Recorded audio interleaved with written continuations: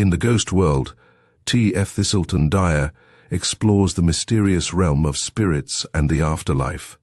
Drawing from folklore and historical accounts, he delves into the nature of ghosts and their interactions with the living.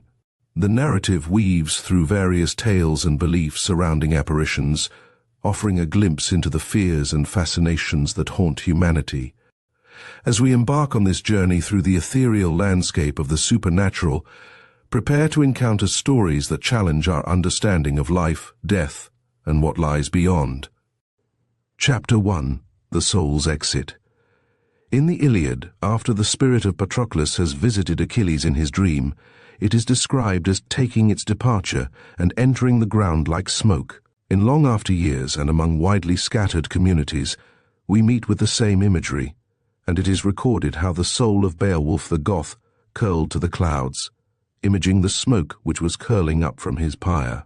A similar description of the soul's exit is mentioned in one of the works of the celebrated mystic Jacob Boehme, who observes, "Seeing that man is so very earthly, therefore he hath none but earthly knowledge, except he be regenerated in the gate of the deep.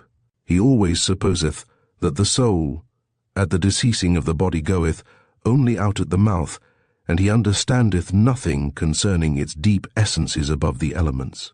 When he seeth a blue vapour go forth out of the mouth of a dying man, then he supposeth that is the soul." The same conception is still extensively believed throughout Europe, and the Russian peasant often sees ghostly smoke hovering above graves.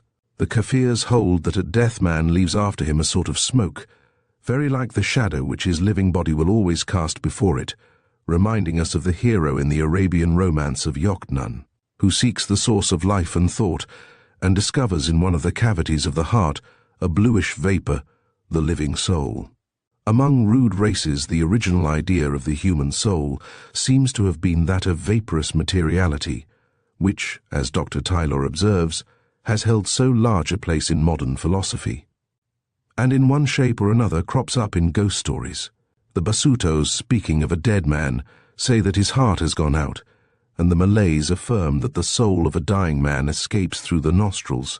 Hogarth has represented the figure of time breathing forth his last, a puff of breath proceeding from his mouth, and a correspondent of Notes and Queries relates that according to a popular belief, a considerable interval invariably elapses between the first semblance of death and what is considered to be the departure of the soul. About 5 minutes after the time when death, to all outward appearances, has taken place, the last breath may be seen to issue with a vapour or steam out of the mouth of the departed.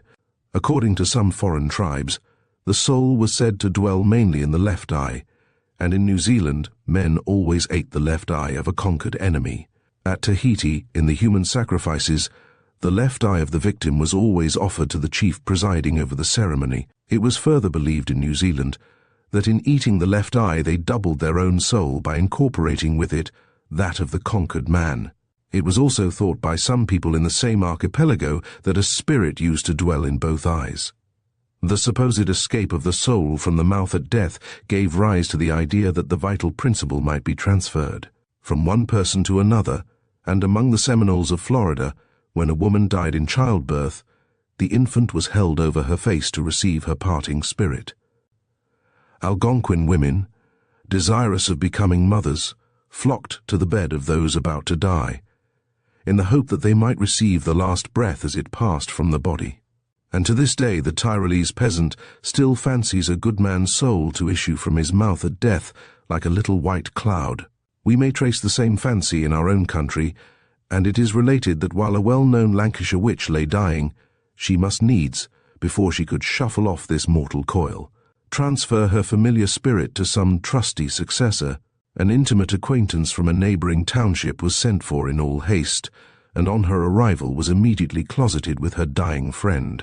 What passed between them has never fully transpired, but it is asserted that at the close of the interview the associate received the witch's last breath into her mouth, and with it her familiar spirit. The powers for good or evil were thus transferred to her companion.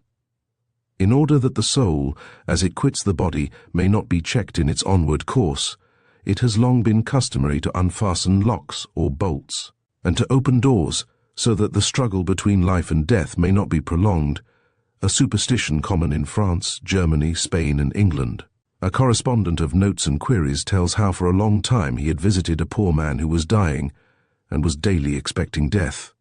Upon calling one morning to see his poor friend, his wife informed him that she thought he would have died during the night, and hence she and her friends unfastened every lock in the house. For, as she added, any bolt or lock fastened was supposed to cause uneasiness to, and hinder, the departure of the soul. We find the same belief among the Chinese, who make a hole in the roof to let out the departing soul, and the North American Indian, fancying the soul of a dying man to go out at the wigwam roof, would beat the sides with a stick to drive it forth.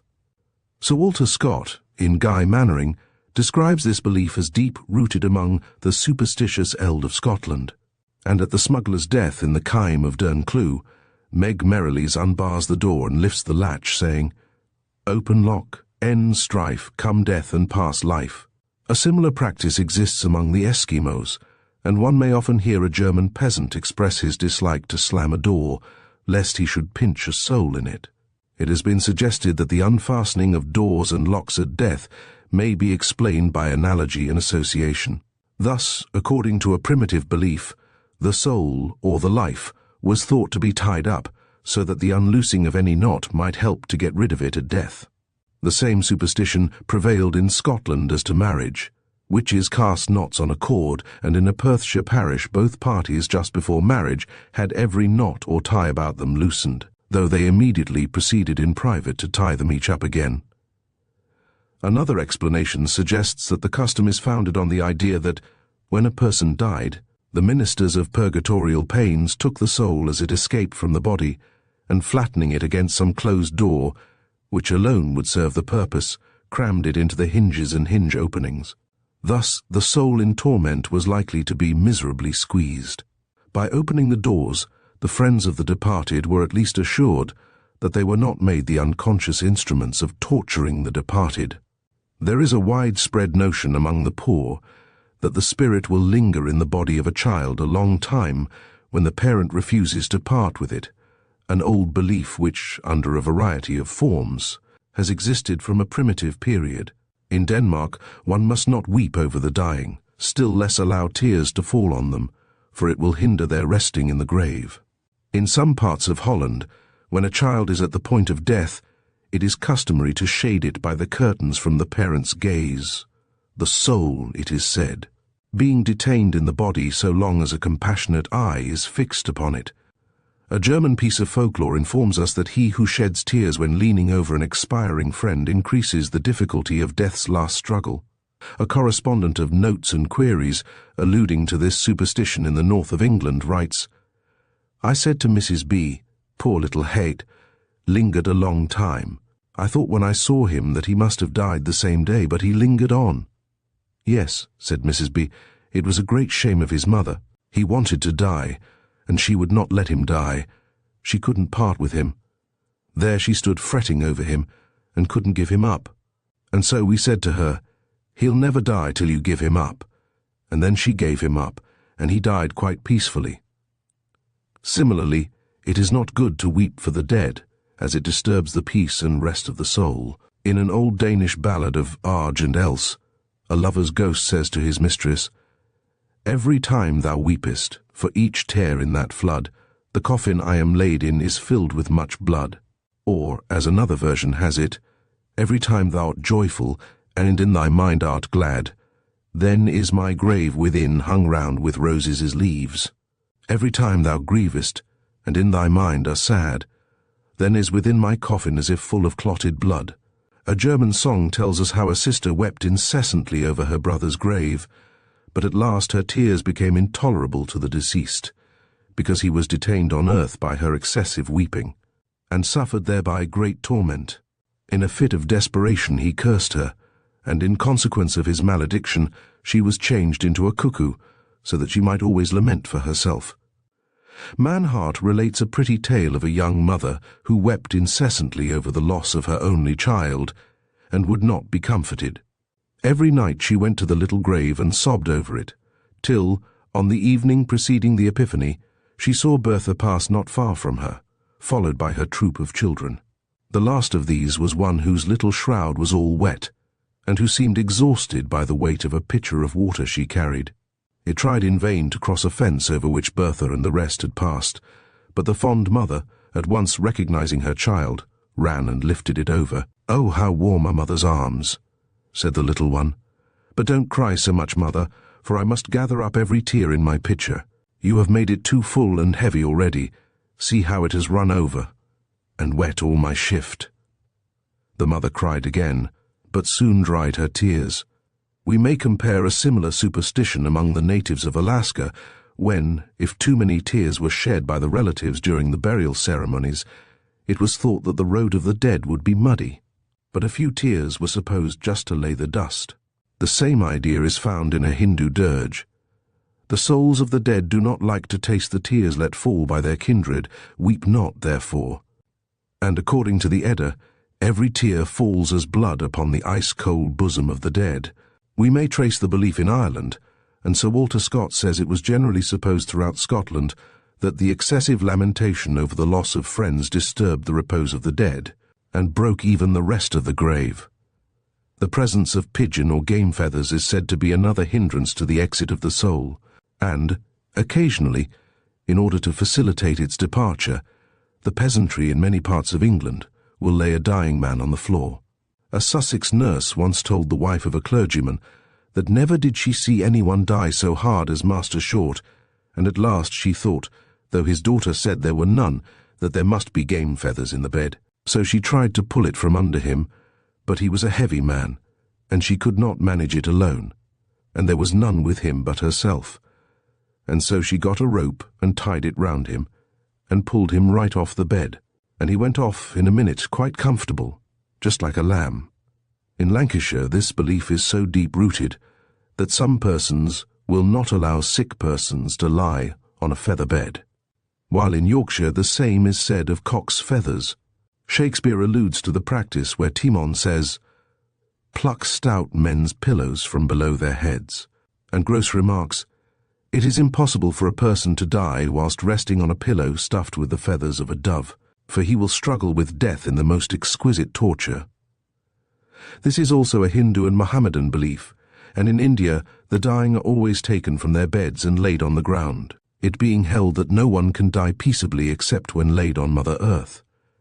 In Russia, too, there is a strong feeling against the use of pigeon feathers in beds. The summons for the soul to quit its earthly tenement has been thought to be announced, from early times, by certain strange sounds, a belief which Flatman has embodied in some pretty lines. "My soul, just now about to take her flight into the regions of eternal night, methinks I hear some gentle spirit say, 'Be not fearful, come away.'" Pope speaks in the same strain, hark. They whisper, angels say, "Sister spirit, come away." And in Troilus and Cressida, I-4, the former says, "Hark, you are called," some say, "the genius so cries, 'Come,' to him that instantly must die." As in days gone by, so also at the present time, there is, perhaps, no superstition more generally received than the belief in what are popularly known as death warnings, reference to which we shall have occasion to make in a later chapter. It has been urged again that at the hour of death the soul is, as it were, on the confines of two worlds, and hence may possess a power which is both prospective and retrospective.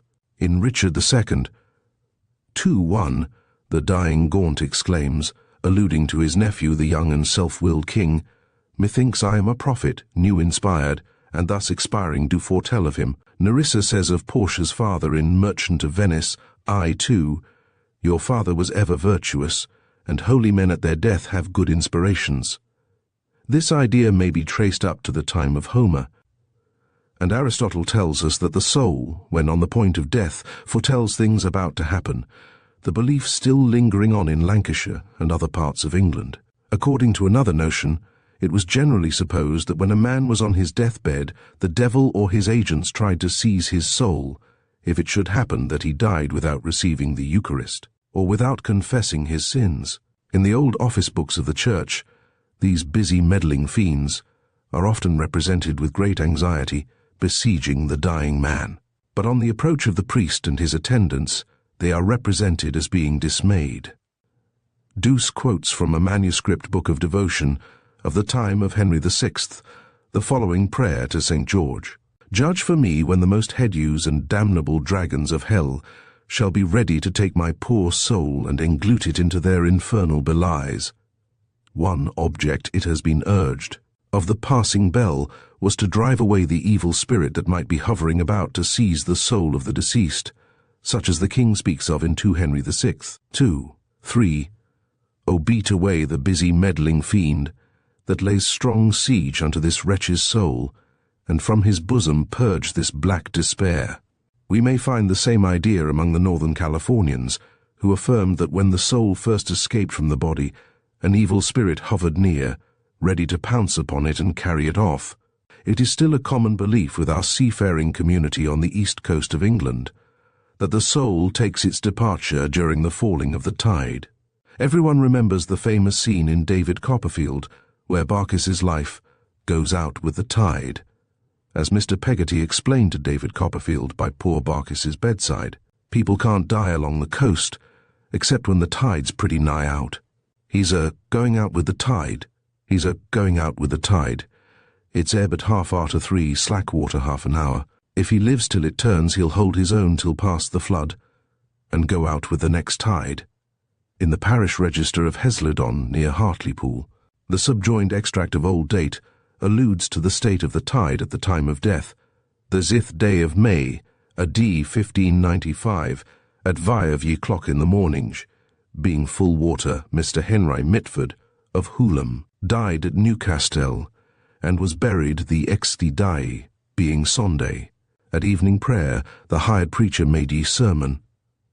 Mrs. Quickly in Henry V. 2:3. Speaking of Falstaff's death, says, "And made a finer end and went away, and it had been any Christom child, aparted even just between 12 and 1, even at the turning of the tide."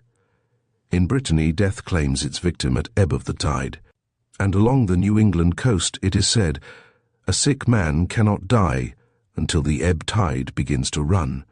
It has been suggested that there may be some slight foundation for this belief in the change of temperature which takes place on the change of tide, and which may act on the flickering spark of life, extinguishing it as the ebbing sea recedes. Chapter 2. Temporary Exit of Soul. Many of the conceptions of the human soul formed by savage races arose from the phenomena of everyday life. According to one of the most popular dream theories prevalent among the lower races, the sleeper's soul takes its exit during the hours of slumber, entering into 1,000 pursuits. Now, as it is well known by experience that men's bodies do not go on these excursions, the explanation is that every man's living self, a soul, is his phantom or image, which can go out of his body and see, and be seen itself, in dreams.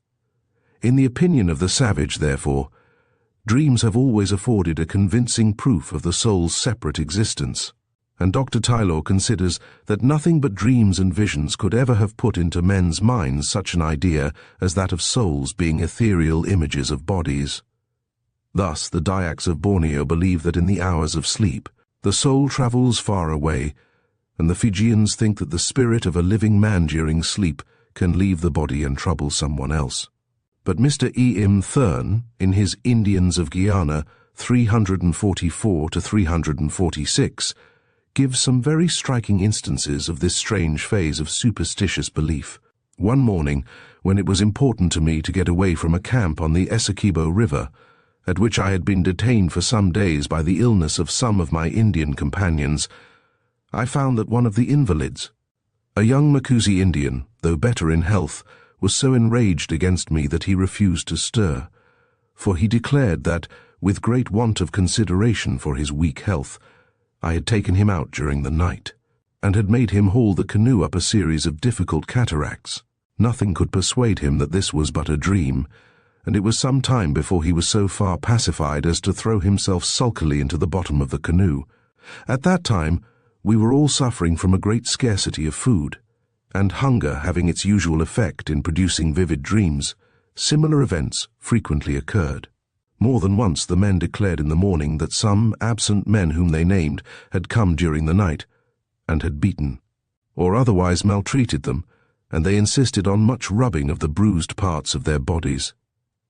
Another evidence in savage culture of the soul's having its own individuality, independently of the body, is the fact that a person through some accident may suddenly fall into a swoon, remaining to all outward appearance dead. When such a one, however, revives and is restored to consciousness, the savage is wont to exclaim that he died for a time until his soul was induced to return. Hence Mr. Williams informs us how the Fijians believe, when anyone dies or faints, that the soul may sometimes be brought back by calling after it. And in China, when a child is at the point of death, the mother will go into the garden and call its name, thinking thereby to bring back the wandering spirit. On this account, divination and sorcery are extensively employed, and certain wise men profess to have a knowledge of the mystic art of invoking souls that for some reason or other may have deserted their earthly tenement. The Reverend W. W. Gill, in his Myths and Songs from the South Pacific, 171 to 172, gives a curious instance of the wandering of the soul during life.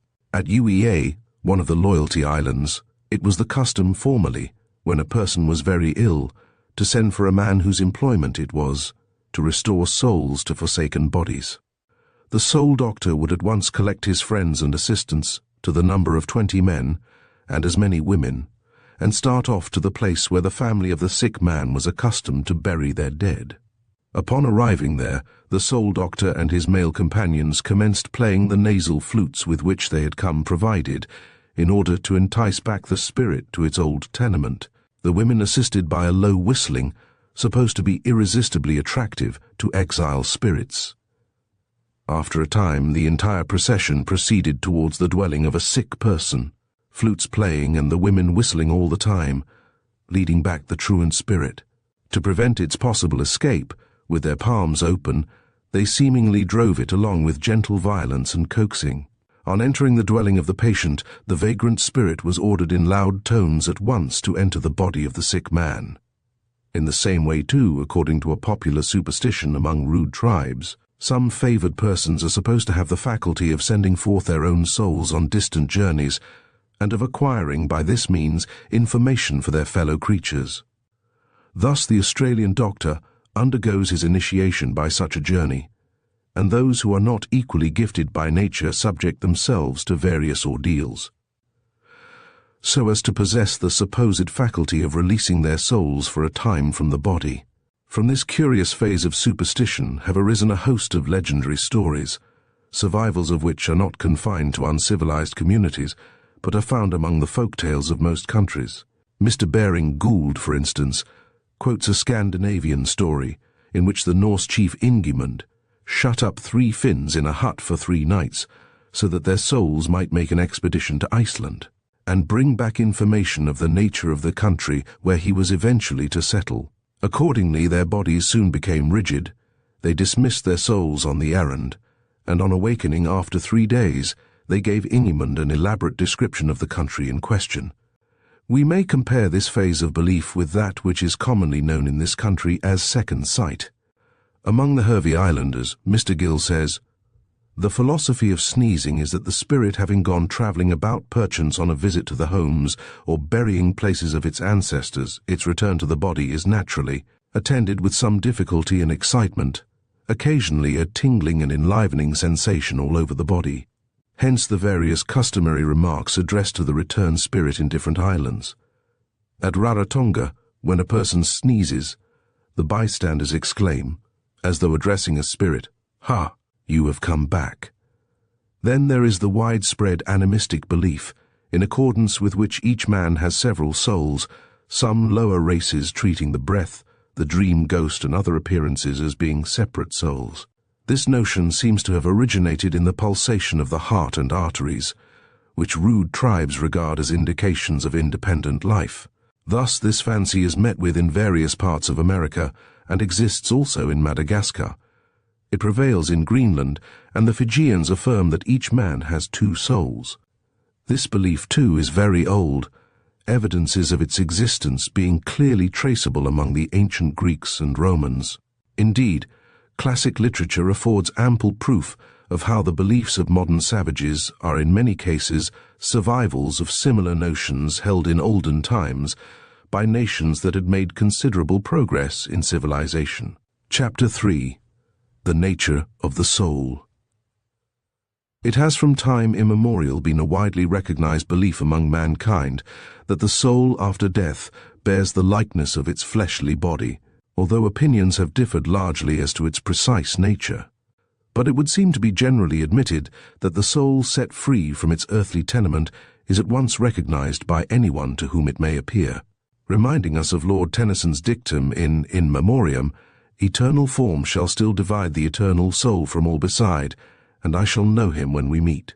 Despite the fact that the disembodied spirit has been supposed to retain its familiar likeness, we find all kinds of strange ideas existing in most parts of the world as to what sort of a thing it really is when its condition of existence is so completely changed. Thus, according to a conception which has received in most ages very extensive credence, the soul has substantiality. This was the Greek idea of ghosts, and it is only, writes Bishop Thirlwall, after their strength has been repaired by the blood of a slaughtered victim, that they recover reason and memory for a time, can recognize their living friends, and feel anxiety for those they have left on earth.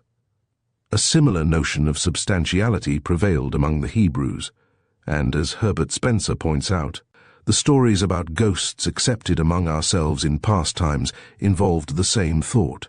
The ability to open doors, to clank chains, and make other noises implies considerable coherence of the ghost's substance. That this conception of the soul was not only received but taught may be gathered from Tertullian, who says, "The soul is material, composed of a substance different to the body and particular. It has all the qualities of matter, but it is immortal. It has a figure like the body. It is born at the same time as the flesh, and receives an individuality of character which it never loses." He further describes a vision or revelation of a certain Montanist prophetess, of the soul seen by her corporally thin and lucid, aerial in color, and human in form.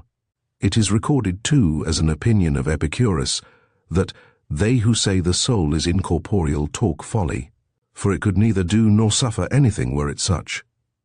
It was the idea of materiality that caused the superstitious folk in years gone by to attribute to ghosts all kinds of weird and eccentric acts which could not otherwise be explained. And yet it has always been a puzzle in animistic philosophy, how a ghost could be possessed at one moment of a corporeal body, and immediately afterwards vanish into immateriality, escaping sight and touch. But this strange ghost phenomenon is clearly depicted in sacred history, where we find substantiality, now insubstantiality, and now something between the two described. Thus, as Herbert Spencer remarks, the resuscitated Christ was described as having wounds that admitted of tactual examination, and yet as passing unimpeded through a closed door or through walls. And, as he adds, the supernatural beings of the Hebrews generally, whether revived dead or not, were similarly conceived. Here, angels dining with Abraham, or pulling Lot into the house, apparently possess complete corporeity. There, both angels and demons are spoken of as swarming invisibly in the surrounding air, thus being incorporeal, while elsewhere they are said to have wings, implying motion by mechanical action, and are represented as rubbing against and wearing out the dresses of rabbis in the synagogue. All kinds of strange theories have been suggested by perplexed metaphysicians to account for this duplex nature of the disembodied soul, Calmet having maintained that immaterial souls have their own vaporous bodies, or occasionally have such vaporous bodies provided for them by supernatural means to enable them to appear as spectres, or that they possess the power of condensing the circumambient air into phantom-like bodies to invest themselves in. In Fiji, the soul is regarded quite as a material object, subject to the same laws as the living body, and having to struggle hard to gain the paradisaical bolotu. Some idea, too, of the hardships it has to undergo in its material state may be gathered from the following passage in Dr. Letourneau's Sociology. p. 251.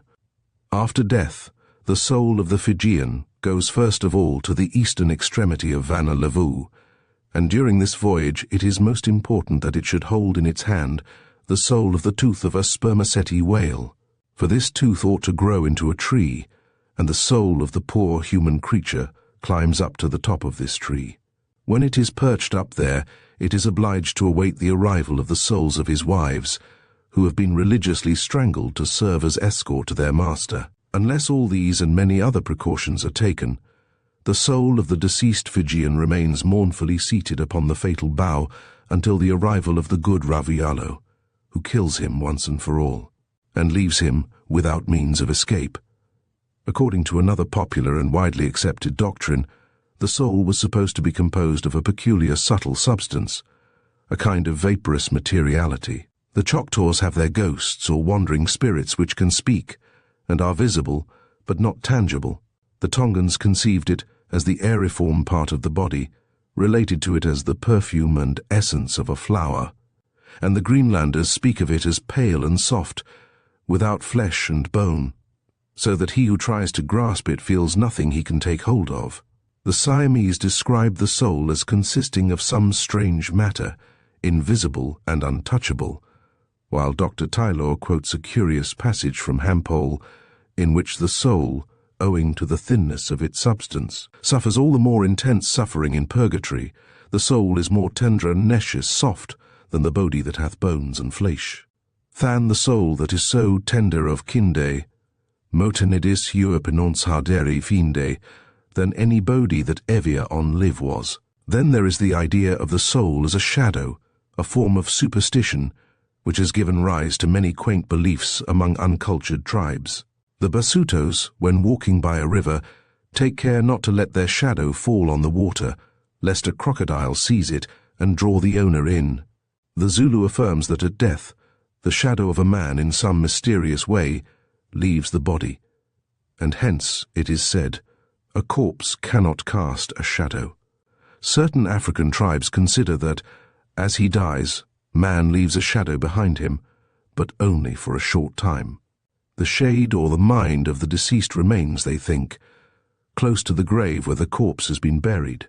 This shadow is generally evil-minded, and they often fly away from it in changing their place of abode. The Ojibways tell how one of their chiefs died, but while they were watching the body on the third night, his shadow came back into it.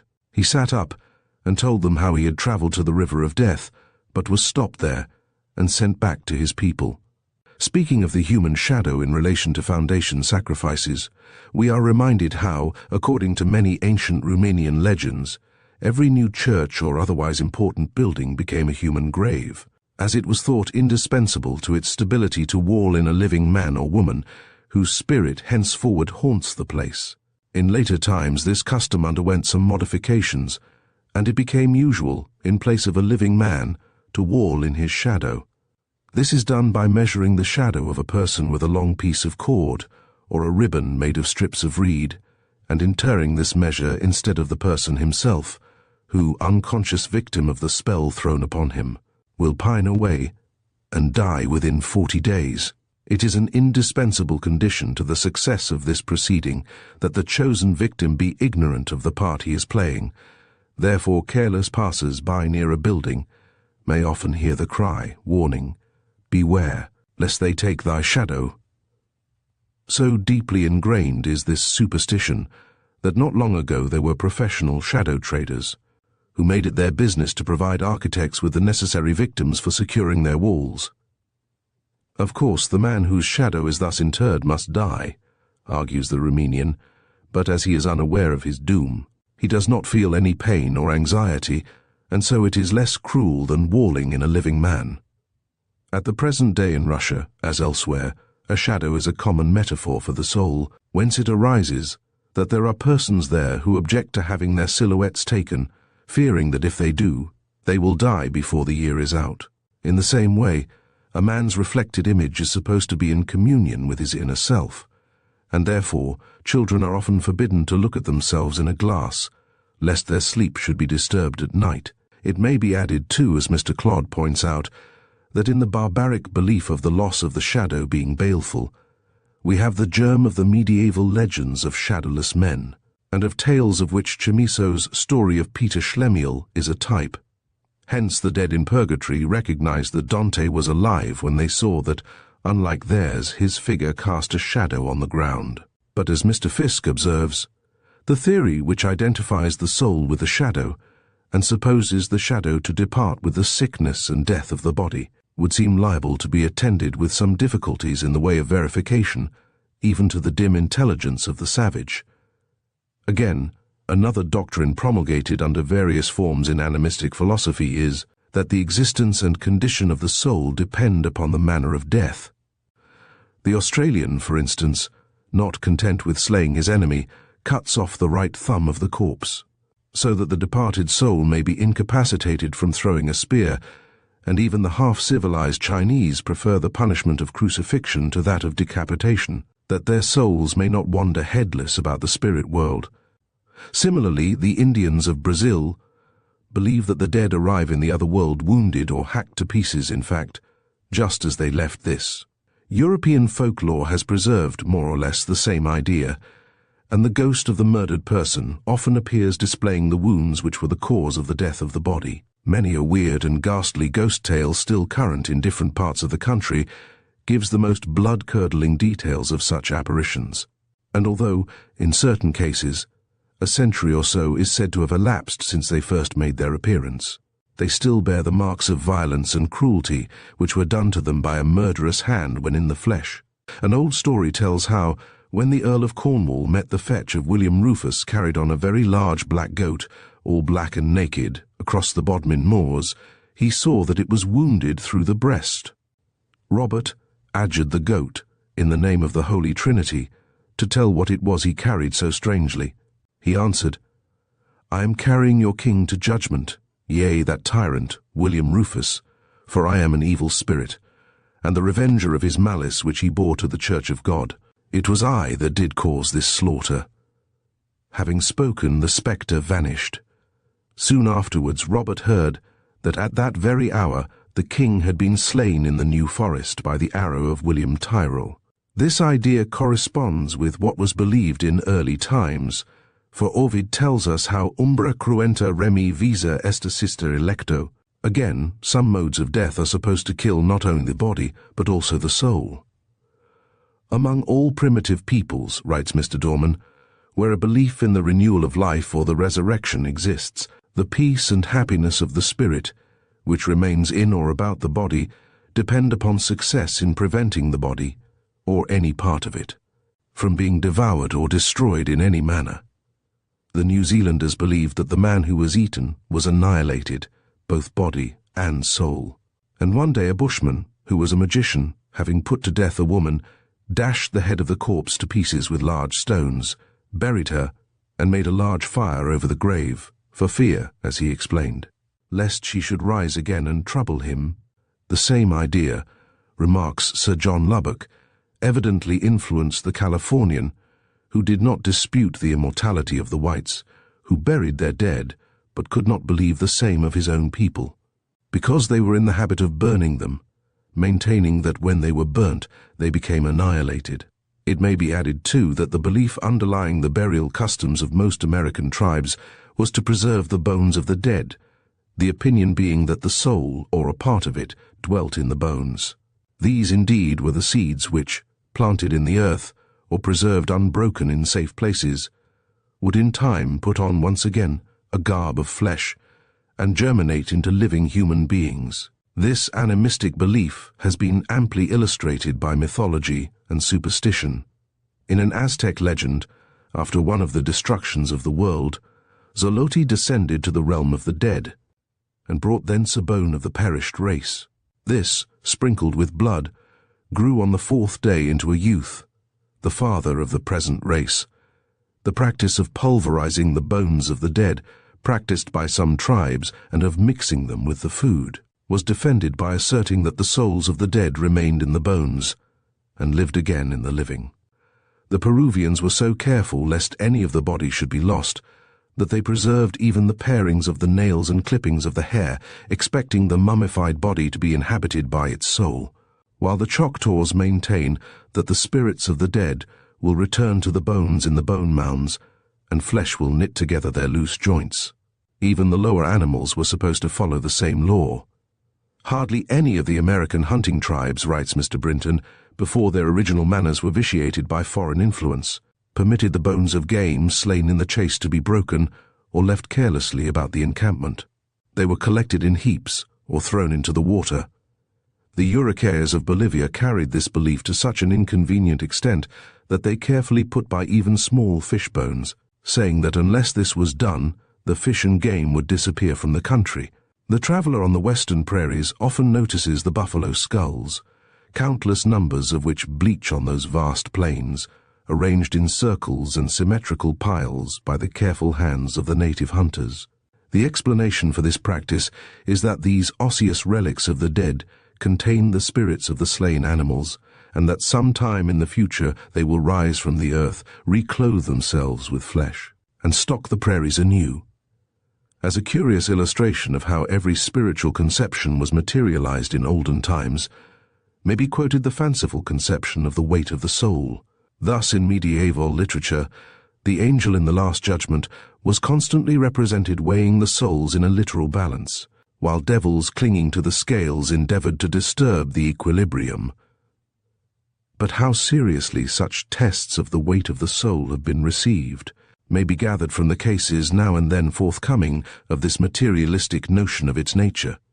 These, writes Dr. Taylor, range from the conception of a Basuto diviner that the late queen had been bestriding his shoulders, and he never felt such a weight in his wife, to Glanville's story of David Hunter, the neathered, who lifted up the old woman's ghost, and she felt just like a bag of feathers in his arms, or the pathetic superstition that the dead mother's coming back in the night to suckle the baby she has left on earth, may be known by the hollow pressed down in the bed where she lay, and at last down to the alleged modern spiritualistic reckoning of the weight of a human soul at from 3 to 4 ounces. But the heavy tread which occasionally makes the stairs creak and boards resound has been instanced as showing that, whatever may be the real nature of the soul, it is capable of materializing itself at certain times, and of displaying an amount of force and energy in no way dissimilar to that which is possessed when living in the flesh. Just too, as souls are possessed of visible forms, so they are generally supposed to have voices. According to Dr. Taylor, men who perceive evidently that souls do talk when they present themselves in dream or vision naturally take for granted at once the objective reality of the ghostly voice and of the ghostly form from which it proceeds. And this principle, he adds, is involved in the series of narratives of spiritual communications with living men, from savagery onward to civilization. European folklore represents ghostly voices as resembling their material form during life, although less audible. With savage races, the spirit voice is described as a low murmur, chirp, or whistle. Thus, when the ghosts of the New Zealanders address the living, they speak in whistling tones. The sorcerer among the Zulus hears the spirits who speak by whistling speaking to him.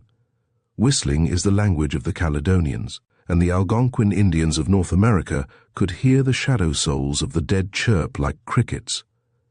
As far back as the time of Homer, the ghosts make a similar sound, and even as bats flit gibbering in the secret place of a wonderful cavern, even so the souls gibbered as they fared together.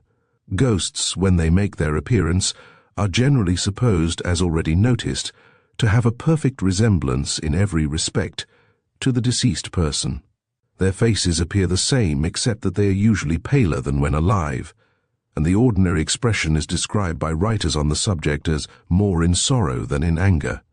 Thus, when the ghost of Banquo rises and takes a seat at the table, Macbeth says to the apparition, "Never shake thy gory locks at me." And Horatio tells Marcellus how the ghost of Hamlet's father was not only fully armed, but, so frowned he once when in angry parle he smote the sledded poleaxe on the ice. The folklore stories from most parts of the world coincide in this idea. It was recorded of the Indians of Brazil by one of the early European visitors that they believe that the dead arrive in the other world, wounded or hacked to pieces, in fact, just as they left this, a statement which reminds us of a ghost described by Mrs. Crowe, who, on appearing after death, was seen to have the very small pox marks which had disfigured its countenance when in the flesh. As in life, so in death, it would seem that there are different classes of ghosts: the princely, the aristocratic, the genteel, and the common. The vulgar class, it is said, delight to haunt in graveyards, dreary lanes, ruins, and all sorts of dirty dark holes and corners. An amusing anecdote illustrative of this belief was related by the daughter of the celebrated Mrs. S., who told Mrs. Crowe that when her parents were travelling in Wales, they stayed some days at Oswestry, and lodged in a house which was in a very dirty and neglected state. Yet all night long the noise of scrubbing and moving furniture made it impossible to sleep. The servants did little or no work, for they had to sit up with their mistress to allay her fears. The neighbours said that this person had killed an old servant, hence the disturbance and her terror. Mr. and Mrs., coming in suddenly one day, heard her cry out, "Are you there again? Fiend, go away!" But numerous tales similar to the above are still current in different parts of the country, and from time to time are duly chronicled in the local press. Chapter 4. The Unburied Dead. The Greeks believed that such as had not received funeral rites would be excluded from Elysium. The younger Pliny tells the tale of a haunted house at Athens, in which a ghost played all kinds of pranks owing to the funeral rites having been neglected. It is still a deep-rooted belief that when the mortal remains of the soul have not been honoured with proper burial, it will walk. The ghosts of unburied persons not possessing the obolus or fee due to Charon, the ferryman of Styx and Acheron, were unable to obtain a lodging or place of rest. Hence they were compelled to wander about the banks of the river for 100 years, when the portitor, or ferryman of hell, passed them over in forma pauperis. The famous tragedy of Antigone by Sophocles owes much of its interest to this popular belief on the subject. In most countries, all kinds of strange tales are told of ghosts ceaselessly wandering about the earth, owing to their bodies, for some reason or another, having been left unburied. There is a well-known German ghost, the Bleeding Nun. This was a nun who, after committing many crimes and debaucheries, was assassinated by one of her paramours and denied the rites of burial. After this, she used to haunt the castle where she was murdered with her bleeding wounds. On one occasion, a young lady of the castle, willing to elope with her lover, in order to make her flight easier, personated the Bleeding Nun. Unfortunately, the lover, whilst expecting his lady under this disguise, eloped with the spectre herself, who presented herself to him and haunted him afterwards. Comparative folklore, too, shows how very widely diffused is this notion. It is believed by the Iroquois of North America that unless the rites of burial are performed, the spirits of the dead hover for a time upon the earth in great unhappiness. On this account, every care is taken to procure the bodies of those slain in battle.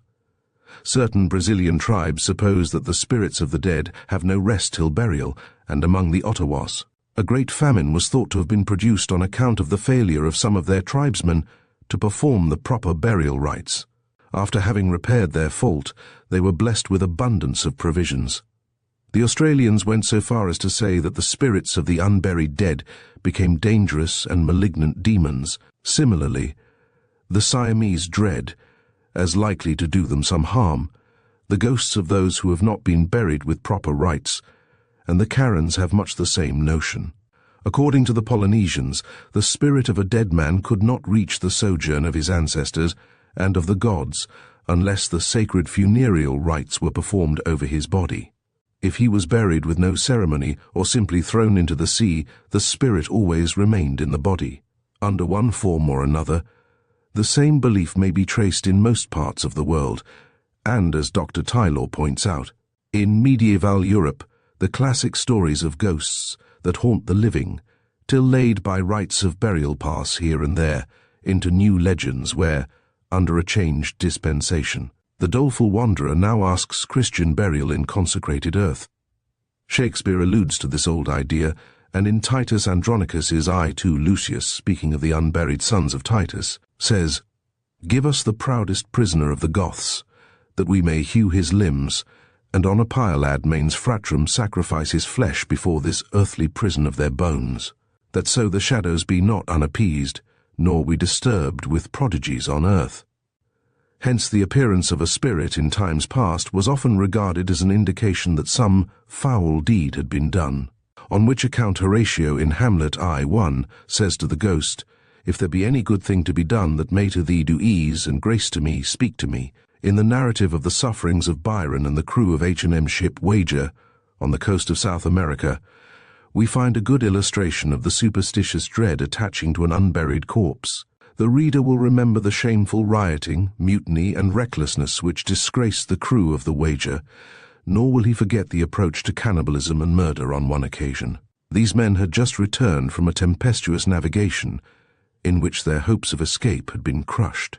And now what thoughts disturbed their rest? What serious consultations were they which engaged the attention of these sea-beaten men? Long before Cheap's Bay had been left, the body of a man had been found on a hill named Mount Misery. He was supposed to have been murdered by some of the first gang who left the island. The body had never been buried. And to such neglect did the men now ascribe the storms which had lately afflicted them, nor would they rest until the remains of their comrade were placed beneath the earth, when each evidently felt as if some dreadful spell had been removed from his spirit. Stories of this kind are common everywhere, and are interesting as showing how widely scattered is this piece of superstition. In Sweden, the ravens, which scream by midnight in forest swamps and wild moors, are held to be the ghosts of murdered men, whose bodies have been hidden in those spots by their undetected murderers, and not had Christian burial.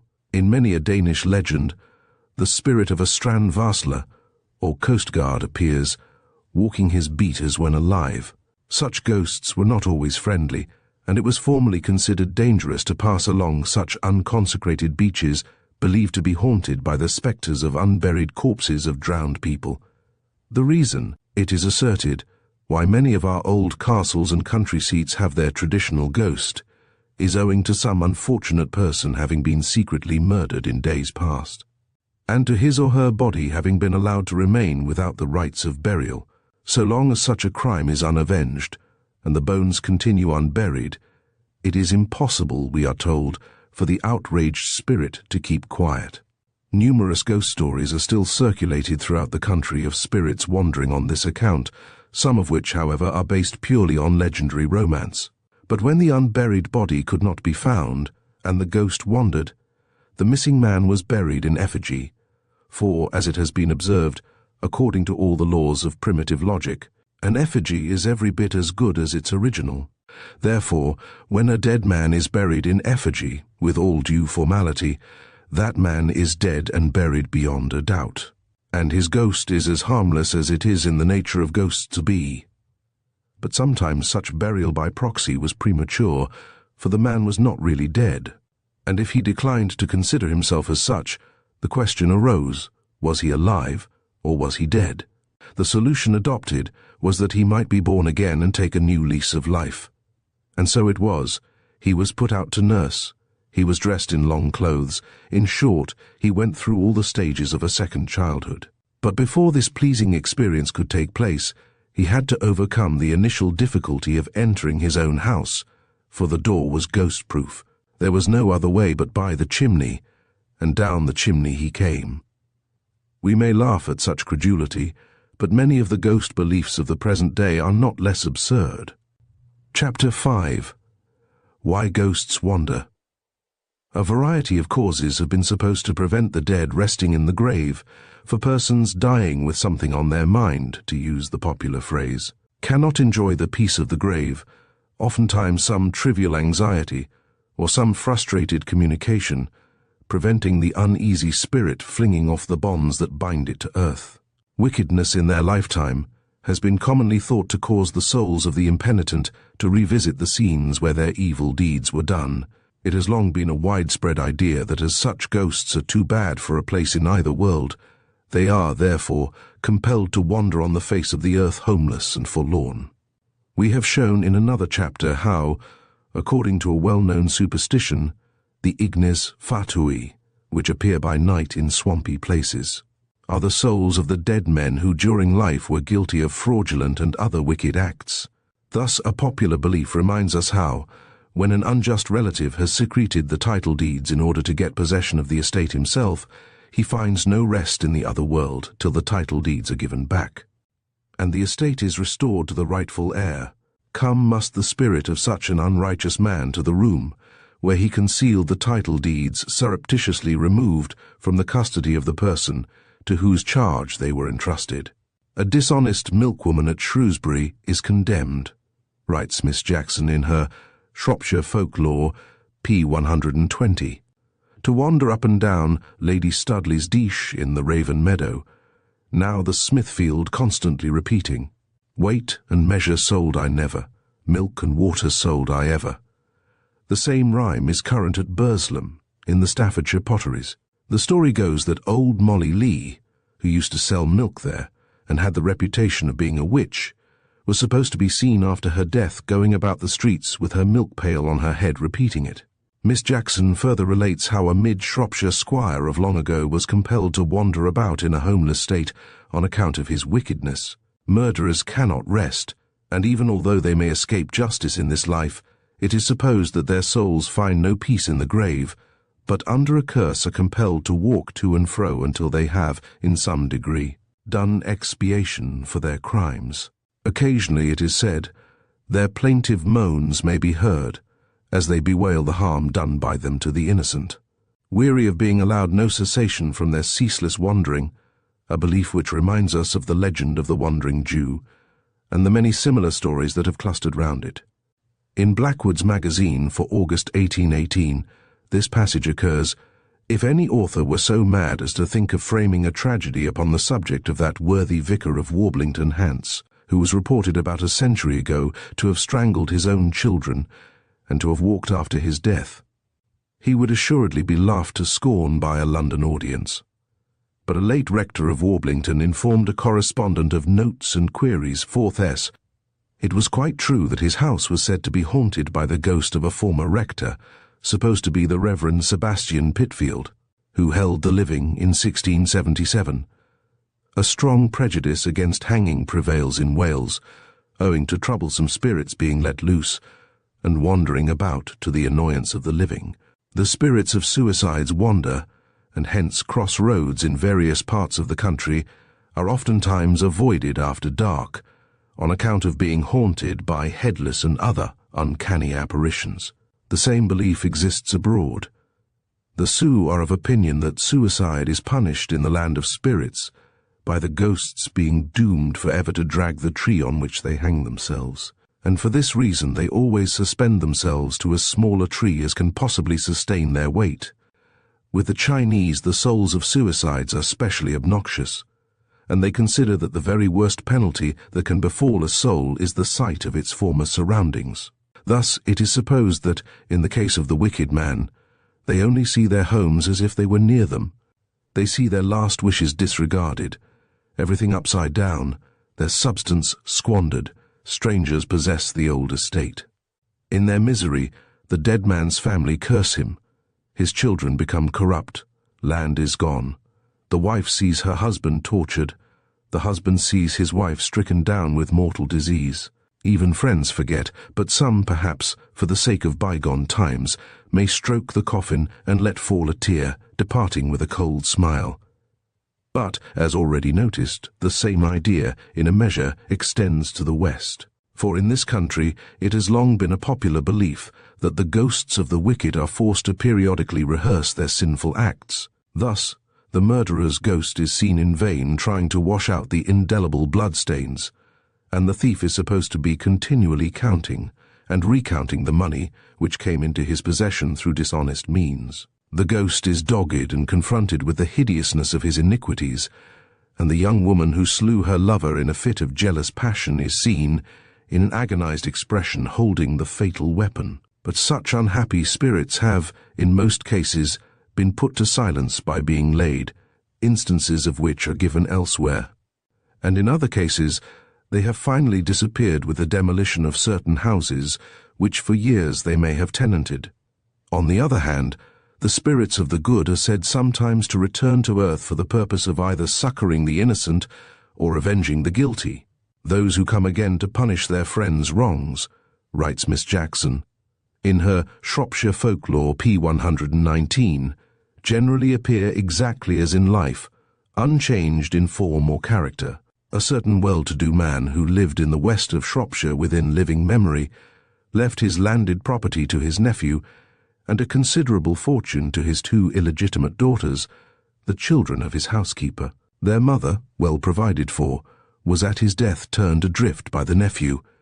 Her daughters, however, continued to live in their old home with their cousin, a maid-servant who entered the family shortly after, and who is our informant, noticed an elderly man often walking in the garden in broad daylight, dressed in old-fashioned clothes with breeches and white stockings. He never spoke and never entered the house, though he always went towards it.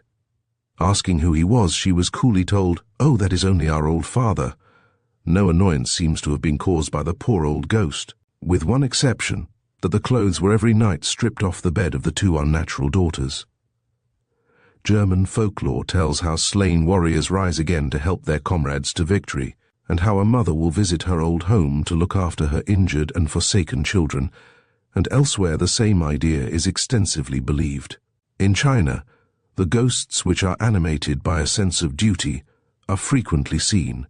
At one time they seek to serve virtue in distress, and at another they aim to restore wrongfully held treasure. Indeed, as it has been observed, one of the most powerful as well as the most widely diffused of the people's ghost stories is that which treats of the persecuted child whose mother comes out of the grave to succor him. And there perhaps can be no more gracious privilege allotted to immortal spirits than that of beholding those beloved of them in mortal life. I am still near, watching the smiles I prized on earth, your converse mild, your blameless mirth. As it has been observed, no oblivious draught has been given the departed soul, but the remembrance of its earthly doings cleaves to it.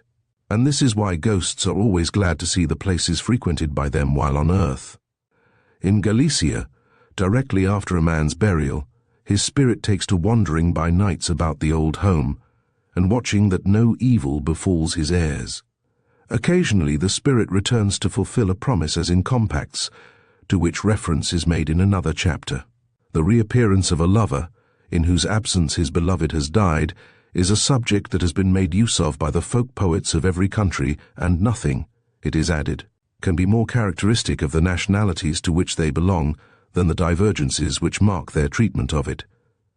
Another cause of ghosts' wandering is founded upon a superstition as to the interchange of love tokens, an illustration of which we find in the old ballad of William's Ghost. There came a ghost to Marjorie's door, wi' many a grievous main, and I he told at the pin, but answer made she nane. Oh, sweet Marjorie, oh, dear Marjorie, for faith and charity give me my faith and troth again, that I guide once to thee. Thy faith and troth I'll ne'er gie thee, nor yet shall our true love twin, till you take me to your ain house and wed me wi' a ring.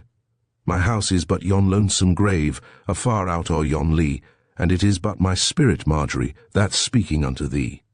She followed the spirit to the grave, where it lay down and confessed that William had betrayed 3 maidens whom he had promised to marry, and in consequence of this misdemeanor, he could not rest in his grave until she released him of his vows to marry her.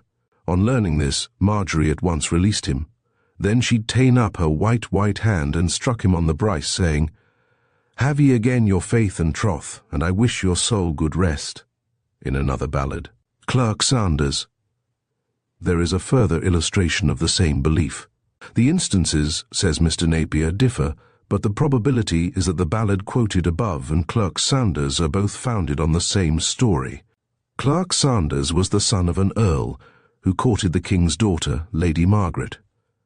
They loved each other even in the modern sense of loving too well. Margaret had 7 brothers who suspected an intrigue, and they came upon them together in bed and killed Clerk Sanders, whose ghost soon after came to Margaret's window. The ballad, which contains much curious folklore, runs thus. "Oh, are ye sleeping, Margaret?" he says, "or are ye waking presently? Give me my faith and troth again. I wot, true love, I guide to thee. I canna rest, Margaret," he says, "down in the grave where I must be, till ye give me my faith and troth again, I wot, true love, I guide to thee. Thy faith and troth thou shalt na get, and our true love shall never twin, until ye tell what comes o' women, I wot, who die in strong travailing. Their beds are made in the heavens high, down at the foot of our Lord's knee, we'll set about wi' gillyflowers, I trow sweet company for to see. O cocks are crowing a merry midnight, I wot the wild fowls are boding day, the psalms of heaven will soon be sung, and I, ere now, will be missed away. Then she has ta'en a crystal wand, and she has stroken her froth thereon, she has given it him out of the shot window, wi' many a sigh and heavy groan. I thank ye, Margaret, I thank ye, Margaret, and I thank ye heartily, gin ever the dead come for the quick. Be sure, Margaret, I'll come for thee. Then up and crew the milk-white cock, and up and crew the grey. Her lover vanished in the air, and she gaed weeping away. Madness again during life is said occasionally to produce restlessness after death. Parson Digger at Condover, remarked an old woman to Miss Jackson, he came again. He wasn't right in his head, and if you met him he couldn't speak to you sensibly. But when he was up in the pulpit he'd preach, "Oh, beautiful." In Hungary there are the spirits of brides who die on their wedding day before consummation of marriage. They are to be seen at moonlight, where crossroads meet. And it is a Danish tradition that a corpse cannot have peace in the grave when it is otherwise than on its back.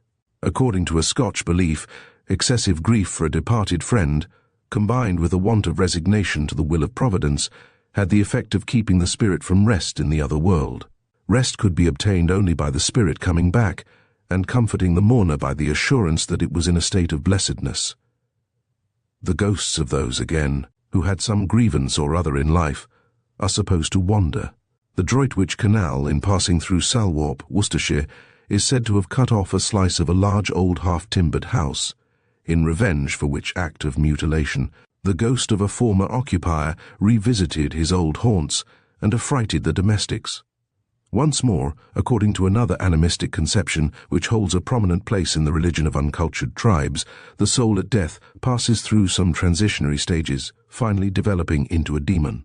In China and India this theory is deeply rooted among the people, and hence it is customary to offer sacrifices to the souls of the departed by way of propitiation, as otherwise they are supposed to wander to and fro on the earth, and to exert a malignant influence on even their dearest friends and relatives.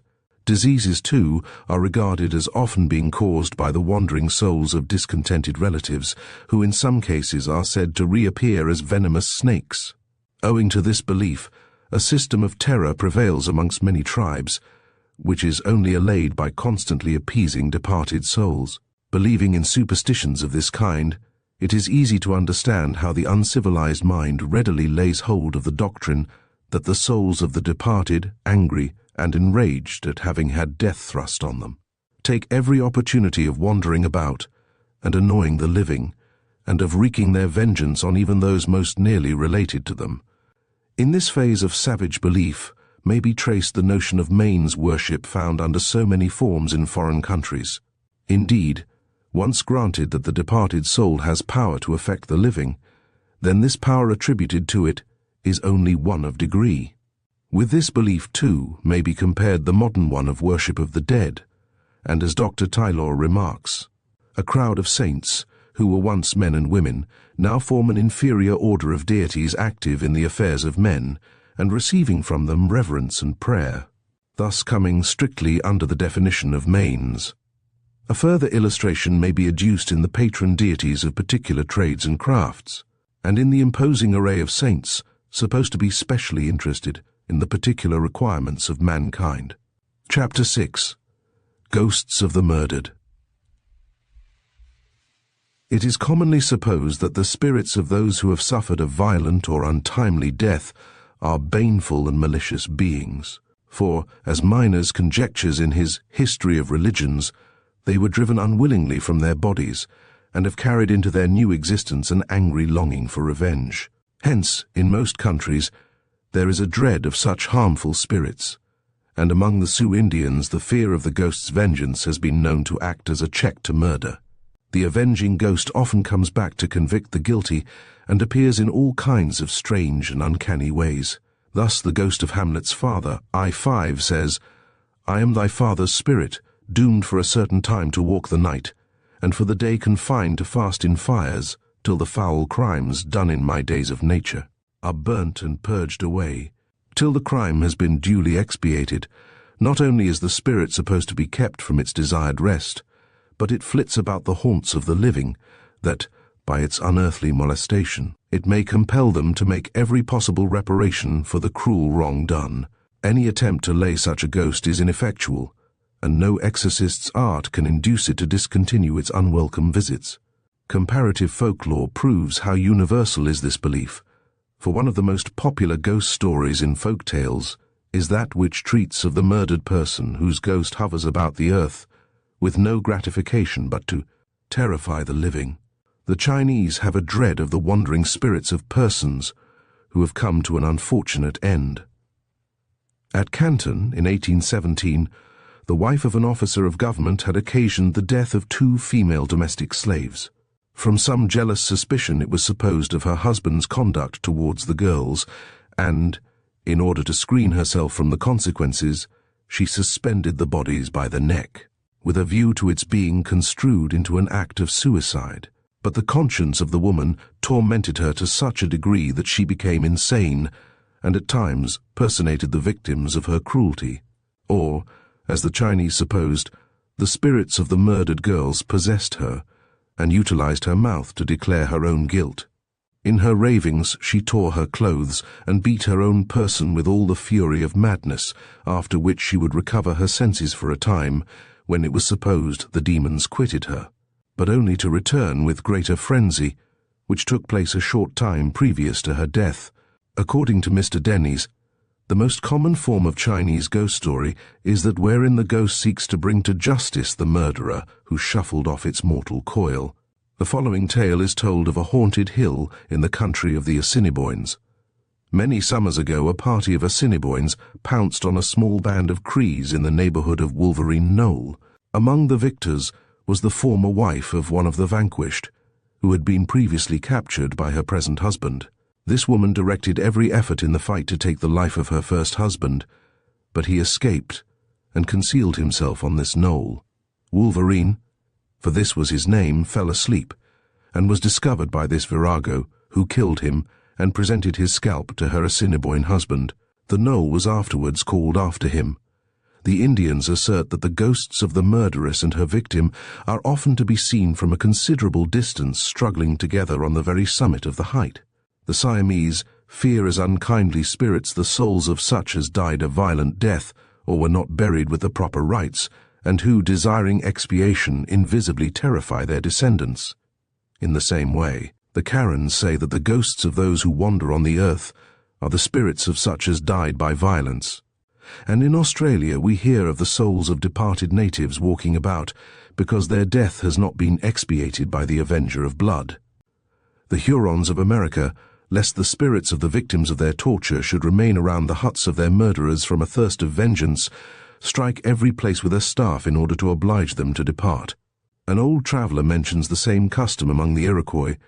At night we heard a great noise, as if the houses had all fallen, but it was only the inhabitants driving away the ghosts of the murdered, with which we may compare the belief of the Ottawas.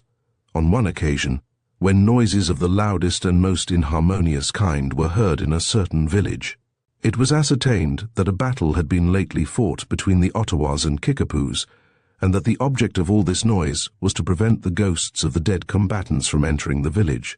European folklore still clings to this old belief, and according to the current opinion in Norway, the soul of a murdered person willingly hovers around the spot where his body is buried, and makes its appearance for the purpose of calling forth vengeance on the murderer. The idea that, in cases of hidden murder, the buried dead cannot rest in their graves is often spoken in our old ballad folklore. Thus, in the ballad of the Jew's daughter in Motherwell's collection, a youth was murdered, and his body thrown into a draw well, and he speaks to his mother from the well. She ran away to the deep draw well, and she fell down on her knee, saying, "Bonny Sir Hugh, O pretty Sir Hugh, I pray ye speak to me." "Oh, the lead it is wondrous heavy, mother. The well, It is wondrous deep. The little penknife sticks in my throat, and I downer to ye speak. But lift me out of this deep draw well, and bury me in yon churchyard. Put a Bible at my head, he says, and a testament at my feet, and pen and ink at every side, and I will lay still and sleep.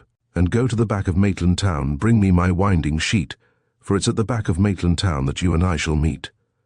The eye of superstition, we are told, sees such ghosts sometimes as white spectres in the churchyard, where they stop horses, terrify people, and make a disturbance, and occasionally as executed criminals who, in the moonlight, wander round the place of execution, with their heads under their arms. At times they are said to pinch persons while asleep both black and blue, such spots being designated ghost spots or ghost pinches. It is also supposed in some parts of Norway that certain spirits cry like children and entice people to them, such being thought to derive their origin from murdered infants. A similar belief exists in Sweden, where the spirits of little children that have been murdered are said to wander about wailing, within an assigned time, so long as their lives would have lasted on earth, had they been allowed to live. As a terror for unnatural mothers who destroy their offspring, their sad cry is said to be, "Mama, Mama." If travellers at night pass by them, they will hang on the vehicle, when the most spirited horses will sweat as if they were dragging too heavy a load, and at length come to a dead stop. The peasant then knows that a ghost or pisling has attached itself to his vehicle. The nautical ghost is often a malevolent spirit, as in Shelley's Revolt of Islam, and Captain Marryat tells a sailor story of a murdered man's ghost appearing every night and calling hands to witness a piratical scene of murder, formerly committed on board the ship in which he appeared. A celebrated ghost is that of the Shrieking Woman, long supposed to haunt the shores of Oakham Bay near Marblehead. She was a Spanish lady murdered by pirates in the 18th century, and the apparition is thus described by Whittier in his Legends of New England. 'Tis said that often when the moon is struggling with the gloomy even, and over moon and star is drawn the curtain of a clouded heaven, strange sounds swell up the narrow glen. As if that robber crew was there, the hellish laugh, the shouts of men and woman's dying prayer. Many West Indian quays were thought to be the haunts of ghosts of murdered men, and Sir Walter Scott tells how the buccaneers occasionally killed a Spaniard or a slave, and buried him with their spirits, under the impression that his ghost would haunt the spot and keep away treasure hunters. He quotes another incident of a captain who killed a man in a fit of anger, and, on his threatening to haunt him, he cooked his body in the stove kettle. The crew believed that the murdered man took his place at the wheel and on the yards. The captain, troubled by his conscience and the man's ghost, finally jumped overboard when, as he sank, he threw up his arms and exclaimed, "Bill is with me now." In most parts of the world, similar tales are recorded and are as readily believed as when they were first told centuries ago. A certain island on the Japanese coast is traditionally haunted by the ghosts of Japanese slain in a naval battle. Even today the Chosen peasant fancies he sees the ghostly armies bailing out the sea with bottomless dippers, condemned thus to cleanse the ocean of the slain of centuries ago. According to an old Chinese legend, the ghost of a captain of a man-of-war junk, who had been murdered, reappeared and directed how the ship was to be steered to avoid a nest of pirates. In this country many an old mansion has its haunted room, in which the unhappy spirit of the murdered person is supposed on certain occasions to appear. Generation after generation do such troubled spirits return to the scene of their life, and persistently wait till someone is bold enough to stay in the haunted room, and to question them as to the cause of their making such periodical visits. Accordingly, when a murder has been committed and not discovered, often, it is said, has the spirit of the murdered one continued to come back and torment the neighbourhood till a confession of the crime has been made, and justice satisfied. Mr. Walter Gregor, detailing instances in Scotland of haunted houses, tells how, in one room, a lady had been murdered, and her body buried in a vault below it. Her spirit could find no rest till she had told who the murderer was, and pointed out where the body lay. In another, a baby heir had its little life stifled by the hand of an assassin hired by the next heir. The estate was obtained, but the deed followed the villain beyond the grave, and his spirit could find no peace. Night by night the ghost had to return at the hour of midnight to the room in which the murder was committed, and in agony spend in it the hours till cock crowing, when everything of the supernatural had to disappear. The ghost of Lady Hamilton of Bothwellhaugh, who always appears in white, carrying her child in her arms, has long been, as Mr. Ingram says, an enduring monument of the bloodthirsty spirit of the age in which she lived. Whilst her husband was away from home, a favourite of the regent, Murray seized his house, turned his wife, on a cold night, naked, into the open fields, where before morning she was found raving mad, her infant perishing either by cold or murder.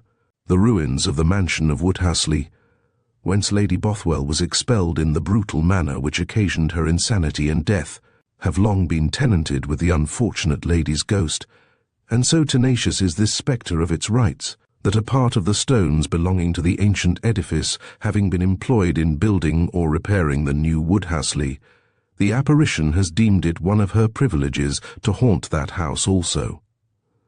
Samlesbury Hall, Lancashire, has its ghosts, and it is said that on certain clear still evenings a lady in white can be seen passing along the gallery and the corridors, and then from the hall into the grounds. Then she meets a handsome knight who receives her on bended knees, and he then accompanies her along the walks. On arriving at a certain spot, most probably the lover's grave, both the phantoms stand still, and, as they seem to utter lost wailings of despair, they embrace each other, and then melt away into the clear blue of the surrounding sky.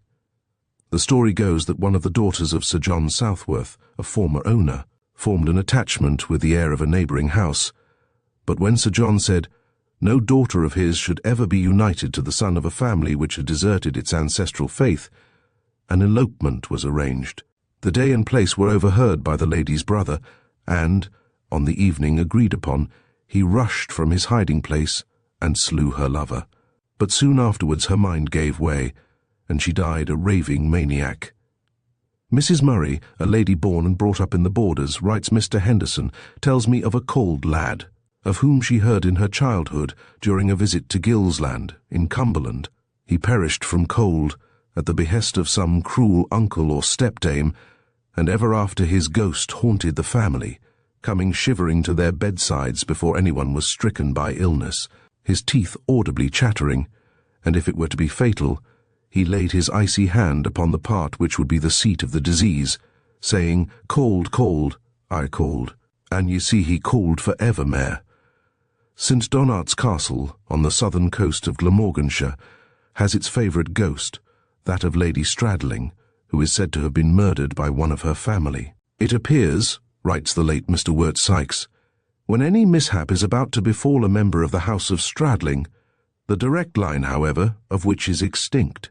She wears high-heeled shoes and a long trailing gown of the finest silk. While she wanders, the castle hounds refuse to rest, but with their howling raise all the dogs in the neighbourhood. The little Chelsea people long preserved a tradition that the courthouse in that parish was haunted by the spirit of a Lady Lightfoot, who was said to have been imprisoned and murdered, and Cumnor Hall has acquired a romantic interest from the poetic glamour flung over it by Mickle in his Ballad of Cumnor Hall, and by Sir Walter Scott in his Kenilworth.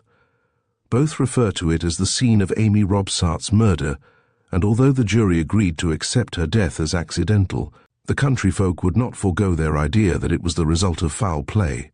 Ever since the fatal event, it was asserted that Madam Dudley's ghost did use to walk in Cumnor Park, and that it walked so obstinately that it took no less than 9 parsons from Oxford to lay her.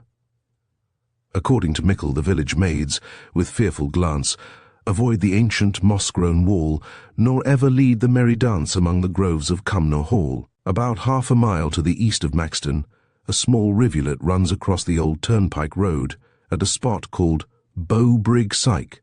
Near this bridge is a triangular field, in which for nearly a century it was averred that the forms of 2 ladies dressed in white might be seen pacing up and down, walking over precisely the same spot of ground till morning light. But one day, while some workmen were repairing the road, they took up the large flagstones upon which foot passengers crossed the burn, and found beneath them the skeletons of 2 women lying side by side. After this discovery, the Bowbrig ladies, as they were called, were never again seen to walk in the three-corner field. The story goes that these two ladies were sisters to a former laird of Littledean, who is said to have killed them in a fit of passion, because they interfered to protect from ill usage a young lady whom he had met at Bowbrig Syke. Some years later he met with his own death near the same fatal spot. Mr. Sullivan, in his Cumberland and Westmoreland, relates how, some years ago, a spectre appeared to a man who lived at Henhow Cottage, Martindale. Starting for his work at an early hour one morning, he had not gone 200 yards from his house when his dog gave signs of alarm, and, on looking round, he saw a woman carrying a child in her arms. On being questioned as to what was troubling her, the ghost replied that she had been seduced, and that her seducer, to conceal his guilt and her frailty, had given her medicine, the effect of which was to kill both mother and child. Her doom was to wander for 100 years, 40 of which had expired. The occurrence is believed to have made a lasting impression on the old man, who, says Sullivan, was until lately a shepherd on the fells. There can be no moral doubt that he both saw and spoke with the apparition, but what share his imagination had therein, or how it had been excited, are mysteries, and so they are likely to remain. But as Gross remarks, ghosts do not go about their business like living beings. In cases of murder, a ghost, instead of going to the next justice of the peace and laying its information, or to the nearest relation of the person murdered, it appears to some poor labourer who knows none of the parties, draws the curtains of some decrepit nurse or almswoman, or hovers about the place where his body is deposited. The same circuitous mode, he adds, is pursued with respect to redressing injured orphans or widows, when it seems as if the shorter and more certain would be to go to the person guilty of the injustice, and haunt him continually, till he be terrified into a restitution. From early days the phantoms of the murdered have occasionally appeared to the living, and made known the guilty person or persons who committed the deed. Thus Cicero relates how 2 Arcadians came to Megara together. One lodged at a friend's house, the other at an inn. During the night, the latter appeared to his fellow traveller, imploring his help. As the innkeeper was plotting his death, the sleeper sprang up in alarm, but thinking the vision of no importance, he went to sleep again. A second time his companion appeared to him, to entreat that, though he had failed to help, he would at least avenge, for the innkeeper had killed him and hidden his body in a dung cart. Wherefore he charged his fellow traveller to be early next morning at the city gate before the cart passed out. The traveller went as bidden, and there found the cart. The body of the murdered man was in it, and the innkeeper was brought to justice. Of the many curious cases recorded of a murder being discovered through the ghost of the murdered person may be quoted one told in Aubrey's Miscellanies. It appears that on April 14, 1690, William Barwick was walking with his wife close to Cawood Castle when, from motives not divulged at the trial, he determined to murder her, and finding a pond conveniently at hand, threw her in. But on the following Tuesday, as his brother-in-law, Thomas Lofthouse, about half an hour after 12 of the clock in the daytime, was watering Quickwood, as he was going for the second pail, there appeared walking before him an apparition in the shape of a woman, her visage being like his wife's sister's. Soon after, she sat down over against the pond on a green hill. He walked by her as he went to the pond, and on his return he observed that she was dangling something like a white bag on her lap, evidently suggestive of her unborn baby that was slain with her. The circumstance made such an impression on him that he immediately suspected Barwick, especially as he had made false statements as to the whereabouts of his wife and obtained a warrant for his arrest. The culprit, when arrested, confessed his crime, and the body of the murdered woman being recovered, was found dressed in clothing similar apparently to that worn by the apparition. Ultimately, Barwick was hanged for his crime.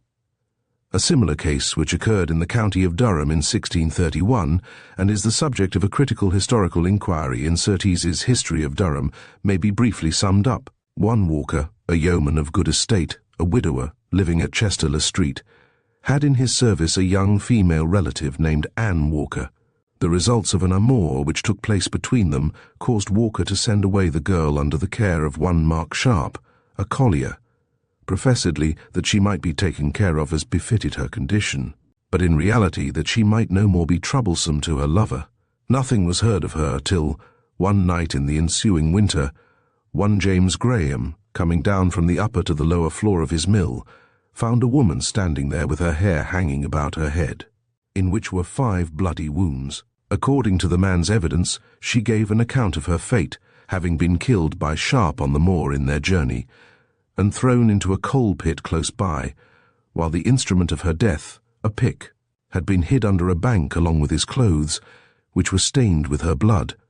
She demanded of Graham that he should expose her murder, which he hesitated to do, until she had twice reappeared to him, the last time with a threatening aspect. The body, the pick, and the clothes having been found as Graham had described, Walter and Sharp were tried at Durham, before Judge Davenport, in August 1631. The men were found guilty, condemned, and executed. In Ackerman's Repository for November 1820, there is an account of a person being tried on the pretended evidence of a ghost. A farmer, on his return from the market at Southam, Company Warwick, was murdered. The next morning, a man called upon the farmer's wife, and related how on the previous night her husband's ghost had appeared to him, and, after showing him several stabs on his body, had told him that he was murdered by a certain person, and his corpse thrown into a marl pit. A search was instituted, the body found in the pit, and the wounds on the body of the deceased were exactly in the parts described by the pretended dreamer. The person who was mentioned was committed for trial on the charge of murder, and the trial came on at Warwick before Lord Chief Justice Raymond. The jury would have convicted the prisoner as rashly as the magistrate had committed him, but for the interposition of the judge, who told them he did not put any credence in the pretended ghost story. Since the prisoner was a man of unblemished reputation, and no ill feeling had ever existed between himself and the deceased, he added that he knew of no law which admitted of the evidence of a ghost, and, if any did, the ghost had not appeared. The crier was then ordered to summon the ghost, which he did 3 times, and the judge then acquitted the prisoner, and caused the accuser to be detained and his house searched. When such strong proofs of guilt were discovered, that the man confessed the crime, and was executed for murder at the following assizes. Chapter 7. Phantom Birds. One of the forms which the soul is said occasionally to assume at death is that of a bird, a pretty belief which, under one form or another, exists all over the world. An early legend tells how, when St. Polycarp was burnt alive, there arose from his ashes a white dove which flew towards heaven, and a similar story is told of Joan of Arc.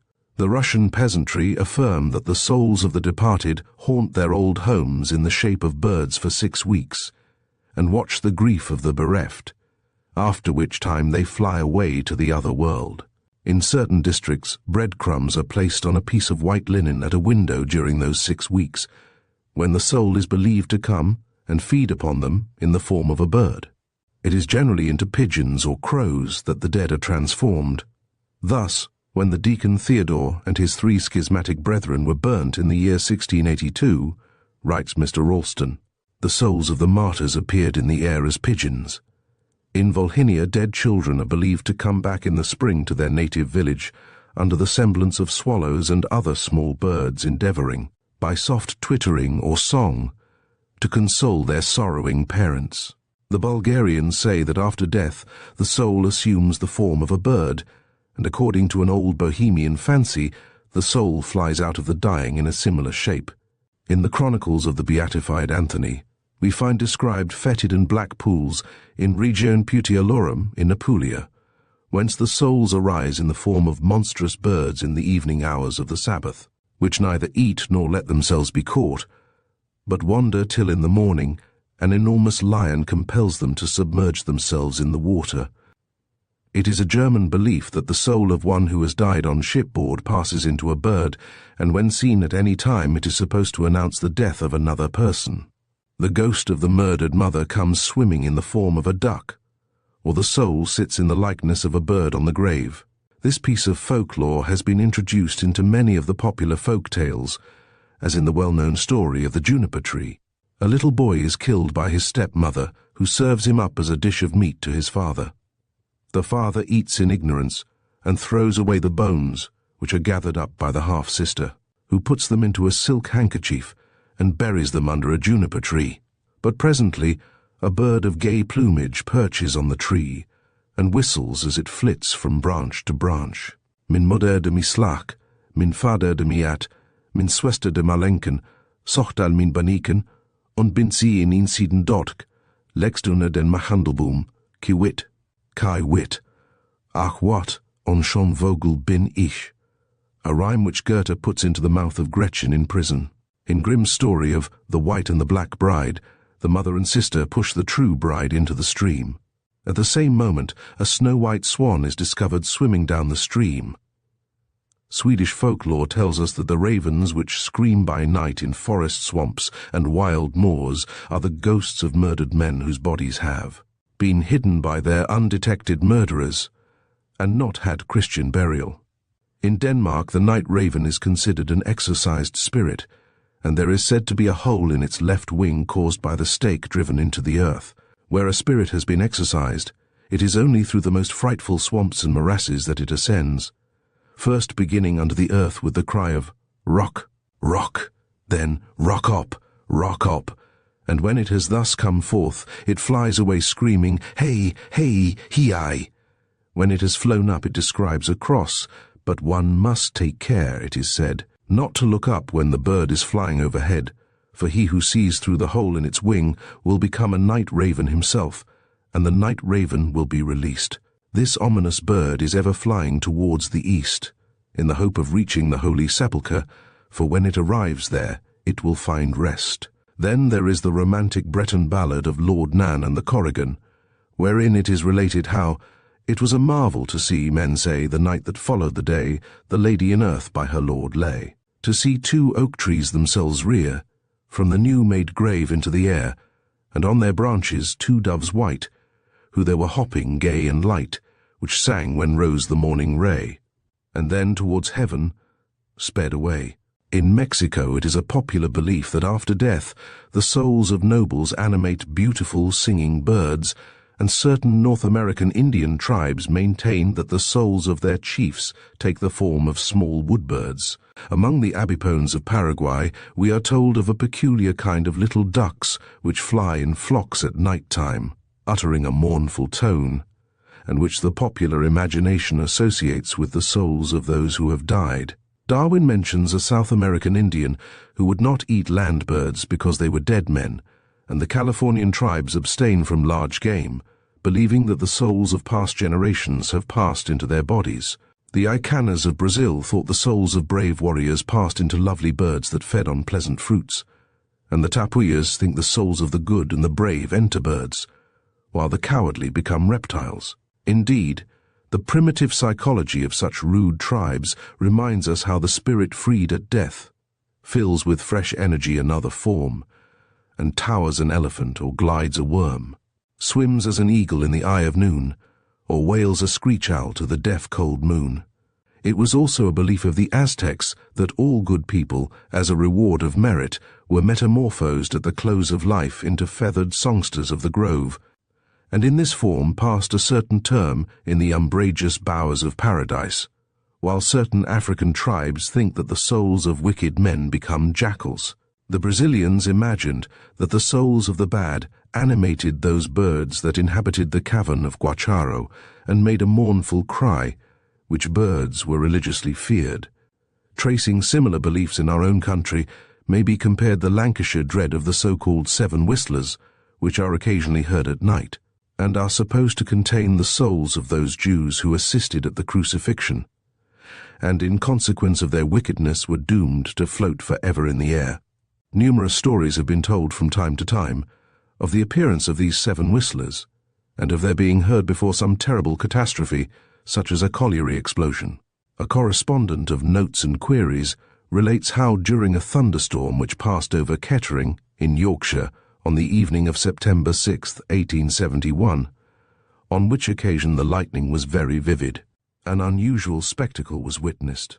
Immense flocks of birds were flying about, uttering doleful, affrighted cries as they passed over the locality, and for hours they kept up a continual whistling like that made by seabirds. There must have been great numbers of them, as they were also observed at the same time in the counties of Northampton, Leicester, and Lincoln. The next day, as my servant was driving me to a neighbouring village, this phenomenon of the flight of birds became the subject of conversation, and on asking him what birds he thought they were, he told me they were what were called the seven whistlers, and that whenever they were heard it was considered a sign of some great calamity, and that the last time he heard them was the night before the great Hartley colliery explosion. He had also been told by soldiers that if they heard them, they always expected a great slaughter would take place soon. Curiously enough, on taking up the newspaper the following morning, I saw headed in large letters, "Terrible colliery explosion at Wigan." Wordsworth speaks of the seven whistlers in connection with the spectral hounds of the wild huntsman. "He, the seven birds, hath seen that never part, seen the seven whistlers on their nightly rounds, and counted them, and oftentimes will start, for overhead are sweeping Gabriel's hounds, doomed, with their impious lord, the flying hart to chase forever on aerial grounds." A similar tradition prevails on the Bosphorus with reference to certain flocks of birds about the size of a thrush which fly up and down the channel and are never seen to rest on the land or water. These are supposed to be the souls of the damned and condemned to perpetual motion. Among further instances of the same belief may be mentioned one current among the Manx herring fishermen, who, from time immemorial, have been afraid of going to sea without a dead wren for fear of disasters and storms. The story goes that once upon a time, a sea spirit hunted the herring track, always attended by storms, but at last assumed the form of a wren and flew away. Accordingly, they believe that so long as they have a dead wren with them, all is snug and safe. Similarly, in the English Channel, a rustling, rushing sound is occasionally heard on the dark, still nights of winter, and is called the herring spear, or herring piece, by the fishermen of Dover and Folkestone. But this strange sound is really caused by the flight of the little redwings as they cross the channel on their way to warmer regions. Stories of disembodied souls appearing as birds are very numerous. An old, well-known Cornish legend tells how, in days of old, King Arthur was transformed into a chough, its talons and beak all red with blood, denoting the violent end to which the celebrated chieftain came. In the same way, a curious legend in Poland affirms that every member of the Herbert family assumes the form of an eagle after death, and that the eldest daughters of the Pylek line take the shape of doves if they die unmarried, of owls if they die married, and that they give previous notice of their death to every member of their race by pecking a finger of each. A wild song sung by the boatmen of the Molo, Venice, declares that the spirit of Daniel Mannin, the patriot, is flying about the lagoons to this day, in the shape of a beautiful white dove. There is the ancient Irish tradition that the first father and mother of mankind exist as eagles in the island of Innisbofin, at the mouth of Killary Bay, in Galway. Indeed, survivals of this old belief occur under all manner of forms. There is the popular legend of the owl and the baker's daughter, which Shakespeare has immortalized in Hamlet, Evolve 5, where Ophelia exclaims, "They say the owl's a baker's daughter. Lord, we know what we are, but know not what we may be." Gervase of Tilbury tells how the stork was formerly regarded as both bird and man, on account of which superstition it is carefully protected in Prussia from any kind of injury. The stork, too, is still held in superstitious dread by the Chinese who, on the 21st day of the period of mourning for the dead, place 3 large paper birds resembling storks on high poles in front of the house of mourning. The birds are supposed to carry the soul of the deceased person to Elysium, and during the next 3 days the Buddhist prays to the 10 kings of the Buddhist Hades, calling on them to hasten the flight of the departed soul to the western paradise. The Virginian Indians had great reverence for a small bird called porcorance that flies in the woods, and in its note continually sounds that name. This bird flies alone and is heard only in twilight. It is said to be the son of one of their priests, and on this account they would not hurt it. But there was once a profane Indian who was hired to shoot one of them, but report says he paid dearly for his act of presumption, for a few days afterwards he disappeared and was never heard of again. The Indians dwelling about the falls of St. Anthony supposed that the spirits of their dead warriors animated the eagles which frequented the place, and these eagles were objects of their worship. In the Saemund Edda, it is said that in the netherworld souls as singed birds fly about like swarms of flies. Of that is to be told what I just observed, when I had come into the land of torment. Singed birds that had been souls flew as many as gnats. The Finns and the Lithuanians speak of the Milky Way as the bird's way, the way of souls. According to Kuhn, the notion of the soul assuming the form of a bird is closely allied with the primitive tradition of birds as soul bringers. Thus, as it has been suggested, the soul and the bird that brought it down to earth may have been supposed to become one, and to enter and quit the body together. In the Egyptian hieroglyphics, a bird signified the soul of man, and the German name for stork, writes Grimm, is literally child or soul bringer. Hence the belief that the advent of infants is presided over by this bird, which obtains so wide a credence in Denmark and Germany. The idea of the bird as a soul bringer probably gave rise to the popular belief that it is unlucky when a bird hovers near the window of a sick room, a superstition to which Mrs. Hemans has prettily alluded. Say not, 'tis vain.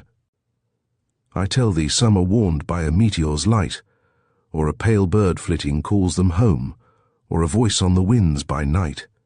There are various stories told of mysterious birds appearing at such a time in different localities. In Devonshire, the appearance of a white-breasted bird has long been considered a presage of death, a notion which is said to have originated in a tragic occurrence that happened to one of the Oxenham family. A local ballad tells how, on the bridal eve of Margaret, heiress of Sir James Oxenham, a silver-breasted bird flew over the wedding guests, just as Sir James stood up to thank them for good wishes. The next day she was slain by a discarded lover, and the ballad records how, round her hovering flies the phantom bird for her last breath, to bear it to the skies. In Yorkshire, Bury Well was supposed to be haunted by a bogey in the form of a white goose, and the Reverend S. Baring Gould informs us how Lew Trenchard House is haunted by a white lady who goes by the name of Madame Gould, and is supposed to be the spirit of a lady who died there, April 10, 1795. A stone is shown on the ramps of Lew Slate Quarry, where 7 parsons met to lay the old Madame, and some say that the white owl which nightly flits to and fro in front of Lew House is the spirit of the lady conjured by the parsons into a bird. Similarly, whenever the white owls are seen perched on the family mansion of the noble family of Arundel of Wardour, it is regarded as a certain indication that one of its members will shortly be summoned out of the world. In Count Montalembert's Vidas de Elizabeth, it is related how Duke Louis of Thuringia, the husband of Ste, Elizabeth of Hungary being on the point of expiring, said to those around him, "Do you see those doves more white than snow?" His attendants supposed him to be a prey to visions, but a little while afterwards he said to them, "I must fly away with those brilliant doves." Having said this, he fell asleep in peace. Then his almoner, Berthold, perceived doves flying away to the east, and followed them along with his eyes. We may compare a similar story told of the most beautiful woman of the Knisteno, named Foot of the Fawn, who died in her childbirth and her babe with her. Soon afterwards 2 doves appeared, one full grown and the other a little one. They were the spirits of the mother and child, and the Indians would gather about the tree on which they were perched with reverential love, and worship them as the spirit of the woman and child. There is Lord Lyttelton's well-known ghost story, and the belief of the Duchess of Kendal that George I flew into her window in the shape of a raven. Another well-known case was that of the Duchess of St. Albans, who, on her deathbed, remarked to her stepdaughter, Lady Guilford, "I am so happy today because your father's spirit is breathing upon me. He has taken the shape of a little bird singing at my window."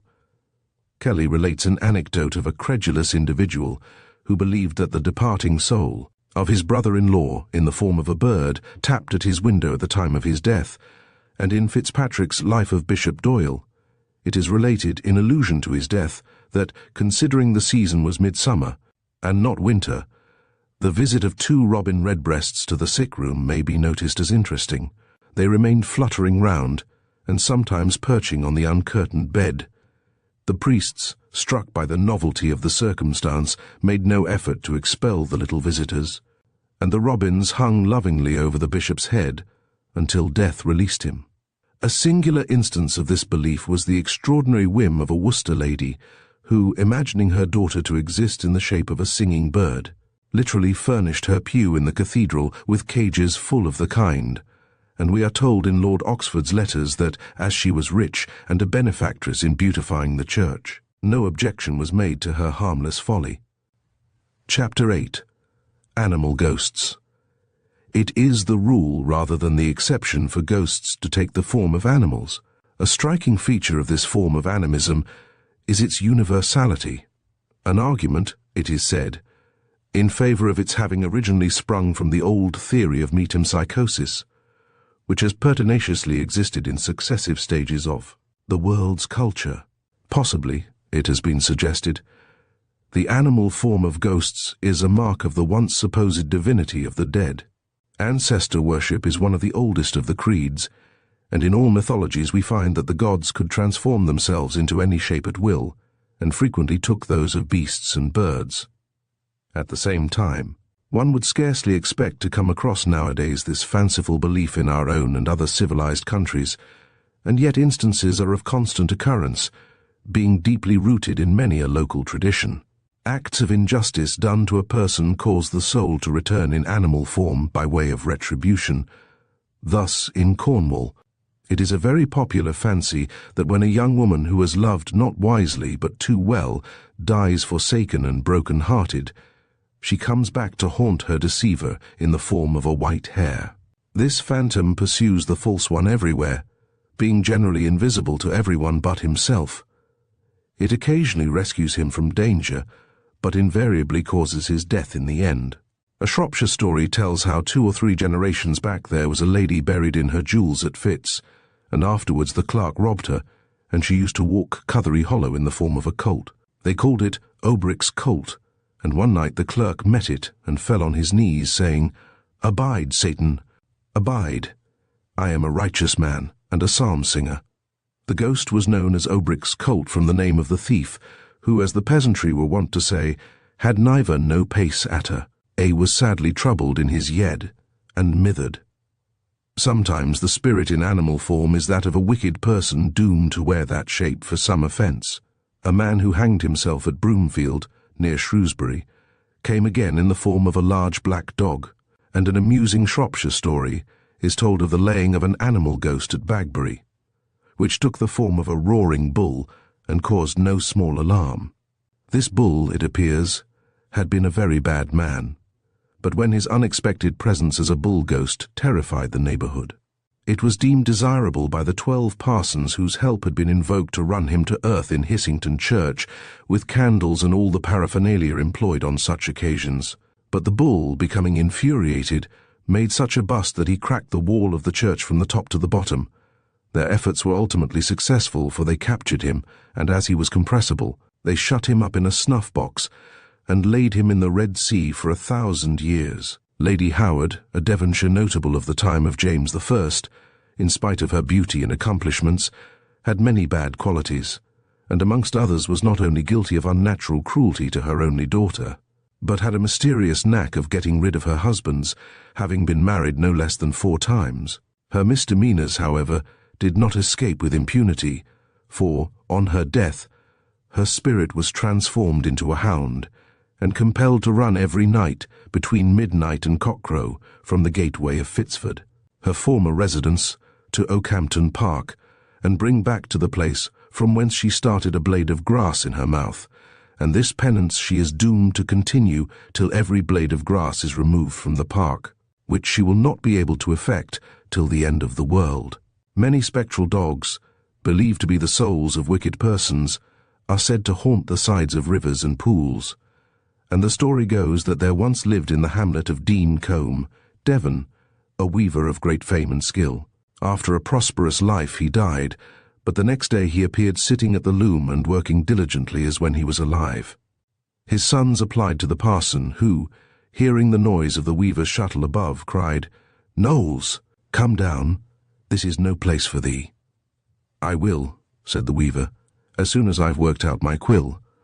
"The quill is the shuttle full of wool." "Nay," said the vicar, "thou hast been long enough at thy work, come down at once." So when the spirit came down, the vicar took a handful of earth from the churchyard and threw it on its face, and instantly it became a black hound. Then the vicar took a nutshell with a hole in it, and led the hound to the pool below the waterfall. "Take this shell," he said, "and when thou shalt have dipped out the pool with it, thou mayest rest, not before." On the west coast of Ireland, fishermen have a strong prejudice against killing seals, owing to a popular tradition that they enshrined the souls of them that were drowned at the flood. It was also said that such seals possessed the power of casting aside their external skins and disporting themselves in human form on the seashore. Within the parish of Tring, Hertford, a poor old woman was drowned in 1751 for suspected witchcraft. A chimney sweeper, who was the principal perpetrator of this deed, was hanged and gibbeted near the place where the murder was committed, and while the gibbet stood, and long after it had disappeared, the spot was haunted by a black dog. A correspondent of the Book of Days, 433, says that he was told by the village schoolmaster, who had been abroad, that he himself had seen this diabolical dog. "I was returning home," said he, "late at night in a gig with the person who was driving. When we came near the spot where a portion of the gibbet had lately stood, he saw on the bank of the roadside a flame of fire as large as a man's hat. 'What's that?' I exclaimed. 'Hush,' said my companion, and suddenly pulling in his horse, made a dead stop. I then saw an immense black dog just in front of our horse, the strangest-looking creature I ever beheld. He was as big as a Newfoundland, but very gaunt, shaggy, with long ears and tail, eyes like balls of fire, and large, long teeth, for he opened his mouth and seemed to grin at us. In a few minutes the dog disappeared, seeming to vanish like a shadow, or to sink into the earth, and we drove on over the spot where he had lain.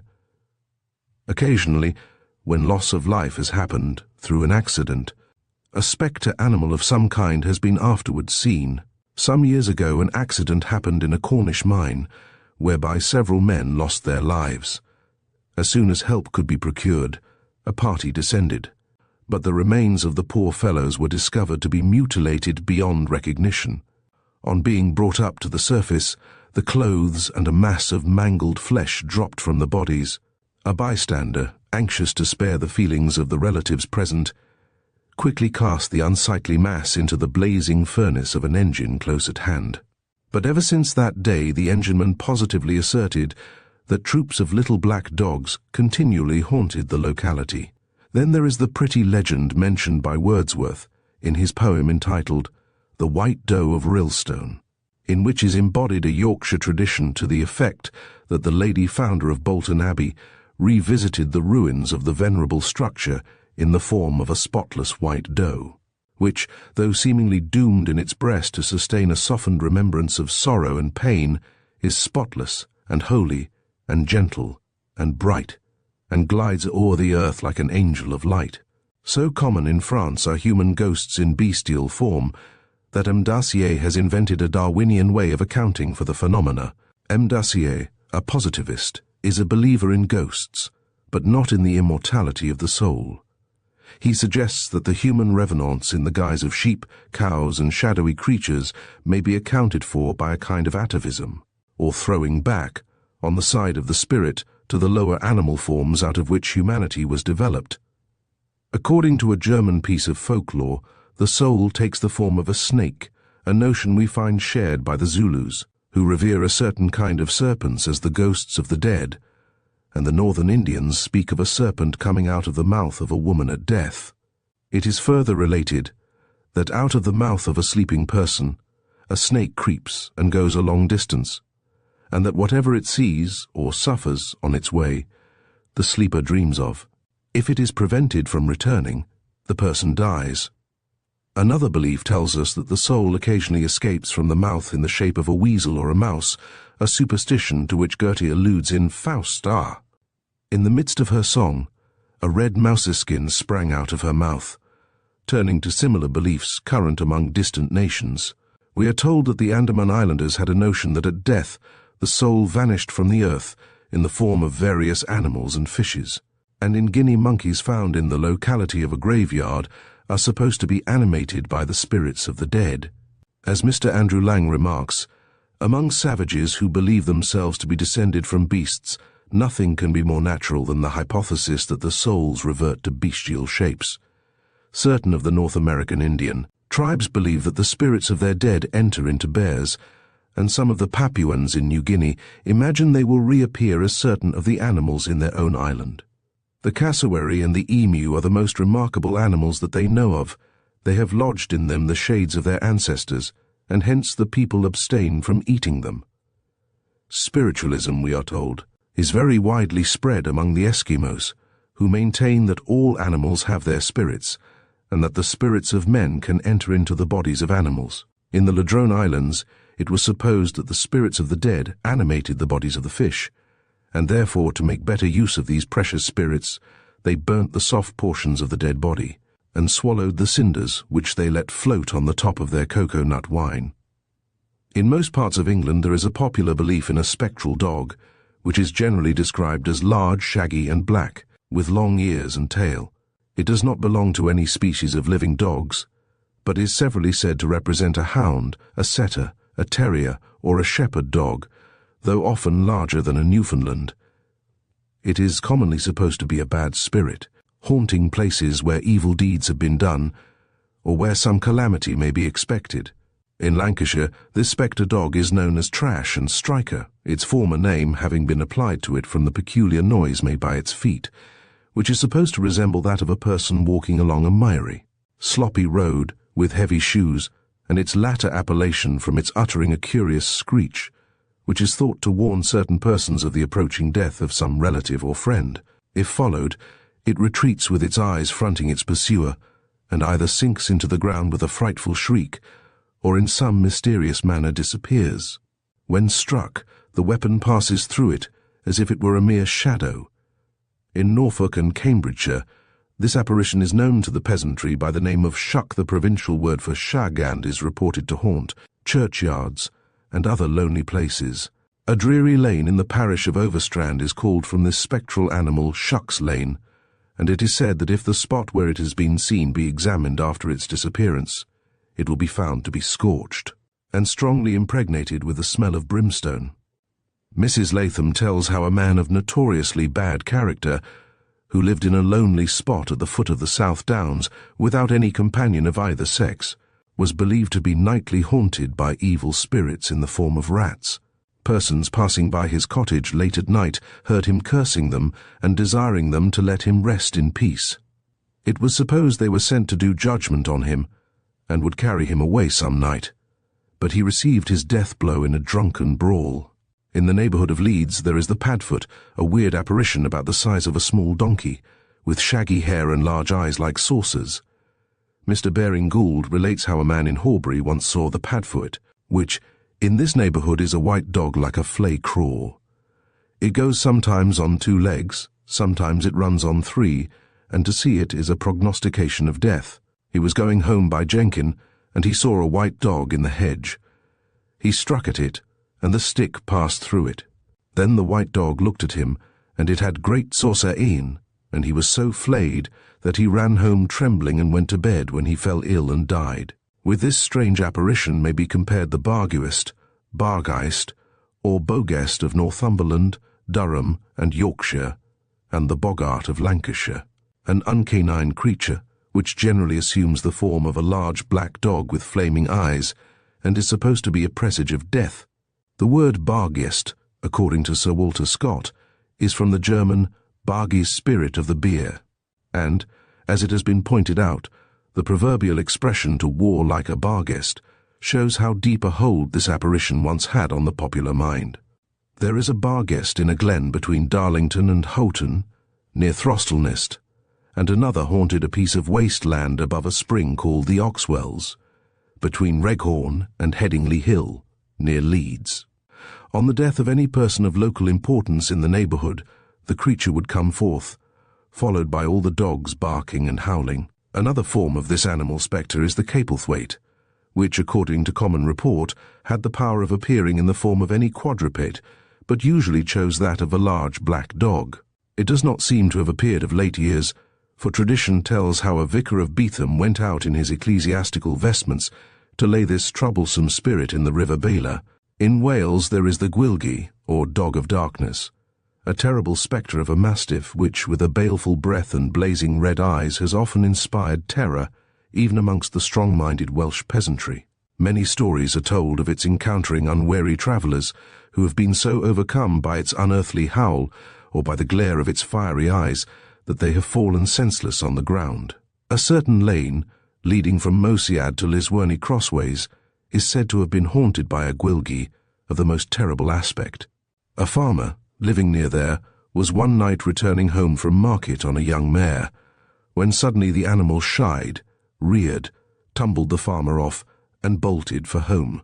The farm servants, finding the mare trembling by the barn door, suspected she had seen the Gwilgi, and going in search of their master, they found him on his back in the mud, who, being questioned, protested it was the Gwilgai, and nothing less, that had made all this trouble.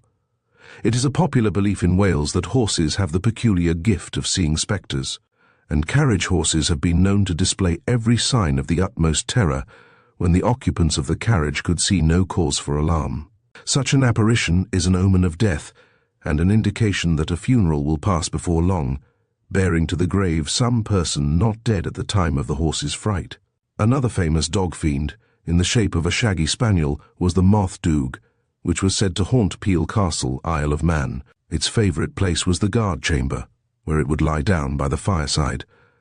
According to Waldron, the soldiers lost much of their terror by the frequency of the sight, yet, as they believed it to be an evil spirit waiting for an opportunity to hinder them, the belief kept them so far in order that they refrained from swearing in its presence. But, as the Mouth Doog used to come out and return by the passage through the church, by which also somebody must go to deliver the keys every night to the captain, they continued to go together, he whose turn it was to do that duty being accompanied by the next in rotation. On a certain night, however, one of the soldiers, being the worse for liquor, would go with the key alone, though it really was not his turn.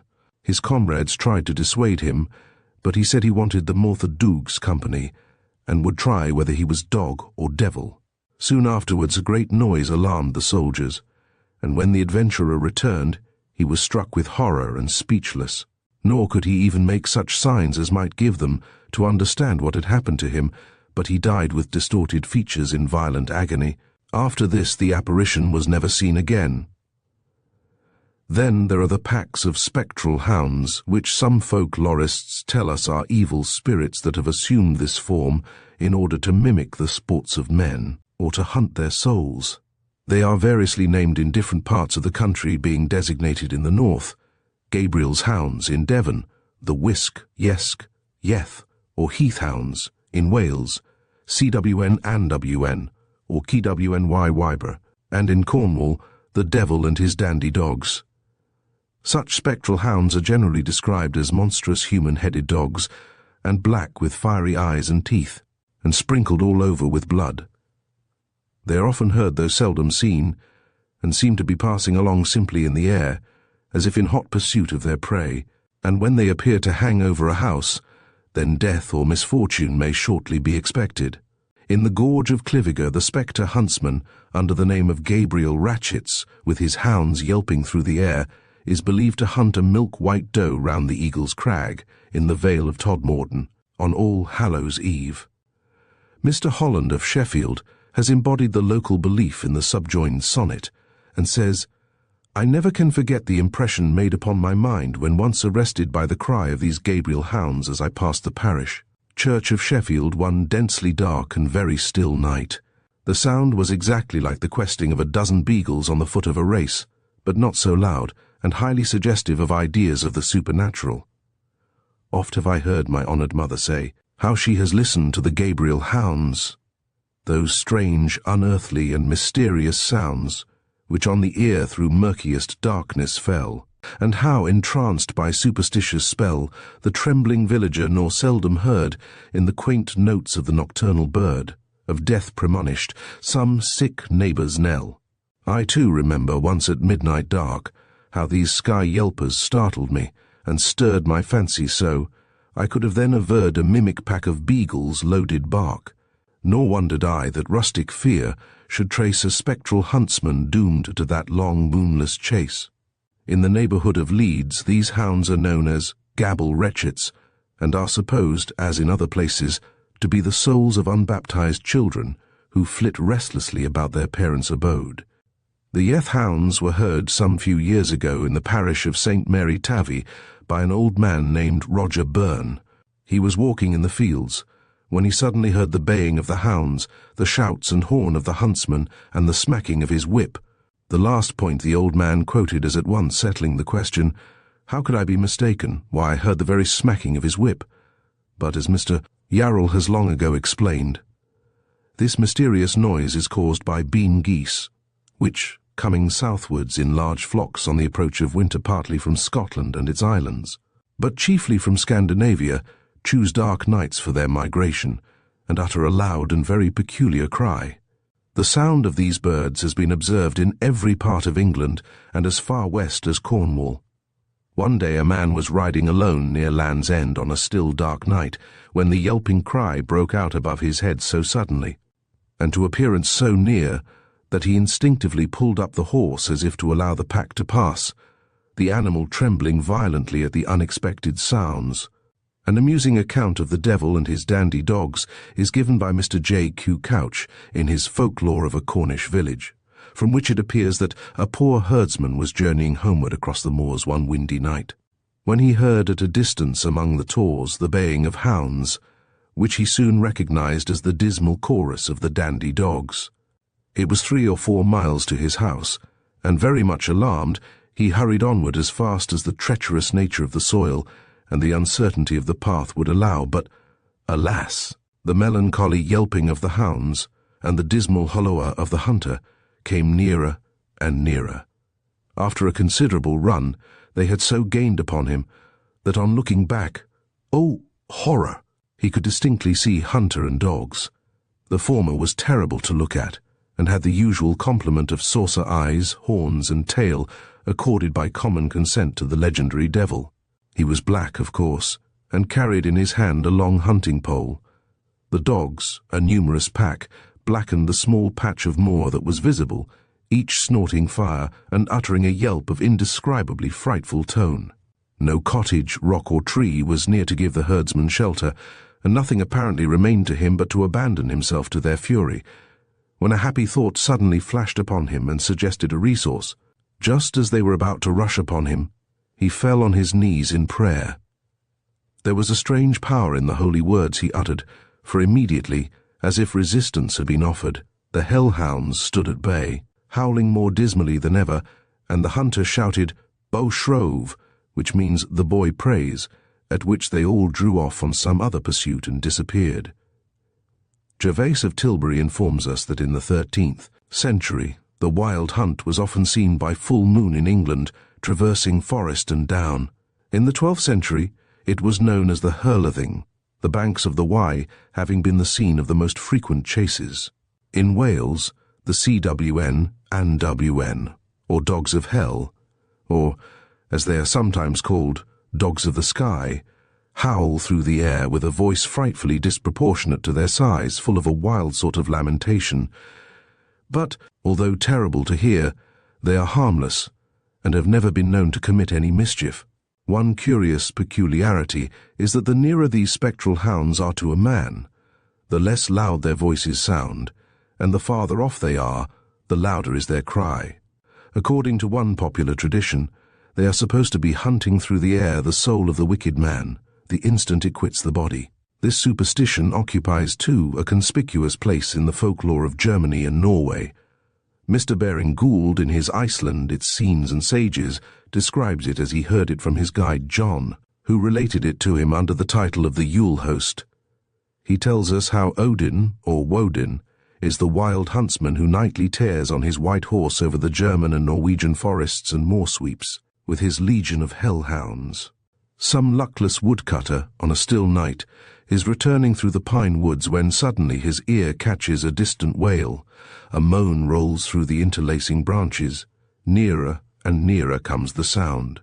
There is the winding of a long horn waxing louder and louder, the baying of hounds, the rattle of hoofs and paws on the pine tree tops. This spectral chase goes by different names. In Thuringia and elsewhere, it is Hacklenberg or Hackelnbarend, and the story goes that Hacklenberg was a knight passionately fond of the chase, who on his deathbed would not listen to the priest but said, "I care not for heaven, I care only for the chase." "Then hunt until the last day," exclaimed the priest, and now through storm and sunshine he fleets, a faint barking or yelping in the air announcing his approach. Thorpe quotes a similar story as current in the Netherlands, and in Denmark it occurs under various forms. In Schleswig it is Duke Abel who slew his brother in 1252. Tradition says that in an expedition against the Frieslanders, he sank into a deep morass as he was fording the Eder, where, being encumbered with the weight of his armor, he was slain. His body was buried in the cathedral, but his spirit found no rest. The canons dug up the corpse and buried it in a morass near Gottorp, but in the neighborhood of the place where he is buried, all kinds of shrieks and strange sounds have been heard, and many persons worthy of credit affirm that they have heard sounds so resembling a huntsman's horn that anyone would say that a hunter was hunting there. It is indeed the general rumor that Abel has appeared to many, black of aspect, riding on a small horse, and accompanied by 3 hounds which appear to be burning like fire. In Sweden, when a noise like that of carriage and horses is heard at night, the people say, "Odin is passing by." And in Norway this spectral hunt is known as the chase of the inhabitants of Asgarth. In Danzig, the leader of the hounds is Dittebiernat, i.e. Diedrich of Bern. Near Fontainebleau, Hugh Capet is supposed to ride, having, it is said, rushed over the palace with his hounds before the assassination of Henry IV, and at Blois the hunt is called the chasse macabre. In some parts of France the wild huntsman is known as Harlequin or Hennequin, and in the Franche-Comté he is Herod in pursuit of the Holy Innocents. This piece of folklore is widespread, and it may be added that in Normandy, the Pyrenees, and in Scotland, King Arthur has the reputation of making nightly rides. Another form of spectre animal is the Kirk Grim, which is believed to haunt many churches. Sometimes it is a dog, sometimes a pig, sometimes a horse, the haunting spectre being the spirit of an animal buried alive in the churchyard for the purpose of scaring away the sacrilegious. Swedish. Tradition tells how it was customary for the early founders of Christian churches to bury a lamb under the altar. It is said that when anyone enters a church out of service time, he may chance to see a little lamb spring across the choir and vanish.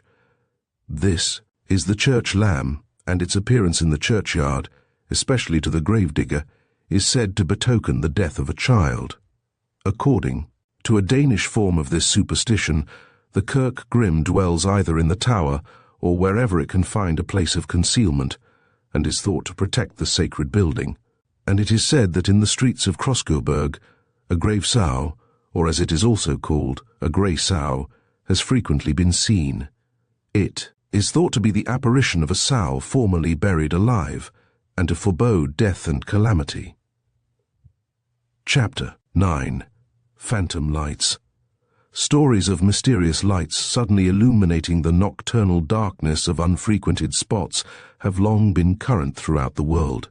In the Odyssey, when Athene was mystically present, as Odysseus and Telemachus were moving the weapons out of the hall, Chicks.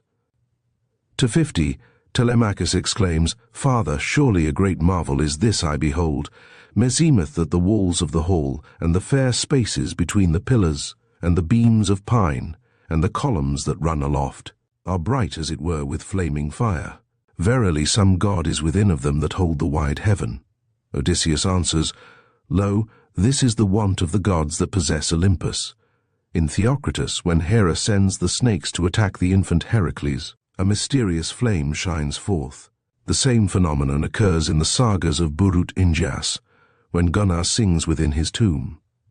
The brilliance of the light which attends the presence of the supernatural is indeed widely diffused, and, as Mr. Andrew Lang writes, philosophers may dispute whether any objective fact lies at the bottom of this belief, or whether a savage superstition has survived into Greek epic and idyll and into modern ghost stories. Although science has years ago explained many such phosphoric appearances as governed by certain atmospheric laws, superstitious fancy has not only attributed to them supernatural causes, but associated them with all kinds of weird and romantic tales. According to one popular notion, strange lights of this kind are the spirits of persons who, for some reason, cannot remain quiet. Thus, a spectre known as the Lady and the Lantern has long been said to haunt the beach at St. Ives, Cornwall, in stormy weather. The story goes that a lady and her child had been saved from a wreck, but the child was swept away and drowned, and she is supposed to be hunting for its body. Similar tales are told elsewhere, but the object of search is not always the same. A light, for instance, hovers about a stone on the Cornish coast, locally designated Madge Figg's chair, which is supposed to be the ghost of a wrecked lady whom Madge stripped of her jewels. In Scotland, the appearance of a spectral Lady of the Golden Casket was attended by a phantom light, and it is also related how the ghost of a murdered woman is seen by her lover at sea, approaching in the shape of a bright light, which assumes the human form as it draws nearer. She finally calls him, and he springs into her arms and disappears in a flash of fire. There is the popular legend of the Radiant Boy, a strange boy with a shining face, who has been seen in certain Lincolnshire houses and elsewhere. This ghost was described to Mr. Baring Gould by a Yorkshire farmer, who, as he was riding one night to Thirsk, suddenly saw pass by him a radiant boy on a white horse. To quote his own words, "There was no sound of footfall as the boy drew nigh. He was first aware of the approach of the mysterious rider by seeing the shadow of himself and his horse flung before him on the high road.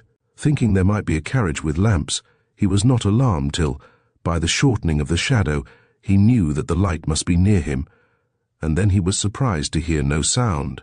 He thereupon turned in his saddle, and at the same moment the radiant boy passed him. He was a child of about 11, with a fresh, bright face. Had he any clothes on? And if so, what were they like? I asked. But the old man could not tell. His astonishment was so great that he took no notice of particulars. The boy rode on till he came to a gate which led into a field. He stooped as if to open the gate, rode through, and all was instantly dark. At the commencement of the present century, the little village of Black Heddon, near Stamfordham, in Northumberland, was greatly disturbed by an apparition known as Silky, from the nature of her dress. She suddenly appeared to benighted travellers, breaking forth upon them in dazzling splendour. In the darkest and most lonely parts of the road, this spirit exercised a marvellous power over the brute creation, and once, it is said, waylaid a wagon bringing coals to a farm near Black Heddon, and fixed the team upon a bridge, since called after her, Silky's brig. Do what he could, the driver could not make the horses move a step, and there they would have stayed all night had not another farm servant come up with some mountain ash about him. It was generally supposed that Silky, who suddenly disappeared, was the troubled phantom of some person who had died miserable because she owned treasure, and was overtaken by death before she had disclosed its hiding place. An old barn situated near Birchen Tower, Hollinwood, which was noted for the apparition of Madame Beswick on dark and wintry nights, at times, it is said, appears to be on fire, a red glare of glowing heat being observable through the loopholes and crevices of the building. Sometimes the sight is so threatening that the neighbours will raise an alarm that the barn is in flames. But when the premises are searched, everything is in order, and nothing found wrong. And a Welsh romance tells how, after Howell Seeley slew his cousin Glendower and buried him in a broad and blasted oak, scorched by the lightning's vivid glare, pale lights on Cada's rocks were seen, and midnight voices heard to moan. Such phantom lights are not confined to land, and most of the tales of spectre ships speak of their being seen by the affrighted crews. In the Salem spectre ship, we are told how the night grew thick, but a phantom light around her path was shed. They are generally dreaded as foreboding a catastrophe, and have given rise to a host of curious stories. A light is said to hover about in Sennen Cove, which is thought to be an ill-omened apparition, and a Welsh story speaks of a ghost, the Sihai wraith, that appears on the beach in a light with groanings and cries. Flames are reported to issue from the Ida River and from several lakes in Germany. Where ships have been wrecked, blue lights are supposed to faintly glimmer, occasionally accompanied by the spirits of wrecked or injured persons. A notable instance is told of Sable Island, where with the leaping flames is seen the Lady of Copeland, wrecked and murdered by pirates from the Amelie transport. She has one finger missing on her hand.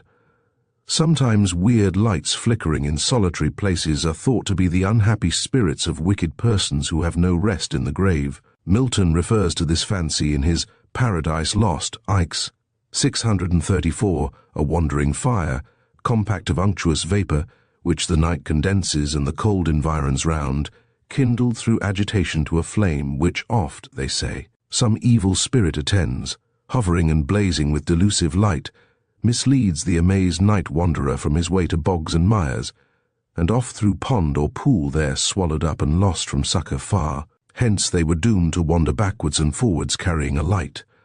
A tradition current in Normandy says that a pale light occasionally seen by travellers is the unquiet spirit of some unfortunate woman who, as a punishment for her intrigues with a minister of the church, is doomed to this existence.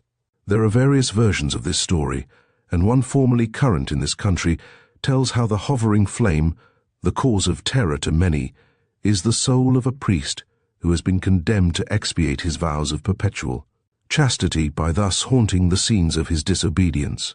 Brand, quoting from an old work on lights that lead people out of their ways in the night, informs us that the lights which are seen in churchyards and moorish places were represented by the popish clergy to be souls come out of purgatory all in flame, to move the people to pray for their entire deliverance, by which they gulled them of much money to say mass for them, everyone thinking it might be the soul of his or her deceased relations.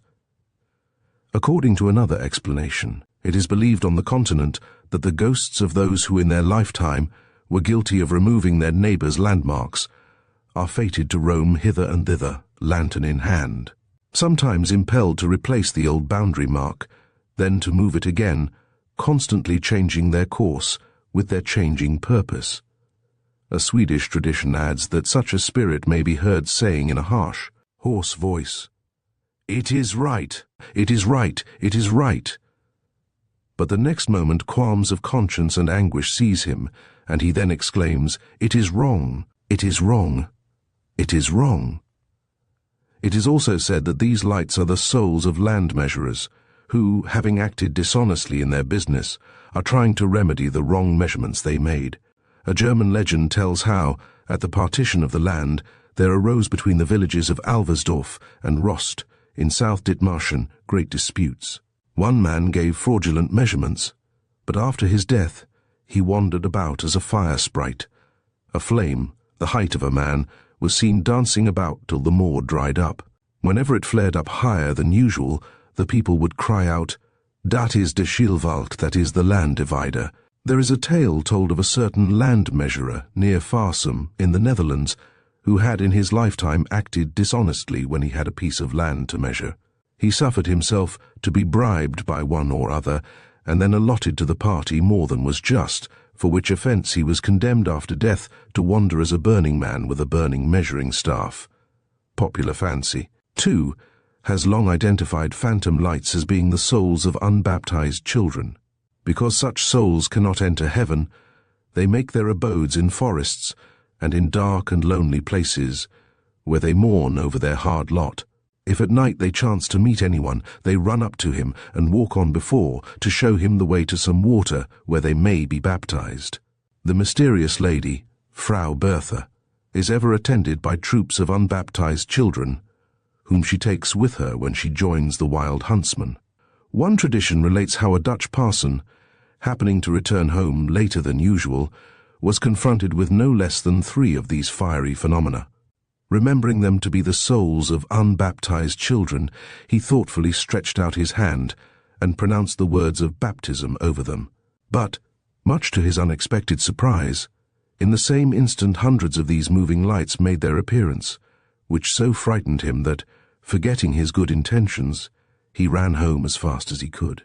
In Ireland, unbaptized children have been represented as sitting blindfolded within fairy moats, the peasantry supposing such souls go into naught.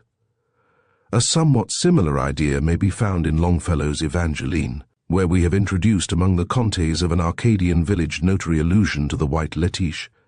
The ghost of a child unchristened died and was doomed to haunt unseen the chambers of children. Closely allied with a notion of phantom lights are the strange phosphoric appearances said occasionally to be seen about the dying. In Russia, the soul under certain circumstances is believed to assume the form of a flame, and such a ghostly apparition cannot be banished till the necessary prayers have been offered up. According to a Sussex death omen, lights of a circular form seen in the air are significant, and it is supposed that the death of sick persons is shown by the prognostic of shellfire. This is a sort of lambent flame, which seems to rise from the bodies of those who are ill, and to envelope the bed. On one occasion, considerable alarm was created in a Sussex village by a pale light being observed to move over the bed of a sick person, and after flickering for some time in different parts of the room, to vanish through the window. But the difficulty was eventually explained, for the light was found to proceed from a luminous insect, the small glowworm. Marsh relates how a pale moonlight-coloured glimmer was once seen playing round the head of a dying girl about an hour and a half before her last breath. The light proceeded from her head, and was faint and tremulous like the reflection of summer lightning, which at first those watching her mistook it to be. Another case, reported by a medical man in Ireland, was that of a consumptive patient, in whose cabin strange lights had been seen, filling the neighbourhood with alarm. To quote a further instance, from the mouth of a patient in a London hospital, some time since, the nurses observed issuing a pale bluish flame, and soon after the man died. The frightened nurses were at a loss to account for this unusual sight, but a scientific explanation of the phenomenon ascribed it to phosphoretted hydrogen, a result of incipient decomposition. Dante Rossetti, in his Blessed Damozel, when he describes her as looking down from heaven towards the earth that spins like a fretful image when she awaits the coming of her lover, depicts the souls mounting up to God as passing by her like thin flames. Another form of this superstitious fancy is the corpse candle, or tomb fire, which is invariably a death warning.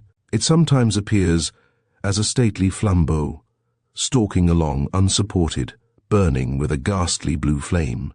Sometimes it is a plain tallow dip in the hand of a ghost, and when the ghost is seen distinctly, it is recognized as that of some person still living, who will now soon die, in fact, a wraith. Occasionally the light issues from the person's mouth or nostrils. The size of the candle indicates the age of the person who is about to die, being large when it is a full-grown person whose death is foretold, small when it is a child, still smaller when an infant. When two candles together are seen, one of which is large and the other small, it is a mother and child who are to die. When the flame is white, the doomed person is a woman, when red, a man. A Carmarthenshire tradition relates how one evening, when the coach which runs between Llandilo and Carmarthen was passing by Golden Grove, the property of the Earl of Cawdor, 3 corpse candles were observed on the surface of the water gliding down the stream which runs near the road. A few days afterwards, just as many men were drowned there. Such a light, too, has long been thought to hover near the grave of the drowned, reminding us of Moore's lines, where lights, like charnel meteors, burn the distant wave, bluely as o'er some seaman's grave, and stories of such uncanny appearances have been told of nearly every village churchyard. It should be added that, according to a popular idea, the presence of ghosts was announced, in bygone years, by an alteration in the tint of the lights which happened to be burning, an item of folklore alluded to in Richard III, Act VSC 3, where the tyrant exclaims as he awakens, "The lights burn blue. It is now dead midnight, cold fearful drops stand on my trembling flesh. Methought the souls of all that I had murdered came to my tent, So in Julius Caesar, Act 4, SC 3, Brutus, on seeing the ghost of Caesar, exclaims, "How ill this taper burns! Ha! Who comes here?" Phantom lights have also been associated with buildings, as in the case of the ancient chapel of Roslin, founded in the year 1446 by William St. Clair, Prince of Orkney. It is believed that whenever any of the founder's descendants are about to depart this life, the chapel appears to be on fire.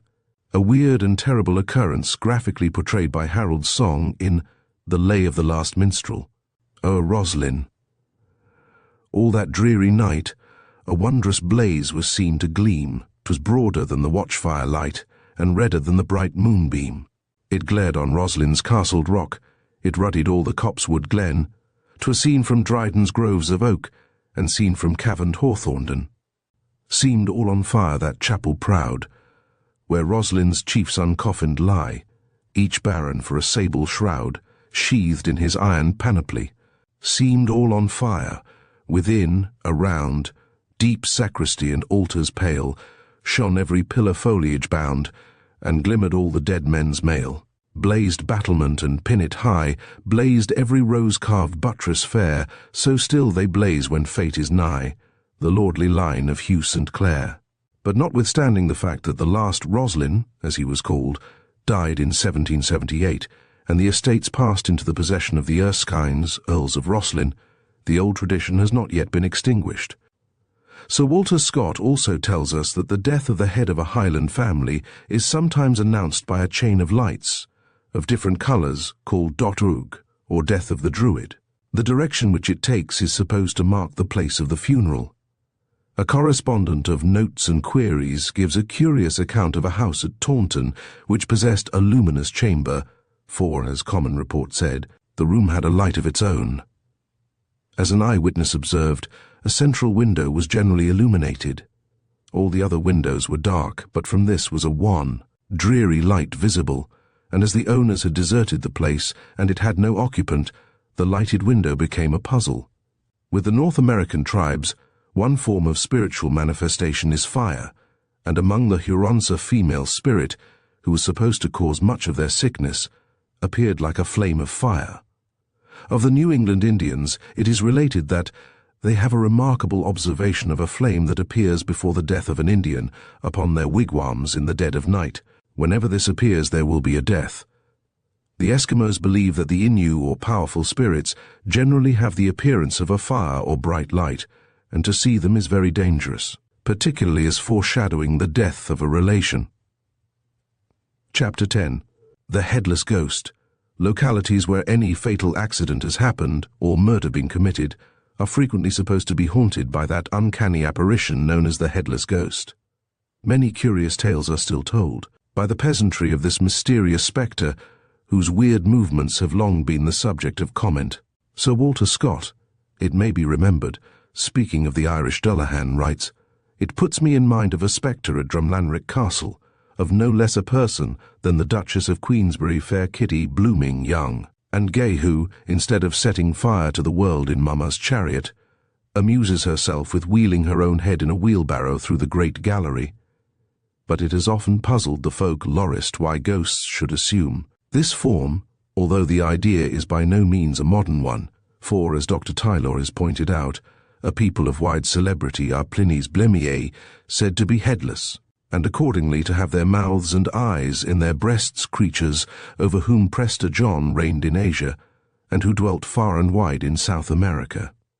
Stories, too, like that of Saint Denis, who is said to have walked from Paris, sans tête, to the place which bears his name, show that the living as well as the dead occasionally manage to do without their heads, a strange peculiarity which Kornmann, in his De Miraculis Vivorum, would attempt to account for philosophically. Princess Marie Liechtenstein, in her History of Holland House, tells us that one room of this splendid old mansion is believed to be haunted by Lord Holland, the first of his name, and the chief builder of Holland House.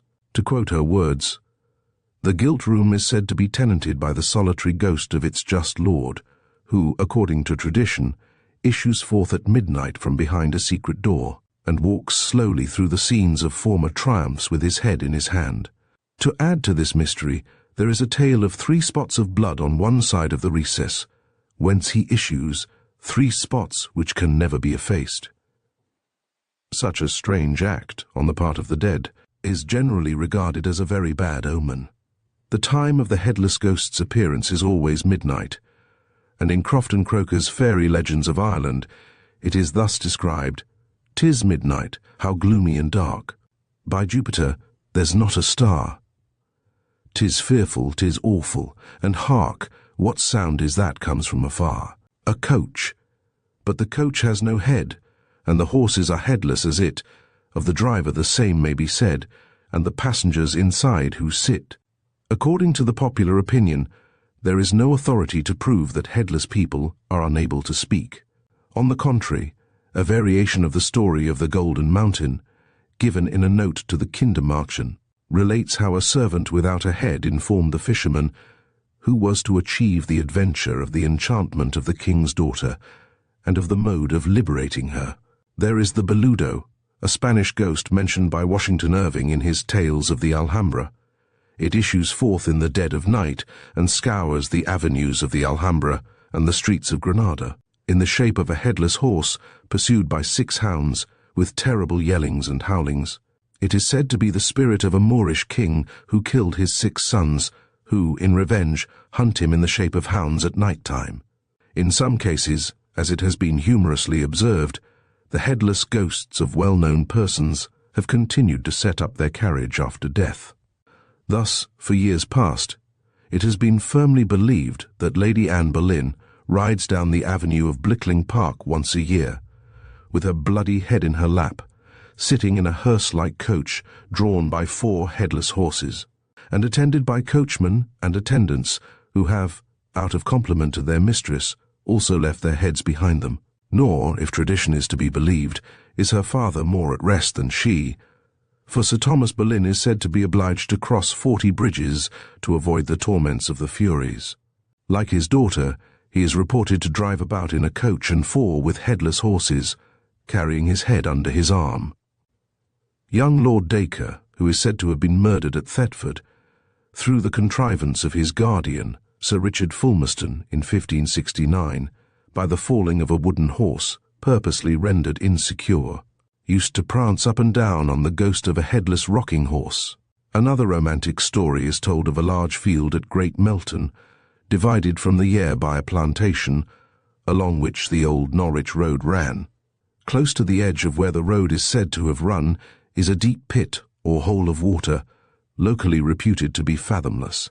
Every night at midnight, and every day at noon, a carriage drawn by 4 horses, driven by headless coachmen and footmen, and containing 4 headless ladies in white, rises silently and dripping wet from the pool, flits stately and silently round the field, and sinks as silently into the pool again. The story goes that long ago, a bridal party driving along the old Norwich road were accidentally upset into the deep hole, and were never seen again. Strangely enough, the same story is told of fields near Bury St Edmunds, and at Lee, Dorsetshire. Another Norfolk story, amusingly told by the late Cuthbert Bede, informs us how, on the anniversary of the death of the gentleman whose spectre he is supposed to be, his ghost ship drives up to his old family mansion. He drives through the wall, carriage and horses and all, and is not seen again for a 12-month. He leaves, however, the traces of his visit behind him, for, in the morning, the stones of the wall through which he had ridden overnight are found to be loosened and fallen, and though the wall is constantly repaired, yet the stones are as constantly loosened. In the little village of Acton, Suffolk, it was currently reported not many years ago that on certain occasions the park gates were wont to fly open at midnight withouten hands, and that a carriage drawn by 4 spectral horses, and accompanied by headless grooms and outriders, proceeded with great rapidity from the park to a spot called the Nursery Corner, a spot where tradition affirms a very bloody engagement took place in olden times, when the Romans were governors of England. A similar tale is related of Caister Castle, the seat of the Falstaffs, where the headless apparition drives round the courtyard and carries away some unearthly visitors. At Beverley, in Yorkshire, The headless ghost of Sir Jocelyn Percy drives 4 headless horses at night above its streets, passing over a certain house which was said to contain a chest with 100 nails in it, one of which dropped out every year. The reason assigned for this nocturnal disturbance is attributed to the fact that Sir Jocelyn once rode on horseback into Beverley Minster. It has long been considered dangerous to meet such spectral teams, for fear of being carried off by them, so violent and threatening are their movements. In Rambles in Northumberland we are told how, when the death hearse, drawn by headless horses and driven by a headless driver, is seen about midnight proceeding rapidly but without noise towards the churchyard, the death of some considerable personage in the parish is sure to happen at no distant period. Night after night, too, when it is sufficiently dark, the headless coach whirls along the rough approach to Langley Hall, near Durham, drawn by black and fiery steeds, and many years ago a headless boggart was supposed to haunt Preston streets and neighbouring lanes. Its presence was often accompanied by the rattling of chains. It presently changed its form, and whether it appeared as a woman or a black dog, it was always headless. The story went that this uncanny apparition was at length laid by some magical or religious ceremony in Walton churchyard. Many spots where suicides have been buried are supposed to be haunted by headless ghosts attired in white grave clothes. Some few years ago, as a peasant was passing in a wagon with 3 horses a 4-lane end in Lineal Lane, Ellesmere, Shropshire, where a man was buried with a forked stake run through the body to keep it down, a woman was seen without a head. The horses took fright and started off, overturning the wagon and pitching the man into the Drumby hole, where the wagon and shaft horse fell upon him. The other horses broke loose and galloped home, where they arrived covered with foam, and on a search being made, the dead body of the wagoner was found in the hole. Exactly 12 months afterwards, his son, it is said, was killed by the same horses on the same spot. As Miss Jackson points out, the headless ghost in this story is of a different sex from the person whose death is supposed to cause its restlessness. The same, she adds, is the case with the ghost of the Merry Way, a now almost forgotten spectre of more than 100 years ago. The figure of a woman in white was supposed to haunt the spot where a murderer was buried, more probably a suicide, at the crossroads about 2 miles from Wenlock on the Bridgenorth Road, which is known as the Merry Way, no doubt from some chapel or processional route in honour of the Virgin. Another story is told of the Baschurch neighbourhood, where the ghost of a man who hanged himself at Nesscliffe is to be seen riding about in his trap at night without a head. A tragic case is recorded by Crofton Croker, who tells how, many years ago, a clergyman belonging to St. Catherine's Church, Dublin, resided at the old castle of Donore, in the vicinity of that city, from melancholy or some other cause. He put an end to his existence by hanging himself out of a window near the top of the castle. After his death, a coach, sometimes driven by a coachman without a head and occasionally drawn by headless horses, was observed at night driving furiously by Roper's Rest. Referring to spots where murders have taken place, a Shropshire tradition informs us how, at a certain house at Hampton's Wood, near Ellesmere, 6 illegitimate children were murdered by their parents and buried in a garden. But soon after this unnatural event, a ghost in the form of a man, sometimes headless, at other times not so, haunted the stables, rode the horses to water, and talked to the wagoner. Once it appeared to a young lady who was passing on horseback and rode before her on her horse.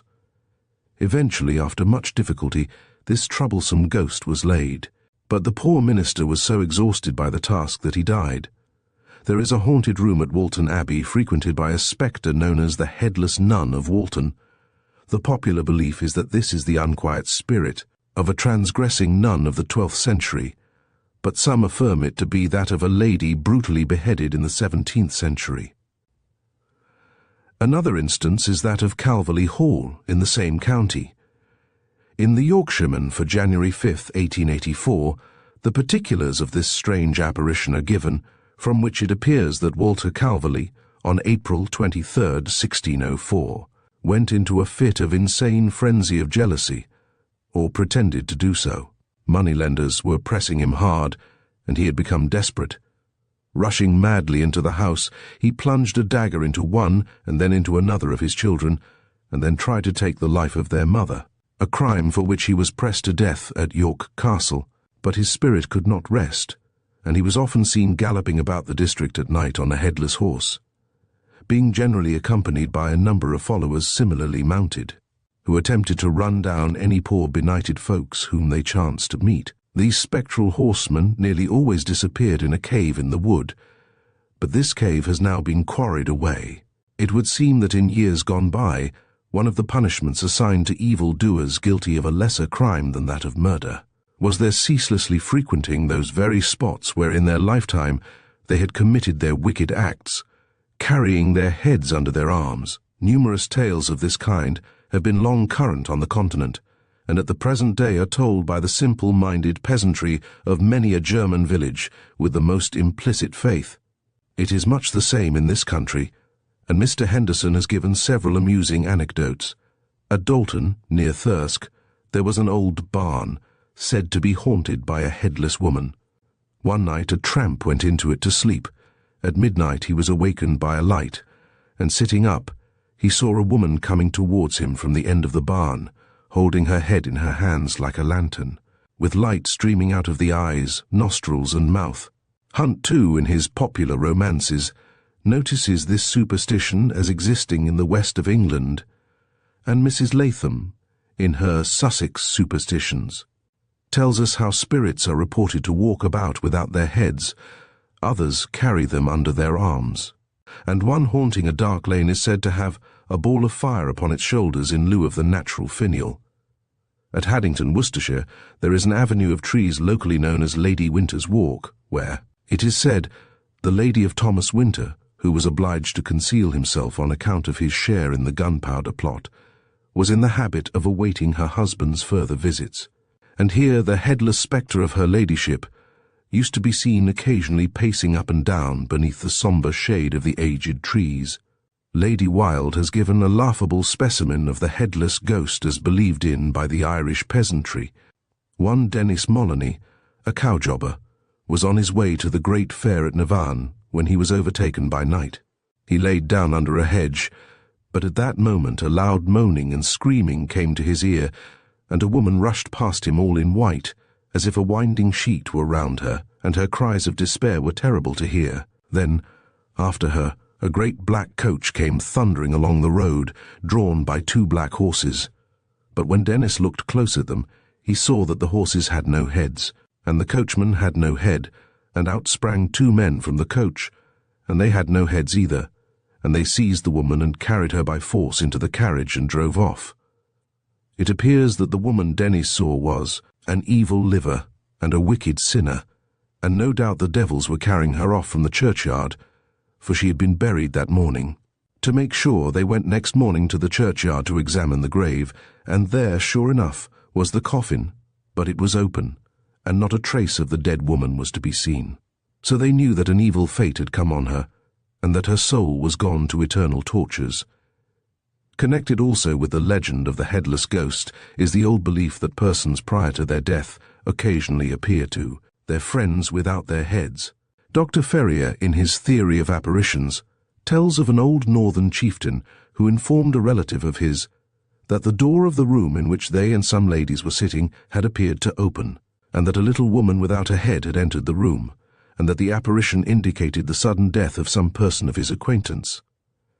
The Glasgow Chronicle, January 1826, records how, on the occasion of some silk weavers being out of work, mourning coaches drawn by headless horses were seen about the town, and some years ago a very unpleasant kind of headless ghost used to drive every Saturday night through the town of Doneraile, Ireland, and to stop at the doors of different houses, when, if anyone was so foolhardy as to open the door, a basin of blood was instantly flung in his face. Chapter 11. Phantom Butterflies.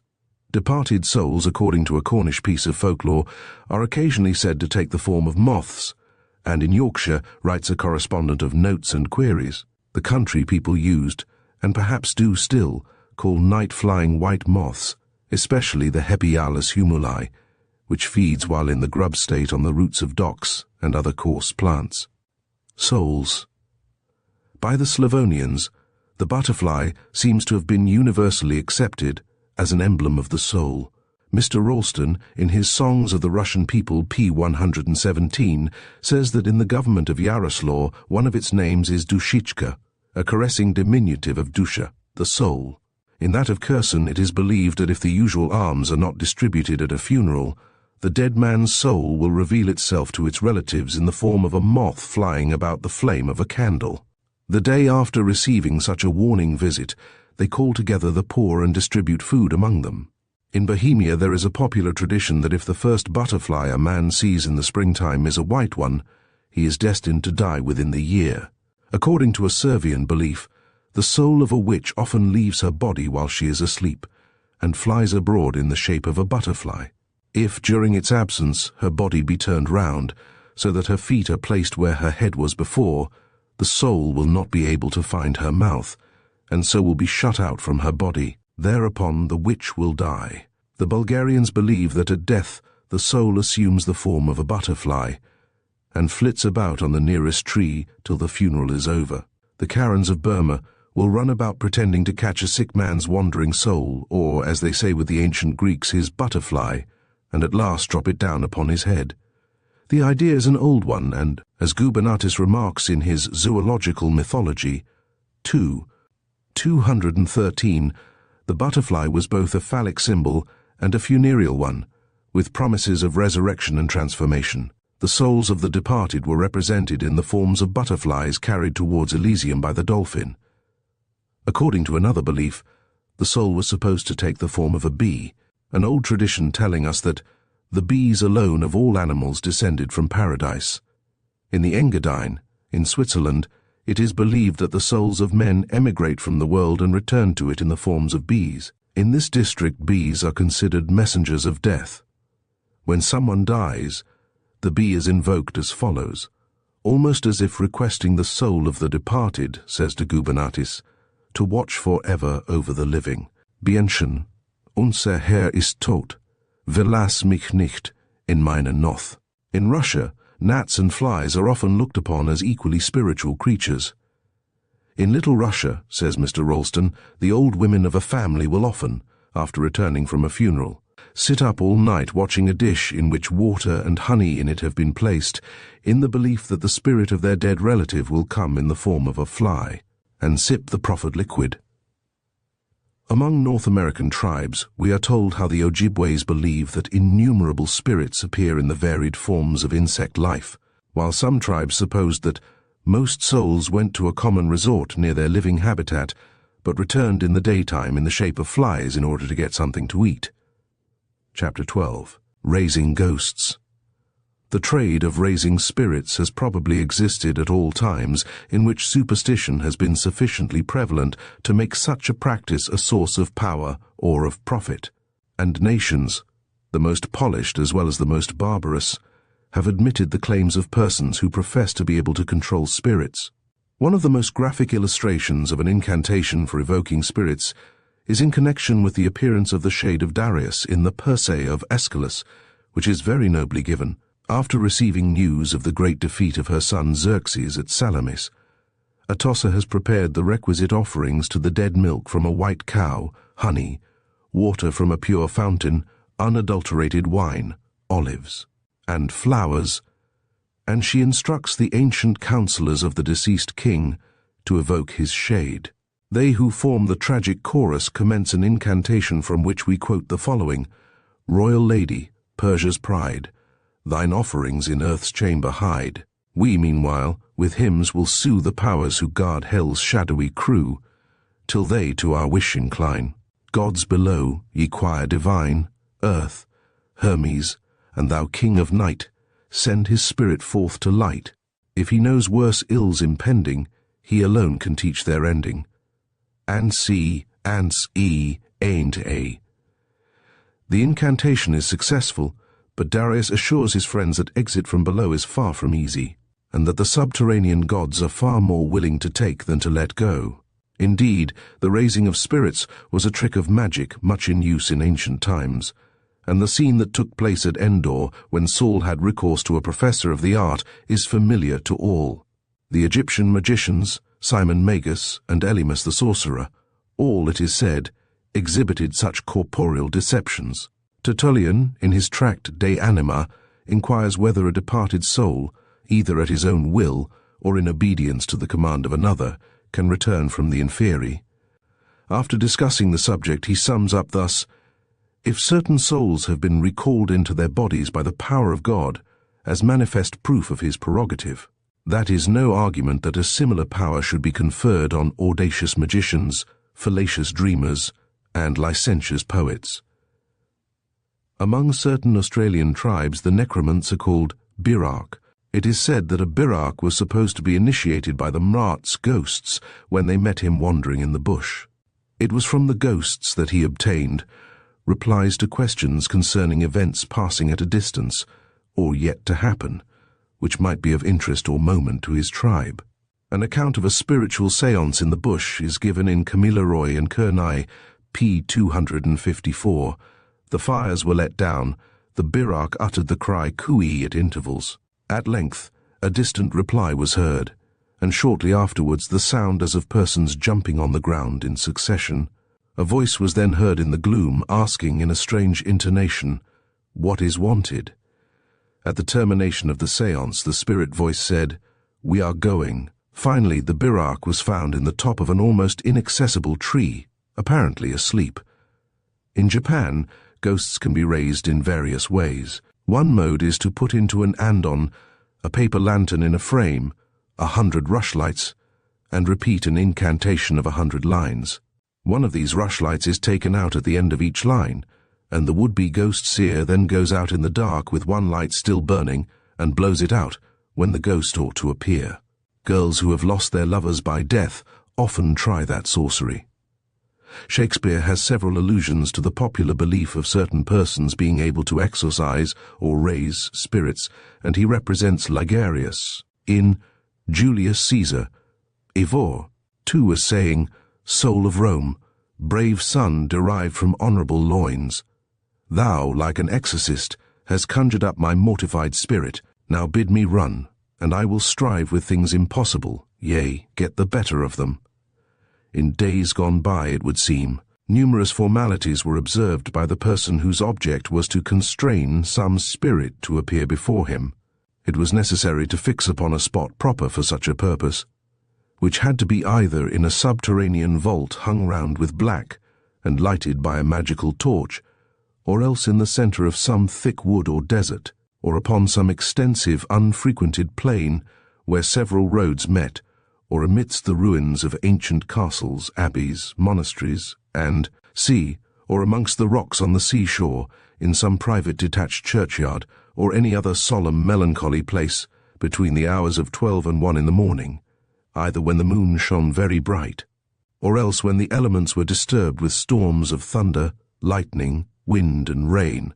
For in these places, times, and seasons, it was contended that spirits could with less difficulty manifest themselves to mortal eyes, and continue visible with the least pain in this elemental external world.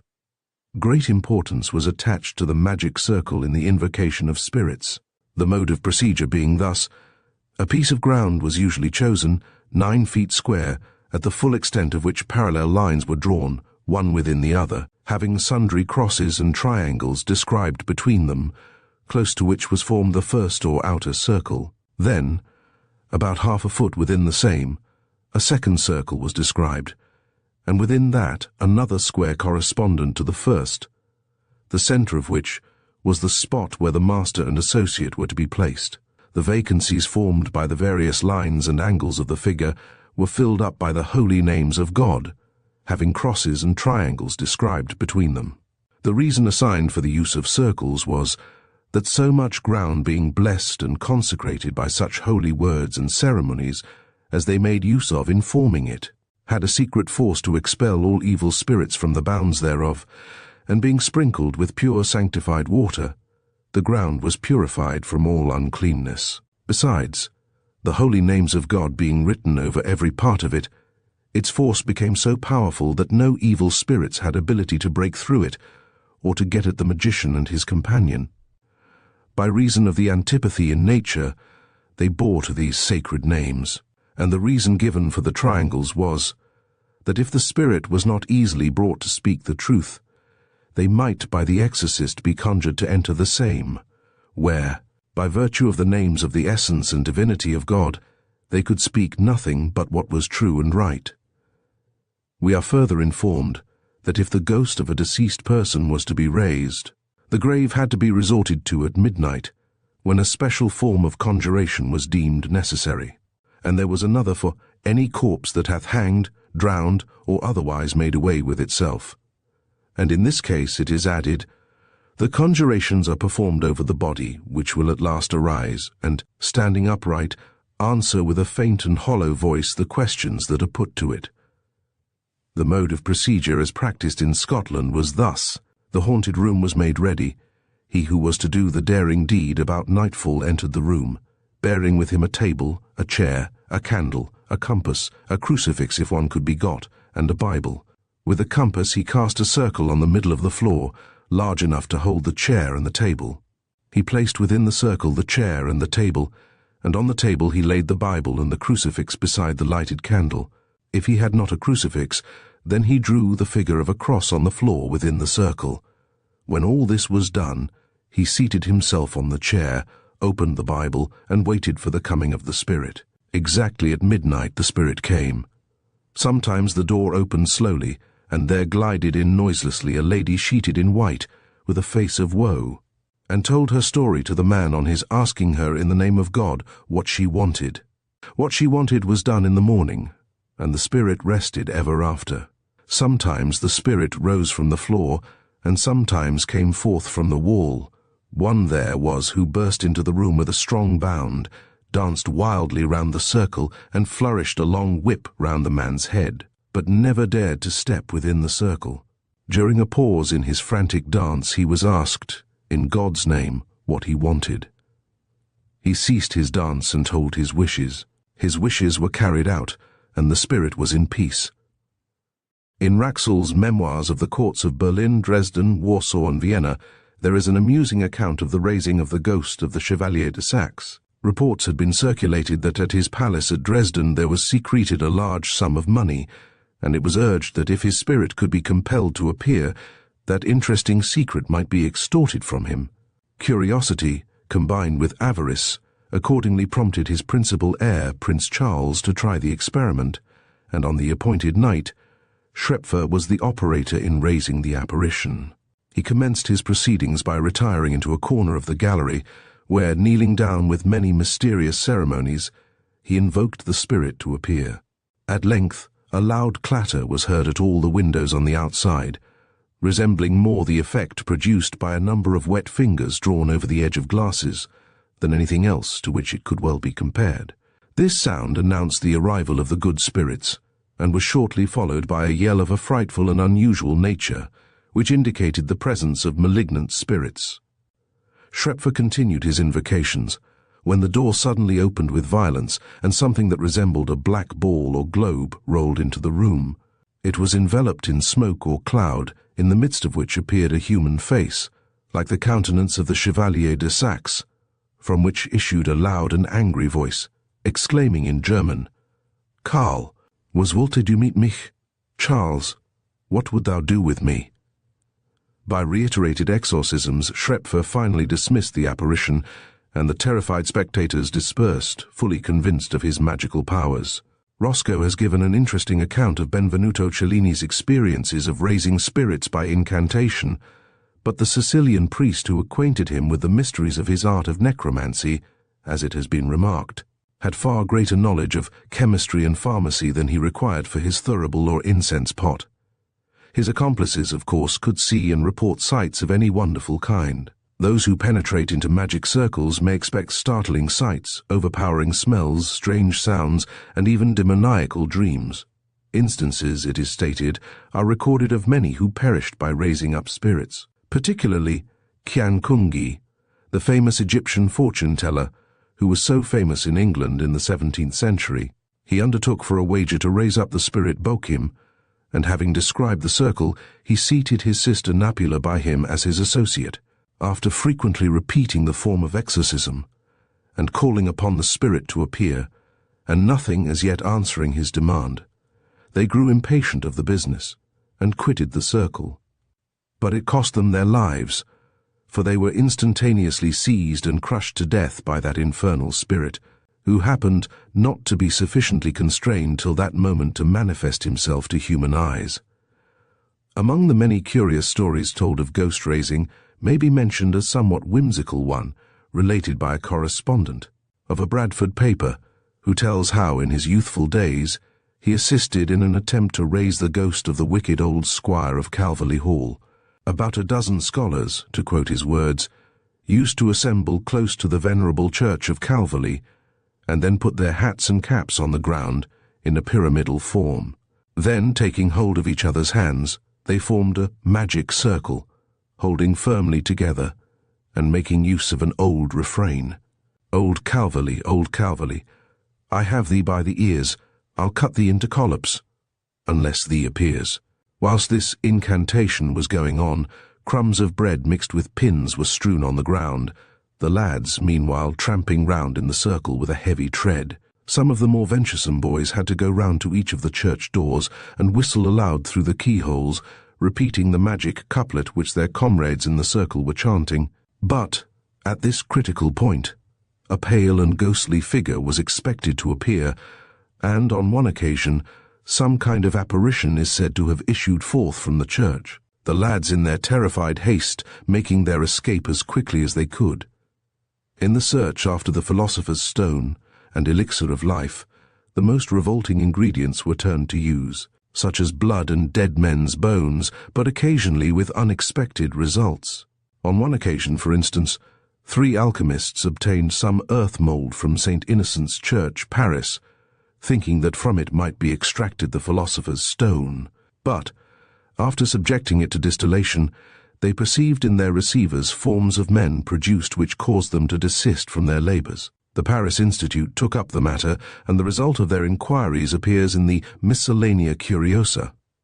An abstract of one of these French documents was published by Dr. Ferrier in the Manchester Philosophical. Transactions, which we quote below, a malefactor was executed, of whose body a grave physician got possession for the purpose of dissection. After disposing of the other parts of the body, he ordered his assistant to pulverize a part of the cranium, which was a remedy at that time administered in dispensaries. The powder was left in a paper on the table in the museum, where the assistant slept. About midnight he was awakened by a noise in the room, which obliged him to rise immediately.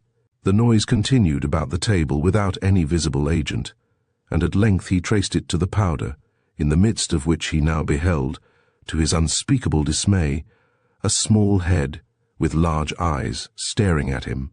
Presently 2 branches appeared, which formed into arms and hands. Next the ribs became visible, which were soon clothed with muscles and integuments. Next the lower extremities sprouted out, and when they appeared perfect, the puppet, for his size was small, reared himself on his feet. Instantly his clothes came upon him, and he appeared in the very cloak he wore at his execution. The affrighted spectator, who stood hitherto mumbling his prayers with great application, was simply awestruck. But still greater was his bewilderment when the apparition planted himself in his way, and after divers fierce looks and threatening gestures, opened the door and went out.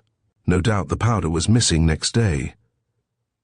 A similar strange experience is recorded by Dr. Webster in his book on witchcraft, on the authority of Dr. Flood, the facts of which were thus. A certain chemical operator, named Lapierre, received blood from the hands of a certain bishop to operate upon, which he, setting to work upon the Saturday, did continue it for a week, with divers degrees of fire. But about midnight the Friday following, this artificer, lying in a chamber next to his laboratory, betwixt sleeping and waking, heard a horrible noise like unto the lowing of kine or the roaring of a lion, and continuing quiet, after the ceasing of the sound in the laboratory, the moon being at the full, and by shining enlightening the chamber, suddenly betwixt himself and the window he saw a thick little cloud condensed into an oval form, which after, by little and little, did seem completely to put on the shape of a man, and making another and sharp clamour, did suddenly vanish. and not only some noble persons in the next chambers, but also the host and his wife, lying in a lower room of the house, and also the neighbors dwelling on the opposite side of the street, did distinctly hear the bellowing as well as the voice, and some of them were awakened with the vehemence thereof. But the artificer said that in this he found solace, because the bishop from whom he had it did admonish him that if any of them from whom the blood was extracted should die in the time of its putrefaction, his spirit was wont often to appear to the sight of the artificer with perturbation. Also forthwith, upon the Saturday following, he took the retort from the furnace, and broke it with the slight stroke of a little key, and there, in the remaining blood, found the perfect representation of a human head, agreeable in face, eyes, nostrils, mouth, and hairs, that were somewhat thin and of a golden colour. Webster adds, there were many ocular witnesses, as the noble person Lord of Bordelone, the chief secretary to the Duke of Guise, and he Flood had this relation from the Lord of Menonton, living in that house at the same time, from a certain doctor of physic, from the owner of the house, and many others. In recent years the so-called spiritualism has attracted much attention, and as of old, men live now in habitual intercourse with the spirits of the dead, the spirits of the living as well as of the dead, the souls of Strauss and Karl Vogt, as well as of Augustine and Jerome, are summoned by mediums to distant spirit circles. But for further information on this subject, reports of the Psychical Research Society should be consulted. Chapter 13. Ghost Laying. In his amusing account of the art of laying ghosts published in the last century, Gross tells us, a ghost may be laid for any term less than 100 years, and in any place or body, full or empty, as a solid oak, the pommel of a sword, a barrel of beer, if a yeoman or simple gentleman, or a pipe of wine, if an esquire or a justice. But this, as Dr. Tyler writes, is one of the many good instances of articles of serious savage belief surviving as jests among civilized men. However whimsical the idea of laying a ghost may seem to the prosaic mind, an inquiry into the history of human belief shows how widely this expedient has been resorted to in times past.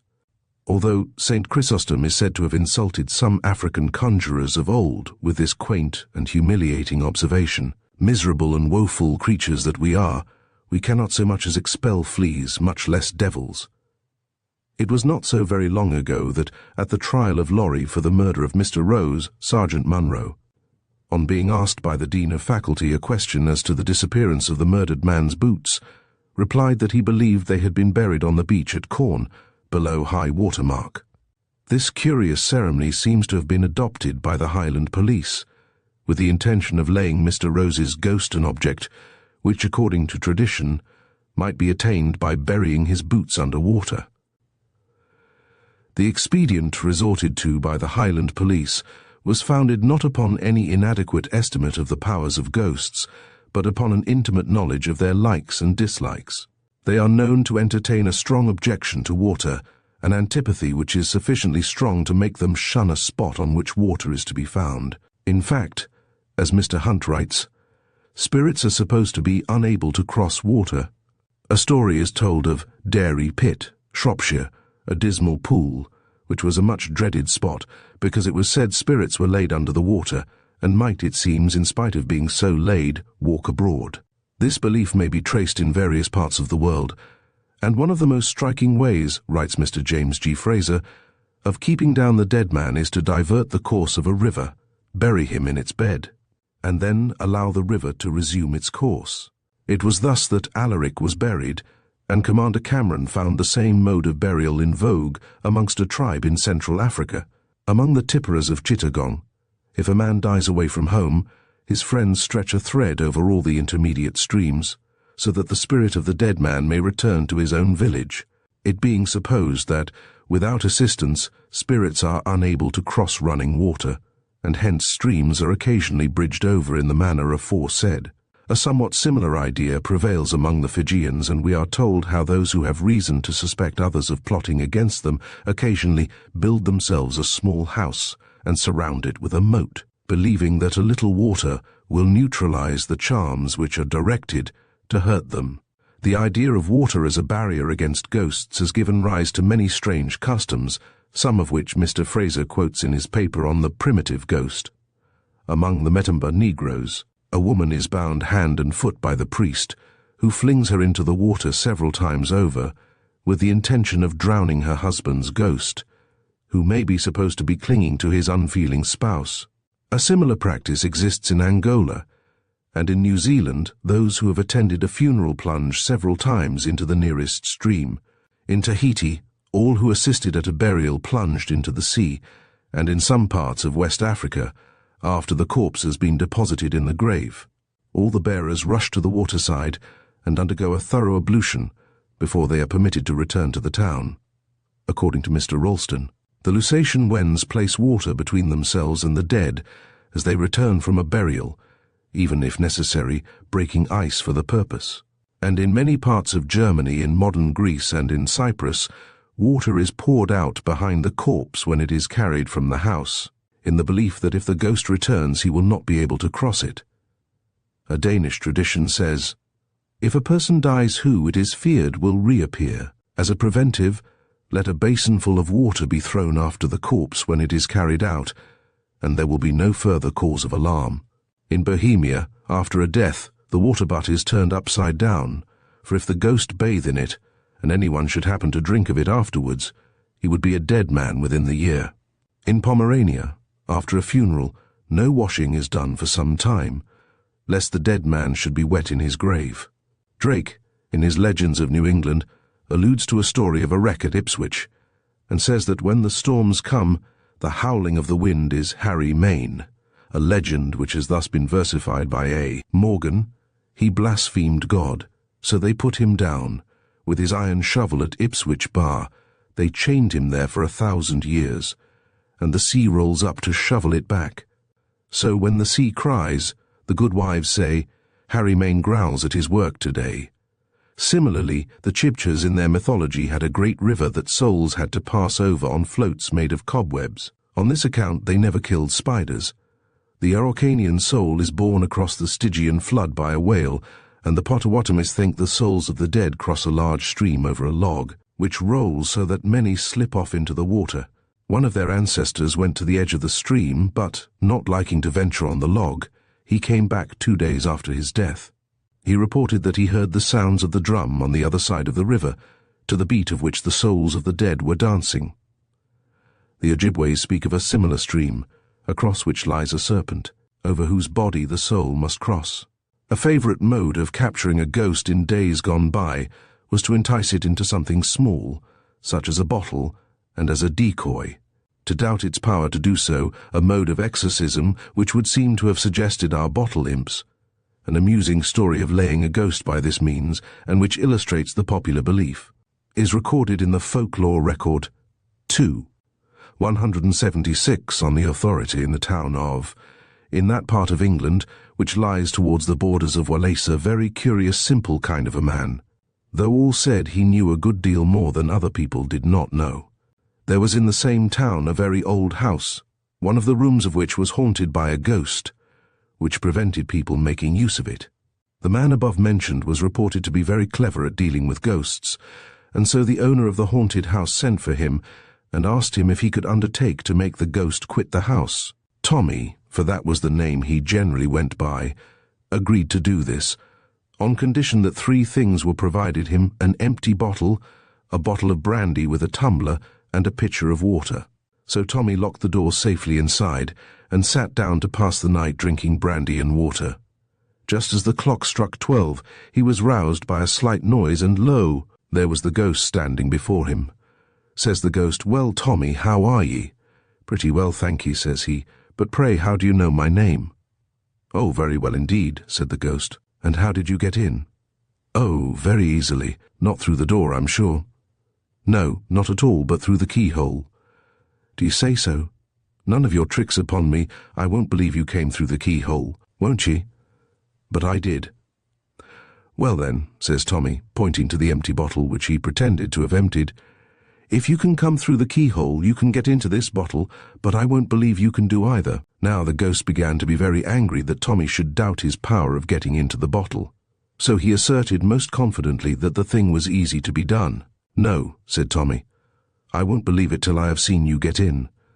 "Here goes then," said the ghost.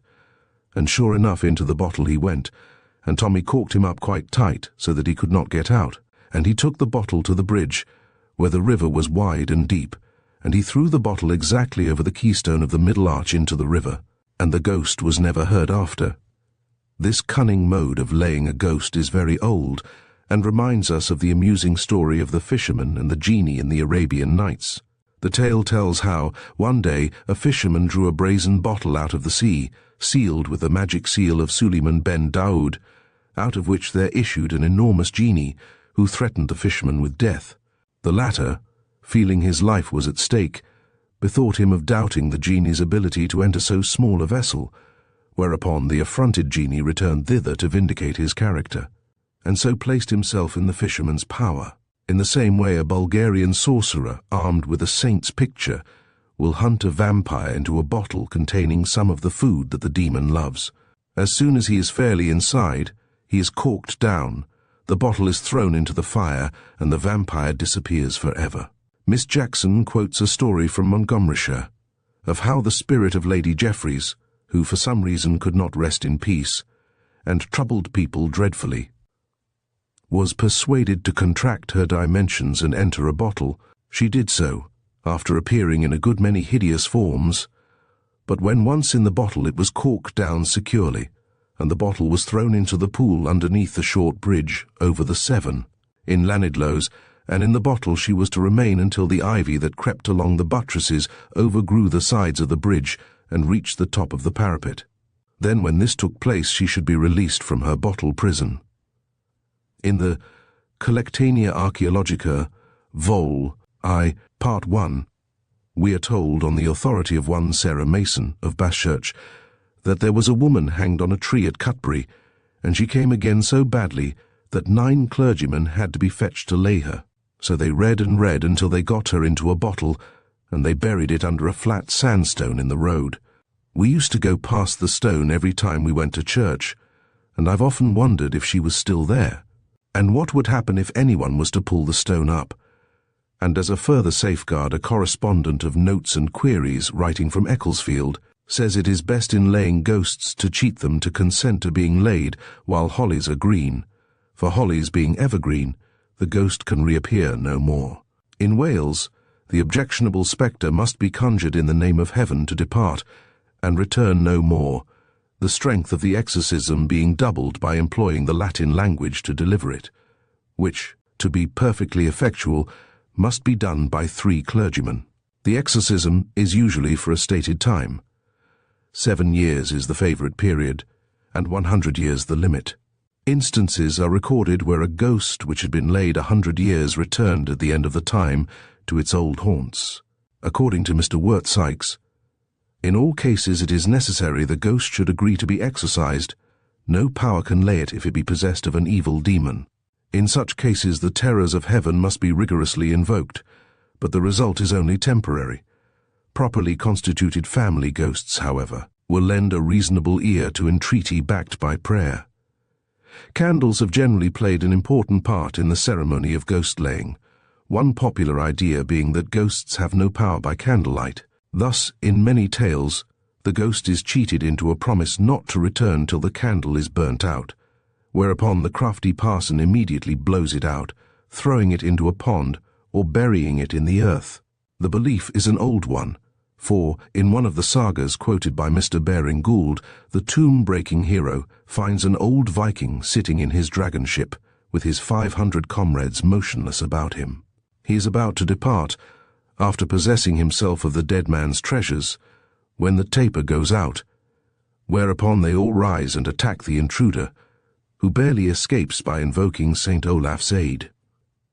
In all Shropshire stories, we are told that the great point is to keep the candles lighted in spite of the ghost's utmost efforts to blow them out, an amusing instance being that of the Bagbury ghost, which appeared in the shape of a bull, and was so troublesome that 12 parsons were required to lay it.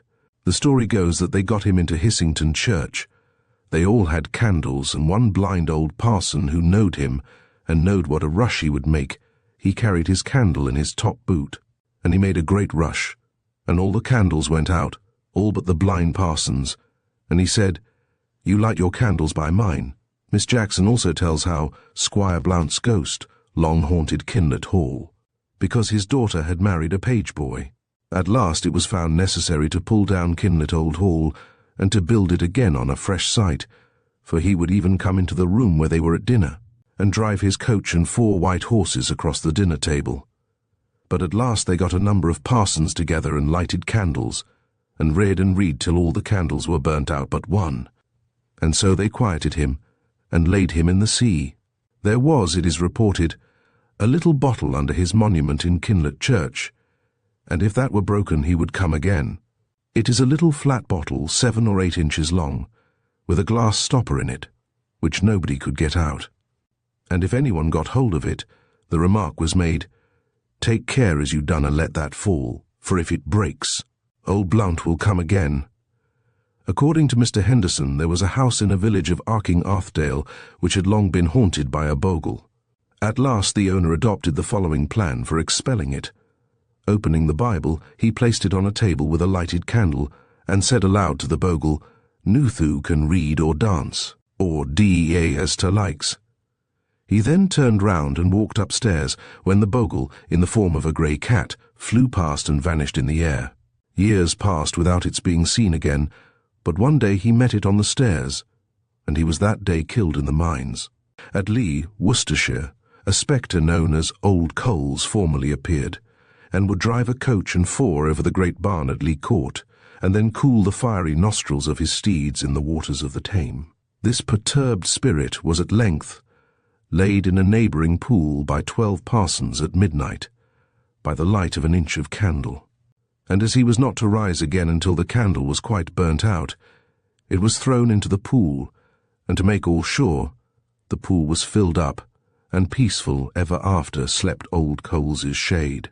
But sometimes, when the candles burn out their time, it is an indication that none of the party can lay the ghost, as happened in the case of a certain Dartmoor vicar's unquiet spirit described by Mr. Henderson.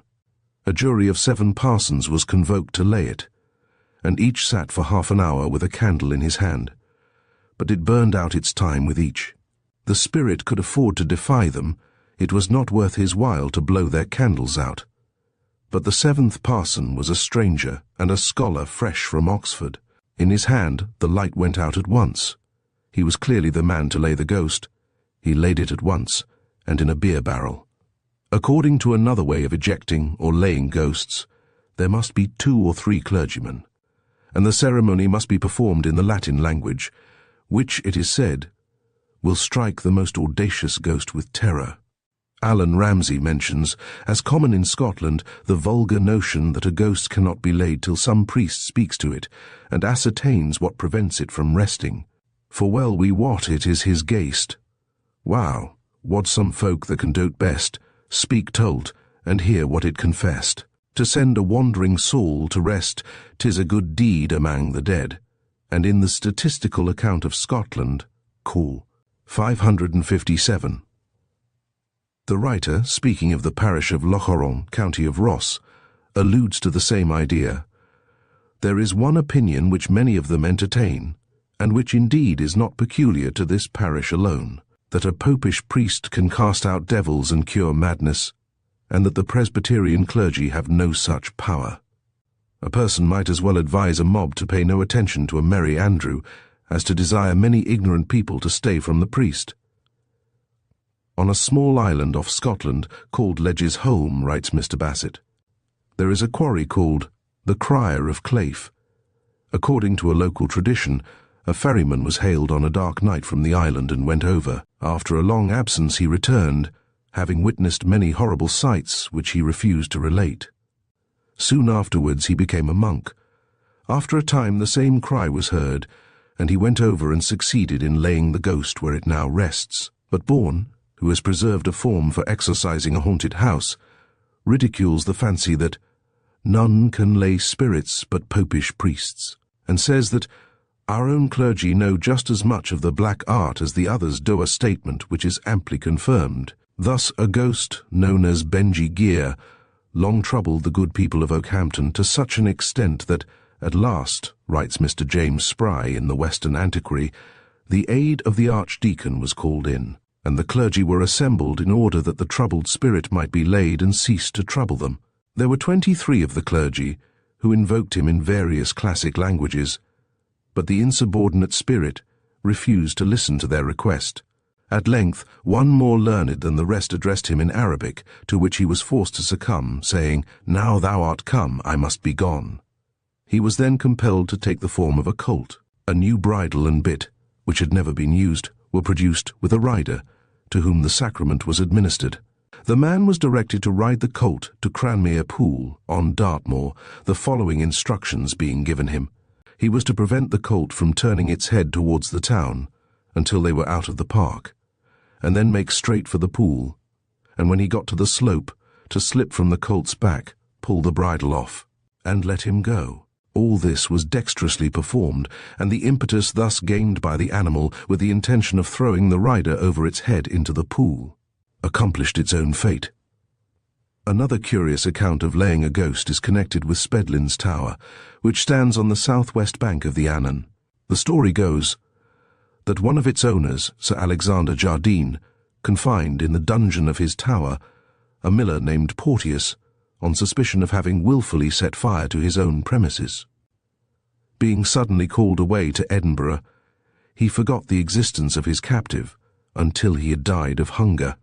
But no sooner was the man dead than his ghost began so persistently to disturb Spedlin's Tower that Sir Alexander Jardine summoned a whole legion of ministers to his aid, and by their efforts Porteous was at length confined to the scene of his mortal agonies, where at times he was heard screaming, let me out, for I'm deeing o' hunger." The spell which compelled his spirit to remain in bondage was attached to a large black-lettered Bible used by the exorcists, and afterwards deposited in a stone niche, which still remains in the wall of the staircase.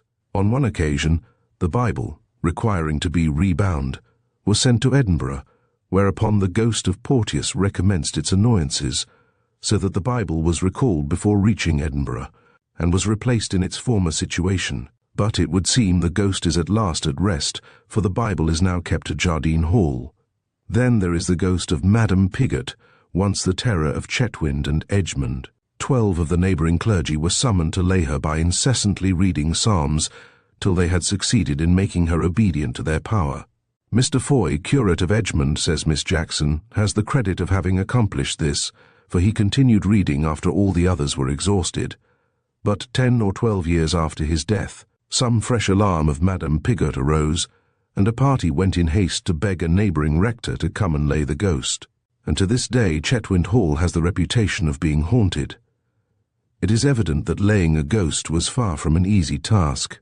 A humorous anecdote is told of a haunted house at Homersfield, in Suffolk, where an unquiet spirit so worried and harassed the inmates that they sent for a parson. On his arrival he commenced reading a prayer, but instantly the ghost got a line ahead of him. Happily, one of the family hit on this device. The next time, as soon as the parson began his exorcism, 2 pigeons were let loose. The spirit stopped to look at them. The priest got before him in his prayer, and the ghost was laid. Clegg Hall, Lancashire, was the scene of a terrible tragedy, for tradition tells how a wicked uncle destroyed the lawful heir's 2 orphans, that were left to his care by throwing them over a balcony into the moat, in order that he might seize on their inheritance. Ever afterwards the house was the reputed haunt of a troubled and angry spirit, until means were taken for its expulsion. Mr. William Nuttall, in a ballad entitled Sir Rowland and Clegg Hall Boggart, makes Sir Rowland murder the children in bed with a dagger. Remorse eventually drove him mad, and he died raving during a violent storm. The hall was ever after haunted by the children's ghosts, and also by demons, till St. Anthony, with a relic from the Virgin's shrine, exorcised and laid the evil spirits. According to Mr. Nuttall, there were 2 Boggarts of Clegg Hall, and it is related how the country people importuned a pious monk to exorcise or lay the ghost. Having provided himself with a variety of charms and spells, he quickly brought the ghosts to a parley. They demanded as a condition of future quiet the sacrifice of a body and a soul. Thereupon the cunning monk said, "Bring me the body of a cock and the sole of a shoe, This being done, the spirits were forbidden to appear till the whole of the sacrifice was consumed, and so ended the laying of the Clegg-Hall boggarts. But, for some reason or other, the plan of this wily priest did not prove successful, and these two ghosts have continued to walk. With this idea of sacrifice as necessary for laying ghosts, may be mentioned the apparition of a servant at Waddow Hall, known as Peg O'Nell. On one occasion, the story goes, she had a quarrel with the lord or lady of Waddow Hall, who, in a fit of anger, wished that she might fall and break her neck. In some way or other Peggy did fall and break her neck, and to be revenged on her evil wisher, she haunted the hall, and made things very uncomfortable. In addition to these perpetual annoyances, every 7 years Peg required a life, and it is said that Peg's night, as the time of sacrifice at each anniversary was called, was duly observed, and if no living animal were ready as a septennial offering to her manes, a human being became inexorably the victim. Consequently, it grew to be the custom on Peg's night to drown a bird or a cat, or a dog in the river, and a life being thus given, Peg was appeased for another 7 years. At Bailey, Worcestershire, at the commencement of the present century, the ghost of a reputed murderer managed to keep undisputed possession of a certain house, until a conclave of clergymen chained him to the Red Sea for 50 years. At the expiration of this term of imprisonment, the released ghost reappeared, and more than ever frightened the inmates of the said house, slamming the doors and racing through the ceilings. At last, however, they took heart and chased the restless spirit by stamping on the floor from one room to another, under the impression that could they once drive him to a trap-door opening in the cheese room, he would disappear for a season. A curious case of laying a ghost occurs in an account of an apparition attested by the Reverend W. Ruddle, minister at Launceston in Cornwall, 1665. Quoted in Gilbert's Historical Survey of Cornwall. A schoolboy was haunted by Dorothy Dingley, and he pined. He was thought to be in love, and when, at the wishes of his friends, the parson questioned him, he told him of his ghostly visitor, and showed him the spectral Dorothy. Then comes the story of the ghost laying. The next morning, being Thursday, I went out very early by myself, and walked for about an hour's space in meditation and prayer, in the field adjoining to the Courtils. Soon after 5 I stepped over the stile into the disturbed field, and had not gone above 30 or 40 paces when the ghost appeared at the further stile. I spoke to it with a loud voice in some such sentences as the way of these dealings directed me. Thereupon it approached, but slowly, and when I came near it, it moved not. I spoke again, and it answered again in a voice which was neither very audible nor intelligible. I was not the least terrified, therefore I persisted till it spoke again, and gave me satisfaction. But the work could not be finished this time, wherefore the same evening, an hour after sunset, it met me again near the same place, and after a few words on each side it quietly vanished, and neither doth appear since, nor ever will more to any man's disturbance. Local tradition still tells us that Madam Dudley's ghost did use to walk in Cumnor Park, and that it walked so obstinately that it took no less than 9 parsons from Oxford to lay her, that they at last laid her in a pond called Madam Dudley's Pond, and moreover, wonderful to relate, the water in that pond was never known to freeze afterwards. Heath-Old Hall, near Wakefield, is haunted by the ghost of Lady Bowles, who is commonly reported to have been conjured down into a hole of the river, locally known as Bowles Pit. But, as in many other cases of ghost-laying, the spell was not so powerful, but that she still rises and makes a fuss now and then.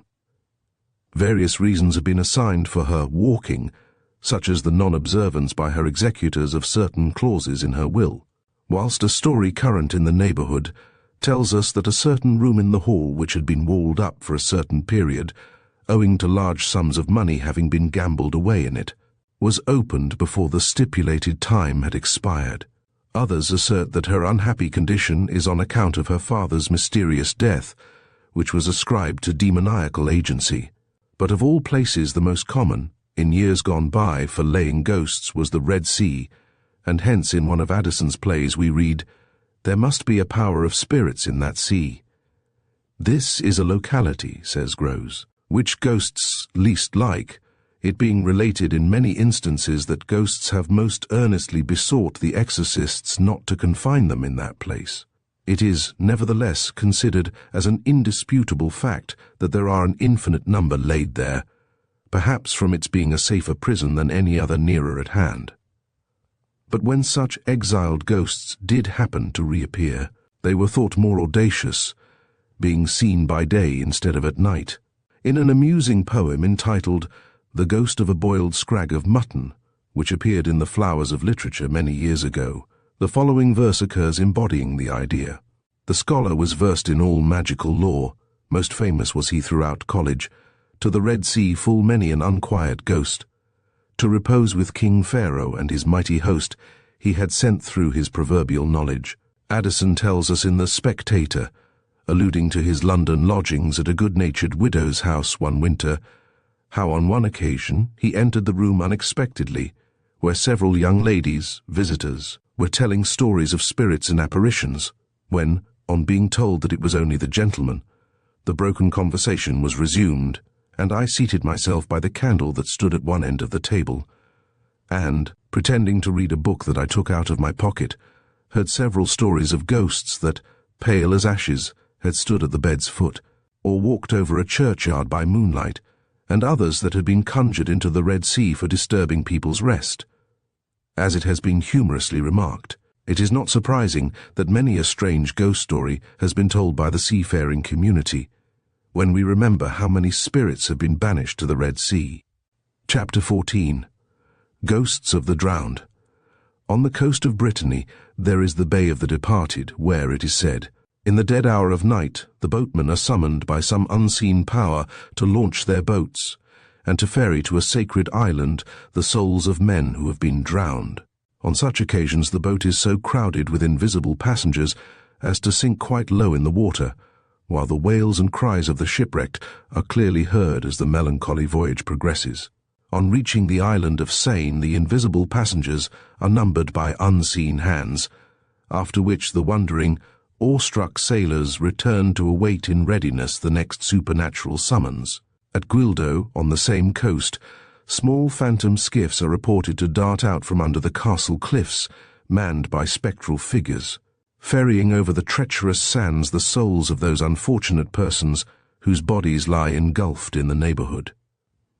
So strong is the antipathy to this weird spot that after nightfall none of the seafaring community will approach near it. Similar superstitions are found elsewhere, and in Cornwall sailors dislike walking at night near those parts of the shore where there have been wrecks, as they are supposed to be haunted by the ghosts of drowned sailors, and the calling of the dead has frequently been heard.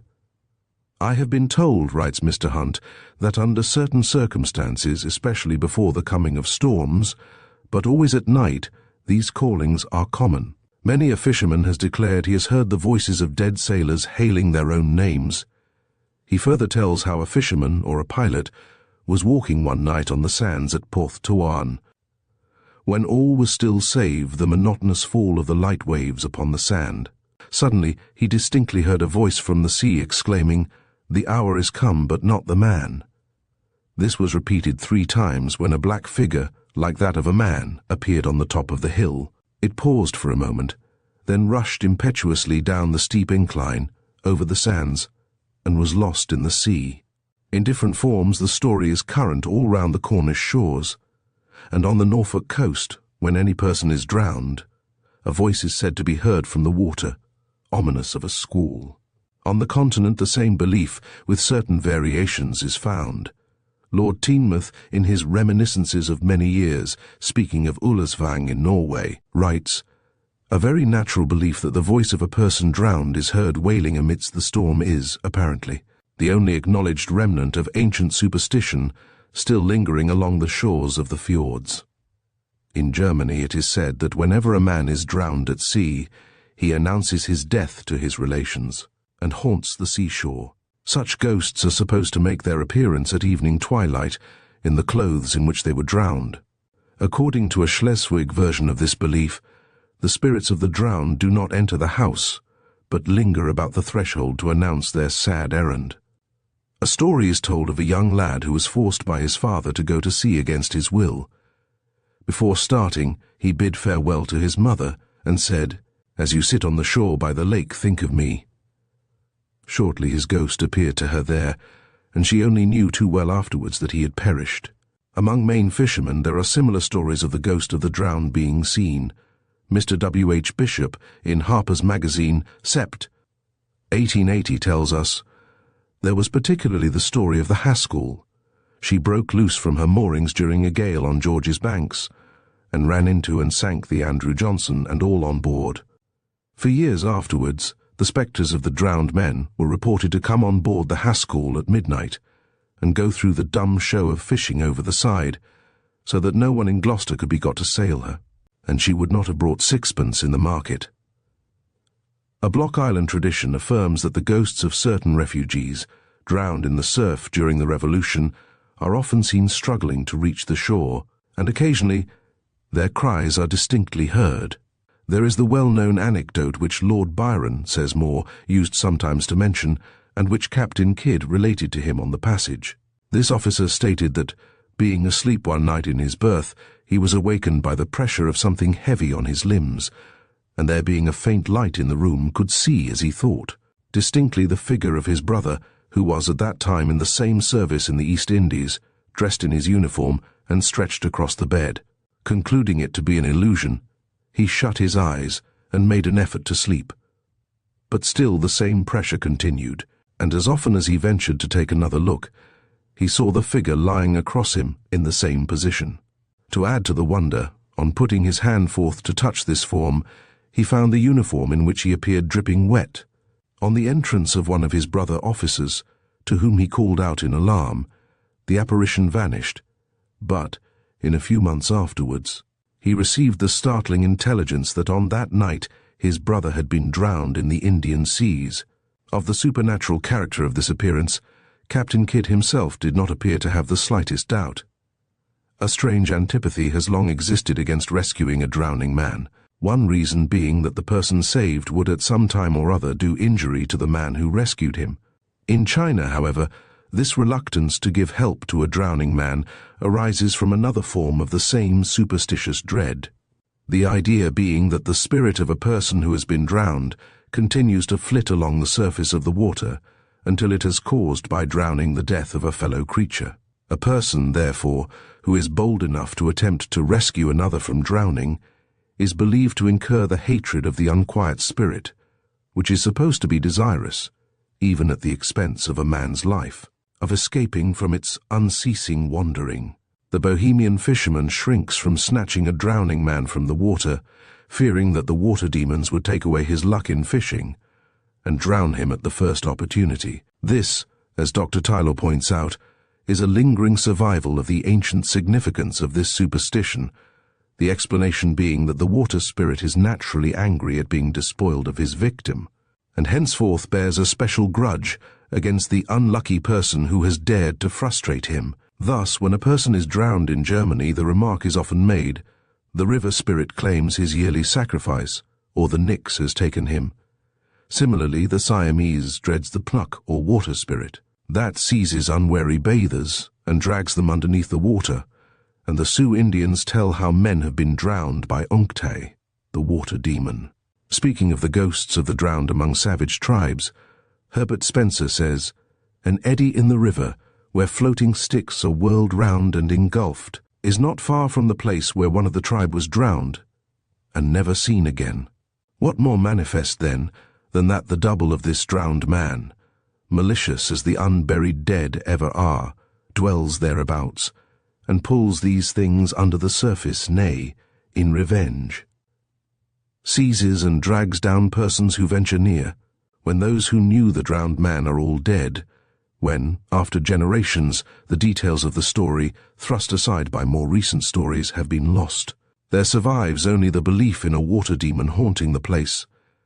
We may compare the practice of the Kamchadals, who, instead of helping a man out of the water, would drown him by force. If rescued by any chance, no one would receive such a man into his house, or give him food, but he was reckoned as dead. Chapter 15. Ghost Seers. According to the popular creed, some persons have the peculiar faculty of seeing ghosts, a privilege which, it would seem, is denied to others. It has been urged, however, that under certain conditions of health, there are those who are endowed with special powers of perception, whereby they are enabled to see objects not visible at other times. Thus, as Sir William Hamilton has observed, however astonishing, it is now proved beyond all rational doubt that in certain abnormal states of the nervous organism, perceptions are possible through other than the ordinary channels of the senses. But, without entering into this metaphysical question, folklore holds that persons born at a particular time of the day have the power of seeing ghosts. Thus it is said in Lancashire that children born during twilight are supposed to have this peculiarity and to know who of their acquaintance will next die. Some say that this property belongs also to those who happen to be born exactly at 12 o'clock at night, or, as the peasantry say in Somersetshire, a child born in chime hours will have the power to see spirits. The same belief prevails in Yorkshire, where it is commonly supposed that children born during the hour after midnight have the privilege through life of seeing the spirits of the departed. Mr. Henderson says that a Yorkshire lady informed him she was very near being thus distinguished, but the clock had not struck 12 when she was born. When a child, she mentioned this circumstance to an old servant, adding that Mamma was sure her birthday was the 23rd, not the 24th, for she had inquired at the time. "Aye, aye," said the old woman, turning to the child's nurse. "Mistress would be very anxious about that, for bairns born after midnight see more things than other folk." This superstition prevails on the continent, and in Denmark Sunday children have prerogatives far from enviable. Thorpe tells how, in Fire, there was a woman who was born on a Sunday, and, like other Sunday children, had the faculty of seeing much that was hidden from others. But, because of this property, she could not pass by the church at night without seeing a hearse or a spectre. The gift became a perfect burden to her. She therefore sought the advice of a man skilled in such matters, who directed her whenever she saw a spectre to say, "Go to heaven," but when she met a hearse, "Hang on." Happening some time after to meet a hearse, she, through lapse of memory, cried out, "Go to heaven," and straightway the hearse rose in the air and vanished. Afterwards, meeting a spectre, she said to it, "Hang on," when the spectre clung round her neck, hung on her back, and drove her down into the earth before it. For 3 days her shrieks were heard before the spectre would put an end to her wretched life. It is a popular article of faith in Scotland that those who are born on Christmas Day or Good Friday have the power of seeing spirits, and even of commanding them, a superstition to which Sir Walter Scott alludes in his Marmion, stanza le 20th. The Spaniards imputed the haggard and downcast looks of their Philip II to the disagreeable visions to which this privilege subjected him. Among uncultured tribes it is supposed that spirits are visible to some persons and not to others. The natives of the Antilles believed that the dead appeared on the roads when one went alone, but not when many went together, and among the Finns, the ghosts of the dead were to be seen by the shamans, but not by men generally unless in dreams. It is, too, as already noticed, a popular theory with savage races that the soul appears in dreams to visit the sleeper, and hence it has been customary for rude tribes to drink various intoxicating substances, under the impression that when thrown into a state of ecstasy, they would have pleasing visions. On this account, certain tribes on the Amazon use certain narcotic plants, producing an intoxication lasting 24 hours. During this period, they are said to be subject to extraordinary visions, in the course of which they acquire information on any subject they may specially require.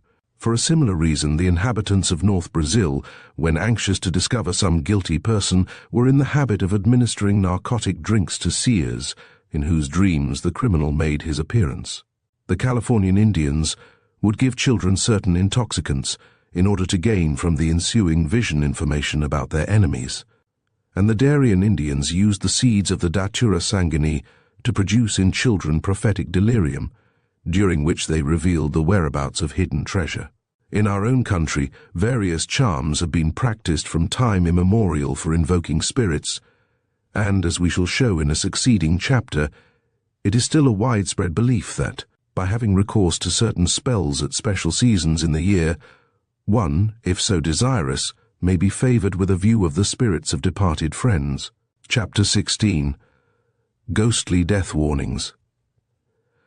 The belief in death omens peculiar to certain families has long been a fruitful source of superstition, and has been embodied in many a strange legendary romance. Such family forewarnings of death are of a most varied description, and are still said to be of frequent occurrence. An ancient Roman Catholic family in Yorkshire, of the name of Middleton, is supposed to be apprised of the death of any one of its members by the apparition of a Benedictine nun. And Sir Walter Scott, in his Peveril of the Peak, tells us how a certain spirit is commonly believed to attend on the Stanley family, warning them by uttering a loud shriek of some approaching calamity, and especially weeping and bemoaning herself before the death of any person of distinction belonging to the family.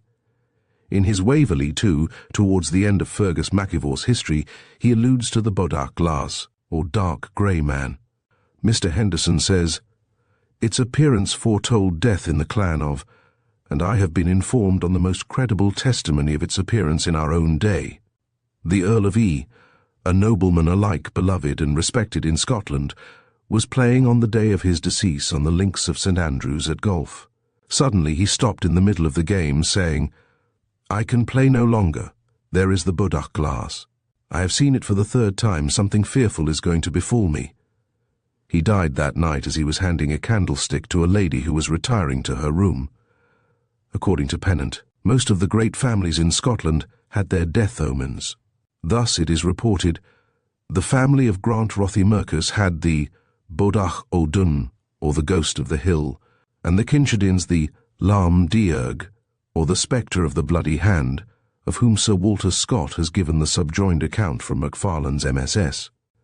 There is much talk of a spirit called Lai Erg, who frequents the Glenmore. He appears with a red hand, in the habit of a soldier, and challenges men to fight with him. As lately as the year 1669, he fought with 3 brothers, one after another, who immediately died therefrom. The family of Gerlinbeg was haunted by Garlin Bodacha, and Tulloch Gorms by May Mulach, or the girl with the hairy left hand. The synod gave frequent orders that inquiry should be made into the truth of this apparition, and 1 or 2 declared that they had seen one that answered the description. An ancestor of the family of Maclean, of Lochburg, was commonly reported, before the death of any of his race, to gallop along the sea beach announcing the death by dismal lamentations, and the Banshee of Loch Nigdal used to be arrayed in a silk dress of greenish hue. Reference is made elsewhere to the apparition of the Black Friar, the evil genius of the Byrons, supposed to forebode misfortune to the member of the family to whom it appeared, and Mr. Hunt has described the death token of the Vingos. It seems that above the deep caverns in a certain part of their estate rises a cairn. On this, it is asserted, chains of fire were formerly seen ascending and descending, which were frequently accompanied by loud and frightful noises. But it is affirmed that these warnings have not been heard, since the last male of the family came to a violent end. Whenever 2 owls are seen perched on the family mansion of the family of Arundel of Warder, it is said that one of its members will shortly die. The strange appearance of a white-breasted bird was long thought to be a warning of death to a family of the name of Oxenham in Devonshire. Equally strange is the omen with which the old baronet's family of Clifton Hall in Nottinghamshire, is forewarned when death is about to visit one of its members. It seems that, in this case, the omen takes the form of a sturgeon, which is seen forcing itself up the River Trent, on whose bank the mansion of the Clifton family is situated. With this curious tradition may be compared one connected with the Edgewell Oak, which is commonly reported to indicate the coming death of an inmate of Castle Dalhousie by the fall of one of its branches. Burke, in his Anecdotes of the Aristocracy, 1849, I 122, says that opposite the dining room at Gordon Castle is a large and massive willow tree, the history of which is somewhat singular. Duke Alexander, when 4 years of age, planted this willow in a tub filled with earth. The tub floated about in a marshy piece of land, till the shrub, expanding, burst its cerements, and struck root in the earth below. Here it grew and prospered, till it attained the present goodly size. The Duke regarded the tree with a sort of fatherly and even superstitious regard, half believing there was some mysterious affinity between its fortunes and his own. If an accident happened to the one by storm or lightning, some misfortune was not long in befalling the other. It may be remembered too how in the park of Chartley, near Lichfield, has long been preserved the breed of the indigenous Staffordshire cow of sand-white colour. In the Battle of Burton Bridge, a black calf was born, and the year of the downfall of the House of Ferrers happening about the same time, gave rise to the tradition that the birth of a party-coloured calf from the wild herd in Chartley Park is a sure omen of death within the same year to a member of the family. Thus, by a noticeable coincidence, says the Staffordshire Chronicle, July 1835, a calf of this description has been born whenever a death has happened to the family of late years. It appears that the death of the 7th Earl Ferrers, and of his Countess, and of his son Viscount Tamworth, and of his daughter Mrs. William Jolliffe, as well as the deaths of the son and heir of the 8th Earl and of his daughter Lady Frances Shirley, were each preceded by the ominous birth of the fatal-hued calf. This tradition has been made the subject of a romantic story entitled Chartley or the Fatalist. Walsingham, in his Ipodigma Neustriae 1574 p. 153, informs us how, on January 1, 1399, just before the civil wars broke out between the houses of York and Lancaster, the River Ouse suddenly stood still at a place called Harewood, about 5 miles from Bedford, so that below this place the bed of the river was left dry for 3 miles together, and above it the waters swelled to a great height. The same thing is said to have happened at the same place in January 1648, which was just before the death of Charles I, and many superstitious persons have supposed both these stagnations of the Ouse to be supernatural and portentous. Others suppose them to be the effect of natural causes, though a probable natural cause has not yet been assigned. The following curious anecdote, styled An Irish Water Fiend, said to be perfectly well authenticated, is related in Burke's Anecdotes of the Aristocracy, I. 329. The hero of the tale was the Reverend James Crawford, rector of the parish of Killina, Company Leitrim. In the autumn of 1777, Mr. Crawford had occasion to cross the estuary called the Rosses on the coast of Donegal, and on a pillion behind him sat his sister-in-law, Miss Hannah Wilson. They had advanced some distance until the water reached the saddle laps, when Miss Wilson became so alarmed that she implored Mr. Crawford to get back as fast as possible to land. "I do not think there can be danger," replied Crawford, "for I see a horseman crossing the ford not 20 yards before us." Miss Wilson also saw the horseman. "You had better hail him," said she, "and inquire the depth of the intervening water." Crawford checked his horse and hallooed to the other horseman to stop. He did stop, and turning round, displayed a ghastly face grinning fiendishly at Crawford, who waited for no further parley, but returned as fast as he could. On reaching home he told his wife of the spectral rencontre. The popular belief was that whenever any luckless person was foredoomed to be drowned in that estuary, the fatal event was foreshown to the doomed person by some such apparition as Crawford had seen. Despite this monetary warning, Mr. Crawford again attempted to cross the ford of the Rosses upon September 27, 1777, and was drowned in the attempt. A correspondent of the Gentleman's Magazine speaks of a superstition prevalent among the peasantry in Worcestershire that when storms, heavy rains, or other elemental strifes take place at the death of a great man, the spirit of the storm will not be appeased till the moment of burial. This superstition, he adds, gained great strength on the occasion of the Duke of Wellington's funeral, when after some weeks of heavy rain, and one of the highest floods ever known in this country, the skies began to clear, and both rain and flood abated. It was a common observation in this part of the country, in the week before the interment of His Grace, "Oh, the rain won't give over till the Duke is buried." In Germany, several princes have their warnings of death. In some instances, it is the roaring of a lion, and in others, the howling of a dog. Occasionally, a similar announcement was made by the tolling of a bell, or the striking of a clock at an unusual time. Then there is the time-honored White Lady, whose mysterious appearance has from time immemorial been supposed to indicate some event of importance. According to a popular legend, the White Lady is seen in many of the castles of German princes and nobles, by night as well as by day, especially when the death of any member of the family is imminent. She is regarded as the ancestress of the race, shows herself always in snow-white garments, carries a bunch of keys at her side, and sometimes rocks and watches over the children at night when their nurses sleep. The earliest instance of this apparition was in the 16th century and is famous under the name of Bertha of Rosenberg in Bohemia.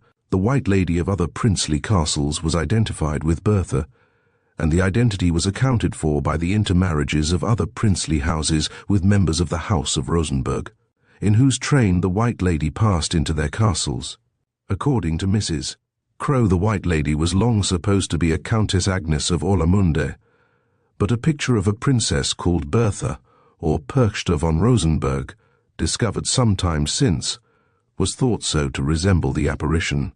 That it is a disputed point which of the two ladies it is, or whether it is or is not the same apparition that is seen at different places. The opinion of its being the Princess Bertha, who lived in the 15th century, was somewhat countenanced by the circumstance that, at a period when, in consequence of the war, an annual benefit which she had bequeathed to the poor was neglected, the apparition appeared more frequently and seemed to be unusually disturbed.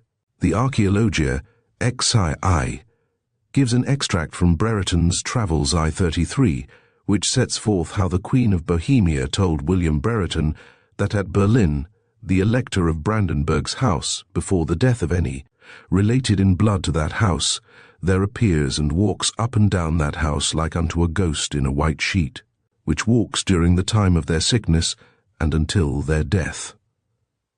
Cardan and Heningius Grotius relate a similar marvel of some of the ancient families of Italy, the following being recorded by the latter authority.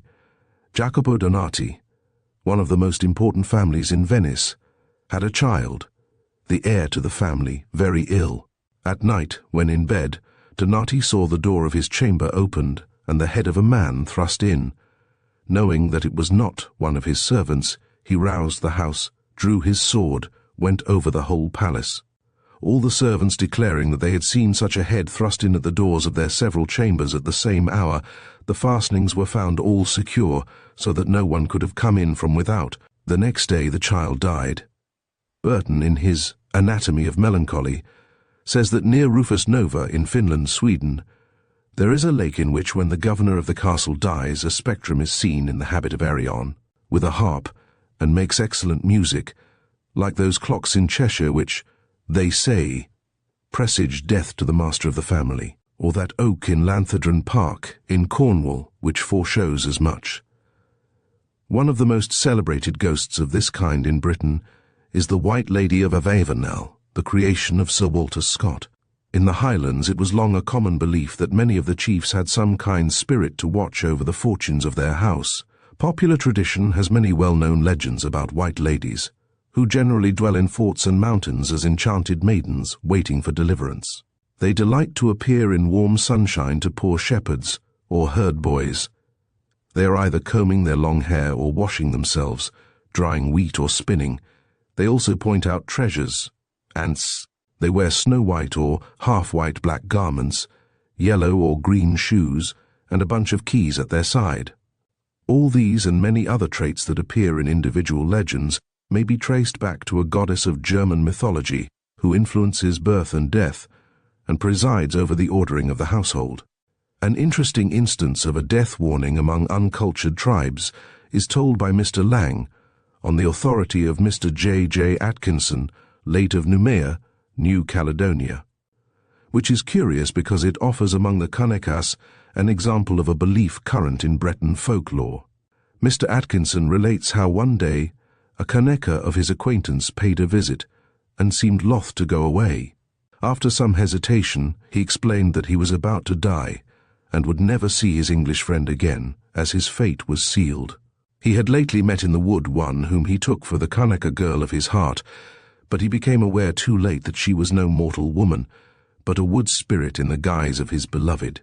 As he said, so it happened, for the unlucky man shortly afterwards died. This is the groundwork, adds Mr. Lang, of the old Breton ballad of Lishianan, who died after his intrigue with the forest spectre. A version of the ballad is printed by de la Villemarque, Bazas Braisai 41, and variants exist in Swedish, French, and even in a lowland Scotch version, sung by children in a kind of dancing game. Another story quoted by Mr. Lang tells how, in 1860, a Manaroo blackfellow died in the service of Mr. Duvet. The day before he died, having been ill some time, he said that in the night his father's friend, and a female spirit he could not recognize, had come to him and said that he would die next day, and that they would wait for him. Mr. Duvet adds that, though previously the Christian belief had been explained to this man, it had entirely failed, and that he had gone back to the belief of his childhood. But cases of this kind, it would appear, are not uncommon among rude races, and have a special value to the student of comparative folklore. Chapter 17. Second Sight.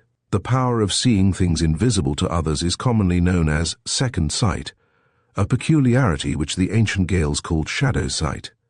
The subject has for many years past excited popular interest, and demanded the attention even of our learned men. Dr. Johnson was so favourably impressed with the notion of second sight that after, in the course of his travels, giving the subject full inquiry, he confessed that he never could advance his curiosity to conviction, but came away at last only willing to believe. Sir Walter Scott, too, went so far as to say that if force of evidence could authorize us to believe facts inconsistent with the general laws of nature, enough might be produced in favor of the existence of second sight. When we recollect how all history and tradition abound in instances of this belief, oftentimes apparently resting on evidence beyond impeachment, it is not surprising that it has numbered among its adherents advocates of most schools of thought. Although, too, of late years the theory of second sight has not been so widely preached as formerly, yet it must not be supposed that the stories urged in support of it are less numerous, or that it has ceased to be regarded as great a mystery as in days gone by. In defining second sight as a singular faculty of seeing an otherwise invisible object without any previous means used by the person that beholds it for that end, we are at once confronted with the well-known axiom that a man cannot be in two places at once, a rule with which it is difficult to reconcile such statements as those recorded by Pennant of a gentleman of the Hebrides, said to have had the gift of foreseeing visitors in time to get ready for them, or the anecdote which tells how St. Ambrose fell into a comatose state while celebrating the Mass at Milan, and on his recovery asserted that he had been present at St. Martin's funeral at Tours, where it was afterwards declared he had been seen. But it must be remembered that believers in second sight base their faith not so much on metaphysical definitions as on the evidence of daily experience, it being of immaterial importance to them how impossible a certain doctrine may seem, provided it only has the testimony of actual witnesses in its favor. Hence, in spite of all arguments against the so-called second sight, it is urged, on the other hand, that visions coinciding with real facts and events occurring at a distance oftentimes thousands of miles away are beheld by persons possessing this remarkable faculty. Thus Collins, in his ode on the popular superstitions of the Highlands, alludes to this belief to monarchs dear. Some 100 miles astray, oft have they seen fate give the fatal blow. The seer, in Skye, shrieked as the blood did flow when headless Charles Warm on the scaffold lay. Accounts differ largely respecting the faculty of second sight. Some make it hereditary, and according to an account communicated to Aubrey from a gentleman at Strathspey, some of the seers acknowledged the possibility of teaching it. A correspondent of the Gentleman's Magazine says, "The visions attendant on second sight are not confined to solemn or important events. The future visit of a mountebank or piper, the arrival of common travellers, or, if possible, still more trifling matters than these, are foreseen by the seers. Not only aged men and women have the second sight, but also children, horses, and cows. Children endowed with that faculty manifest it by crying aloud at the very time a corpse appears to a seer. That horses possess it is likewise plain, from their violent and sudden starting when their rider, or a seer in company with him, sees a vision of any kind by night or by day. It is observable of a horse that he will not go forwards towards the apparition, but must be led round at some distance from the common road. His terror is evident from his becoming all over in a profuse sweat, although quite cool a moment before. Balaam's ass seems to have possessed this power or faculty, and perhaps what we improperly style a startlish horse may be one who has the gift of the second sight. That cows have the second sight is proved by the following circumstance.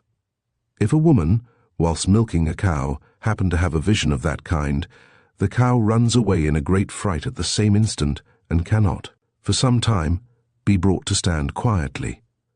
It is further added that persons who have not long been gifted with second sight, after seeing a vision without doors on coming into a house and approaching the fire, will immediately fall into a swoon.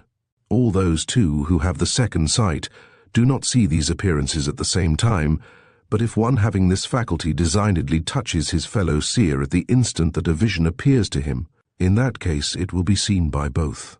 Goethe relates that as he was once riding along a footpath towards Drusenheim, he saw, not with the eyes of his body, but with those of his spirit, himself on horseback coming towards him, in a dress that he then did not possess. It was grey and trimmed with gold. 8 years afterwards he found himself quite accidentally on that spot, on horseback and in precisely that attire.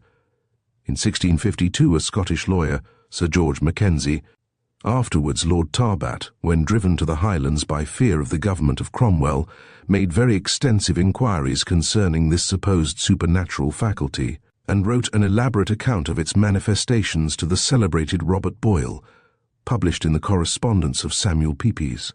Aubrey, too, devoted considerable attention to the subject, and in the year 1683 appeared the treatise of Theophilus Insularum, with about 100 cases gathered from various sources. It was, however, in Scotland that this belief gained especially strong footing. In the year 1799, a traveller writing of the peasants of Kirkcudbrightshire relates, "It is common among them to fancy that they see the wraiths of persons dying, which will be visible to one, and not to others present with him." Within these last 20 years it was hardly possible to meet with any person who had not seen many wraiths and ghosts in the course of his experience. Indeed, we are told that many of the Highlanders gained a lucrative livelihood by enlightening their neighbours on matters revealed to them through second sight. And Mr. Jameson writes, "Whether this belief was communicated to the Scotch by the northern nations, who so long had possession of it, I shall not pretend to determine, but traces of the same wonderful faculty may be found among the Scandinavians." One of the best illustrations of this superstition as it prevailed in the Highlands is that given by Dr. Johnson in his Journey to the Hebrides. A man on a journey far from home falls from a horse. Another, who is perhaps at work about the house, sees him bleeding on the ground, commonly with a landscape of the place where the accident befalls him. Another seer, driving home his cattle, or wandering in idleness, or musing in the sunshine, is suddenly surprised by the appearance of a bridal ceremony or funeral procession, and counts the mourners or attendants, of whom, if he knows them, he relates the names; if he knows them not, he can describe the dresses. Things distant are seen at the instant when they happen. At the Literary Club, says Boswell, before Johnson came in, we talked of his journey to the Western Islands, and of his coming away willing to believe the second sight, which seemed to excite some ridicule. I was then so impressed with many of the stories which I had been told, that I avowed my conviction, saying, "He is only willing to believe. I do believe. The evidence is enough for me, though not for his great mind. What will not fill a quart bottle will fill a pint bottle. I am filled with belief." "Are you?" said George Coleman. "Then cork it up. It is not many years ago since a man lived at Blackpool who was possessed, as he pretended, by this faculty, and was visited by persons from all parts anxious to gain information about absent friends. This belief, it may be added, is not confined to our own country, curious traces of it being found among savage tribes. Thus Captain Jonathan Carver obtained from a Cree medicine man a correct prophecy of the arrival of a canoe with news the following day at noon. And we are told how, when Mr. Mason Brown was travelling with the voyageurs on the Coppermine River, he was met by Indians of the very band he was seeking, these having been dispatched by their medicine man, who, on being interrogated, affirmed that he saw them coming and heard them talk on their journey. Again, Persons gifted with second sight are said not only to know particular events at a distance, precisely at the same moment as they happen, but also to have a foreknowledge of them before they take place, for, as the sun, ere it is risen, sometimes paints its image in the atmosphere, so often do the spirits of great events stride on before the events, and in today already walks tomorrow. Dr. Taylor, in his Primitive Culture, relates the case of a Shetland lady who affirmed how, some years ago, she and a girl leading her pony recognized the familiar figure of First Peter Sutherland, whom they knew to be at the time in Edinburgh. He turned a corner, and they saw him no more, but next week came the news of his sudden death. A curious old story illustrative of second sight, of which there are several versions, is that of Booty's Ghost, an account of which occurs in Kirby's Wonderful and Eccentric Museum 247. It was an action for slander of a deceased husband brought by the widow, and the following extract, which contains an outline of the strange tale, is from the Journal of Mr. Spinks.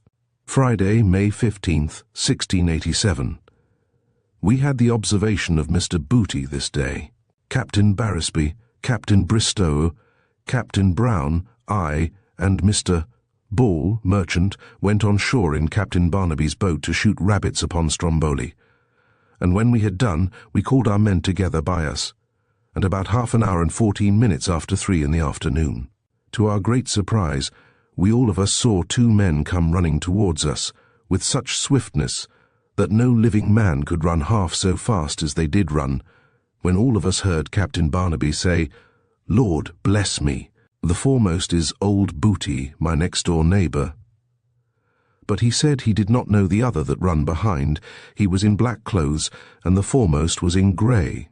Then Captain Barnaby desired all of us to take an account of the time, and put it down in our pocket-books, and when we got on board we wrote it in our journals. For we saw them into the flames of fire, and there was a great noise which greatly affrighted us all, for we none of us ever saw or heard the like before.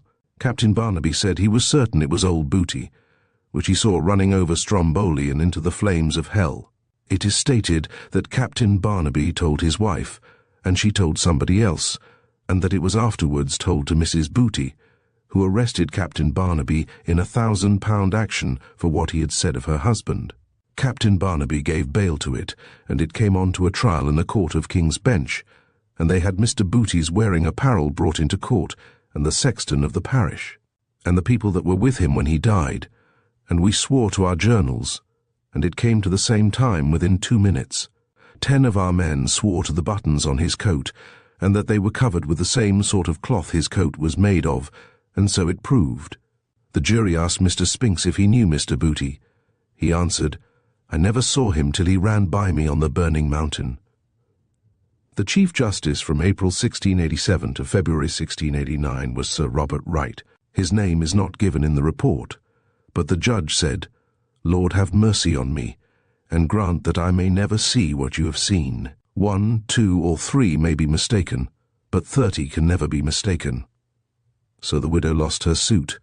It appears also that coming events are mostly forecasted by various symbolic omens, which generally take the form of spectral exhibitions. Thus, a phantom shroud seen in the morning on a living person is said to betoken his death in the course of the day, but if seen late in the evening, no particular time is indicated, further than that it will take place within the year. If, too, the shroud does not cover the whole body, the fulfillment of the vision may be expected at some distant period. But these kind of omens vary largely in different countries, and, on the continent, where much misplaced faith is attached to them, they are frequently the source of much needless dread. Chapter 18. Compacts between the living and dead. Sometimes ghosts appear in consequence of an agreement made before death with some particular friend, that he or she who first died should appear to the survivor. Numerous tales are told illustrative of this belief, one of the best authenticated being that recorded by Lord Brougham, who, speaking of his intimate friend at the university, writes, "There was no divinity class, but we frequently in our walks discussed and speculated upon many grave subjects, among others, on the immortality of the soul and on a future state. This question, and the possibility, I will not say of ghosts walking, but of the dead appearing to the living, were subjects of much speculation, and we actually committed the folly of drawing up an agreement written with our blood, to the effect that whichever of us died first should appear to the other, and thus solve any doubts we had entertained of the life after death.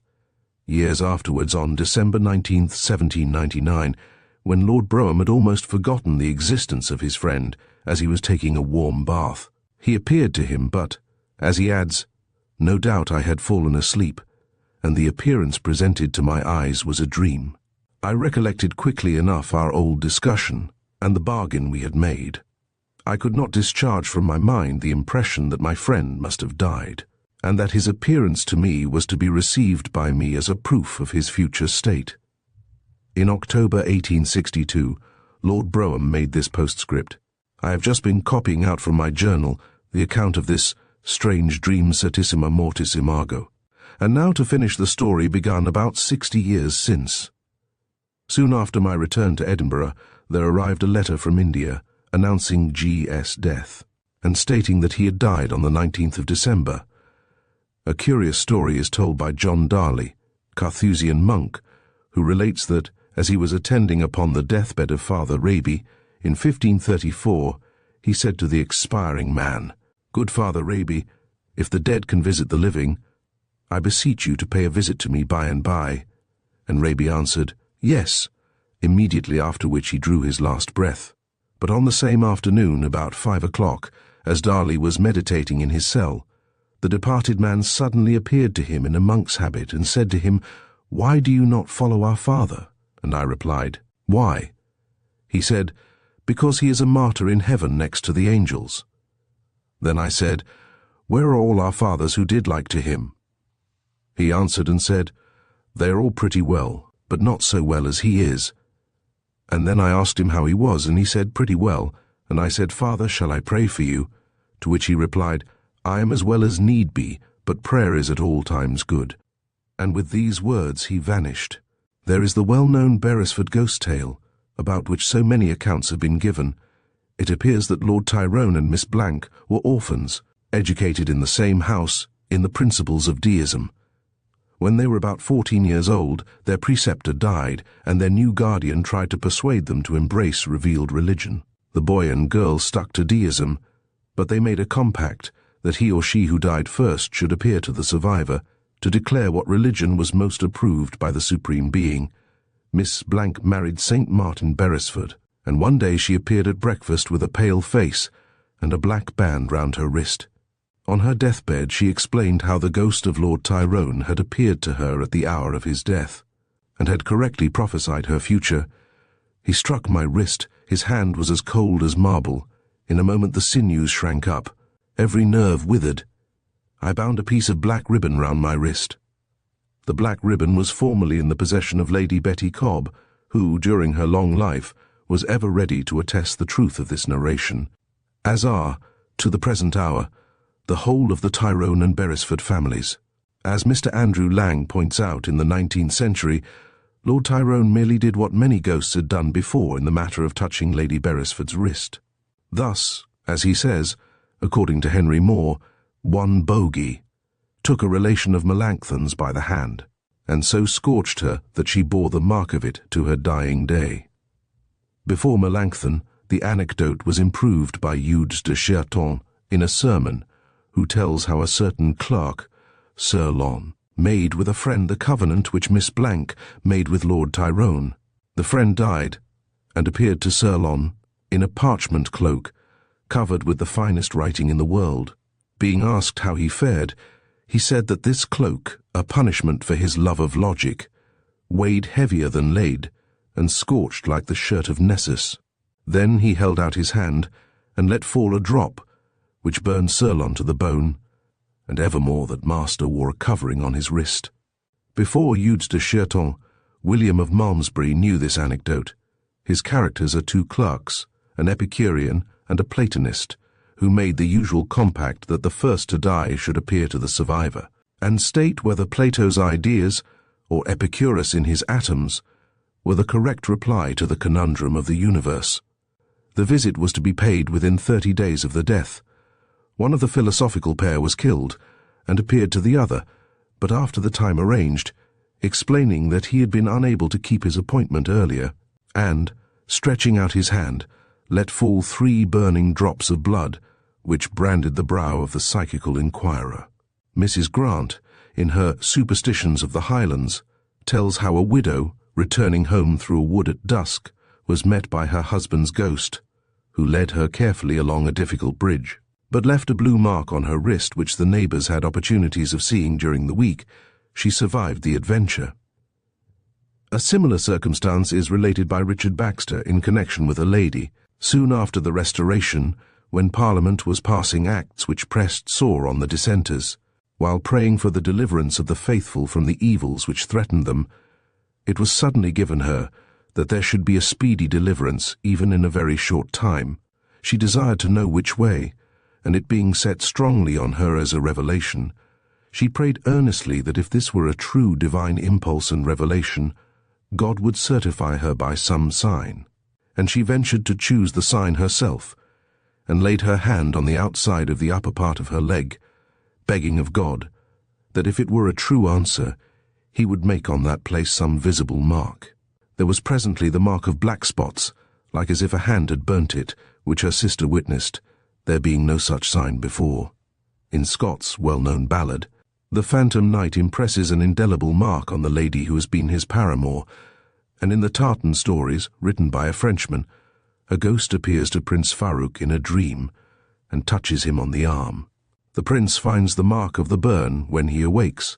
There are numerous stories of this kind scattered here and there in the traditionary lore of this and other countries, and such indelible marks, left by ghosts of their visits, have been held as a mysterious proof of their materialistic power. A correspondent of Notes and Queries, 2nd SV 343, vouches for the authenticity of the following incontrovertible facts, which, he says, occurred to a friend of my own and to the companion of his early youth, who, having obtained a cadetship, went to India. The story runs thus. The former was towards evening driving across a long barren heath. Suddenly, by his side in the vehicle, was seen the figure of his playmate. Happening to turn his head from him to the horse, and on looking again, the apparition had vanished. Remembering the conversation that they had held together at parting, he doubted not but that his friend was at that moment dead, and that in his appearing to him he was come in the fulfillment of their mutual promise. In order to remove all pre-existing doubts as to the possibility of a denizen of a higher sphere appearing to its friend on earth, by the next Indian mail was received intelligence of his death, showing the exact coincidence as to the time of the two events. In the biography of William Smellie is the history of a compact he made with his friend William Greenlaw, whereby it was mutually agreed that whoever died first should return and give the other an account of his condition after death. Shortly after the anniversary of his death, the ghost of Greenlaw is reported to have appeared to Smellie, and in a solemn tone informed him that he had experienced great difficulties in procuring permission to return to this earth according to their agreement, that he was now in a much better world than the one he had left, but added that the hopes and wishes of its inhabitants were by no means satisfied, as like those of the lower world. They still looked forward in the hope of eventually reaching a still happier state of existence. Another case of a similar kind is that of the appearance of the Reverend Theodore Aloy Buckley, formerly one of the chaplains of Christ Church, Oxford, to his friend Mr. Kenneth Mackenzie. The story, as narrated in Newton Crosland's Theory of Apparitions, is that about the year 1850 the two friends, when at Oxford, entered into a compact of the kind already described. The signal of appearance arranged between them being the laying of a ghostly hand on the forehead of the surviving friend. On January 30th, 1856, Mr. Buckley died, and on February 2nd, it is said, kept the agreement, for as Mr. Mackenzie was lying in bed, watching the candle expiring, he felt placed over one eye, and his forehead a cool, damp hand, and on looking up, saw Buckley in his ordinary apparel, with his portfolio under his arm standing by his bedside. The Duchess of Mazarin is said to have appeared to Madame de Beauclerc, in accordance with a solemn compact made in life, that whoever died first should return, if it were possible, and inform the other of the existence of the future state. But it was some years after her death that the Duchess kept her promise, and when she did, it was to make this announcement. "Beauclerc, between the hours of 12 and 1 this night you will be with me." The non-appearance of her friend's spirit for so long had caused Madame de Beauclerc to doubt the non-existence of a future life. But in some cases, such compacts have not been kept. Dr. Chance tells us in Notes and Queries 6th 501 that in 1846 to 1847, as a young man, he made such a compact, but when his friend died in 1878 he did not appear, neither has he ever done so. To quote Dr. Chance's words, "It is true my friend died about noon, and that I knew of his death the same evening, so that if he had appeared to me I should have learnt nothing new, whilst in most, if not all." Of the recorded cases, the apparition has been the first to convey the intelligence of the death. But this did not exonerate my friend from his promise, and if he did not keep it, I must take it that he could not come, for nothing but inability would have kept me from fulfilling my share of the compact if I had been called upon to do so. In Mather's Remarkable Providences, the failure of a spirit to keep a promise of appearing after its separation from the body is referred to, the author being of opinion that there is great hazard attending such covenants. To quote his words, "It may be, after men have made such agreements, devils may appear to them pretending to be their deceased friends, and thereby their souls may be drawn in woeful snares. Who knoweth whether God will permit the persons who have thus confederated to appear in the world again after their death? And if not, then the survivor will be under great temptation unto atheism, as it fell out with the late Earl of Rochester, who, as is reported in his life by Dr. Burnet, did in the year 1665 enter into a formal engagement with another gentleman, not without ceremonies of religion, that if either of them died, he should appear, and give the other notice of the future state if there were any. After this, the other gentleman was killed, but did never appear after his death to the Earl of Rochester, which was a great snare to him during the rest of his life. Though, when God awakened the Earl's conscience upon his deathbed, he could not but acknowledge that one who had so corrupted the natural principles of truth, as he had done, had no reason to expect that such an extraordinary thing should be done for his conviction, or if such agreement should necessitate an apparition, how would the world be confounded with spectres? How many would probably be scared out of their wits? Or what curious questions would vain men be proposing about things which are, and it is meet they should be, hid from mortals? Chapter 19. Miners' Ghosts. Mines have long been supposed to be haunted, a fact which is no cause of wonderment, considering the many unearthly sounds, such as the dripping of water down the shafts, the tunneling of distant passages, the rumbling of trains from some freshly exploded lode constantly to be heard there. In early times it was thought that all mines of gold, A and C, were guarded by evil spirits, a belief to which Falstaff alludes in 2 Henry IV, Act 4, Scene 3, where he speaks of learning a mere hoard of gold kept by a devil.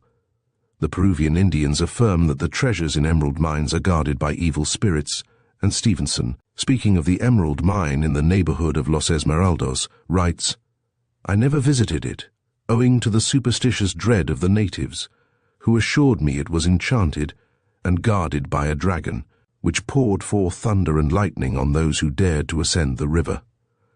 The spirits that haunt mines are considered to be unfriendly, because, as an old writer quoted by Reginald Scott remarks, they do exceedingly envy every man's benefit in the discovery of hidden treasure, ever haunting such places where money is concealed, and diffusing malevolent and poisonous influences to blast the lives and limbs of those that dare attempt the discovery thereof. And modern authors, adds Fuller, avouch that malignant spirits haunt the places where precious metals are found, as if the devil did there sit a brood to hatch them, cunningly pretending an unwillingness to part with them, whereas indeed he gains more by one mine minted out into money than by 1,000 concealed in the earth. It is supposed by the people who live in the neighborhood of Largo Law, in Fife, that there is a very rich mine of gold under and near the mountain, which has never yet been properly searched for. So convinced are they that this is so, that whenever they see the wool of a sheep's side tinged with yellow, they think it has acquired that color from having lain above the gold of the mine. Many years ago a ghost made its appearance upon the spot, supposed to be acquainted with the secret of the mine, but as it required to be spoken to before it would condescend to speak, the question arose as to who should accost it. At length a shepherd volunteered to ask the ghost the cause of its haunting this locality, and to his surprise it proved very affable, promising to appear on a particular night at 8 o'clock, when, said the spirit, if Auchindowney cock disna craw, and Balmain horn disna blaw, I'll tell ye where the gowd mine is in Largo law. True to its promise, the ghost came ready to divulge the secret, when Tammy Norrie, the cowherd of Balmain, either through obstinacy or forgetfulness, blew a blast both loud and dread, at which the ghost vanished, after exclaiming, "Woe to the man that blew the horn, for out of the spot he shall ne'er be born." The unfortunate horn-blower was struck dead on the spot, and as it was found impossible to remove his body, which seemed, as it were, pinned to the earth, a cairn of stones was raised over it, known still as Norrie's Law, and which is regarded as uncanny by the peasantry. Again, frequent accidents in mines were thought to be a proof of the potency of the metallic spirits, which so tormented the workmen in German mines, and in those of other countries, by blindness, giddiness, and sudden sickness, that they were obliged frequently to abandon mines well known to be rich in metals. Strange noises are oftentimes a puzzle to the miner, and suggest a supernatural agency. In the mine at Wheal Vor, where there appears to have been a general belief in tokens and supernatural appearances, a man one morning, on being relieved from his turn as watcher, reported that during the night he had heard a sound like the emptying of a cartload of rubbish in front of the account-house where he was staying. On going out nothing was to be seen. The man, considering the strange sound as a warning, pined away and died within a few weeks. The Cornish miner, too, has long been a firm believer in the existence of a mysterious being known as the Knocker. The late Charles Kingsley, in his Yeast, asks, "Who are the Knockers?" To which question Tregara answers, "They are the ghosts the miners hold of the old Jews that crucified our Lord, and were sent for slaves by the Roman emperors to work the mines. We used to break into the old shafts and adits which they had made, and find fine old stag's horn pickaxes that crumbled to pieces when we brought them to grass. And they say that if a man will listen on a still night about these shafts, he may hear the ghosts of them at work, knocking and picking, as clear as if there was a man at work in the next level. In some districts the knockers are designated the buckers, and generally speaking, they work upon productive loads only. An interesting illustration of these strange beings is given in Kahn's Tales of the West, wherein we read how the rolling of the barrows, the sound of the pickaxes, and the fall of the earth and stones are distinctly heard through the night, often, no doubt, the echo of their own labours, but sometimes continued long after the labour has ceased, and occasionally voices seem to mingle with them. In Wales, when a mysterious thumping, not produced by any human being, is heard, and when, in examining the spot from whence the sound proceeded, indications of awe oftentimes are detected, the sturdiest incredulity is shaken. In such cases, science points out that the noise may be produced by the action of water upon the loose stones in fissures and potholes of the mountain limestone, and does actually suggest the presence of metals. Furthermore, as the late Mr. Wertsykes rightly suggests, in the days before a Priestley had caught and bottled that demon which exists in the shape of carbonic acid gas, when the miner was smitten dead by an invisible foe in the deep bowels of the earth, it was natural that his awe-struck companions should ascribe the mysterious blow to a supernatural enemy, when the workman was assailed suddenly by what we now call fire-damp, which killed him and his companions upon the dark rocks, scorching, burning, and killing. Those who survived were not likely to question the existence of the mine-fiend. Hence, too, originated the superstition of basilisks in mines which destroyed with their terrible gaze. In the Colliery Guardian for May 13, 1863, many strange superstitions are described, in which it is stated that the pitmen in the Midland counties have or had a belief unknown to the North, in aerial whistlings warning them against the pit. Who or what the invisible musicians were, nobody pretended to know, but they generally consisted of 7, as the Seven Whistlers is the name they bear to this day. An instance of this superstition is given in the Times of September 21, 1874. Owing to certain nocturnal sounds, a large number of the men employed at some of the Bedworth collieries in North Warwickshire refused to descend the coal pits in which they were employed. During Sunday it was stated that these sounds had been distinctly heard in the neighbourhood of Bedworth, and the result was that on the following morning, when labour should have been resumed, the men pointedly refused to work. The northern mines were supposed to be haunted by two goblins. One was a spiteful elf, who indicated his presence only by the mischief he perpetrated. He rejoiced in the name of Cutty Soames, and appears to have amused himself by severing the rope traces or soames, by which an assistant putter, honoured by the title of the Fool, is yoked to the tub. The strands of hemp, which were left all sound in the board at Kenner time, were found next morning severed in twain. Cutty Soames has been at work, would the Fool and his driver say, dolefully knotting the cord. The other goblin was no other than a ghostly putter, and his name was Bluecap.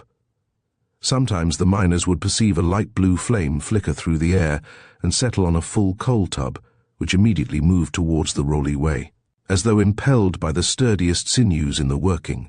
Industrious Bluecap was at his vocation, but he required to be paid for his services. Therefore, once a fortnight, his wages were left for him in a solitary corner of the mine. If they were a farthing below his due, the indignant Bluecap would not pocket a stiver. If they were a farthing above his due, Bluecap left the surplus where he found it. A hewer was asked if Bluecap's wages were nowadays to be left for him, whether they would be appropriated. The man shrewdly answered he thought they would be taken by Bluecap or somebody else. But as most mines are productive, more or less, of the same weird echoes, we find similar stories current in different localities of strange hammerings and knockings. A story is told in North Ayrshire of a miner who, day by day, heard the sounds of a pick on the other side of the coal into which he was digging, which so terrified him, that at last he sought the help of a minister to protect him from the machinations of the devil. The good man having asked him how many holings the depth of coal displaced by one blasting there were before the wall, between him and the evil spirit could be broken through, sent him back to work until there was only one holing between them. Then he was to take a piece of bread and crumble it all down in a train to the mouth of the pit, and again resuming his pick, to strike through the dividing coal. The moment this was done, he was to cry, "The hole's mine," and make for the mouth of the pit as fast as he could. These directions the miner carefully followed, but he had a narrow escape, for he had no sooner reached his place of safety than the walls of the pit came close together with a thundering crash.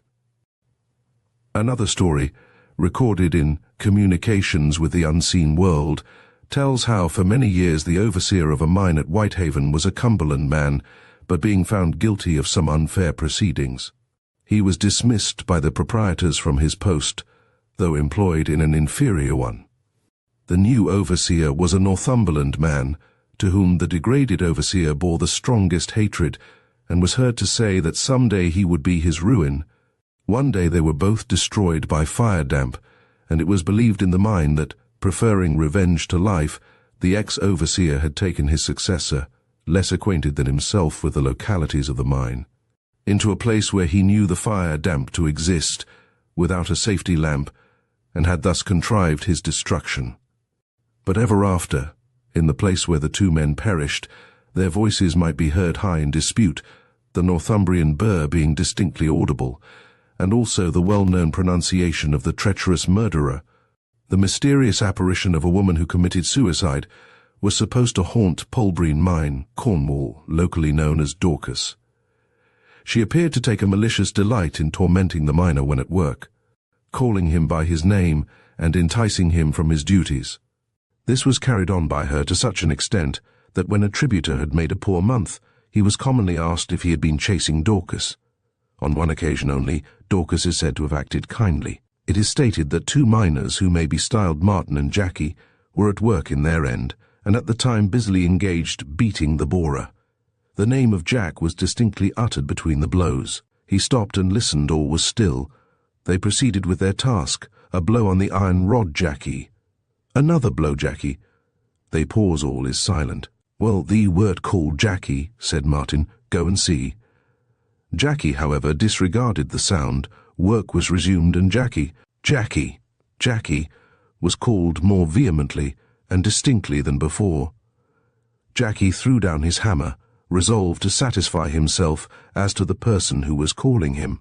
But he had not proceeded many yards from the spot on which he had been standing at work, when a mass of rock fell from the roof of the level, weighing many tons, which would have crushed him to death. Martin had been stooping, holding the borer, and a projecting corner of rock just above him turned off the falling mass. He was securely enclosed, but he was extricated without injury. Jack declared to his dying day that he owed his life to Dorcas. A similar experience is recorded by Mr. John Lean in the West Briton, who relates how, when he was underground hundreds of fathoms distant from any other human being at Wheel Jewel, a mine in the parish of Gwenap, as he was walking slowly and silently through the level, his thoughts, as it were, absorbed, examining the rich course of copper ore in the roof or back, he was aroused as though by an audible voice. "You are in the Windsey." He at once threw himself flat on his back in the bottom of the level, and on shifting from this posture to that of a sitting one, he discovered that his heels were on the verge of the end of a winze, left exposed and open, embracing all the width of the gunnies, communicating with the next level, 10 fathoms below. At the moment he received this singular warning, his foot was lifted for the next step over the mouth of this abyss, a step to eternity, had it not thus been prevented. On the continent, similar tales of phantoms haunting mines are current.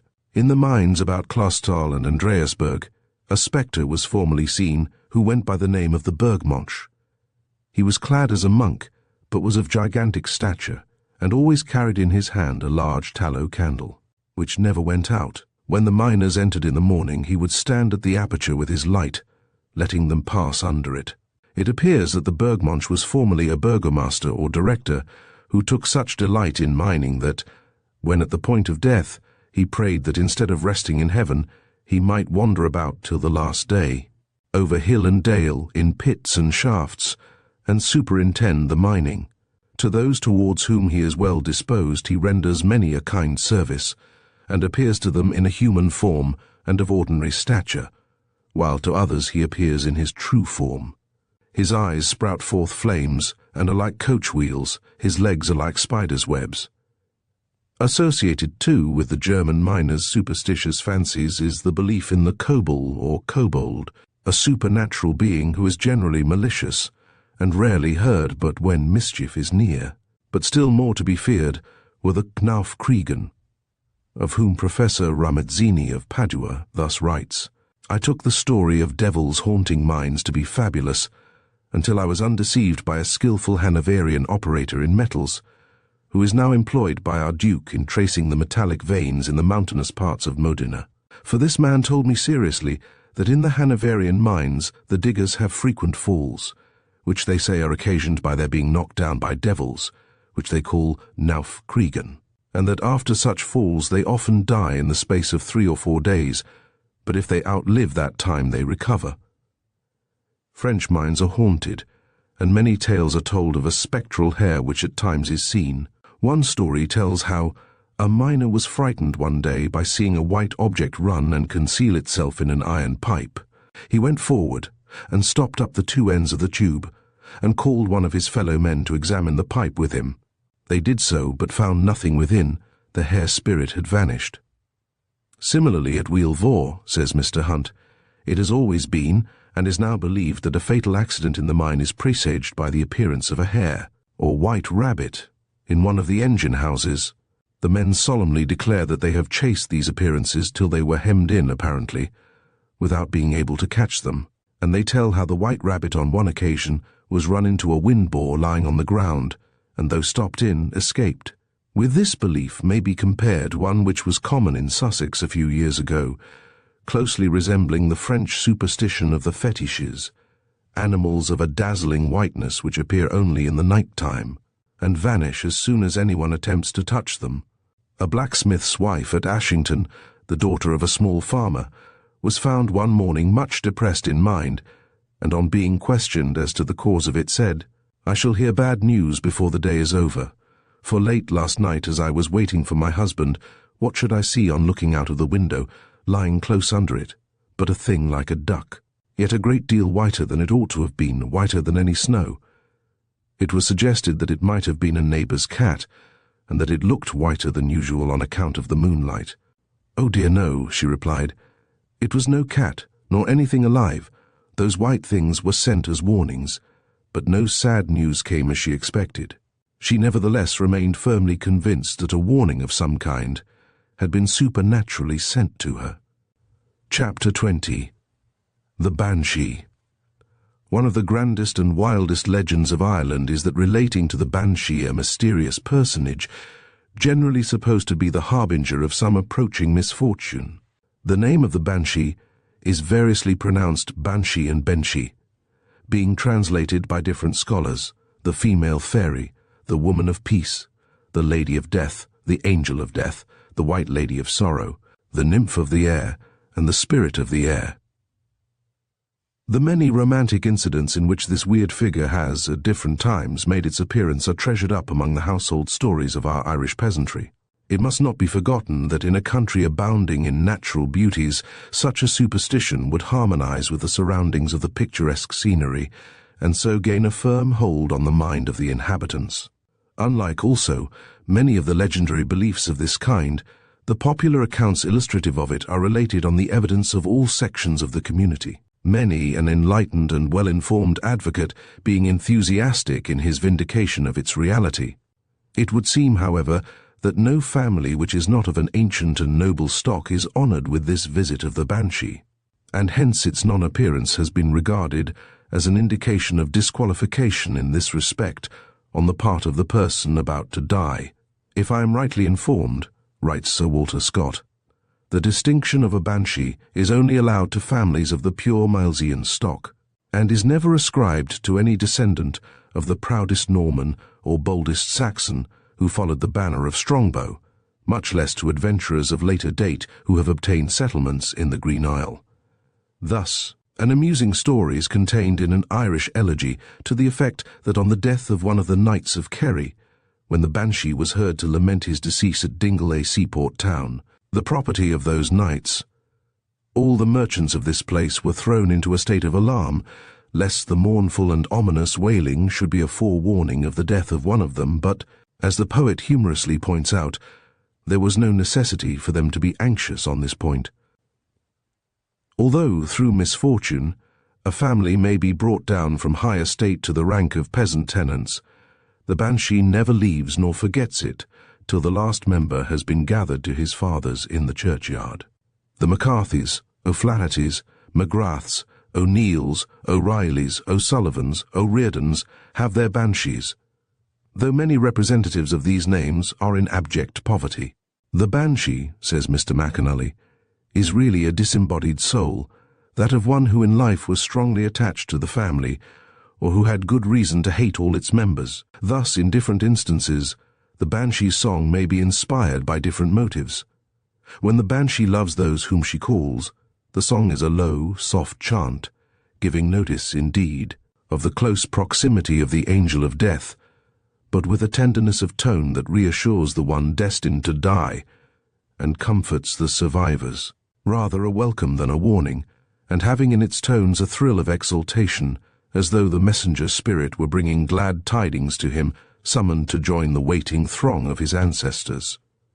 To a doomed member of the family of the O'Riordans, the Banshee generally appears in the form of a beautiful woman, and sings a song so sweetly solemn as to reconcile him to his approaching fate. But if, during his lifetime, the Banshee was an enemy of the family, the cry is the scream of a fiend howling with demoniac delight over the coming death agony of another of his foes. Hence, in Ireland, a source of dread to many a family against which he has an enmity, is the hateful Banshee. It appears, adds McAnally, that a noble family, whose name is still familiar in Mayo, is attended by a Banshee of this description, the spirit of a young girl deceived, and afterwards murdered by a former head of the family. With her dying breath she cursed her murderer, and promised she would attend him and his forever. After many years the chieftain reformed his ways, and his youthful crime was almost forgotten even by himself, when one night, as he and his family were seated by the fire, the most terrible shrieks were suddenly heard outside the castle walls. All ran out, but saw nothing. During the night the screams continued, as though the castle were besieged by demons, and the unhappy man recognized in the cry of the Banshee the voice of the young girl he had murdered. The next night he was assassinated by one of his followers, when again the wild unearthly screams were heard exulting over his fate. Since that night the hateful Banshee has, it is said, never failed to notify to the family with shrill cries of revengeful gladness when the time of one of their number has arrived. Among some of the recorded instances of the Banshee's appearance may be mentioned one related by Miss Lefrau, the niece of Sheridan, in the memoirs of her grandmother, Mrs. Frances Sheridan.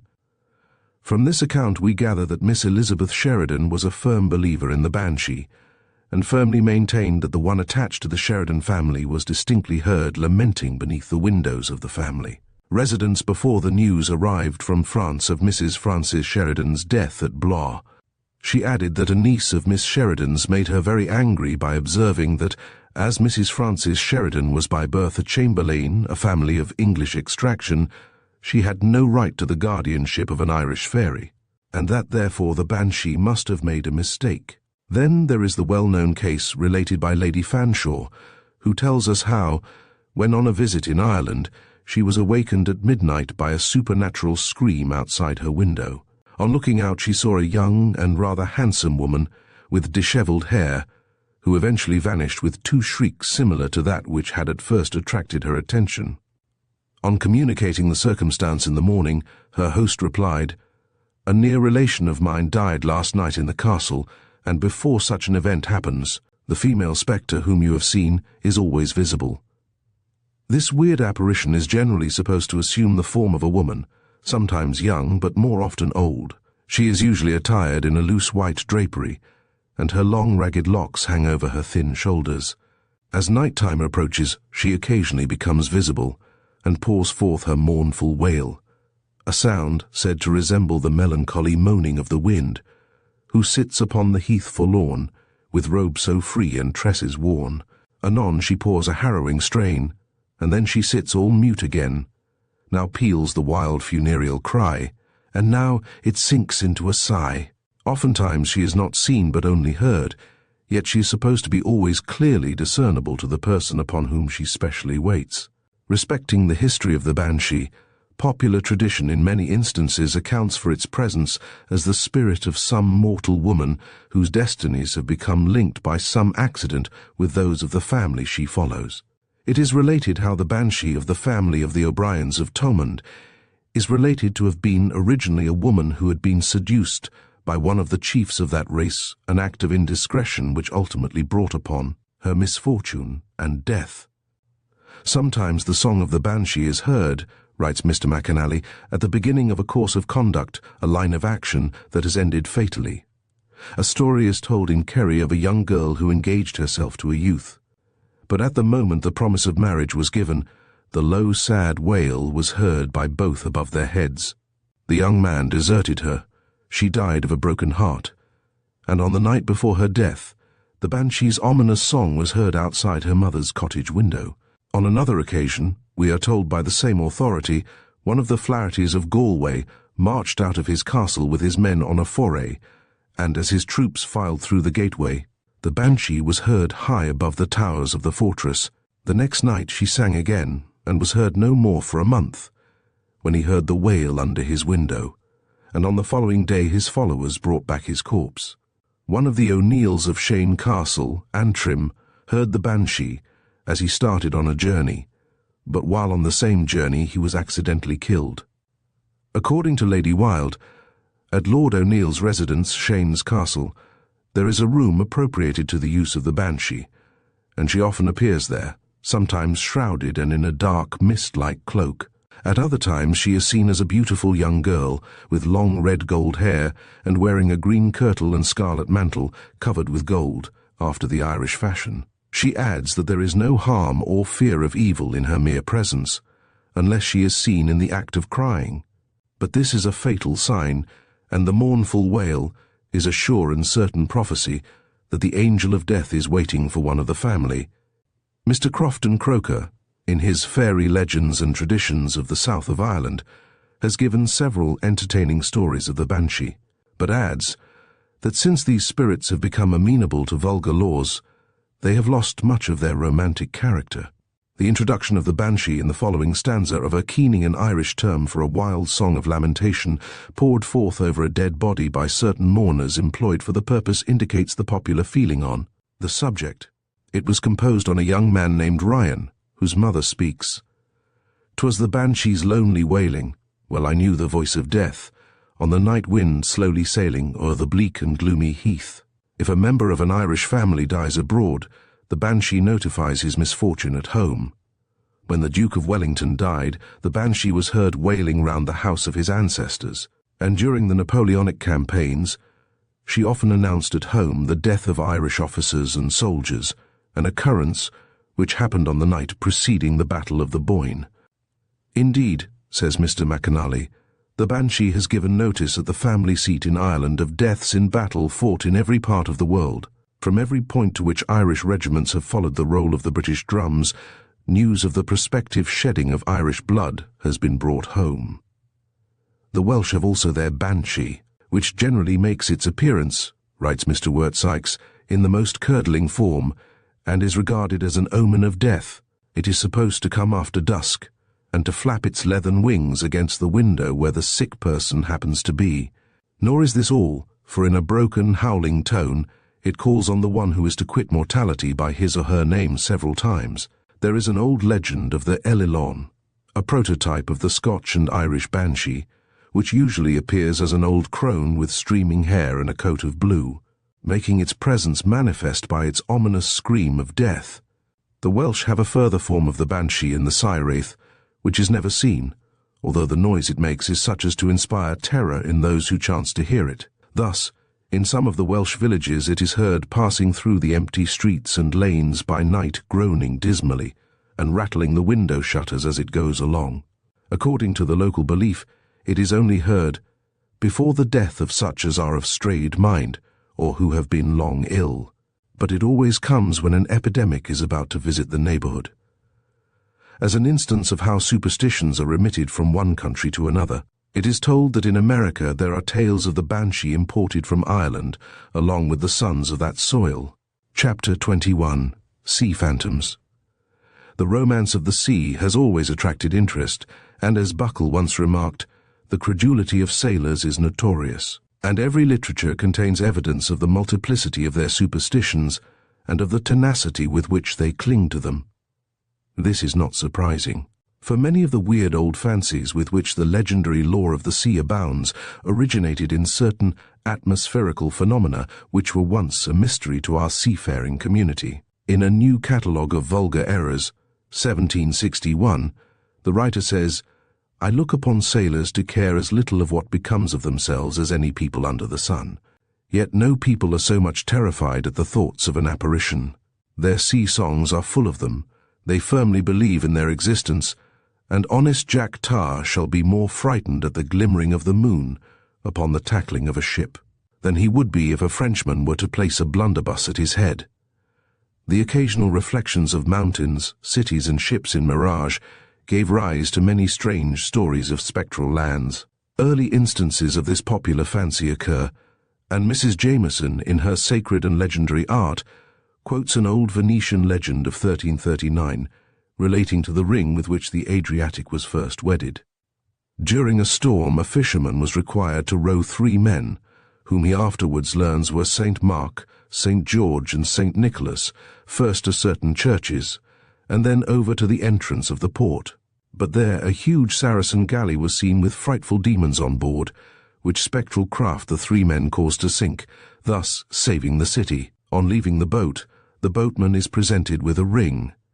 In the Venetian Academy is a painting by Giorgione of this phantom ship, with a demon crew who, terrified at the presence of the 3 holy men, jump overboard, or cling to the rigging, while the masts flame with fire, and cast a lurid glare on the water. Colin de Plancy, in his Sacred Legends of the Middle Ages, tells us how at Boulogne, in 663, while the people were at prayers, a strange ship without guide or pilot was observed approaching the shore, with the Virgin on board, who indicated to the people a site for her chapel delusions, which may be classed in the same category as the phantom ship. Novelists and poets have made graphic use of such well-known apparitions, variations of which occur in every maritime country. But the author accounts for this philosophically, adding that a great deal may be said in favor of men troubled with the scurvy, the concomitants of which disorder are generally faintings in the hip, and horrors without any ground for them. There were few ships in days gone by that doubled the Cape, but owned among the crew some who had seen the Flying Dutchman, a phantom to which Sir Walter Scott alludes as the harbinger of woe. This ship was distinguished from earthly vessels by bearing a press of sail when all others were unable to show an inch of canvas. The story goes that Falkenberg was a noble man who murdered his brother and his bride in a fit of passion and was condemned to wander towards the north. On arriving at the seashore, he found awaiting him a boat with a man in it who said, "Expectimus te." He entered the boat, attended by his good and his evil spirit, and went on board a spectral bark in the harbour. There he still lingers, while these spirits play dice for his soul. For 600 years the ship has wandered the seas, and mariners still see her in the German Ocean, sailing northwards, without helm or helmsman. She is painted grey, has coloured sails, a pale flag, and no crew. Flames issue from the masthead at night. There are numerous versions of this popular legend, and O'Reilly, in his Songs of Southern Seas, says, "Heaven help the ship near which the demon sailor steers. The doom of those is sealed to whom the phantom ship appears. They'll never reach their destined port. They'll see their homes no more. They who see the Flying Dutchman never, never reach the shore." Captain Marryat made this legend the basis of his phantom ship, and Longfellow, in his Tales of a Wayside Inn, powerfully tells of a ship of the dead that sails the sea and is called the Carmelhan, a ghostly ship, with a ghostly crew. In tempests she appears, and before the gale, or against the gale, she sails, without a rag of sail, without a helmsman steers. And ill betide the luckless ship that meets the Carmelhan.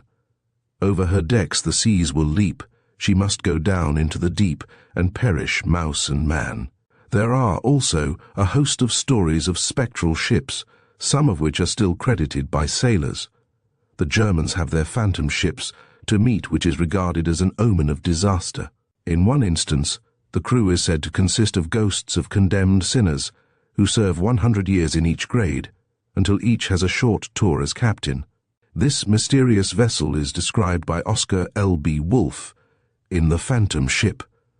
For the ship was black, her masts were black, and her sails coal-black as death, and the evil one steered at the helm, and laughed, and mocked at their failing breath. Swedish sailors have a vessel of this kind. She is so large that it takes 3 weeks to go from poop to prow, and hence orders are transmitted on horseback. Danish folklore has its spectral ship, and a Schleswig-Holstein tradition relates how a maiden was carried off by her lover in a spectral ship, as one day she sat on the shore bewailing his absence. In Melusine, for September 1884, it is stated that, in many localities in Lower Brittany, stories are current of a huge ship manned by giant human forms and dogs. The men are reprobates guilty of horrible crimes, the dogs, demons set to guard them, and inflict on them 1,000 tortures. Such a vessel wanders ceaselessly from sea to sea, without entering port or casting anchor, and will do so to the end of the world. No vessel should allow it to fall aboard, for its crew would suddenly disappear. The orders in this strange craft are given through huge conch shells, and, the noise being heard several miles off, it is easy to avoid her. Besides, there is nothing to fear if the Ave Maria is repeated and the saints appealed to, especially Saint Anne d'Auray. Stories of phantom ships are found, more or less, all over the world, and are associated with many a romantic and tragic tale. Bret Harte relates how some children go on board a hulk to play, but it breaks away from its moorings, drifts out to sea, and is lost. Yet at times there are heard the voices of children still at play in a phantom hulk that drifts away through channels whose waters never fail. And Whittier tells how the young captain of a schooner visits the Labrador coast where, in a certain secluded bay, two beautiful sisters live with their mother. Both fall in love with him, and just as the younger is about to meet her lover and fly with him, she is imprisoned in her room by her mother, whereupon her elder sister goes in her stead and is carried to sea in the vessel. The disappointed lover, on learning the deception, returns only to find his loved one dead. But the schooner, adds Whittier, never returned home and, even yet, at Seven Isle Bay, is told the ghastly tale of a weird, unspoken sail. She flits before no earthly blast, with the red sign fluttering from her mast, the ghost of the schooner breeze. In Dana's Buccaneer, the pirate carries a lady to sea who jumps overboard, and on the anniversary of her death, a ship, and all on fire, hull, yards and mast. Her sails are sheets of flame, she's nearing fast. Occasionally a spectre ship is seen at Cap d'Espoir in the Gulf of St. Lawrence, which is commonly reported to be the ghost of the flagship of a fleet sent to reduce the French forts by Queen Anne, and which was wrecked here, and all hands. On this phantom ship, which is crowded with soldiers, lights are seen, and on the bowsprit stands an officer pointing to the shore with one hand, while a woman is on the other side. The lights suddenly go out, a scream is heard, and the ill-fated vessel sinks. Under one form or another, the phantom ship has long been a worldwide piece of folklore, and even in an Ojibwe tale. When a maiden is on the eve of being sacrificed to the spirit of the falls, a spectral canoe with a fairy in it takes her place as a sacrifice. Denis, in his Folklore of China, gives a novel variety of the phantom ship. The story goes that a horned serpent was found in a tiger's cage near Foochow by a party of tiger hunters. They tried to ship it to Canton, but during the voyage the serpent escaped, through a flash of lightning striking the cage and splitting it. Thereupon the captain offered $1,000 to anyone who would destroy the monster, but its noxious breath killed 2 sailors who attempted the task. Eventually the junk was abandoned, and is still believed to cruise about the coast, and cautious natives will not board a derelict junk.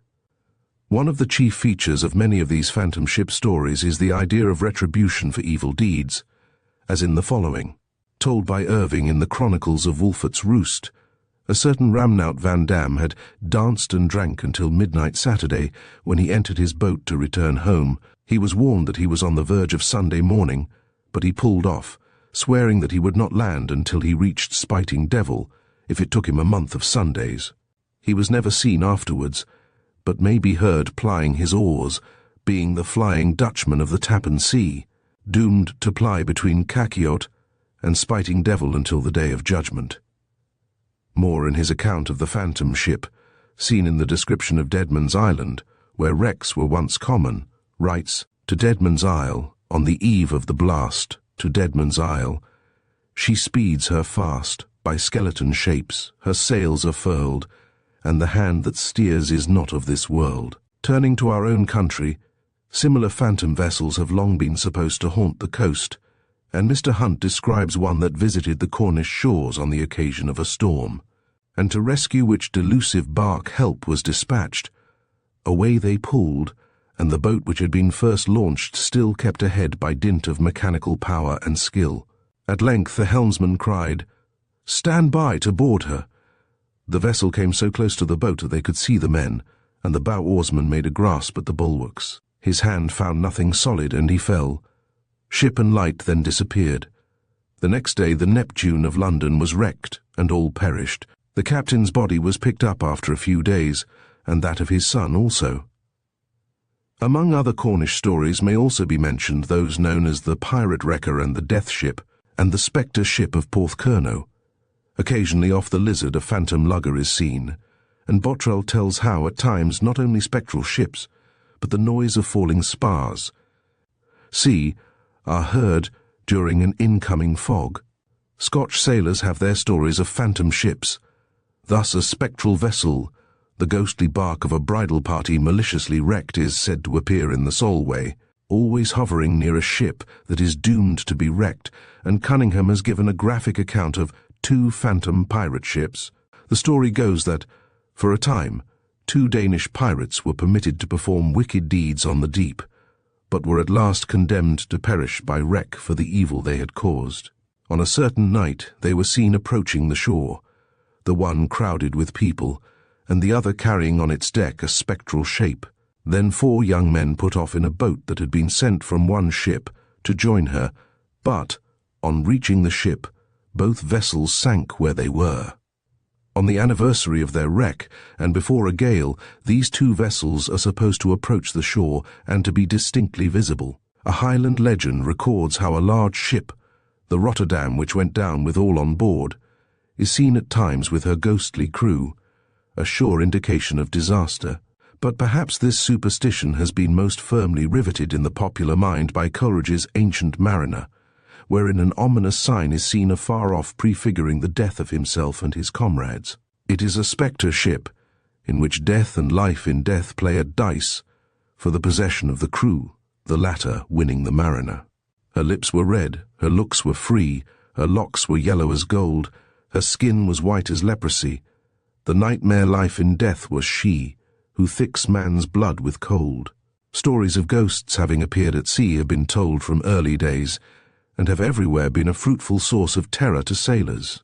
But this is not surprising, for, as Scott says, innumerable are the reports of accidents unto such as frequent the seas, as fishermen and sailors, who discourse of noises, flashes, shadows, echoes, and other things, nightly seen or heard upon the waters. Brand, for instance, narrates an amusing tale of a sea ghost. The ship's cook, who had one of his legs shorter than the other, died on a homeward passage, and was buried at sea. A few nights afterwards his ghost was seen walking before the ship, and the crew were in a panic. It was found, however, that the cause of this alarm was part of a maintop, the remains of some wreck floating before them that simulated the dead man's walk. On another occasion, a ship's crew fancied they had not only seen but smelled a ghost, a piece of folly, which so enraged the captain that he ordered the boatswain's mate to give some of the sailors a dozen lashes, which entirely cleared the ship of the ghost during the remainder of the voyage. It was afterwards ascertained that the smell proceeded from a dead rat behind some beer barrels.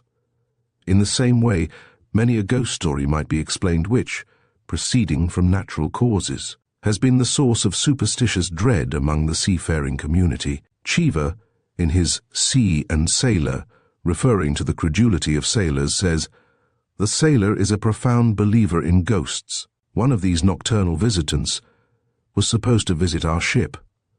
It was with the utmost difficulty that the crew could be made to turn in at night. You might have seen the most athletic, stout-hearted sailor on board, when called to take his night watch aloft, glancing at the yards and tackling of the ship for the Phantom. It was a long time, in the opinion of the crew, before the Phantom left the ship." It may be remembered that Sir Walter Scott relates how the captain of an English ship was assured by the crew that the ghost of a murdered sailor every night visited the ship. So convinced were the sailors of the appearance of this phantom that they refused to sail, but the mystery was cleared up by the discovery of a somnambulist. Occasionally, the ghost of a former captain is supposed to visit a vessel and to warn the crew of an approaching storm. Simonson, in his 2 Years Abaft the Mast, records the appearance of such an apparition at one time to prescribe a change of course at another in wet and calm weather, quietly seated in his usual place on the poop deck. Sometimes similar warnings have come from other sources. Thus a curious occurrence is told by Mary Howitt, which happened in 1664 to Captain Rogers, R.N., who was in command of the Society, a vessel bound from England to Virginia. The story goes that he was heading in for the Capes, and was, as he reckoned, after heaving the lead, 300 miles from them. A vision appeared to him in the night, telling him to turn out and look about. He did so, found all alert, and retired again. The vision appeared again, and told him to heave the lead. He arose, caused the lead to be cast, and found but 7 fathoms. Greatly frightened, he tacked ship, and the daylight showed him to be under the Capes, instead of 200 miles at sea. With this story may be compared a mysterious story told in the Chicago Times of March 1885. It appears that, as 2 men had fallen from the topmast head of a lake vessel, the rumor spread that the ship was an unlucky one, Accordingly, writes one of the crew, "On its arrival at Buffalo, the men went on shore as soon as they were paid off. They said the ship had lost her luck. While we were discharging at the elevator, the story got round, and some of the grain trimmers refused to work on her. Even the mate was affected by it. At last we got ready to sail for Cleveland, where we were to load coal. The captain managed to get a crew by going to a crimp, who ran them in, fresh from salt water. They came on board 2/3 drunk, and the mate was steering them into the forecastle, when one of them stopped and said, pointing aloft, 'What have you got a figurehead on the mast for?' The mate looked up, and then turned pale. 'It's Bill,' he said, and with that the whole lot jumped on to the dock. I didn't see anything, but the mate told the captain to look for another officer. The captain was so much affected that he put me on another schooner, and then shipped a new crew and sailed for Cleveland. He never got there. He was sunk by a steamer off Dunkirk." Another curious phantom warning to sailors seen in years gone by was the hooper, or the hooter, of Sennen Cove, Cornwall. This was supposed to be a spirit which took the form of a band of misty vapour, stretching across the bay, so opaque that nothing could be seen through it.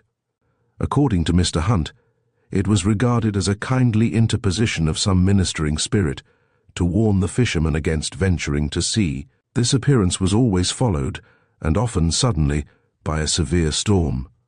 It is seldom or never now seen. One profane old fisherman would not be warned by the bank of fog, and as the weather was fine on the shore, he persuaded some young men to join him. They manned a boat, and the aged leader, having with him a threshing flail, declared that he would drive the spirit away, and he vigorously beat the fog with the threshel, as the flail is called. The boat passed through the fog and went to sea, but a severe storm arose, and no one ever saw the boat or the men again, since which time the hooper has been rarely seen. Similarly, a mist over the River Simel, in Wales, is thought to be the spirit of a traitoress, who lost her life in the lake close by. Tradition says she had conspired with pirates to rob her lord of his domain, and was defeated by an enchanter.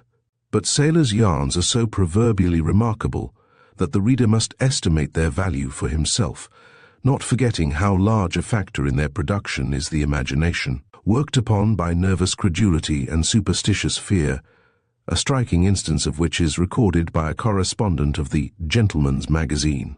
My friend, Captain Mott, R.N., used frequently to repeat an anecdote of a seaman under his command.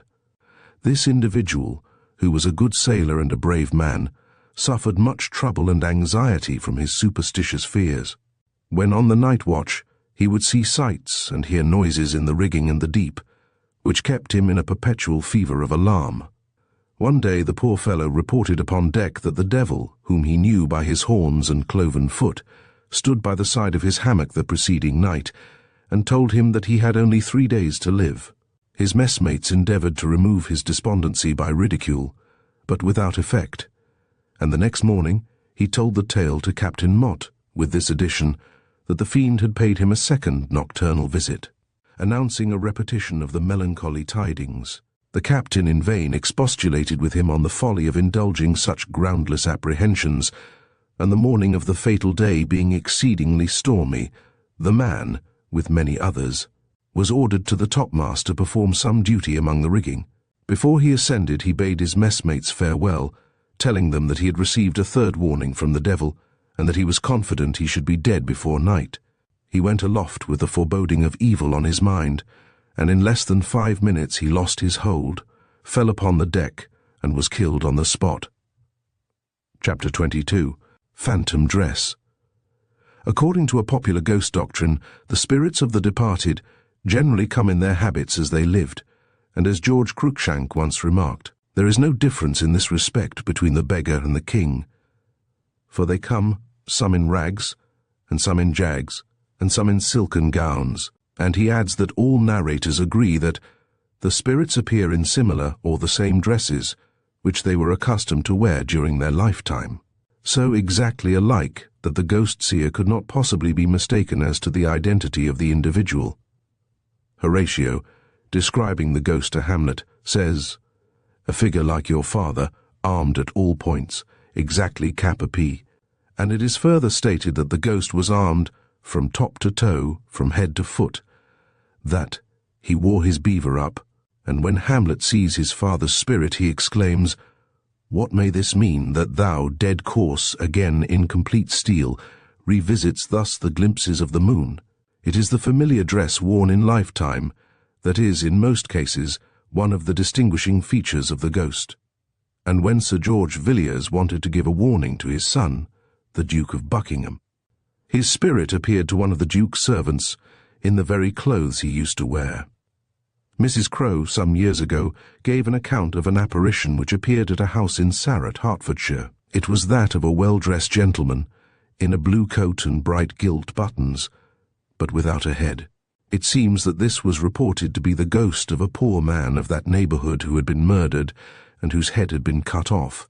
He could, therefore, only be recognised by his blue coat and bright gilt buttons.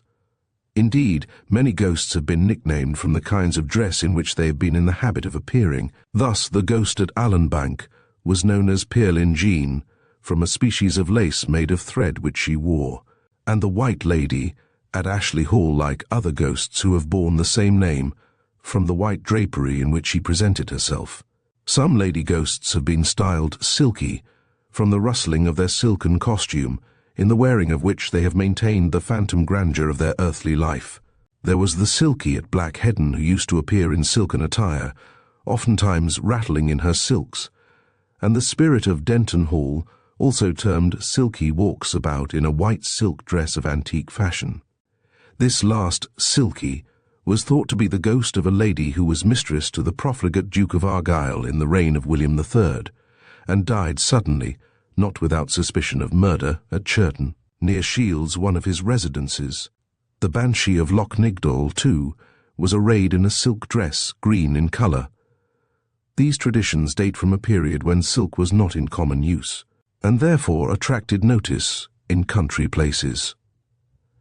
Some years ago a ghost appeared at Hampton Court, habited in a black satin dress with white kid gloves. The White Lady of Skipsey makes her midnight serenades clothed in long white drapery. Lady Bothwell, who haunted the mansion of Woodhouseley, always appeared in white, and the apparition of the mansion of Houndwood, in Berwickshire, bearing the name of Chappies clad in silk attire. One of the ghosts seen at the celebrated Willington Mill was that of a female in greyish garments. Sometimes she was said to be wrapped in a sort of mantle, with her head depressed and her hands crossed on her lap.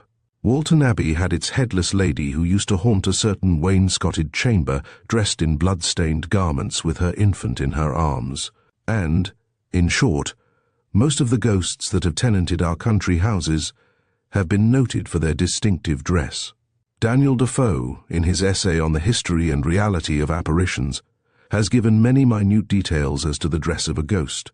He tells a laughable and highly amusing story of some robbers who broke into a mansion in the country, and whilst ransacking one of the rooms they saw in a chair a grave ancient man with a long full-bottomed wig and a rich brocaded gown. Ants.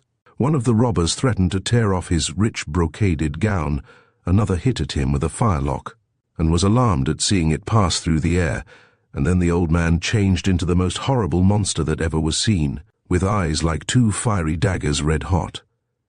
The same apparition encountered them in different rooms, and at last the servants, who were at the top of the house, throwing some hand grenades down the chimneys of these rooms. The thieves were dispersed. Without adding further stories of this kind, which may be taken for what they are worth, it is a generally received belief in ghost lore that spirits are accustomed to appear in the dresses which they wore in their lifetime, a notion credited from the days of Pliny the Younger to the present day. But the fact of ghosts appearing in earthly raiment has excited the ridicule of many philosophers, who, even admitting the possibility of a spiritual manifestation, deny that there can be the ghost of a suit of clothes. George Cruikshank, too, who is no believer in ghosts, sums up the matter thus: "As it is clearly impossible for spirits to wear dresses made of the materials of the earth, we should like to know if there are spiritual outfitting shops for the clothing of ghosts who pay visits on earth."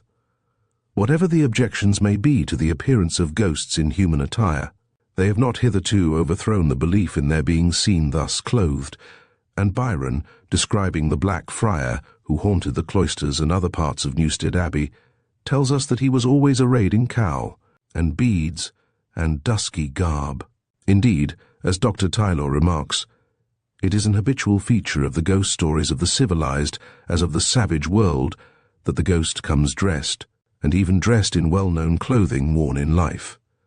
And he adds that the doctrine of object souls is held by the Algonquin tribes, the islanders of the Fijian group, and the Karens of Burma, it being supposed that not only men and beasts have souls, but inorganic things. Thus, Mariner, describing the Fijian belief, writes, "If a stone or any other substance is broken, immortality is equally its reward.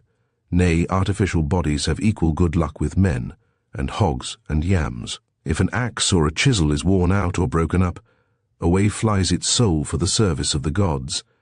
The Fijians can further show you a sort of natural well, or deep hole in the ground, at one of their islands, across the bottom of which runs a stream of water, in which you may clearly see the souls of men and women, beasts and plants, stocks and stones, canoes and horses, and of all the broken utensils of this frail world, swimming, or rather tumbling along, one over the other, pell-mell, into the regions of immortality.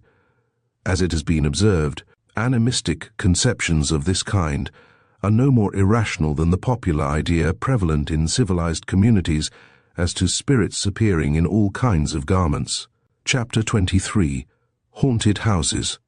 "A jolly place," said he, in days of old, "but something ails it now. The spot is cursed." Wordsworth.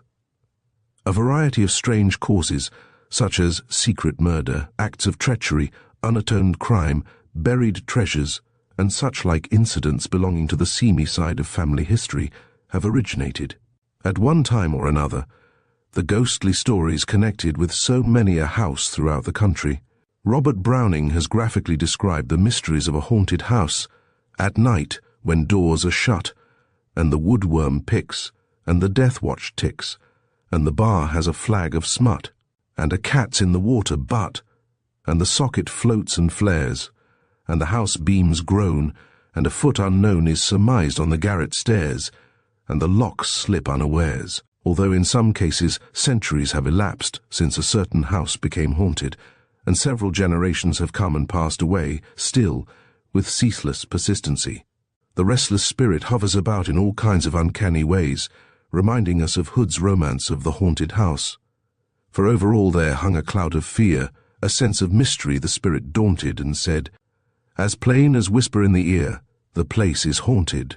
Corby Castle, Cumberland, was famous for its radiant boy. Peel Castle had its Morth Doog, and Dobb Park Lodge was noted for the talking dog. Cortacky Castle, the seat of the Earl of Airlie, is noted for its drummer, and a noted Westmoreland ghost was that of the Bad Lord Lonsdale, locally known as Jemmy Lowther, which created much alarm at Lowther Hall, but of recent years this miscreant spirit has been silent, having, it is said, been laid forever under a large rock called Wallow Crag. Strange experiences were associated with Hinton Ampner Manor House, Hampshire, and when in 1797 it was pulled down, under the floor of the lobby was found a box containing bones, and what was said to be the skull of a monkey. No regular inquiry was made into the matter, and no professional opinion was ever sought as to the real character of the relic.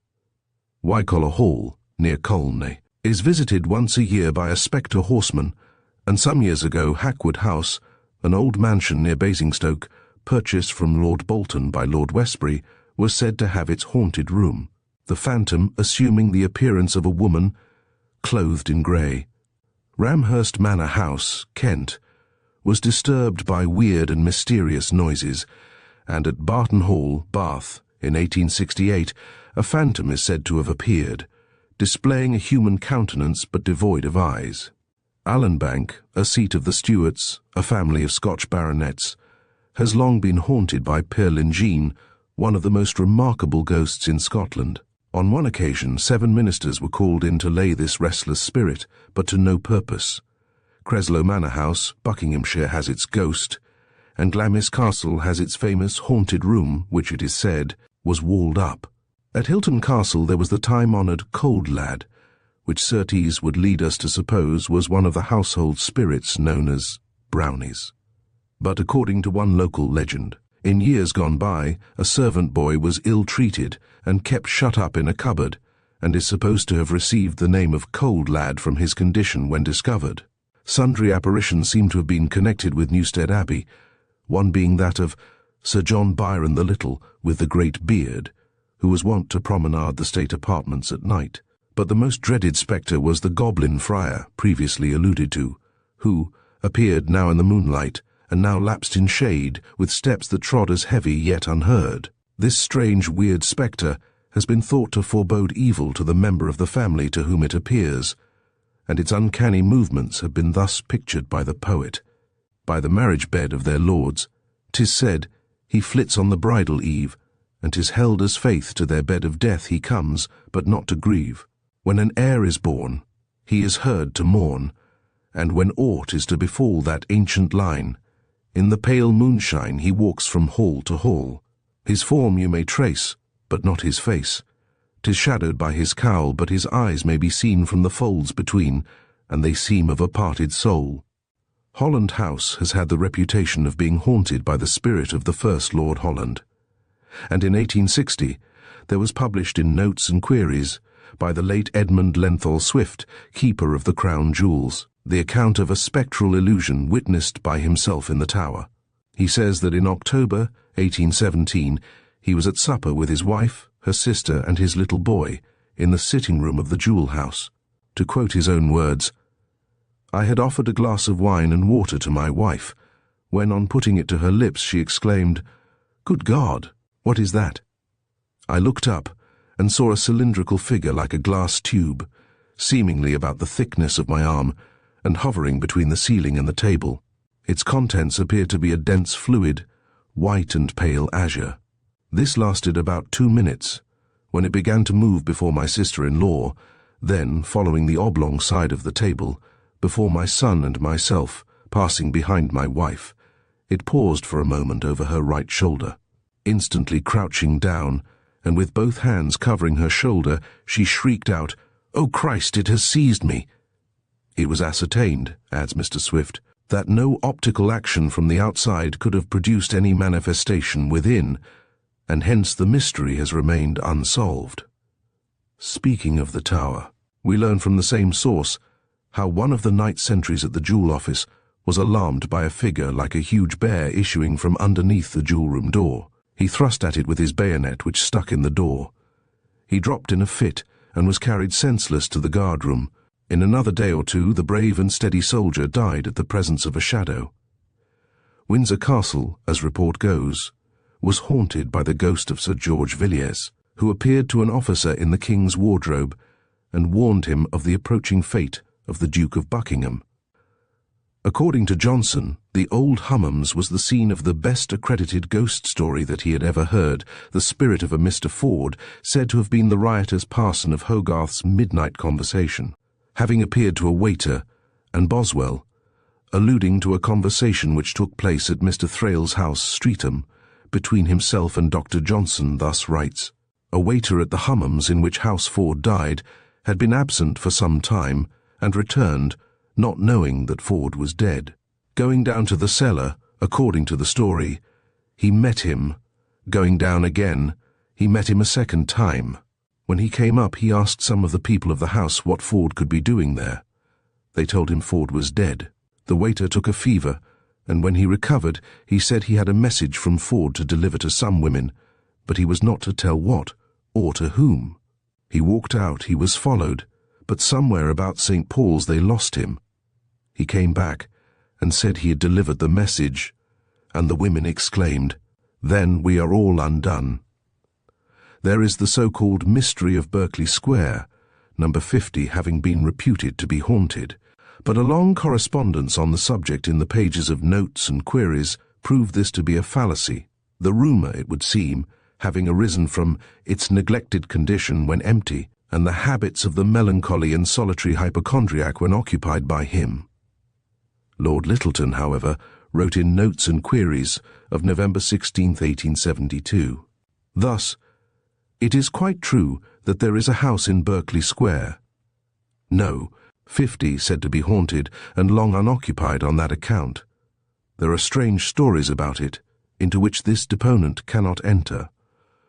What these strange stories were may be gathered from Mayfair of May 10th, 1879, an interesting illustration of how rapidly legendary stories spring up on little or no basis. The house in Berkeley Square contains at least one room of which the atmosphere is supernaturally fatal to body and mind.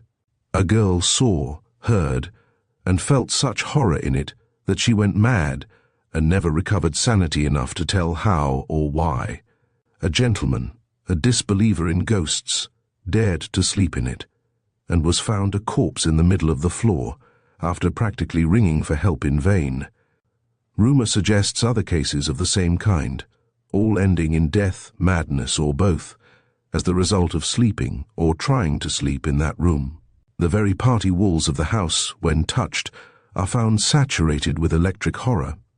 It is uninhabited, save by an elderly man and woman who act as caretakers, but even these have no access to the room. That is kept locked, the key being in the hands of a mysterious and seemingly nameless person, who comes to the house once every 6 months, locks up the elderly couple in the basement, and then unlocks the room and occupies himself in it for hours. Bury Pomeroy Castle, Devonshire, was long said to be haunted by the daughter of a former baron, who bore a child to her own father, afterwards strangling the fruit of their incestuous intercourse, and all kinds of weird noises are heard at Ewshot House, Hampshire.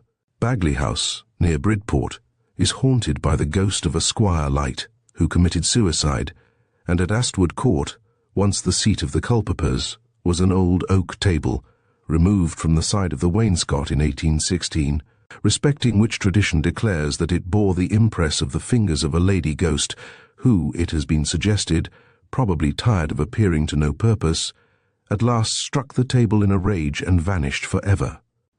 Holt Castle was supposed, in bygone years, to be haunted by a mysterious lady in black who, in the still hours of the night, occasionally walked in a certain passage near the attics. It was likewise said that the cellar had been occupied by an ill-favoured bird like a raven, which would sometimes pounce upon any person who ventured to approach a cask for drink, and, having extinguished the candle with a horrid flapping of wings, would leave its victims prostrate with fright. A solution, however, has been given to this legend that would imply a little cunning selfishness on the part of the domestics who had the care of the ale and cider depot.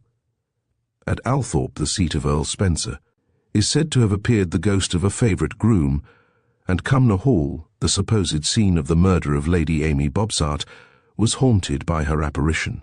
According to Mickle, in that manner now no more is cheerful feast and sprightly ball, for, ever since that dreary hour, have spirits haunted Cumnor Hall.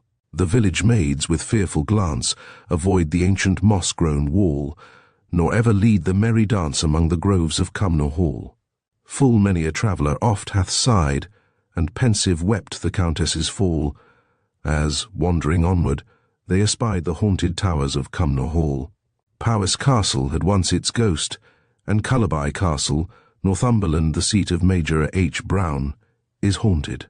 According to a correspondent, in the older part of the castle, which was the Pele Tower of the Claverings, there was known to be a room walled up, which Mrs. Brown, during her husband's absence, had broken into, but the room was found to be quite empty.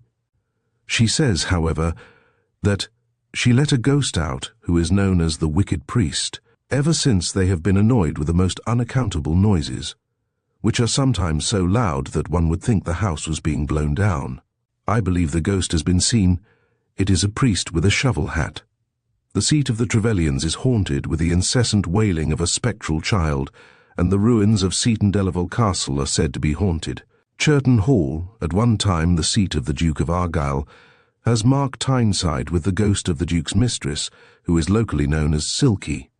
Tyneside, writes Mr. W. Tystead, abounded with stories of haunted castles, but with the doubtful exception of Dilston, where Lady Derwentwater was said to revisit the pale glimpses of the moon to expiate the restless ambition which impelled her to drive Lord Derwentwater to the scaffold. None of them were leading actors in the tragedies of old time.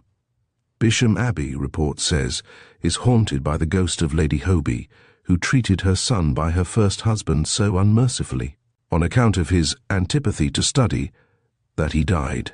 As a punishment for her unnatural cruelty, she glides through a certain chamber, in the act of washing bloodstains from her hands. One of the rooms at Combermere Abbey, Cheshire, formerly known as the Coved Saloon, is tenanted by the ghost of a little girl, the sister of Lord Cotton, who had died when 14 years old. Then there was the famous Samford Peveril ghost, which created much interest at the commencement of the present century, and Rainham, the seat of the Marquis Townshend in Norfolk, has long been haunted by the Brown Lady. At Alton House, Suffolk, at midnight, a wild huntsman with his hounds, accompanied by a lady carrying a poisoned cup, is said to take his ghostly walk. And Clegg Hall, Lancashire long had its restless spirits, and the laying of these Clegg Hall boggarts, as they were called, is described elsewhere. At Samlesbury Hall, near Blackburn, a lady in white attended by a handsome knight is seen at night, and a headless lady walked about Walton Abbey. Hermitage Castle, one of the most famous of the Border keeps in the days of its splendour, has for years past been haunted, and has been described as haunted hermitage, where long by spells mysterious bound, they pace their round with lifeless smile, and shake with restless foot the guilty pile, till sink the mouldering towers beneath the burdened ground. The story goes that Lord Solis, the evil hero of Hermitage, made a compact with the devil, who appeared to him in the shape of a spirit wearing a red cap, which gained its hue from the blood of human victims in which it was steeped. Lord Solis sold himself to the demon, and in return he could summon his familiar whenever he chose to rap thrice on an iron chest, on condition that he never looked in the direction of the spirit.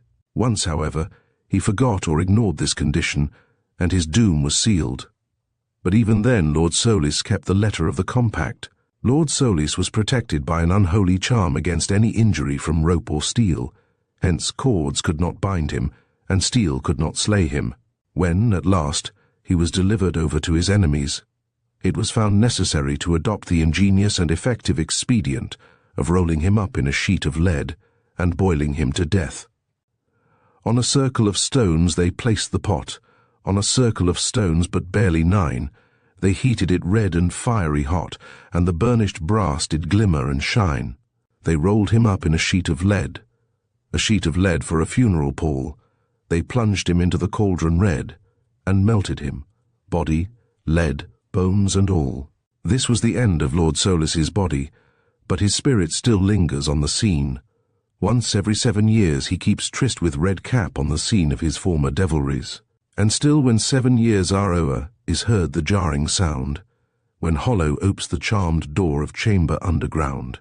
Hugh Miller, in his Schools and Schoolmasters, says that, while working as a stonemason in a remote part of Scotland, he visited the ruins of Craighouse, a grey, fantastic rag of a castle, which the people of the neighbourhood firmly believed to be haunted by its goblin, a miserable-looking, grey-headed, grey-bearded old man, who might be seen, late in evening and early in the morning, peering out through a narrow slit or shot-hole at the chance passenger. He further adds that he met with a sunburnt herd boy who was tending his cattle under the shadow of the old castle wall.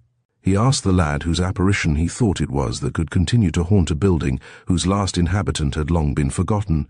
"Oh, they're saying," was the reply, "it's the spirit of the man who was killed on the foundation stone, soon after it was laid, and then built into the wa by the masons that he might keep the castle by coming back again, and they're saying that a vara old whose is either country had murderit men builded intil them I that way, and that all of them have their bogey."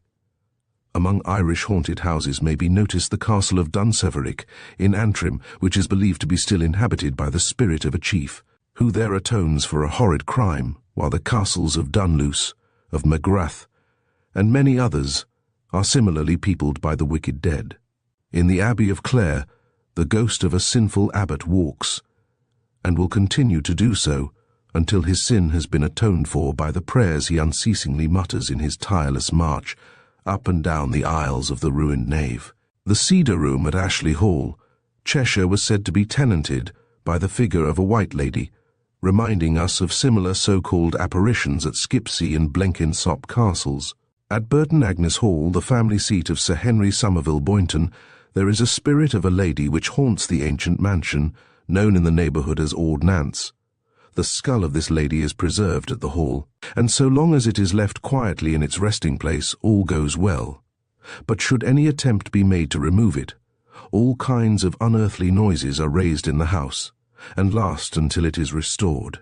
Denton Hall has for many years past attracted interest from being inhabited by a spirit known by the names of Old Barbary and Silky, and Wadow Hall, Yorkshire, is haunted by a phantom called Peg O'Neill. Bridgend House, Burnley, was said to have its ghost. Crook Hall, near Durham, has its White Lady, South Biddick Hall, its shadowy tenant, Madame Lambton, and Netherby Hall, a rustling lady who walks along a retired passage in that mansion, her dress rustling as she moves along. There was the famous Willington Mill, alluded to in the previous chapter, which some years ago became notorious in the north of England, having been haunted, it is said, by a priest and a grey lady who amused themselves at their victims' expense by all kinds of strange acts. A correspondent of Notes and Queries, 4th SX 490, referring to the Willington ghost, says, "The steam flour mill, with the house, was in the occupation then of Messrs. Proctor and Unthank. The house was separated from the mill by a space of a few feet, so that no tricks could be played from the mill. The partners alternately lived in the house." A relation of mine asked one of those gentlemen if there was any truth as to the current rumours. He remarked, "Well, we don't like to speak of it. My partner certainly cannot live comfortably in the house from some unexplained cause. But as to myself and family, we are never disturbed. Several parsonages have had their ghosts." Southey, in his Life of Wesley, speaking of Epworth Parsonage, which appears to have been haunted in the most strange manner, and alluding to the mysterious disturbances that happened in it, says, "An author who, in this age, relates such a story, and treats it as not utterly incredible and absurd, must expect to be ridiculed, but the testimony upon which it rests is far too strong to be set aside, because of the strangeness of the relation." In the Gentleman's Magazine is recorded an account of an apparition that appeared at Soldern Rectory, Oxfordshire, to the Reverend Mr. Shaw, who had always ridiculed the idea of ghosts, announcing to him that his death would be very soon and very sudden. Suffice it to say that shortly afterwards he was seized with an apoplectic fit while reading the service in church, and died almost immediately. This strange affair is noticed in the Register of Brisley Church, Norfolk, under December 12, 1706. I, Robert Withers Marr, Vicar of Gately, do insert here a story which I had from undoubted hands, for I have all the moral certainty of the truth of it possible. The old parsonage at Market, or East, Lavington, near Devizes, now pulled down, was reputed to be haunted by a lady supposed to have been murdered, and, it has been said, a child came also to an untimely end in the house.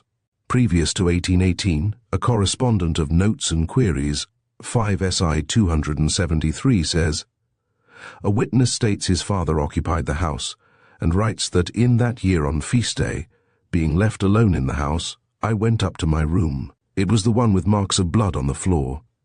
I distinctly saw a white figure glide into the room. It went round by the washstand by the bed, and there disappeared. It may be added that part of the road leading from Market Lavington to Easterton, which skirts the grounds of Fiddington House, used to be looked upon as haunted by a lady who was known as the Easterton Ghost. In 1869, a wall was built round the roadside of the pond, and, close to the spot where the lady was seen, 2 skeletons were disturbed, one of a woman, the other of a child. The bones were buried in the churchyard, and no ghost, it is said, has been seen since. Occasionally churches have been haunted.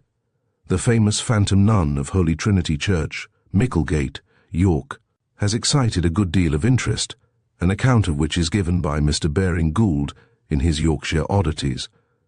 The story goes that during the suppression of religious houses before the Reformation, a party of soldiers came to sack the convent attached to the church, but having forced an entry, they were confronted by the abbess, a lady of great courage and devotion, who declared that they should only pass it over her body, and that should they slay her and succeed in their errand of destruction, her spirit would haunt the place until the time came that their sacrilegious work was expiated by the rebuilding of the Holy House. Many accounts have been published of this apparition, the following being from the Ripon and Richmond Chronicle, May 6, 1876. "In the middle of the service," writes a correspondent, My eyes, which had hardly once moved from the left or north side of the window, were attracted by a bright light, formed like a female, robed and hooded, passing from north to south with a rapid gliding motion outside the church, apparently at some distance. There are 4 divisions in the window, all of stained glass, but at the edge of each runs a rim of plain transparent glass about 2 inches wide and adjoining the stone work. Through this rim especially could be seen what looked like a form transparent, but yet thick, if such a term can be used, with light. The robe was long and trailed. About half an hour later it again passed from north to south, and, having remained about 10 seconds only, returned with what I believe to have been the figure of a young child, and stopped at the last pane but one, and then vanished. I did not see the child again, but a few seconds afterwards the woman reappeared, and completed the passage behind the last pane very rapidly. It is said to appear very frequently on Trinity Sunday, and to bring 2 other figures onto the scene, another female, called the nurse, and the child. Likewise, on one of the windows of the Abbey Church, Whitby, was occasionally seen the very form of Hilda Fair, hovering upon the sunny air.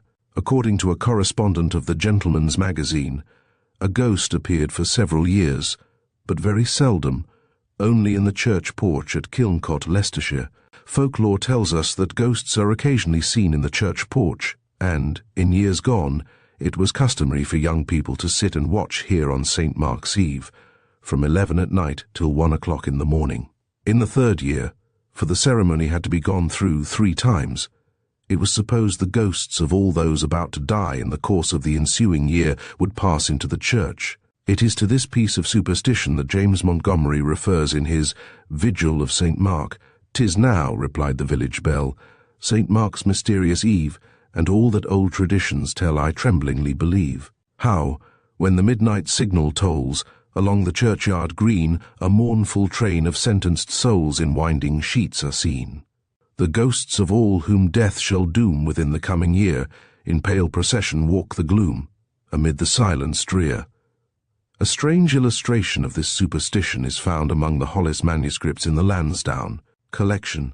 The writer, Gervase Hollis, of Great Grimsby, Lincolnshire, was a colonel in the service of Charles I, and he professes to have received the tale from Mr. Liveman Rampaine, minister of God's Word at Great Grimsby, Lincolnshire, who was household chaplain to Sir Thomas Munson of Burton, in Lincoln, at the time of the incident. A curious and somewhat unique advertisement of a haunted house appeared some years ago, and ran thus: "To be sold, an ancient Gothic mansion known as Beckington Castle, 10 miles from Bath and 2 from Frome. The mansion has been closed for some years, having been the subject of proceedings in Chancery. There are legends of haunted rooms, miles of subterranean passages, and sea affording a fine field of research and speculation to lovers of the romantic. It was no doubt true of the ghost of this, as of most other haunted houses. We meet them on the doorway, on the stair. Along the passages they come and go, impalpable impressions on the air, a sense of something moving to and fro." Chapter 24. Haunted Localities. Spirits in most countries are supposed to haunt all kinds of places, and not to confine themselves to any one locality. Local traditions show how the most unlikely spots, which can boast of little or no romance, are supposed to be frequented by ghosts. The wayfarer along some country road, having oftentimes been confronted by an uncanny apparition.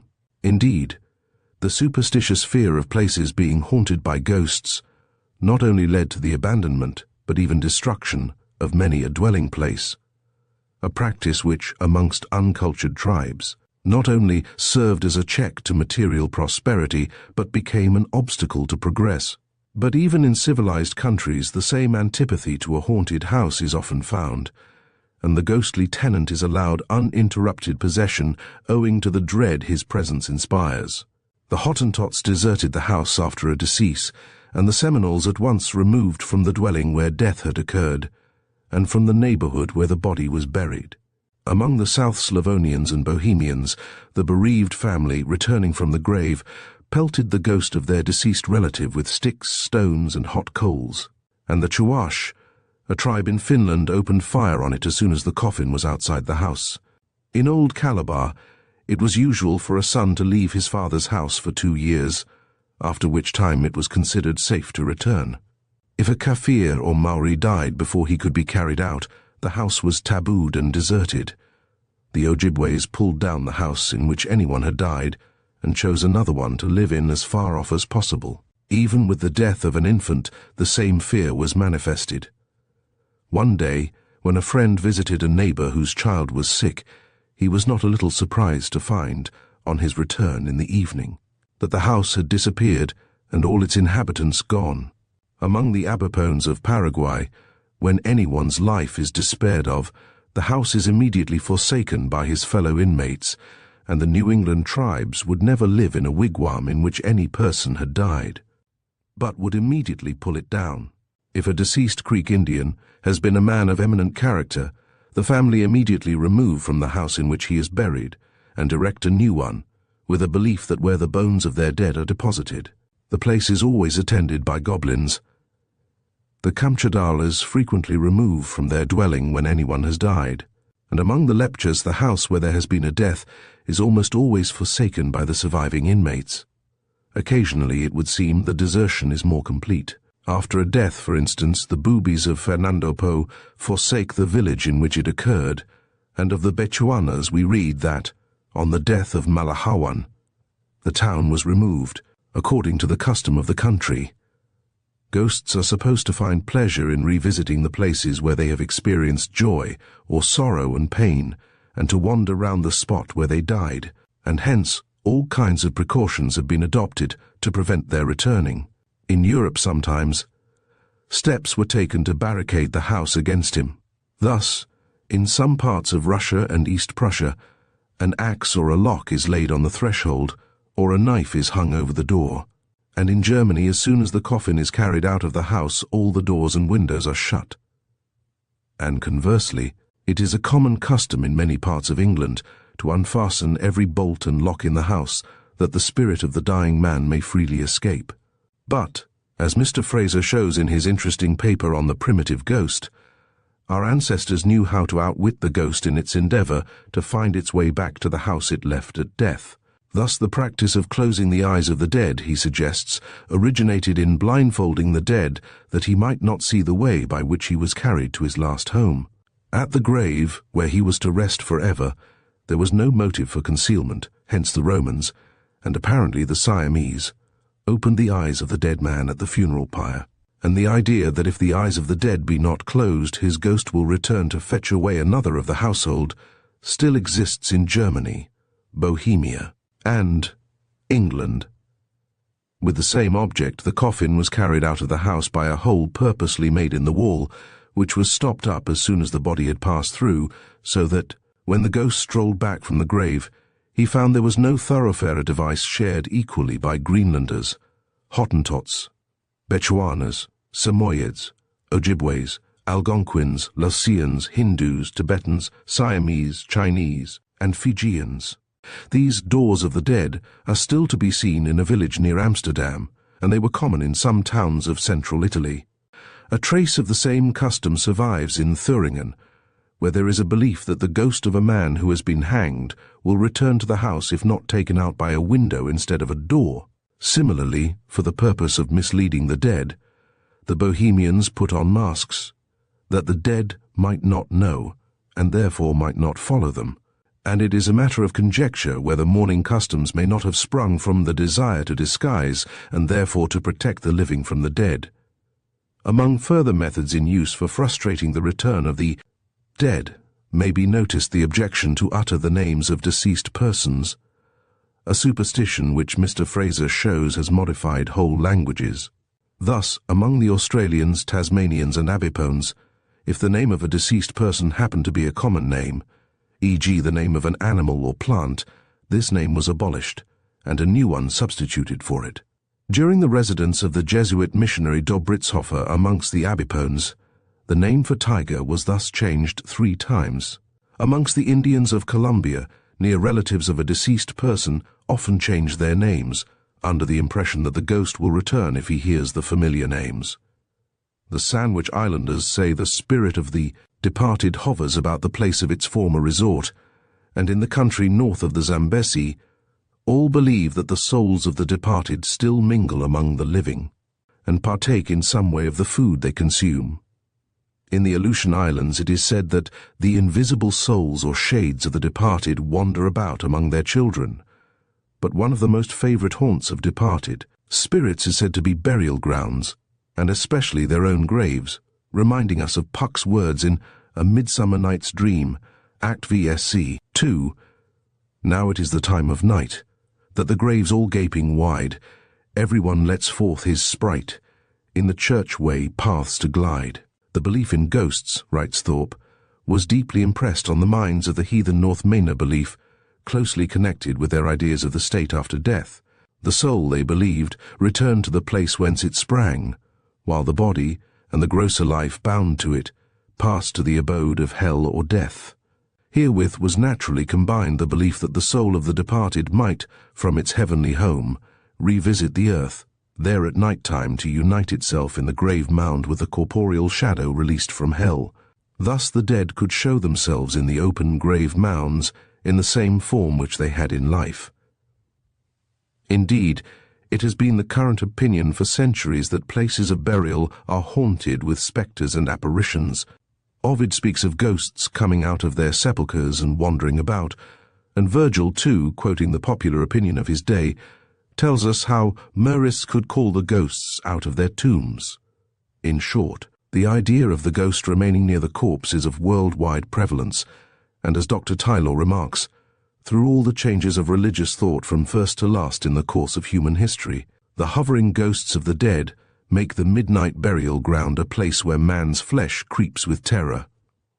We may further compare Hamlet's words Act 3, SC 2, "'Tis now the very witching time of night, when churchyards yawn."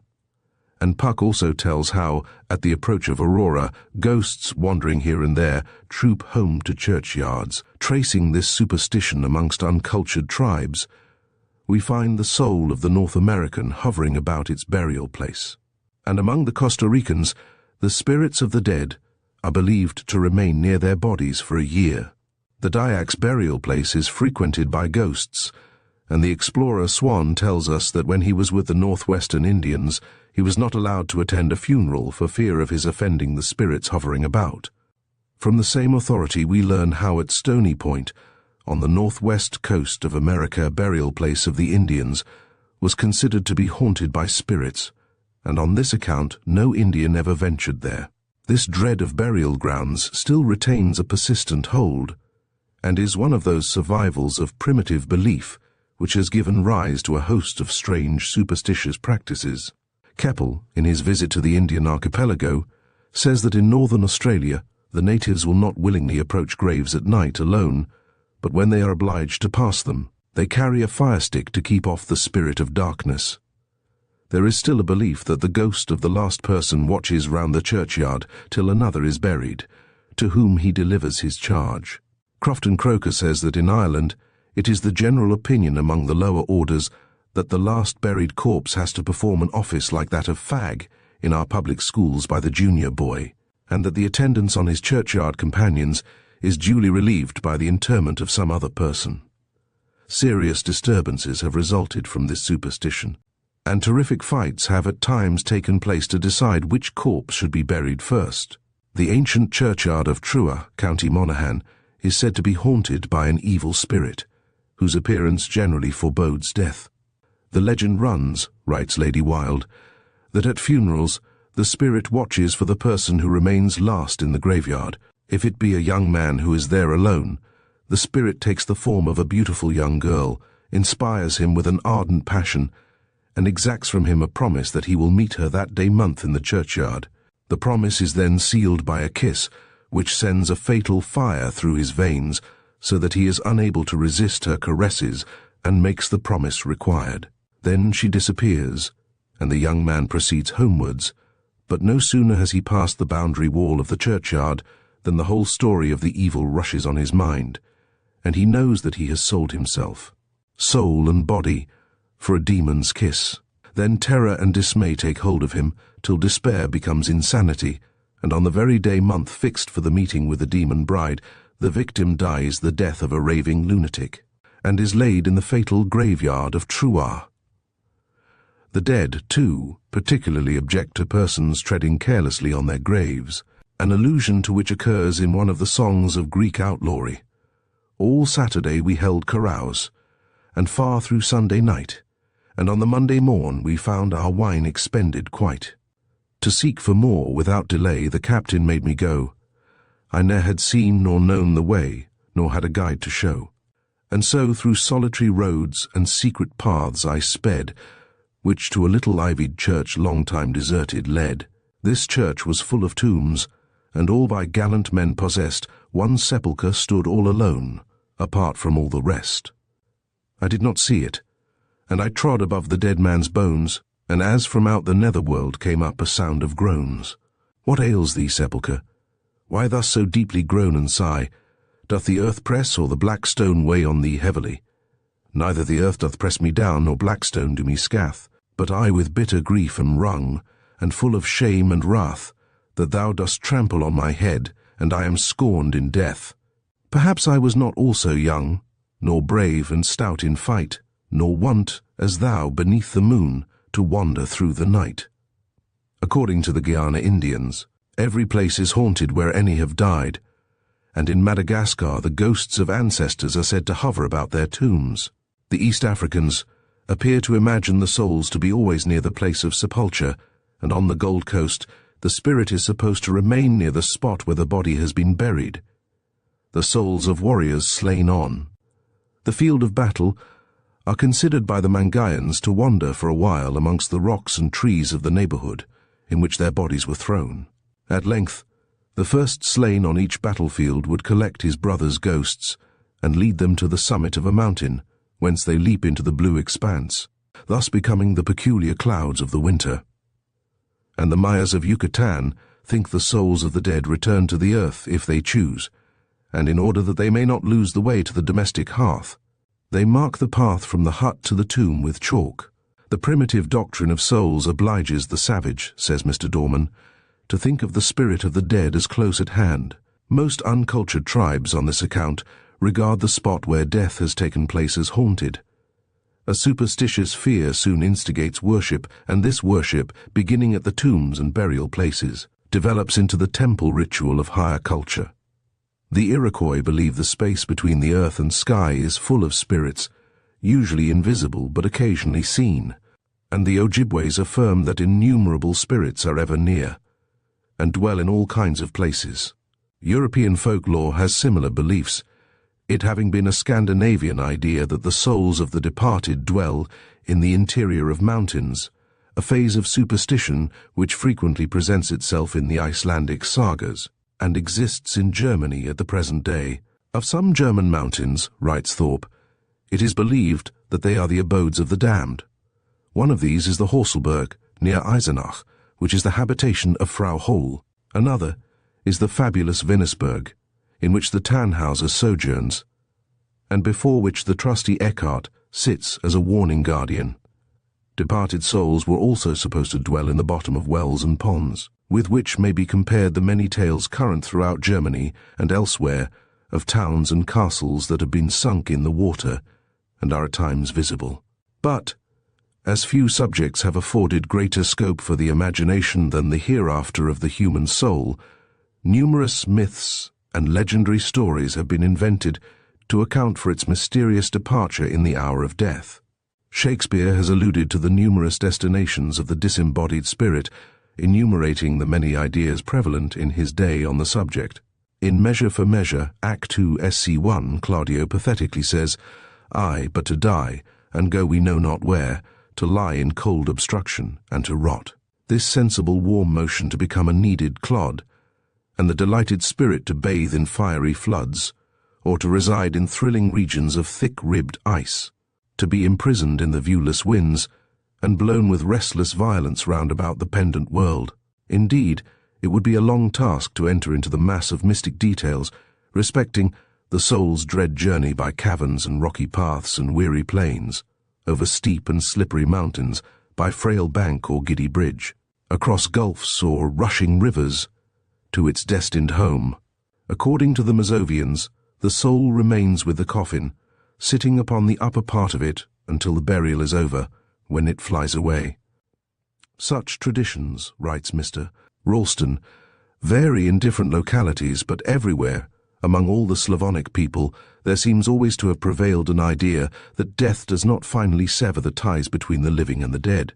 This idea has taken various forms and settled into several widely differing superstitions, lurking in the secrecy of the cottage, and there keeping alive the cultus of the domestic spirit, and showing itself openly in the village church, where on a certain day it calls for a service in remembrance of the dead. The spirits of those who are thus remembered, say the peasants, attend the service, taking their place behind the altar, but those who are left unremembered weep bitterly all through the day. In some parts of Ireland, writes Mr. McAnally, there exists a belief that the spirits of the dead are not taken from earth, nor do they lose all their former interest in earthly affairs, but enjoy the happiness of the saved, or suffer the punishment imposed for their sins in the neighborhood of the scenes among which they lived while clothed in flesh and blood. At particular crises in the affairs of mortals, these disenthralled spirits sometimes display joy and grief in such a manner as to attract the attention of living men and women. At weddings they are frequently unseen guests, at funerals they are always present, and sometimes, at both weddings and funerals, their presence is recognized by aerial voices or mysterious music, known to be of unearthly origin. The spirits of the good wander with the living as guardian angels, but the spirits of the bad are restrained in their action and compelled to do penance at or near the place where their crimes were committed. Some are chained at the bottom of lakes, others buried underground, others confined in mountain gorges, some hang on the sides of precipices, others are transfixed on the treetops, while others haunt the homes of their ancestors, all waiting till the penance has been endured and the hour of deliverance arrives. Harriet Martineau, speaking of the English lakes, says that Suta or Sutra Fell is the mountain on which ghosts appeared in myriads at intervals during 10 years of the last century. On the midsummer eve of the fearful 1745, 26 persons, expressly summoned by the family, saw all that had been seen before, and more. Carriages were now interspersed with the troops, and everybody knew that no carriages had been or could be on the summit of Suta Fell. The multitude was beyond imagination, for the troops filled a space of half a mile, and marched quickly till night hid them, still marching. There was nothing vaporous or indistinct about the appearance of these spectres. So real did they seem, that some of the people went up the next morning to look for the hoof marks of the horses, and awful it was to them to find not one footprint on heather or grass. This spectral march was similar to that seen at Edge Hill, in Leicestershire, in 1707, and corresponds with the tradition of the tramp of armies over Helvellyn on the eve of the Battle of Marston Moor. With such phantoms may be compared the mock suns, the various appearances of halos and wandering lights, and such a phenomenon as the spectre of the Brocken. Calmet relates a singular instance at Milan, where some 2,000 persons saw, as they supposed, an angel hovering in the air. He cites Cardan as an eyewitness, who says that the populace were only undeceived when it was shown, by a sharp-sighted lawyer, to be a reflection from one of the statues of a neighboring church, the image of which was caught on the surface of a cloud. The mirage, or water of the desert, owes its appearance to similar laws of refraction. Mountain districts, we know, abound in these illusions, and the splendid enchantment presented in the Straits of Reggio by the Fata Morgana has attracted much notice. At such times, minarets, temples, and palaces have seemed to rise out of the distant waves, and spectral huntsmen, soldiers in battle array, and gay but mute cavalcades have appeared under similar circumstances, pictured on the table of the clouds. It was thus, we are told, that the Duke of Brunswick and Mrs. Graham saw the image of their balloon distinctly exhibited on the face of a cumulus cloud. In 1836, and travellers on Mont Blanc have been startled by their own magnified shadows floating among the giant peaks. It is difficult to say how many of the apparitions, which have been supposed to haunt certain spots, might be attributed to similar causes. Chapter 25. Checks and spells against ghosts. Amongst the qualities ascribed to the cock was the time-honored belief that by its crow it dispelled all kinds of ghostly beings, a notion alluded to by the poet Prudentius, who flourished at the commencement of the 4th century. There is also a hymn said to have been composed by St. Ambrose and formerly used in the Salisbury Missal, in which allusion is made to this superstition. In Blair's Grave, the apparition vanishes at the crowing of the cock, and in Hamlet, on the departure of the ghost. Bernardo says, "It was about to speak when the cock crew," to which Horatio answers, "and then it started like a guilty thing upon a fearful summons. I have heard the cock, that is the trumpet to the morn, doth with his lofty and shrill-sounding throat awake the god of day. And, at his warning, whether in sea or fire, in earth or air, the extravagant and erring spirit hies to his confine, and of the truth herein this present object made probation." Whereupon Marcellus adds the well-known lines, "It faded on the crowing of the cock." Some say that ever 'gainst that season comes, wherein our Saviour's birth is celebrated, the bird of dawning singeth all night long. And then, they say, no spirit dares stir abroad, the nights are wholesome, then no planet strike, no fairy takes, nor witch hath power to charm, so hallowed and so gracious is the time. Even the devil is powerless at the sound of cock-crow. An amusing story is told on the continent of how a farmer's wife tricked the devil by means of this spell. It appears that her husband was mourning the loss of his barn, either by wind or fire, when a stranger addressed him and said, "That I can easily remedy. If you will just write your name in your blood on this parchment, your barn shall be fixed and ready tomorrow before the cock crows. If not, our contract is void." But afterwards the farmer repented of the bargain he had made, and on consulting his wife, she ran out in the middle of the night, and found a number of workmen employed on the barn. Thereupon she cried with all her might, "Cock-a-doodle-doo, cock-a-doodle-doo," and was followed by all the cocks in the neighborhood, each of which sent forth a hearty cock-a-doodle-doo. At the same moment, all the phantom workmen disappeared, and the barn remained unfinished. In a pretty Swedish ballad of Little Christina, a lover rises from the grave to console his beloved. One night Christina hears light fingers tapping at the door. She opens it and sees her betrothed. She washes his feet with pure wine, and for a long while they converse. Then the cocks begin to crow, and the dead get them underground. The young girl follows her sweetheart through the white forest, and when they reach the graveyard, the fair hair of the young man begins to disappear. "See, maiden," he says, "how the moon has reddened all at once. Even so, in a moment, thy beloved will vanish." She sits down on the tomb and says, "I shall remain here till the Lord calls me." Then she hears the voice of her betrothed, "Little Christina, go back to thy dwelling place. Every time a tear falls from thine eyes, my shroud is full of blood. Every time thy heart is gay, my shroud is full of rose leaves." These folk tales are interesting, as embodying the superstitions of the people among whom they are current.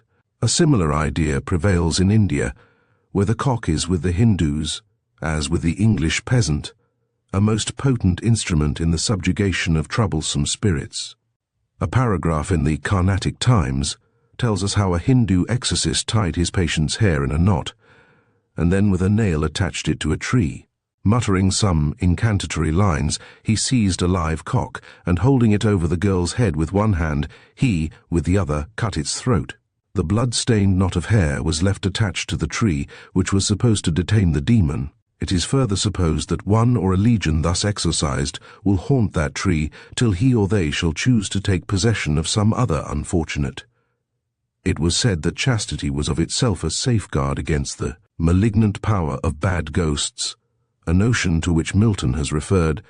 Some say no evil thing that walks by night, in fog or fire, by lake or moorish fen, blue meagre hag, or stubborn unlaid ghost, that breaks the magic chains at curfew time, no goblin or swart fairy of the mine, hath hurtful power, O true virginity. The cross and holy water have too generally been considered sacred preservatives against devils and spirits, illustrations of which will be found in many of our old romances.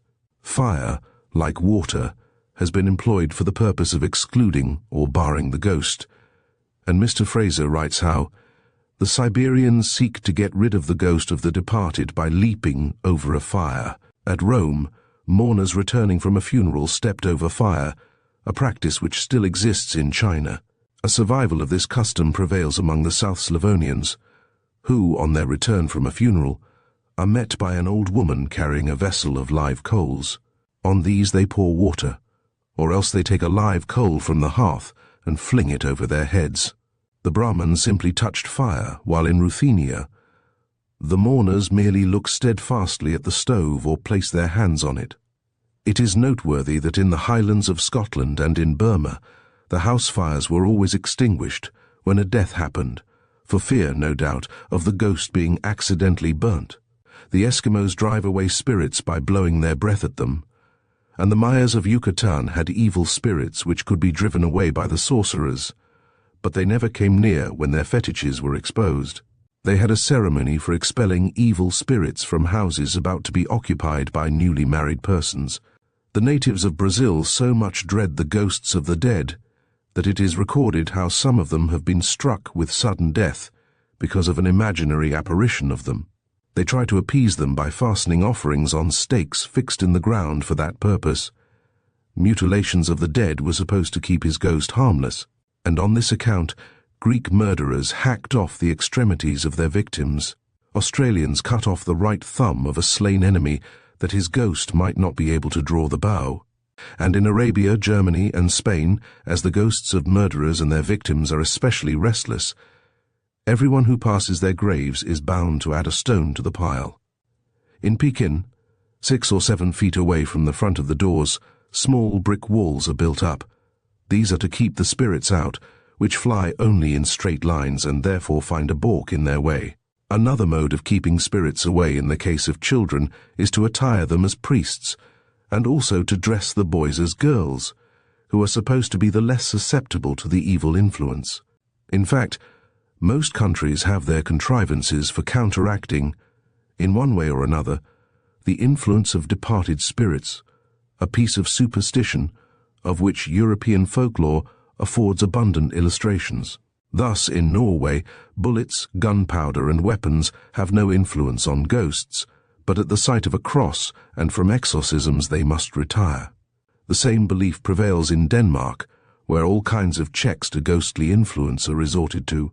It is said, for instance, to be dangerous to shoot at a spectre, as the bullet will return on him who shot it. But if the piece be loaded with a silver button, that will infallibly take effect. A Danish tradition tells how once there was a horrible spectre which caused great fear and disquietude, as everyone who saw it died immediately afterwards. In this predicament, a young fellow offered to encounter the apparition and to endeavor to drive it away. For this purpose he went at midnight to the church path, through which the spectre was in the habit of passing, having previously provided himself with steel in various shapes. When the apparition approached, he fearlessly threw steel before its feet, so that it was obliged instantly to turn back, and it appeared no more. A common superstition, equally popular in England as on the continent, is that when a horseshoe is nailed over the doorway, no spirit can enter. It is also said that, if anyone is afraid of spectres, let him strew flaxseed before the door, then no spirit can cross the threshold. A preventive equally efficacious is to place one's slippers by the bedside with the heels towards the bed. Spectres may be driven away by smoking the room with the snuff of a tallow candle, while wax lights attract them. And at the present day, various devices are adopted by our English peasantry for warding off from their dwellings ghosts and other uncanny intruders. Chapter 26. Wraith-seeing. Closely allied to second sight is the doctrine of wraiths or fetches, sometimes designated doubles an apparition exactly like a living person its appearance, whether to that person or to another, being considered an omen of death. The fetch is a well-known superstition in Ireland, and is supposed to be a mere shadow, resembling in stature, features, and dress a living person, and often mysteriously or suddenly seen by a very particular friend. Spirit-like, it flits before the sight, seeming to walk leisurely through the fields, often disappearing through a gap or lane. The person it resembles is usually known at the time to be laboring under some mortal illness and unable to leave his or her bed. When the fetch appears agitated or eccentric in its motions, a violent or painful death is indicated for the doomed prototype. Such a phantom, too, is said to make its appearance at the same time and in the same place to more than one person.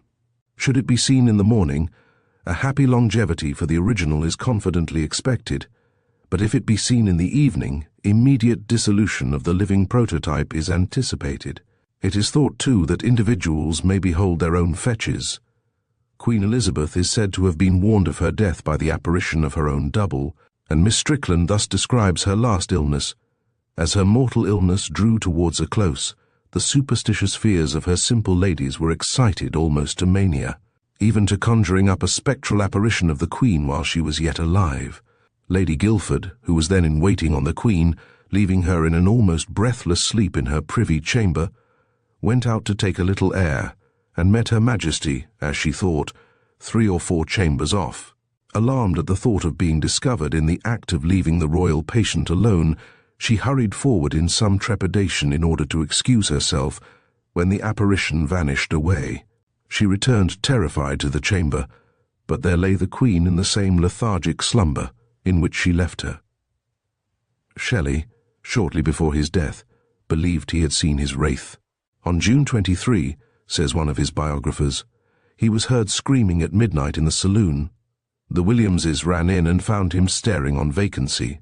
He had had a vision of a cloaked figure which came to his bedside and beckoned him to follow.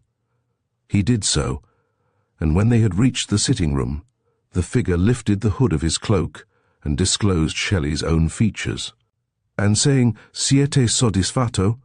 vanished.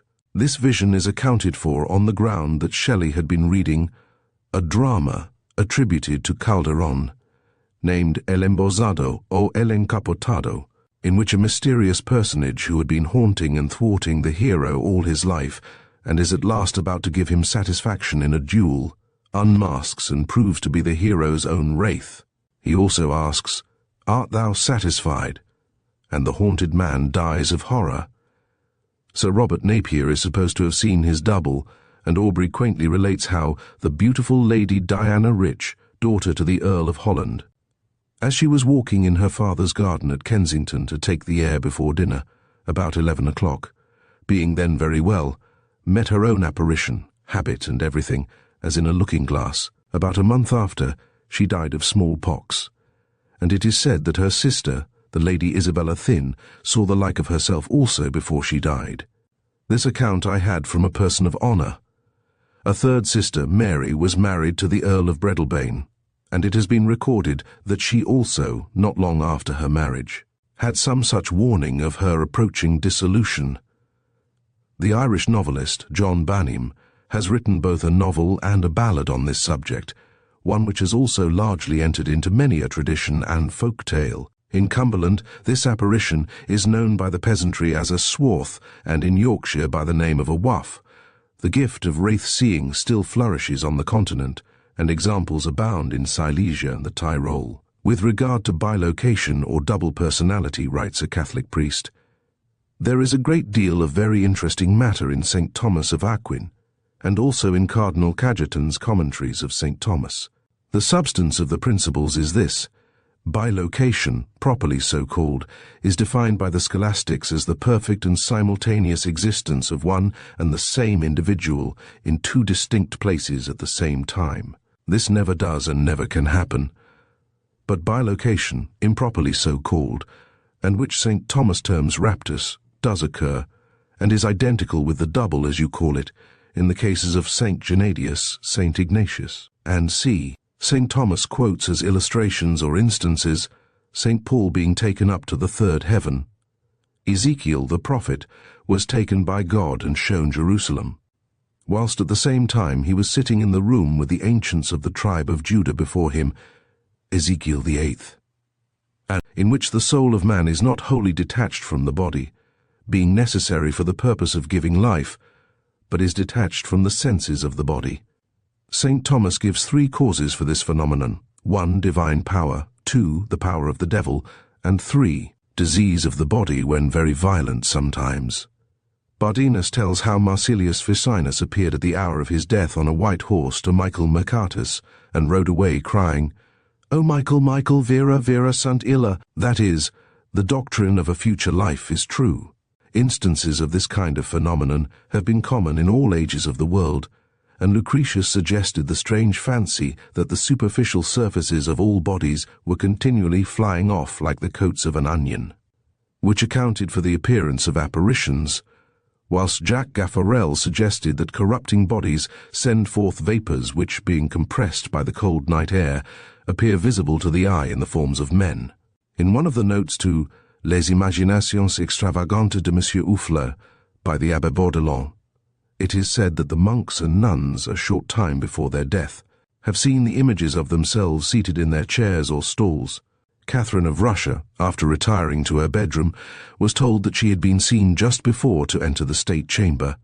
On hearing this, she went thither, and saw the exact similitude of herself seated upon the throne. She ordered her guards to fire upon it. In Scotland and the northern counties of England, it was formerly said that the apparition of the person that was doomed to die within a short time was seen wrapped in a winding sheet, and the higher the winding sheet reached up towards the head, the nearer was death. This apparition was seen during day, and it might show itself to anyone, but only to one, who generally fell into a faint a short time afterwards. If the person who saw the apparition was alone at the time, the fainting fit did not come on till after meeting with others. In the statistical account of Scotland, Exagsi, speaking of 48, the writer, speaking of the parish of Montquitter, says, "The Fay gave due warning by certain signs of approaching mortality," and again, 149, "The Fay has withdrawn his warning." Some friends observing to an old woman, when in the 99th year of her age, that, in the course of nature, she could not long survive, she remarked, with pointed indignation, "What Fay token do you see about me?" In the same work, 2, the minister of Applecross, county of Ross, speaking of the superstitions of that parish, says, "The ghosts of the dying called tasks are said to be heard, their cry being a repetition of the moans of the sick. Some assume the sagacity of distinguishing the voice of their departed friends. The corpse follows the track led by the tasks to the place of interment, and the early or late completion of the prediction is made to depend on the period of the night at which the task is heard." The Scotch wraith and Irish fetch have their parallel in Wales in the Leidrith, or spectre of a person seen before his death. It never speaks, and vanishes if spoken to. It has been seen by miners previous to a fatal accident in the mine. The story is told of a miner who saw himself lying dead and horribly maimed in a phantom tram car, led by a phantom horse, and surrounded by phantom miners. As he watched this dreadful group of spectres, they passed on, looking neither to the right nor the left, and faded away. The miner's dog was as frightened as its master, and ran away howling. The miner continued to work in the pit, and as the days passed on, and no harm came to him, he grew more cheerful, and was so bold as to laugh at the superstition. But the day he did this, a stone fell from the roof and broke his arm. As soon as he recovered, he resumed work in the pit. But a stone crushed him, and he was borne maimed and dead in the tram along the road where his Leidrith had appeared. Examining, says Dr. Tyler, the position of the doctrine of wraiths among the higher races, we find it specially prominent in 3 intellectual districts: Christian hagiology, popular folklore, and modern spiritualism.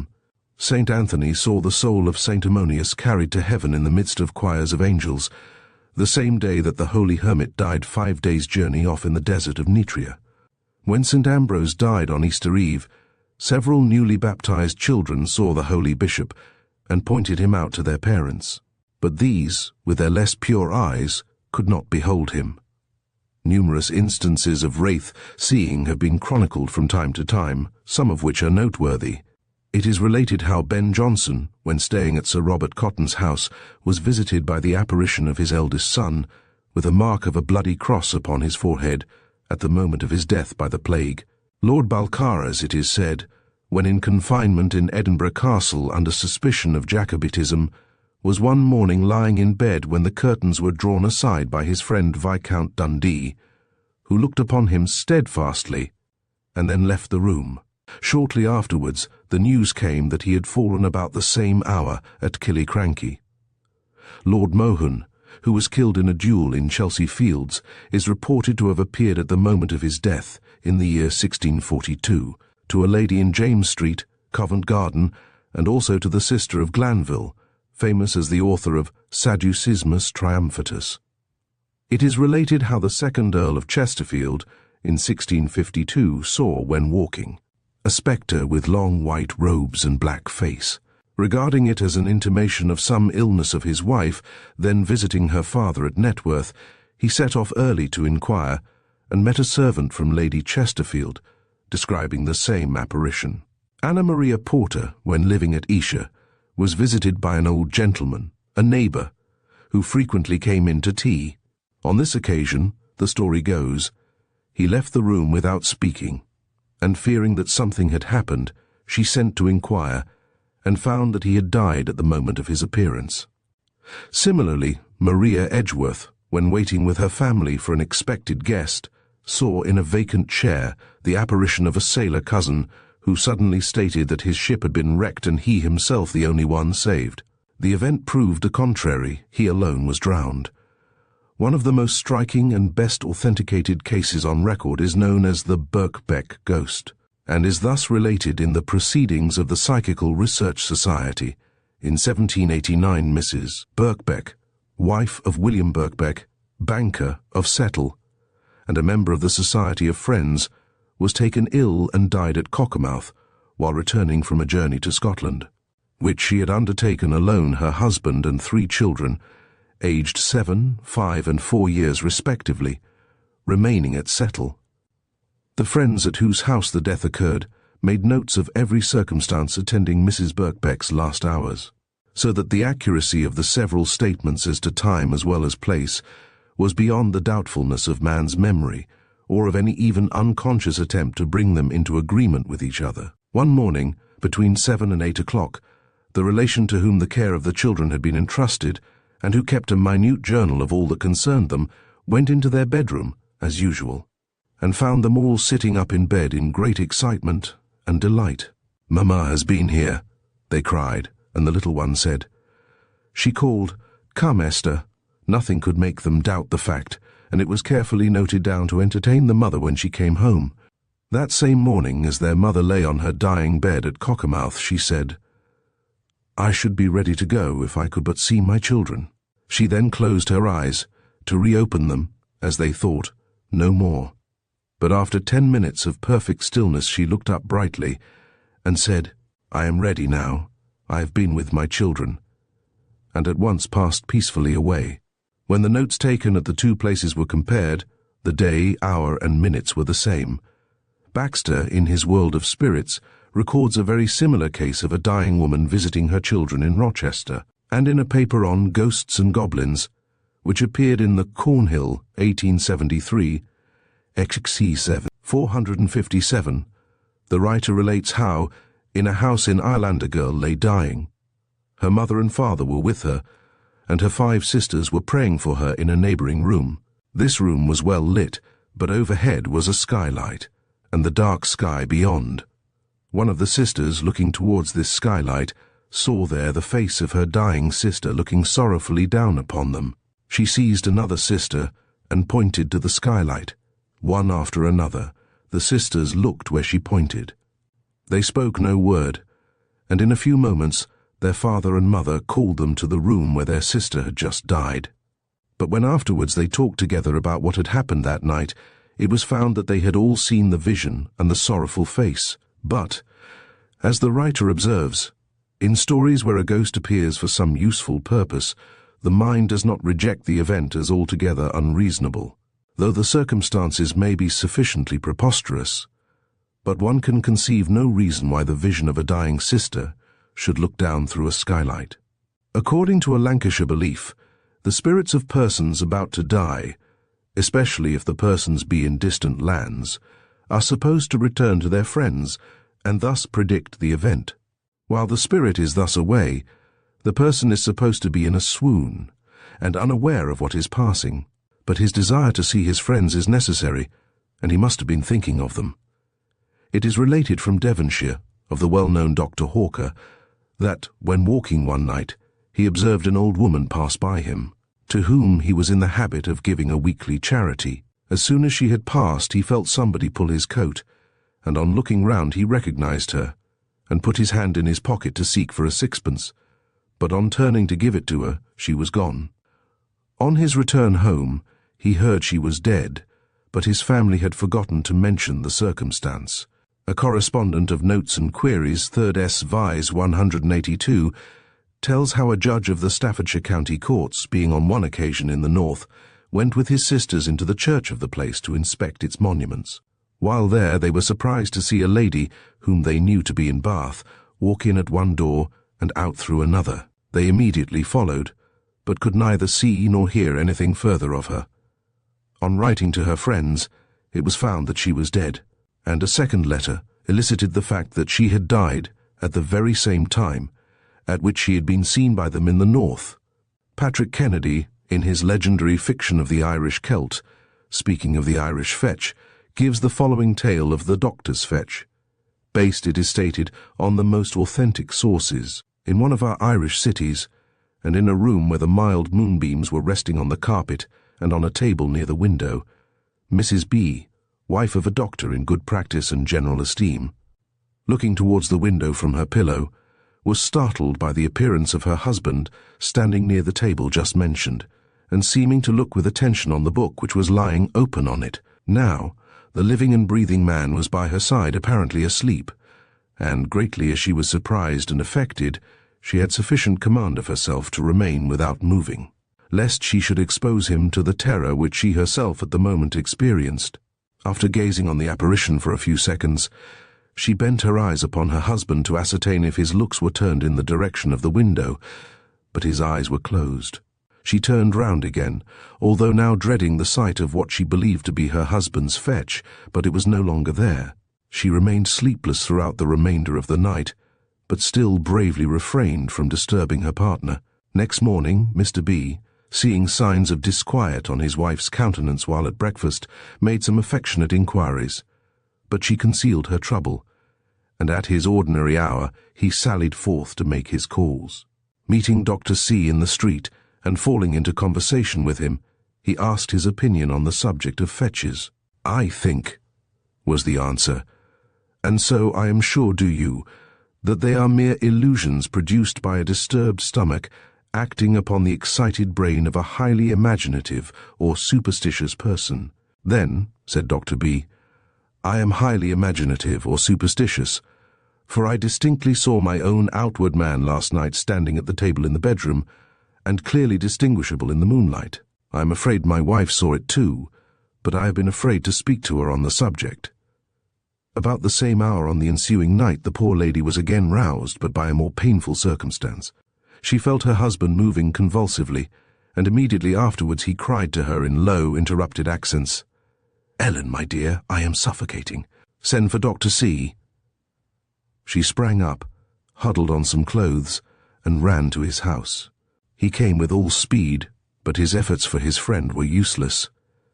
He had burst a large blood vessel in the lungs, and was soon beyond human aid.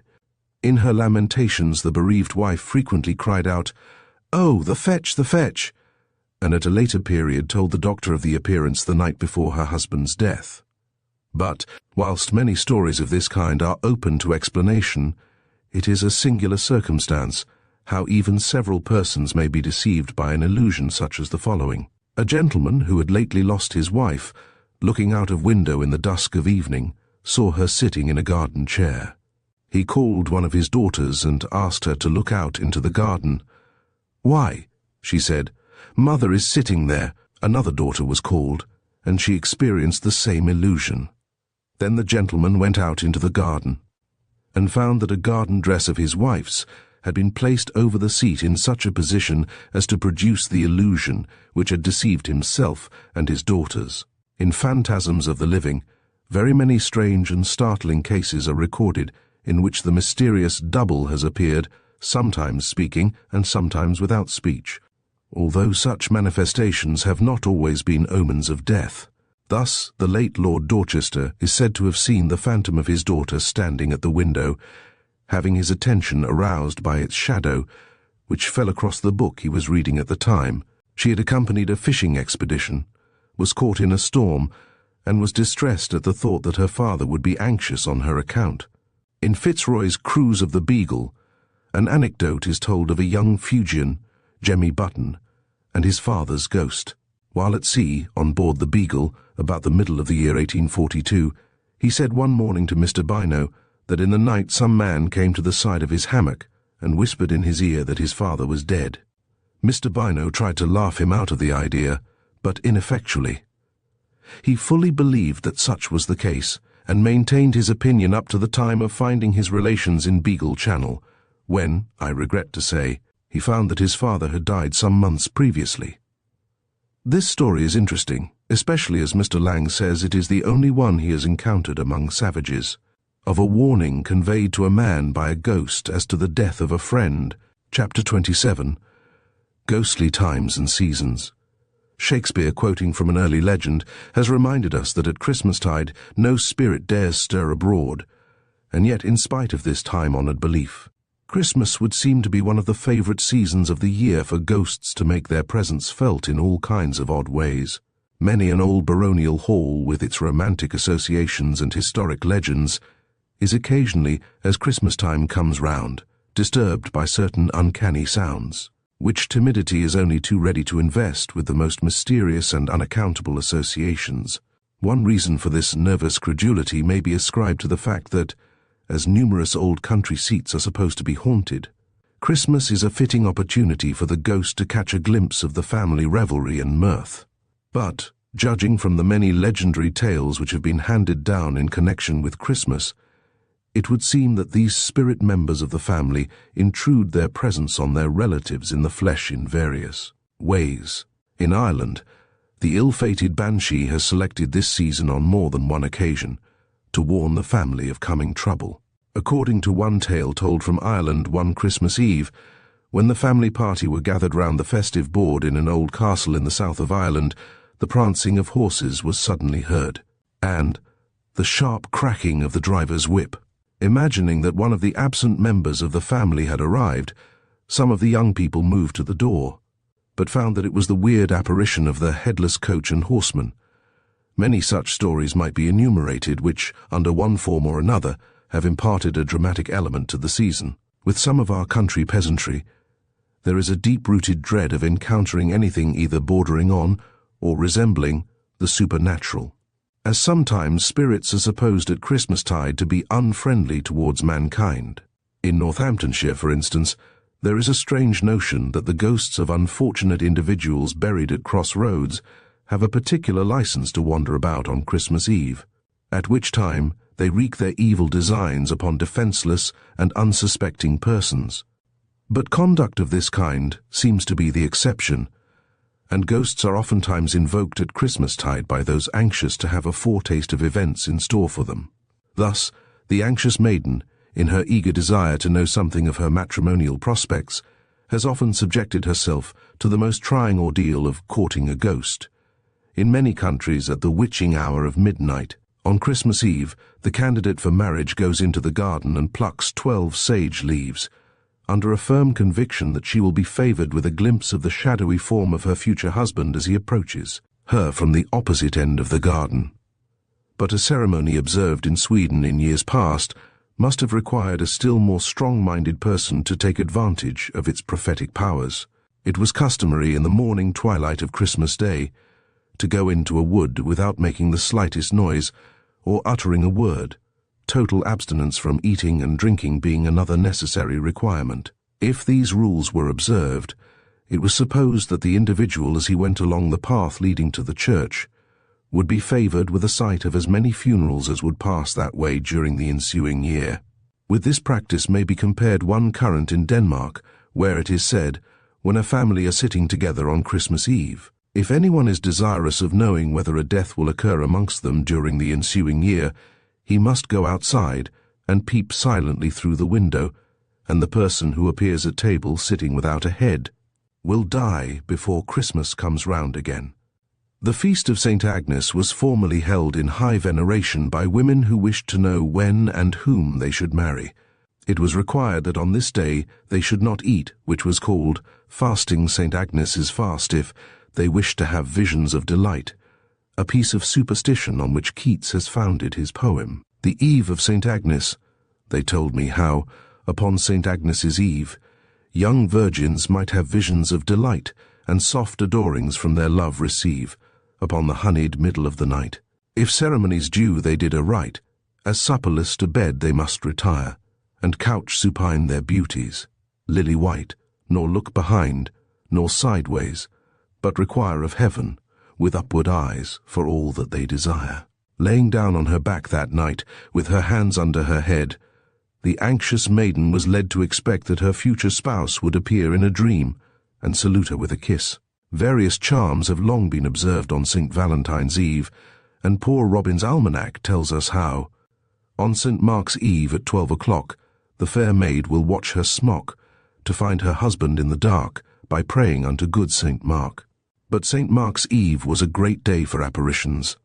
Allusion has been made in a previous chapter to watching in the church porch for the ghosts of those who are to be buried in the churchyard during the following months. And Jameson tells us of a practice kept up in the northern counties known as ash riddlin', the ashes being sifted or riddled on the hearth if any one of the family be to die within the year. The mark of the shoe, it is supposed, will be impressed on the ashes, and many a mischievous wight has made some of the credulous family miserable by slyly coming downstairs after the rest have retired to bed, and marking the ashes with the shoe of one of the members.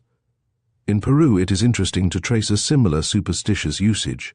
As soon as a dying man draws his last breath, ashes are strewed on the floor of the room, and the door is securely fastened. Next morning the ashes are carefully examined to ascertain whether they show any impression of footsteps, and imagination readily traces marks, which are alleged to have been produced by the feet of birds, dogs, cats, oxen, or llamas.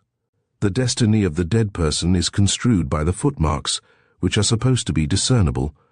The soul has assumed the form of that animal whose tracks are found.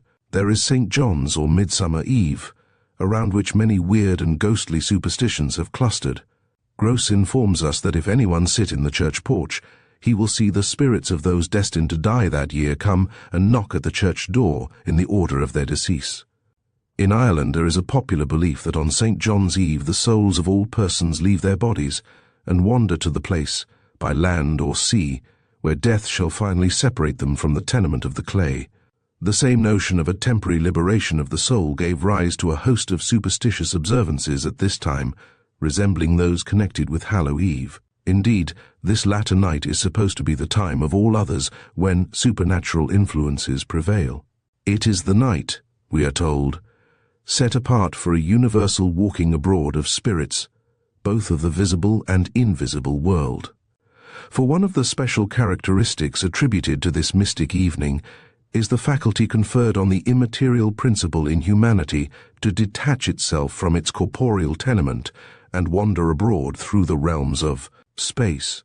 Divination is then believed to attain its highest power, and the gift asserted by Glendower of calling spirits from the vast deep becomes available to all who choose to avail themselves of the privileges of the occasion. Similarly, in Germany on St. Andrew's Eve, young women try various charms in the hope of seeing the shadow of their sweethearts, one of the rhymes used on the occasion being this: St. Andrew's Eve is today, sleep all people, sleep all children of men who are between heaven and earth, except this only man, who may be mine in marriage. The story goes that a girl once summoned the shadow of her future husband. Precisely as the clock struck 12 he appeared, drank some wine, laid a 3-edged dagger on the table and vanished. The girl put the dagger into her trunk. Some years afterwards, there came a man from a distant part to the town where the girl dwelt, bought property there, and married her. He was, in fact, the identical person whose form had appeared to her. Some time after their marriage, the husband by chance opened the trunk, and there found the dagger, at the sight of which he became furious. "Thou art the girl," said he, who years ago forced me to come hither from afar in the night, and it was no dream. Die, therefore." And with these words he thrust the dagger into her heart. It may be added that by general consent night-time is the season when spirits wander abroad. The appearance of morning is the signal for their dispersion. The flocking shadows pale, troop to the infernal jail, each fettered ghost slips to his several grave, and the yellow-skirted fays fly after the night steeds, leaving their noon-loved maze. The ghost of Hamlet's father says, "Methinks I scent the morning air," and adds, "Fare thee well at once." The glowworm shows the matins to be near. According to a popular notion formerly current, the presence of unearthly beings was announced by an alteration in the tints of the lights which happened to be burning a superstition alluded to in Richard III, Act VSC, where the tyrant exclaims as he awakens, "The lights burn blue. It is now dead midnight. Cold fearful drops stand on my trembling flesh. Methought the souls of all that I had murdered came to my tent." So in Julius Caesar, Act 4 SC 3, Brutus, on seeing the ghost of Caesar, exclaims, "How ill this taper burns! Ha! Who comes here?" Chapter 28, Spirit-Haunted Trees. According to Empedocles, there are two destinies for the souls of highest virtue to pass into trees or into the bodies of lions. This conception of plants as the habitation of the departing soul being founded on the old idea of transmigration. Illustrations of the primitive belief meet us in all ages, reminding us how Dante passed through that leafless wood, in the bark of every tree of which was confined a suicide, and of Ariel's imprisonment into a cloven pine, within which rift imprisoned, thou didst painfully remain a dozen years, where thou didst vent thy groans, as fast as mill-wheels strike. In German folklore, the soul is supposed occasionally to take the form of a flower, as a lily or white rose, and, according to a popular belief, one of these flowers appears on the chairs of those about to die. Grimm tells a pretty tale of a child who carries home a bud which the angel had given him in the wood. When the rose blooms, the child is dead. Similarly, from the grave of one unjustly executed white lilies are said to spring, as a token of the person's innocence, and from that of a maiden 3 lilies, which no one save her lover must gather, a superstition which, under one form or another, has largely prevailed both amongst civilized and savage communities. In Iceland it is said that when innocent persons are put to death, the sorb or mountain ash will spring over their grave, and the lay of Runsifal makes a blackthorn shoot out of the bodies of slain heathens, and a white flower by the heads of fallen Christians. The well-known story of Tristram and Isolde tells how, from his grave there grew an eglantine which twined about the statue, a marvel for all men to see. And though 3 times they cut it down, it grew again, and ever wound its arms about the image of the fair Isolde. With which legend may be compared the old Scottish ballad of Fair Margaret and Sweet William. Out of her breast there sprang a rose, and out of his a briar. They grew till they grew to the church top, and there they tied in a true lover's knot.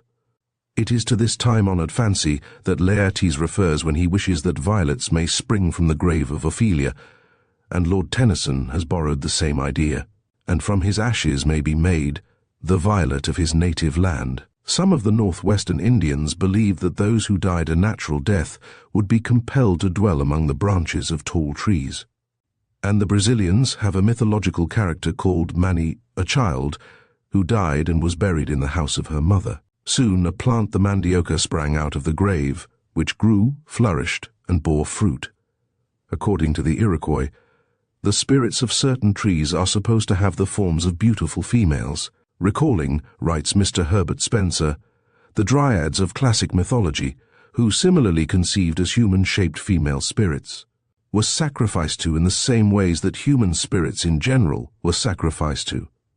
By the Santals, he adds, these spirits or ghosts are individualized. At their festivals, the separate families dance round the particular trees which they fancy their domestic lairers chiefly haunt. In modern Greece, certain trees are supposed to have their stitios, a being variously described as a spectre, a wandering soul, a vague phantom, occasionally invisible, and sometimes assuming the most widely different forms. When a tree is sticamonious, It is generally considered dangerous for anyone to sleep beneath its shade, and the woodcutters employed to cut it down will lie upon the ground and hide themselves motionless, and holding their breath, at the moment when it is about to fall, dreading lest the stichio at whose life the blow is aimed with each blow of the axe should avenge itself at the precise moment when it is dislodged. This idea is abundantly illustrated in European folklore, and a Swedish legend tells how, when a man was on the point of cutting down a juniper tree, a voice was heard saying, "Friend, hew me not." But he gave another blow when, to his horror and amazement, blood gushed from the root. Such spirit-haunted trees have been supposed to give proof of their peculiar character by certain weird and mysterious signs. Thus the Australian bush demons whistle in the branches, and Mr. Schoolcraft mentions an Indian tradition of a hollow tree, from the recesses of which there issued on a calm day a sound like the voice of a spirit. Hence it was considered to be inhabited by some powerful spirit, and was deemed sacred. The holes in trees have been supposed to be the doors through which the spirits pass, a belief which reappears in the German idea that the holes in the oak are the pathways for elves, and that various diseases may be cured by contact with these holes. It is not surprising, too, that the idea of spirit-haunted trees caused them to be regarded by the superstitious with feelings of awe. Mr. Dorman tells us of certain West Indian tribes that if any person going through a wood perceived a motion in the trees which he regarded as supernatural, frightened at the strange prodigy, he would address himself to that tree which shook the most. Similarly, when the wind blows the long grass or waving corn, the German peasant is wont to say that the grass wolf or the corn wolf is abroad. Under a variety of forms, this animistic conception is found in different parts of the world, and has been embodied in many a folk tale and Austrian Märchen relating, for instance, how there sits in a stately fir tree a fairy maiden waited on by a dwarf, rewarding the innocent and plaguing the guilty. And there is the German song of the maiden in the pine, whose bark the boy split with a gold and silver horn. Chapter 29.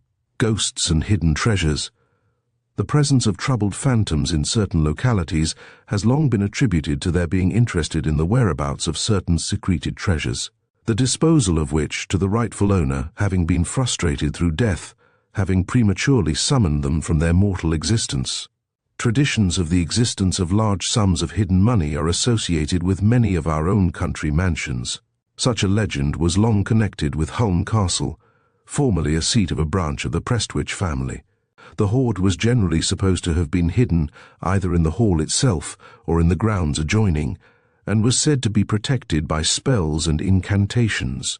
Many years ago the hall was pulled down, but although considerable care was taken to search every spot, no money was discovered. Secreted treasure is associated with the apparition of Madame Beswick, who used to haunt Birchen Tower, Hollingwood, and an eccentric spectre known as Silky, which used to play all kinds of strange pranks in the village of Black Heddon, Northumberland, was commonly supposed to be the troubled phantom of a certain lady who had died before having an opportunity of disclosing the whereabouts of some hoarded money. With the discovery of the gold, this unhappy spirit is said to have disappeared. The story goes that one day, in a house at Black Heddon, a terrific noise was heard, which caused the servant to exclaim, "The devil's in the house! The devil's in the house! He's come through the ceiling!" But on the room being examined where the noise occurred, a great dog's skin was found on the floor, filled with gold, after which time Silky was neither seen nor heard. Equally strange is the legend related of Swinsty Hall, which tells how its original founder was a poor weaver who travelled to London at a time when the plague was raging, and finding many houses desolate and uninhabited, took possession of the money left without an owner, to such an extent that he loaded a wagon with the wealth thus acquired, and returning to his home he built Swinsty Hall. But he cannot cleanse himself from the contamination of the ill-acquired gold, and at times, it is said, his unquiet spirit has been seen bending over the Greenwell spring, rubbing away at his ghastly spoil. Mr. Henderson gives the history of an apparition which, with retributive justice, once haunted a certain Yorkshire farmer. An old woman of Sexhow, near Stokesley, appeared after her death to a farmer of the place, and informed him that beneath a certain tree in his apple orchard he would find a hoard of gold and silver, which she had buried there. The silver he was to keep for his trouble, but the gold he was to give to a niece of hers living in great poverty. The farmer went to the spot indicated, found the money, and kept it all to himself. But from that day his conscience gave him no rest, and every night, at home or abroad, old Nanny's ghost dogged his steps. At last one evening, the neighbours heard him returning from Stokesley Market very late.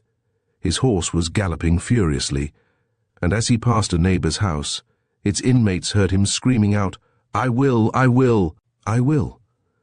And looking out, they saw a little old woman in black, with a large straw hat on her head, clinging to him. The farmer's hat was off, his hair stood on end, as he fled past them, uttering his fearful cry, "I will, I will, I will." But when the horse reached the farm, all was still, for the rider was a corpse. Tradition asserts that the White Lady who long haunted Blenkinsop Castle is the ghost of the wife of Brian de Blenkinsop, who quarrelled with her husband, and in a fit of spite she concealed a chest of gold that took 12 of the strongest men to carry into the castle. Filled with remorse for her undutiful conduct, the unhappy woman cannot rest in her grave, but her spirit is doomed to wander back to the old castle, and to mourn over the accursed wealth of which its rightful owner was defrauded. An old farm, popularly known in the neighbourhood as Sykes' Lum Farm, from having been inhabited for many generations by a family of the name of Sykes, was long haunted by an old wrinkled woman who, one night, being interrogated by an occupier of the farm as to the cause of her wandering about, made no reply, but proceeding towards the stump of an old apple tree in the orchard, pointed significantly to the ground beneath. On search being made, there was found buried deep in the earth a jar of money, on the discovery of which the phantom vanished. Anecdotes of treasures concealed at the bottom of wells are of frequent occurrence, and the white ladies who dwell in the lakes, wells and seas of so many countries are owners of vast treasures, which they occasionally offer to mortals. Tradition says that in a pool known as Wimbell Pond at Acton, Suffolk, is concealed an iron chest of money, and if any person approach the pond and throw a stone into the water, it will ring against the chest, a small white figure, having been heard to cry in accents of distress, "That's mine." Scotland has many such stories. It is popularly believed that for many ages past, a pot of gold has lain at the bottom of a pool beneath a fall of the rivulet underneath Crowfordland Bridge, about 3 miles from Kilmarnock. Many attempts have been made to recover this treasure, but something unforeseen has always happened to prevent a successful issue. The last effort made by the Laird of Crowfordland himself, writes Mr. Chambers, was early in the last century at the head of a party of his domestics, who first dammed up the water, then emptied the pool of its contents, and had heard their instruments clink on the kettle, when a voice was heard saying, "Pow, pow! Crowfordland towers are in a low," whereupon the laird left the scene, followed by his servants, and ran home to save what he could. Of course, there was no fire in the house, and when they came back to renew their operations, they found the water falling over the linn in full force. Being now convinced that a power above that of mortals was opposed to their researches, the laird and his people gave up the attempt. Such is the traditionary story, whether, adds Mr. Chambers, founded on any actual occurrence or a mere fiction of the peasant's brain, cannot be ascertained, but it is curious that a later and well-authenticated effort to recover the treasure was interrupted by a natural occurrence in some respects similar. Vast treasures are said to be concealed beneath the ruins of Hermitage Castle, but as they are in the keeping of the evil one, they are considered beyond redemption.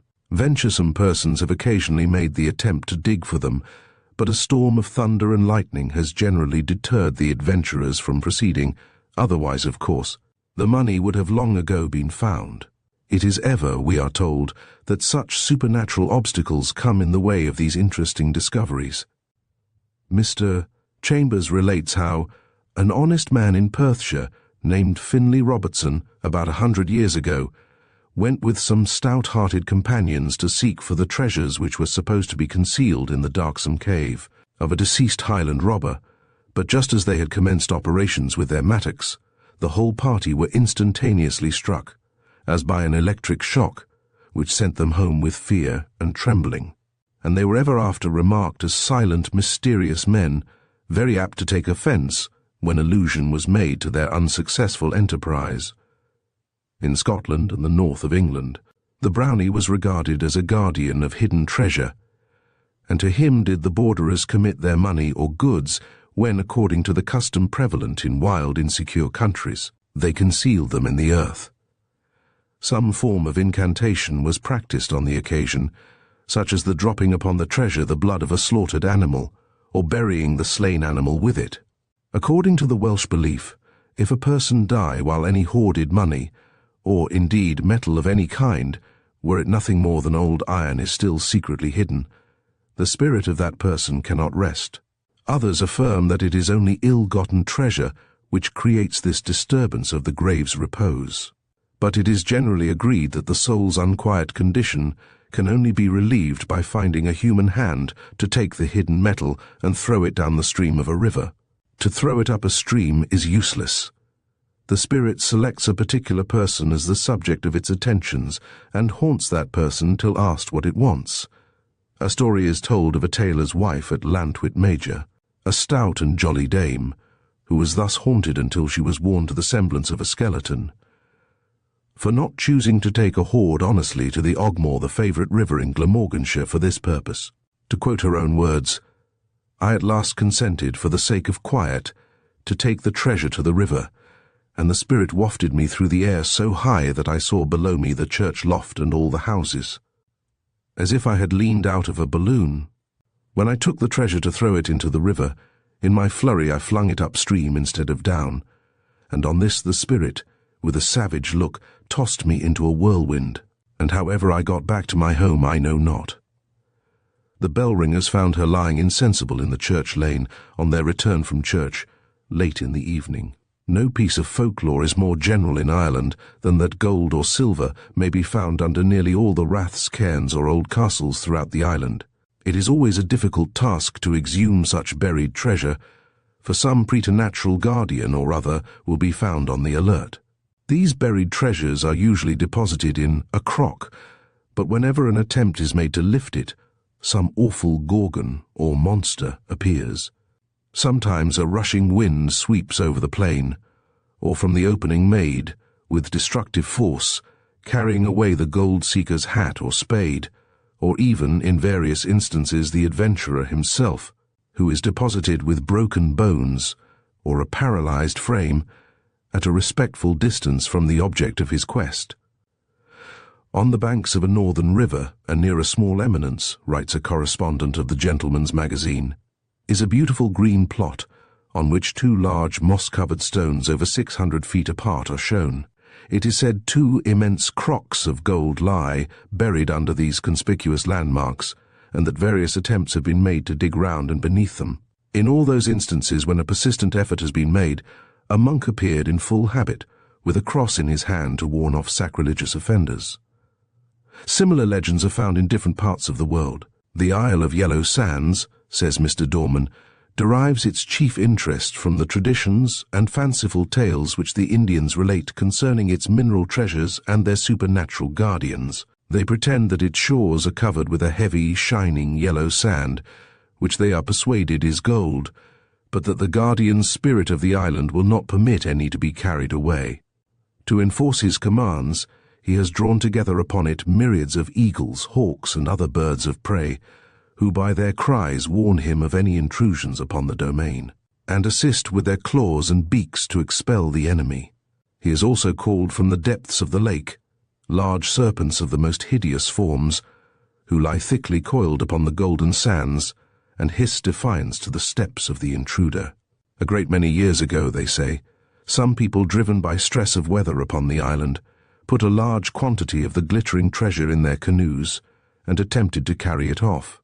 But a gigantic spirit strode into the water, and in a tone of thunder commanded them to bring it back. "Listen, white man, go not there. Unseen spirits stalk the air, ravenous birds their influence lend, snakes defy, and kites defend. Touch not then the guarded lands of the Isle of Yellow Sands."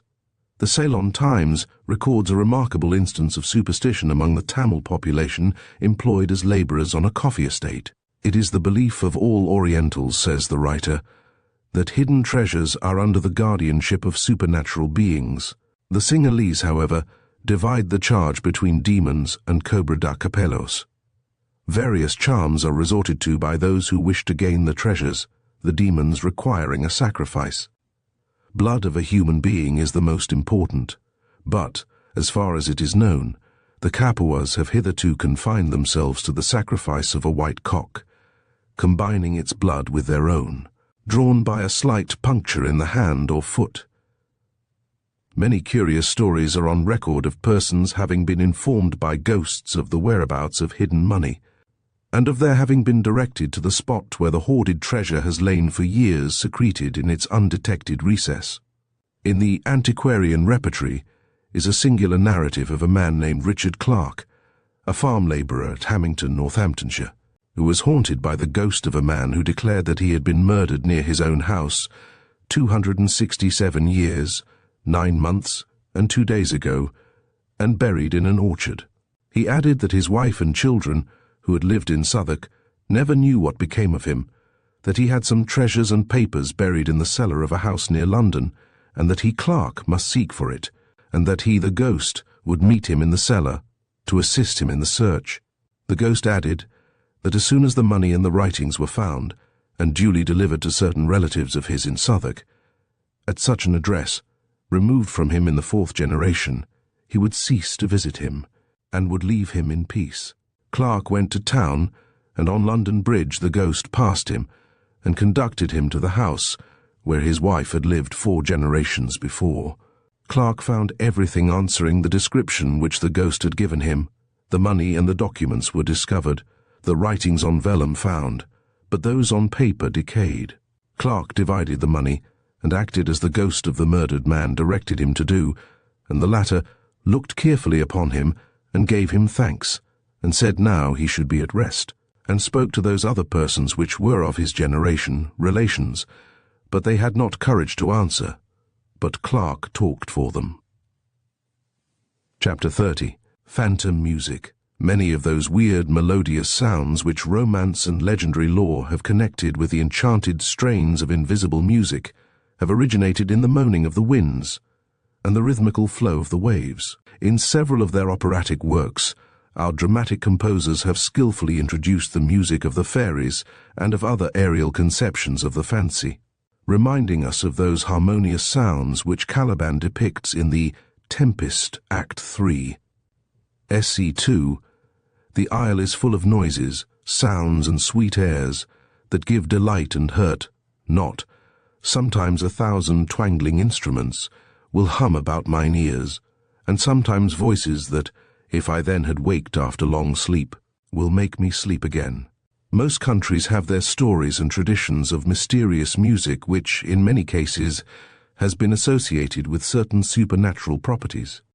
Under one form or another, the belief in phantom music has extensively prevailed throughout Europe, and in many parts of England it is still supposed to be heard, occasionally as a presage of death. It has been generally supposed that music is the favorite recreation of the spirits that haunt mountains, rivers, and all kinds of lonely places. The Indians would not venture near Manitoba Island, their superstitious fears being due to the weird sounds produced by the waves as they beat upon the beach at the foot of the cliffs, near its northern extremity. During the night, when a gentle breeze was blowing from the north, the various sounds heard on the island were quite sufficient to strike awe into their minds. These sounds frequently resembled the ringing of distant bells. So close, indeed, was the resemblance that travellers would awake during the night with the impression that they were listening to chimes. When the breeze subsided and the waves played gently on the beach, a low wailing sound would be heard 300 yards from the cliffs. Sometimes music is heard at sea, and it is believed in Ireland that when a friend or relative dies, a warning voice is discernible. The following is a rough translation of an Irish song founded on this superstition, which is generally sung to a singularly wild and melancholy air. A low sound of song from the distance I hear in the silence of night, breathing sad on my ear. Whence comes it? I know not, unearthly the note, and unearthly the tones through the air as they float, yet it sounds like the lay that my mother once sung, and o'er her firstborn in his cradle she hung. When ships go down at sea, it is said the death bell is at times distinctly heard, a superstition to which Sir Walter Scott alludes, and the Kelpie rang, and the sea maids sang the dirge of lovely Rosabelle. At the present day, indeed, all kinds of phantom musical sounds are believed to float through the air, sounds which the peasantry, in days past, attributed to the fairies. The American Indians have a similar piece of legendary lore. Guyare, in his Louisiana, says that mysterious music floats on the waters of the river Pascagoula, particularly on a calm moonlight night. It seems to issue from caverns or grottos in the bed of the river, and sometimes oozes up through the water under the very keel of the boat which contains the traveller, whose ear it strikes as the distant concert of 1,000 Aeolian harps. On the banks of the river, close by the spot where the music is heard, tradition says that there existed a tribe different from the rest of the Indians. Every night when the moon was visible, they gathered round the beautifully carved figure of a mermaid, and, with instruments of strange shape, worshipped the idol with such soul-stirring music as had never before blessed human ears. One day a priest came among them and tried to convert them from the worship of the mermaid. But on a certain night, at midnight, there came a rushing on the surface of the river, and the water seemed to be seized with a convulsive fury. The Indians and the priest rushed to the bank of the river to contemplate the supernatural spectacle. When she saw them, the mermaid turned her tones into still more bewitching melody, and kept chanting a sort of mystic song. The Indians listened with growing ecstasy, and one of them plunged into the river to rise no more. The rest, men, women, and children, followed in quick succession, moved, as it were, with the same irresistible impulse. When the last of the race disappeared, the river returned to its bed. Ever since that time is heard occasionally the distant music, which the Indians say is caused by their musical brethren, who still keep up their revels at the bottom of the river, in the palace of the mermaid. It was a popular belief in years gone by that it was dangerous to listen long to the weirdly fascinating influence of phantom music, or, as it was sometimes called, diabolic music, as it was employed by evil-disposed spirits for the purpose of accomplishing some wicked design. Tradition tells how certain weird music was long since heard in an old mansion in Schleswig-Holstein. The story goes that at a wedding there was a certain young lady present, who was the most enthusiastic dancer far and near, and who, in spite of having danced all the evening, petulantly exclaimed, "If the devil himself were to call me out, I would not refuse him." Suddenly the door of the ballroom flew open, and a stranger entered and invited her to dance. Round and round they whirled unceasingly, faster and faster, until, to the horror of all present, she fell down dead. Every year afterwards, on the same day as this tragic event happened, exactly at midnight, the mansion long resounded with diabolic music, the lady haunting the scene of her fearful death. There are numerous versions of this story, and one current in Denmark is known as the Indefatigable Fiddler. It appears that on a certain Sunday evening some young people were merrymaking, when it was decided to have a little dancing. In the midst of an animated discussion as to how they could procure a musician, one of the party boastingly said, "Now that leave to me. I will bring you a musician, even if it should be the devil himself." Thereupon he left the house, and had not gone far when he met a poverty-looking man with a fiddle under his arm, who, for a certain sum, agreed to play. Soon the young people, spellbound by the fiddler's music, were frantically dancing up and down the room, unable to stop, and in spite of their entreaties he continued playing. They must have soon died of exhaustion, had not the parish priest arrived at the farmhouse, and expelled the fiddler by certain mystic words. Sometimes, it is said, the sound of music, such as harp-playing, is heard in the most sequestered spots, and is attributed to supernatural agency. The Welsh peasantry thought it proceeded from the fairies, who were supposed to be specially fond of this instrument, but such music had this peculiarity: no one could ever learn the tune. Cortachy Castle, the seat of the Earl of Airlie, has long had its mysterious drummer, and whenever the sound of his drum is heard, it betokens the speedy death of a member of the Ogilvy family. The story goes that either the drummer, or some officer whose emissary he was, had excited the jealousy of a former Lord Airlie, and that in consequence he was put to death by being thrust into his own drum and flung from the window of the tower, in which is situated the chamber where his music is apparently chiefly heard. It is said that he threatened to haunt the family if his life were taken, a promise which he has fulfilled. With this strange warning may be compared the amusing story popularly known as The Drummer of Tedworth, in which the ghost or evil spirit of a drummer, or the ghost of a drum, performed the principal part in this mysterious drama for 2 entire years.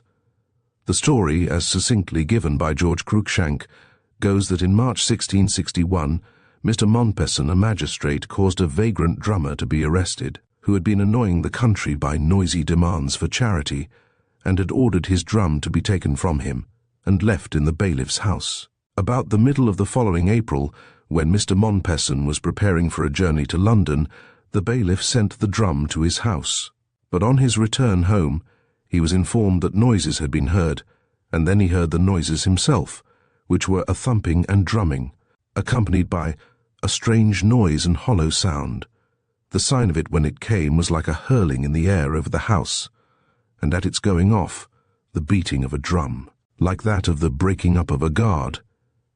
After a month's disturbance outside the house, it came into the room where the drum lay. For an hour together it would beat roundheads and cockholds, the tattoo, and several other points of war as well as any drummer. Upon one occasion, when many were present, a gentleman said, "Satan, if the drummer set thee to work, give 3 knocks," which it did at once. And for further trial, he bid it for confirmation, if it were the drummer, to give 5 knocks and no more that night, which it did, and left the house quiet all the night after. But, as George Cruikshank observes, strange as it certainly was, is it not still more strange that educated gentlemen, and even clergymen, as in this case, also should believe that the Almighty would suffer an evil spirit to disturb and affright a whole innocent family, because the head of that family had, in his capacity as magistrate, thought it his duty to take away a drum from no doubt a drunken drummer, who by his noisy conduct had become a nuisance to the neighbourhood. In many parts of the country, phantom bells are supposed to be heard ringing their ghostly peals. Near Blackpool, about 2 miles out at sea, there once stood, tradition says, the church and cemetery of Kilmigreol, long ago submerged. Even now, in rough weather, the melancholy chimes of the bells may be heard sounding over the restless waters. A similar story is told of Jersey. According to a local legend, many years ago, the 12 parish churches in that island possessed each a valuable peal of bells, but during a long civil war the bells were sold to defray the expenses of the troops. The bells were sent to France, but on the passage the ship foundered, and everything was lost. Since then, during a storm, these bells always ring at sea, and to this day the fishermen of St. Owen's Bay, before embarking, go to the edge of the water to listen if they can hear the bells. If so, nothing will induce them to leave the shore. With this story may be compared one told of Whitby Abbey, which was suppressed in 1539. The bells were sold and placed on board to be conveyed to London, but as soon as the vessel had moved out into the bay it sank, and beneath the waters the bells may occasionally be heard. A legend which has been thus poetically described: up from the heart of the ocean the mellow music peals, where the sunlight makes its golden path, and the sea-mew flits and wheels. For many a checkered century, untired by flying time, the bells no human fingers touch have rung their hidden chime. To this day, the Tower of Forbury Church, Cornwall, or, as it has been called by Mr. Hawker, the Silent Tower of Botreau, remains without bells. It appears the bells were cast and shipped for Forbury, but as the ship neared the shore, the captain swore and used profane language, whereupon the vessel sank beneath a sudden swell of the ocean. As it went down, the bells were heard tolling with a muffled peal, and ever since, when storms are at hand, their phantom sound is still audible from beneath the waves. Still, when the storm of Botreau's waves is waking in his weedy caves, those bells that sullen surges hide peal their deep tones beneath the tide. Come to thy God in time. Thus saith the ocean chime, storm, whirlpool, billow past. Come to thy God at last. Legends of this kind remind us of Southey's ballad of the Inchcape Bell, founded on a tragic legend. The abbots of Aberbrothok, Arbroath, fixed a bell on a rock as a kindly warning to sailors that obstruction having long been considered the chief difficulty in the navigation of the Firth of Forth. The bell was so fastened as to be rung by the agitation of the waves, but one day Sir Ralph the Rover cut the bell from the Inchcape float, and down sank the bell with a gurgling sound. Afterwards, Sir Ralph the Rover sailed away. He scoured the sea for many a day, and now grown rich with plundered store, he steers his course for Scotland's shore. But the night is dark and hazy, and they hear no sound. The swell is strong, though the wind hath fallen, they drift along, till the vessel strikes with a shivering shock. O Christ! It is the Inchcape Rock. But it is too late. The ship is doomed. Sir Ralph the Rover tore his hair. He cursed himself in his despair. The waves rush in on every side. The ship is sinking beneath the tide. But even in his dying fear, one dreadful sound could the Rover hear, a sound as if with the Inchcape Bell the devil below was ringing his knell. Indeed, there are all kinds of whimsical stories current of phantom bells, and according to a tradition at Tunstall, in Norfolk, the parson churchwardens disputed for the possession of some bells which had become useless because the tower was burnt. But, during their altercation, the arch-fiend quickly travelled off with the bells, and being pursued by the parson, who began to exorcise in Latin, he dived into the earth with his ponderous burden, and the place where he disappeared is a boggy pool of water called Hell-hole. Notwithstanding the aversion of the powers of darkness to such sounds, even these bells are occasionally permitted to favour their native place with a ghostly peal. Similarly, at Fisherty Brow, near Lonsdale, there is a sort of hollow where, as the legend runs, a church, parson and congregation was swallowed up. On a Sunday morning the bells may be heard ringing a phantom peal by anyone who puts his ear to the ground. Occasionally, it is said, phantom music, by way of warning, is heard just before a death, instances of which are numerous. Samuel Foote, in the year 1740, while visiting at his father's house in Truro, was kept awake by sounds of sweet music. His uncle was at about the same time murdered by assassins. This strange occurrence is thus told by Mr. Ingram. Foote's maternal uncles were Sir John Goodare and Captain Goodare, a naval officer. In 1740 the two brothers dined at a friend's house near Bristol. For a long time they had been on bad terms, owing to certain money transactions, but at the dinner table a reconciliation was, to all appearance, arrived at between them. But, on his return home, Sir John was waylaid by some men from his brother's vessel, acting by his brother's authority, carried on board, and deliberately strangled, Captain Goodare not only unconcernedly looking on, but furnishing the rope with which the crime was committed. The strangest part of this terrible tale, however, remains to be told. On the night the murder was perpetrated, Foote arrived at his father's house in Truro, and he used to relate how he was kept awake for some time by the softest and sweetest strains of music he had ever heard. At first he tried to fancy it was a serenade got up by some of the family to welcome him home, but not being able to discover any trace of the musicians, he came to the conclusion that he was deceived by his own imagination. He shortly afterwards learnt that the murder had been consummated at the same hour of the same night, as he had been haunted by the mysterious sounds. Chapter 31. Phantom Sounds. The deceptiveness of sound in olden times was very little understood, and hence originated in most countries. A host of traditionary tales descriptive of sundry mysterious noises which were generally attributed to supernatural agencies. Hence, it is impossible to say how many a ghost story would long ago have found a satisfactory solution if only attention had been paid to the properties of sound. But by disregarding the laws which regulate the conditions upon which sound is oftentimes more or less audible, the imagination has frequently conjured up the most fantastic reasons for some mysterious rumbling which has suddenly trespassed on the silence of the night. Thus, Dr. Tyndall has proved how the atmosphere is occasionally in an unusual degree more transparent or opaque to sound as well as to light, and supported this theory by referring to the audibility of fog signals. which vary according to the state of the weather. Facts of this kind are of the utmost importance in accounting, it may be, for some apparently inexplicable sound. It is sometimes forgotten, too, that sounds are far more audible at night time than during the day, and what would fail to attract notice, even if heard during the hours of sunlight, would probably be treated in a different aspect when once the darkness of evening had set in. There is perhaps no superstition so deeply rooted in the popular mind as the belief in what are generally termed death warnings, the common opinion being that death announces its approach by certain mysterious noises, a powerful illustration of which occurs in Macbeth, Act 2, SC 3, where Lennox graphically describes how, on the awful night in which Duncan is murdered, our chimneys were blown down, and, as they say, lamentings heard I the air, strange screams of death, and prophesying, with accents terrible, of dire combustion and confused events, new hatched to the woeful time.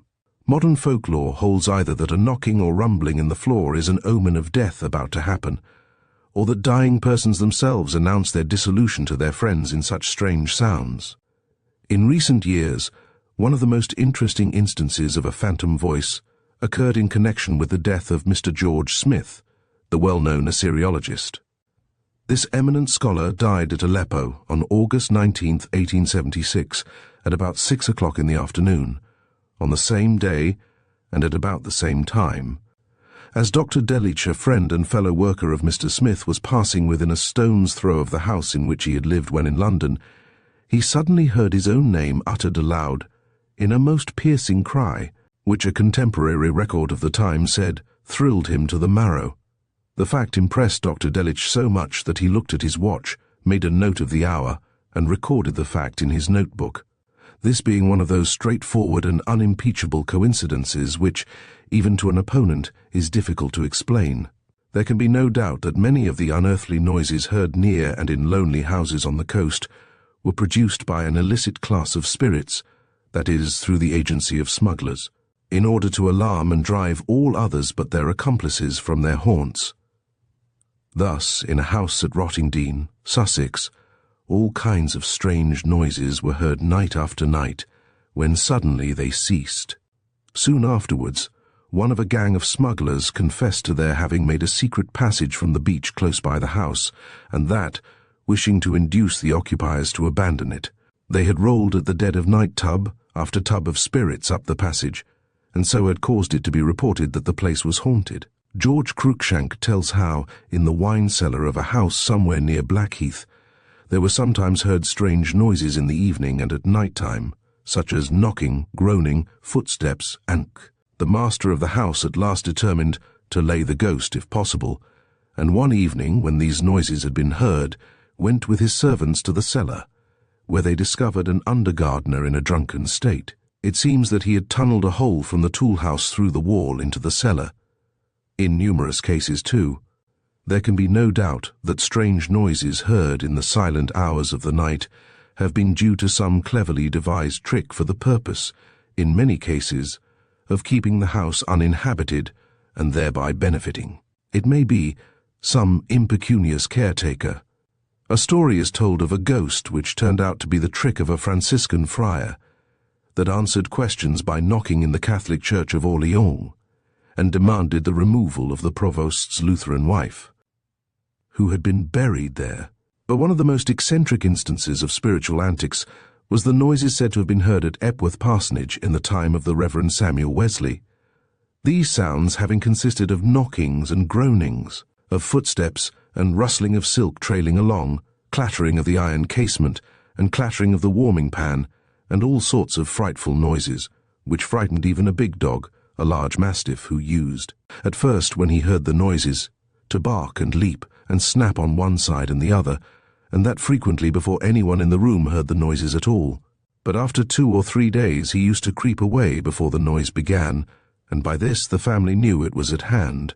Mr. Wesley at one time thought it was rats, and sent for a horn to blow them away. But this made matters worse, for after the horn was blown, the noise came in the daytime as well.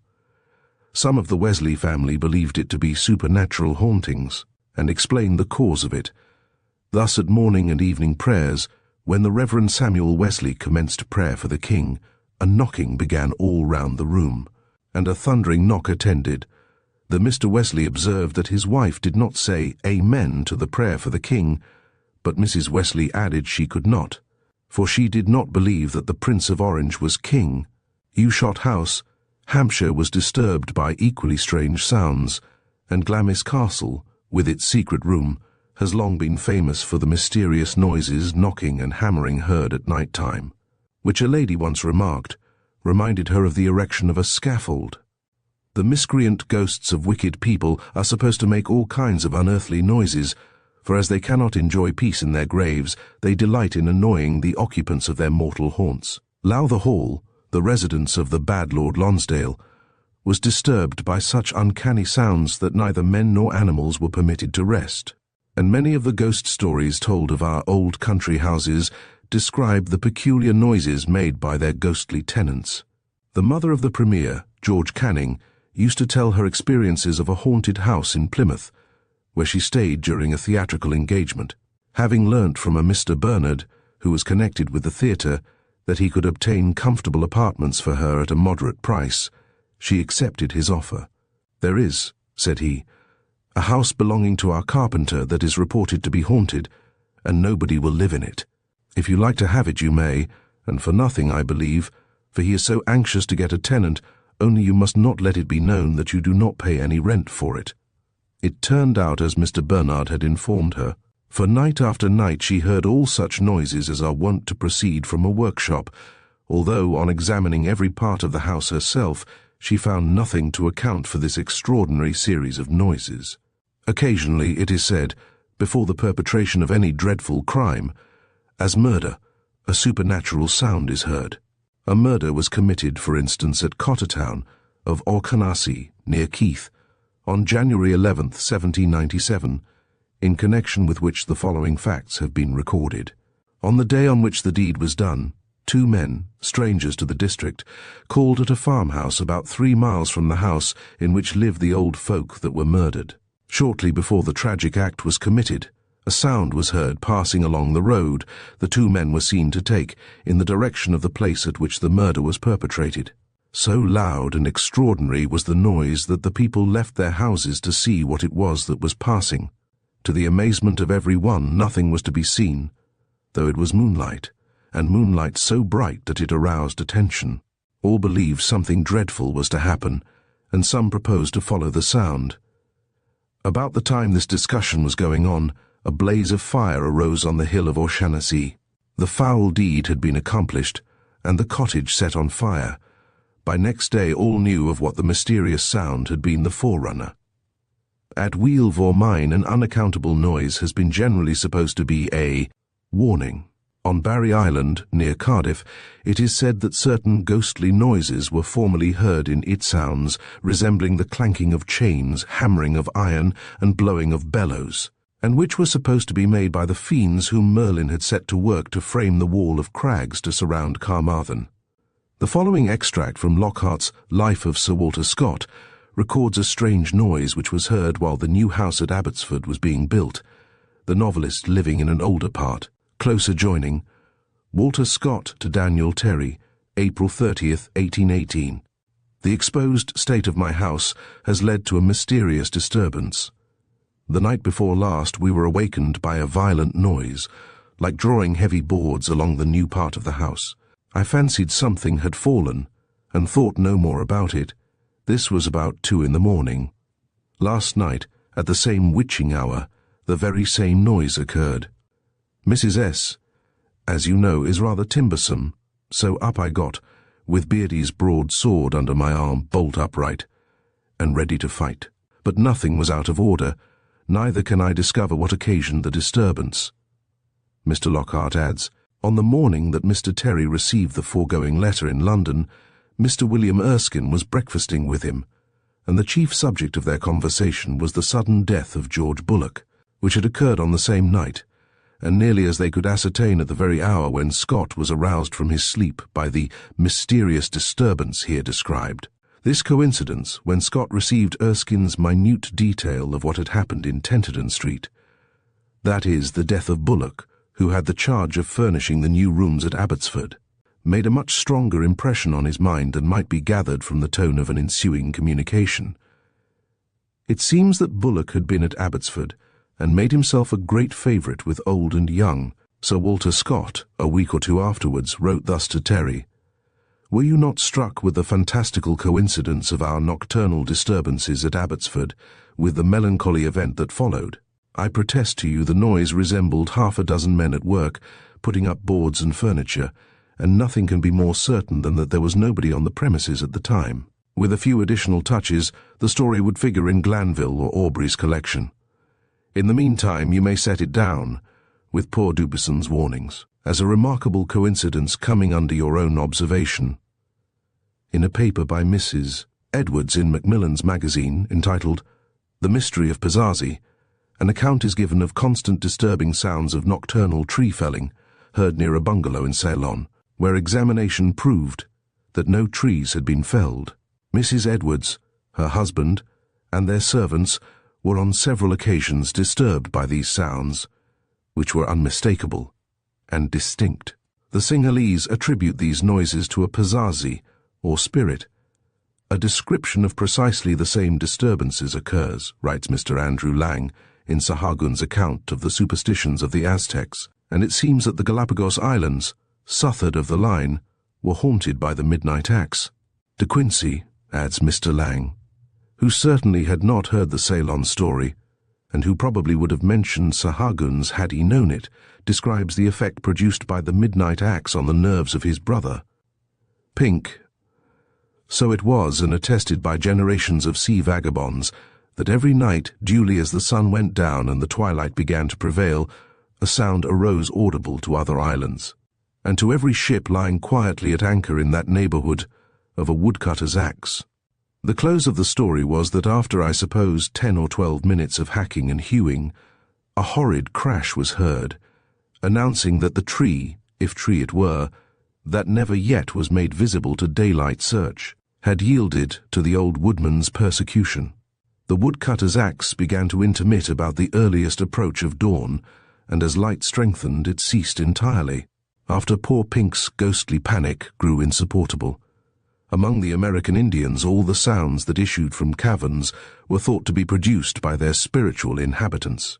The Sonora Indians say that departed souls dwell among the caves and nooks of their cliffs, and that echoes often heard there are their voices. Similarly, when explosions were heard, caused by the sulphurous gas from the rocks around the headwaters of Lake Ontario, the superstitious Indians attributed them to the breathing of the Manitus.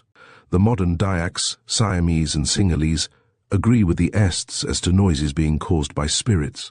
European folklore has long ascribed most of the unexplained noises to the agency of spirits, and to this day Franconian damsels go to a tree on St. Thomas's Day, knock 3 times, and listen for the indwelling spirit to inform them from raps within what kind of husbands they are to have. Hence the night is known as Little Knocker's Night. There is the poltergeist of the Germana mischievous spirit, who wanders about the house at night making all kinds of strange noises. Thank you for joining us on this haunting journey through the ghost world by T.F. Thiselton-Dyer.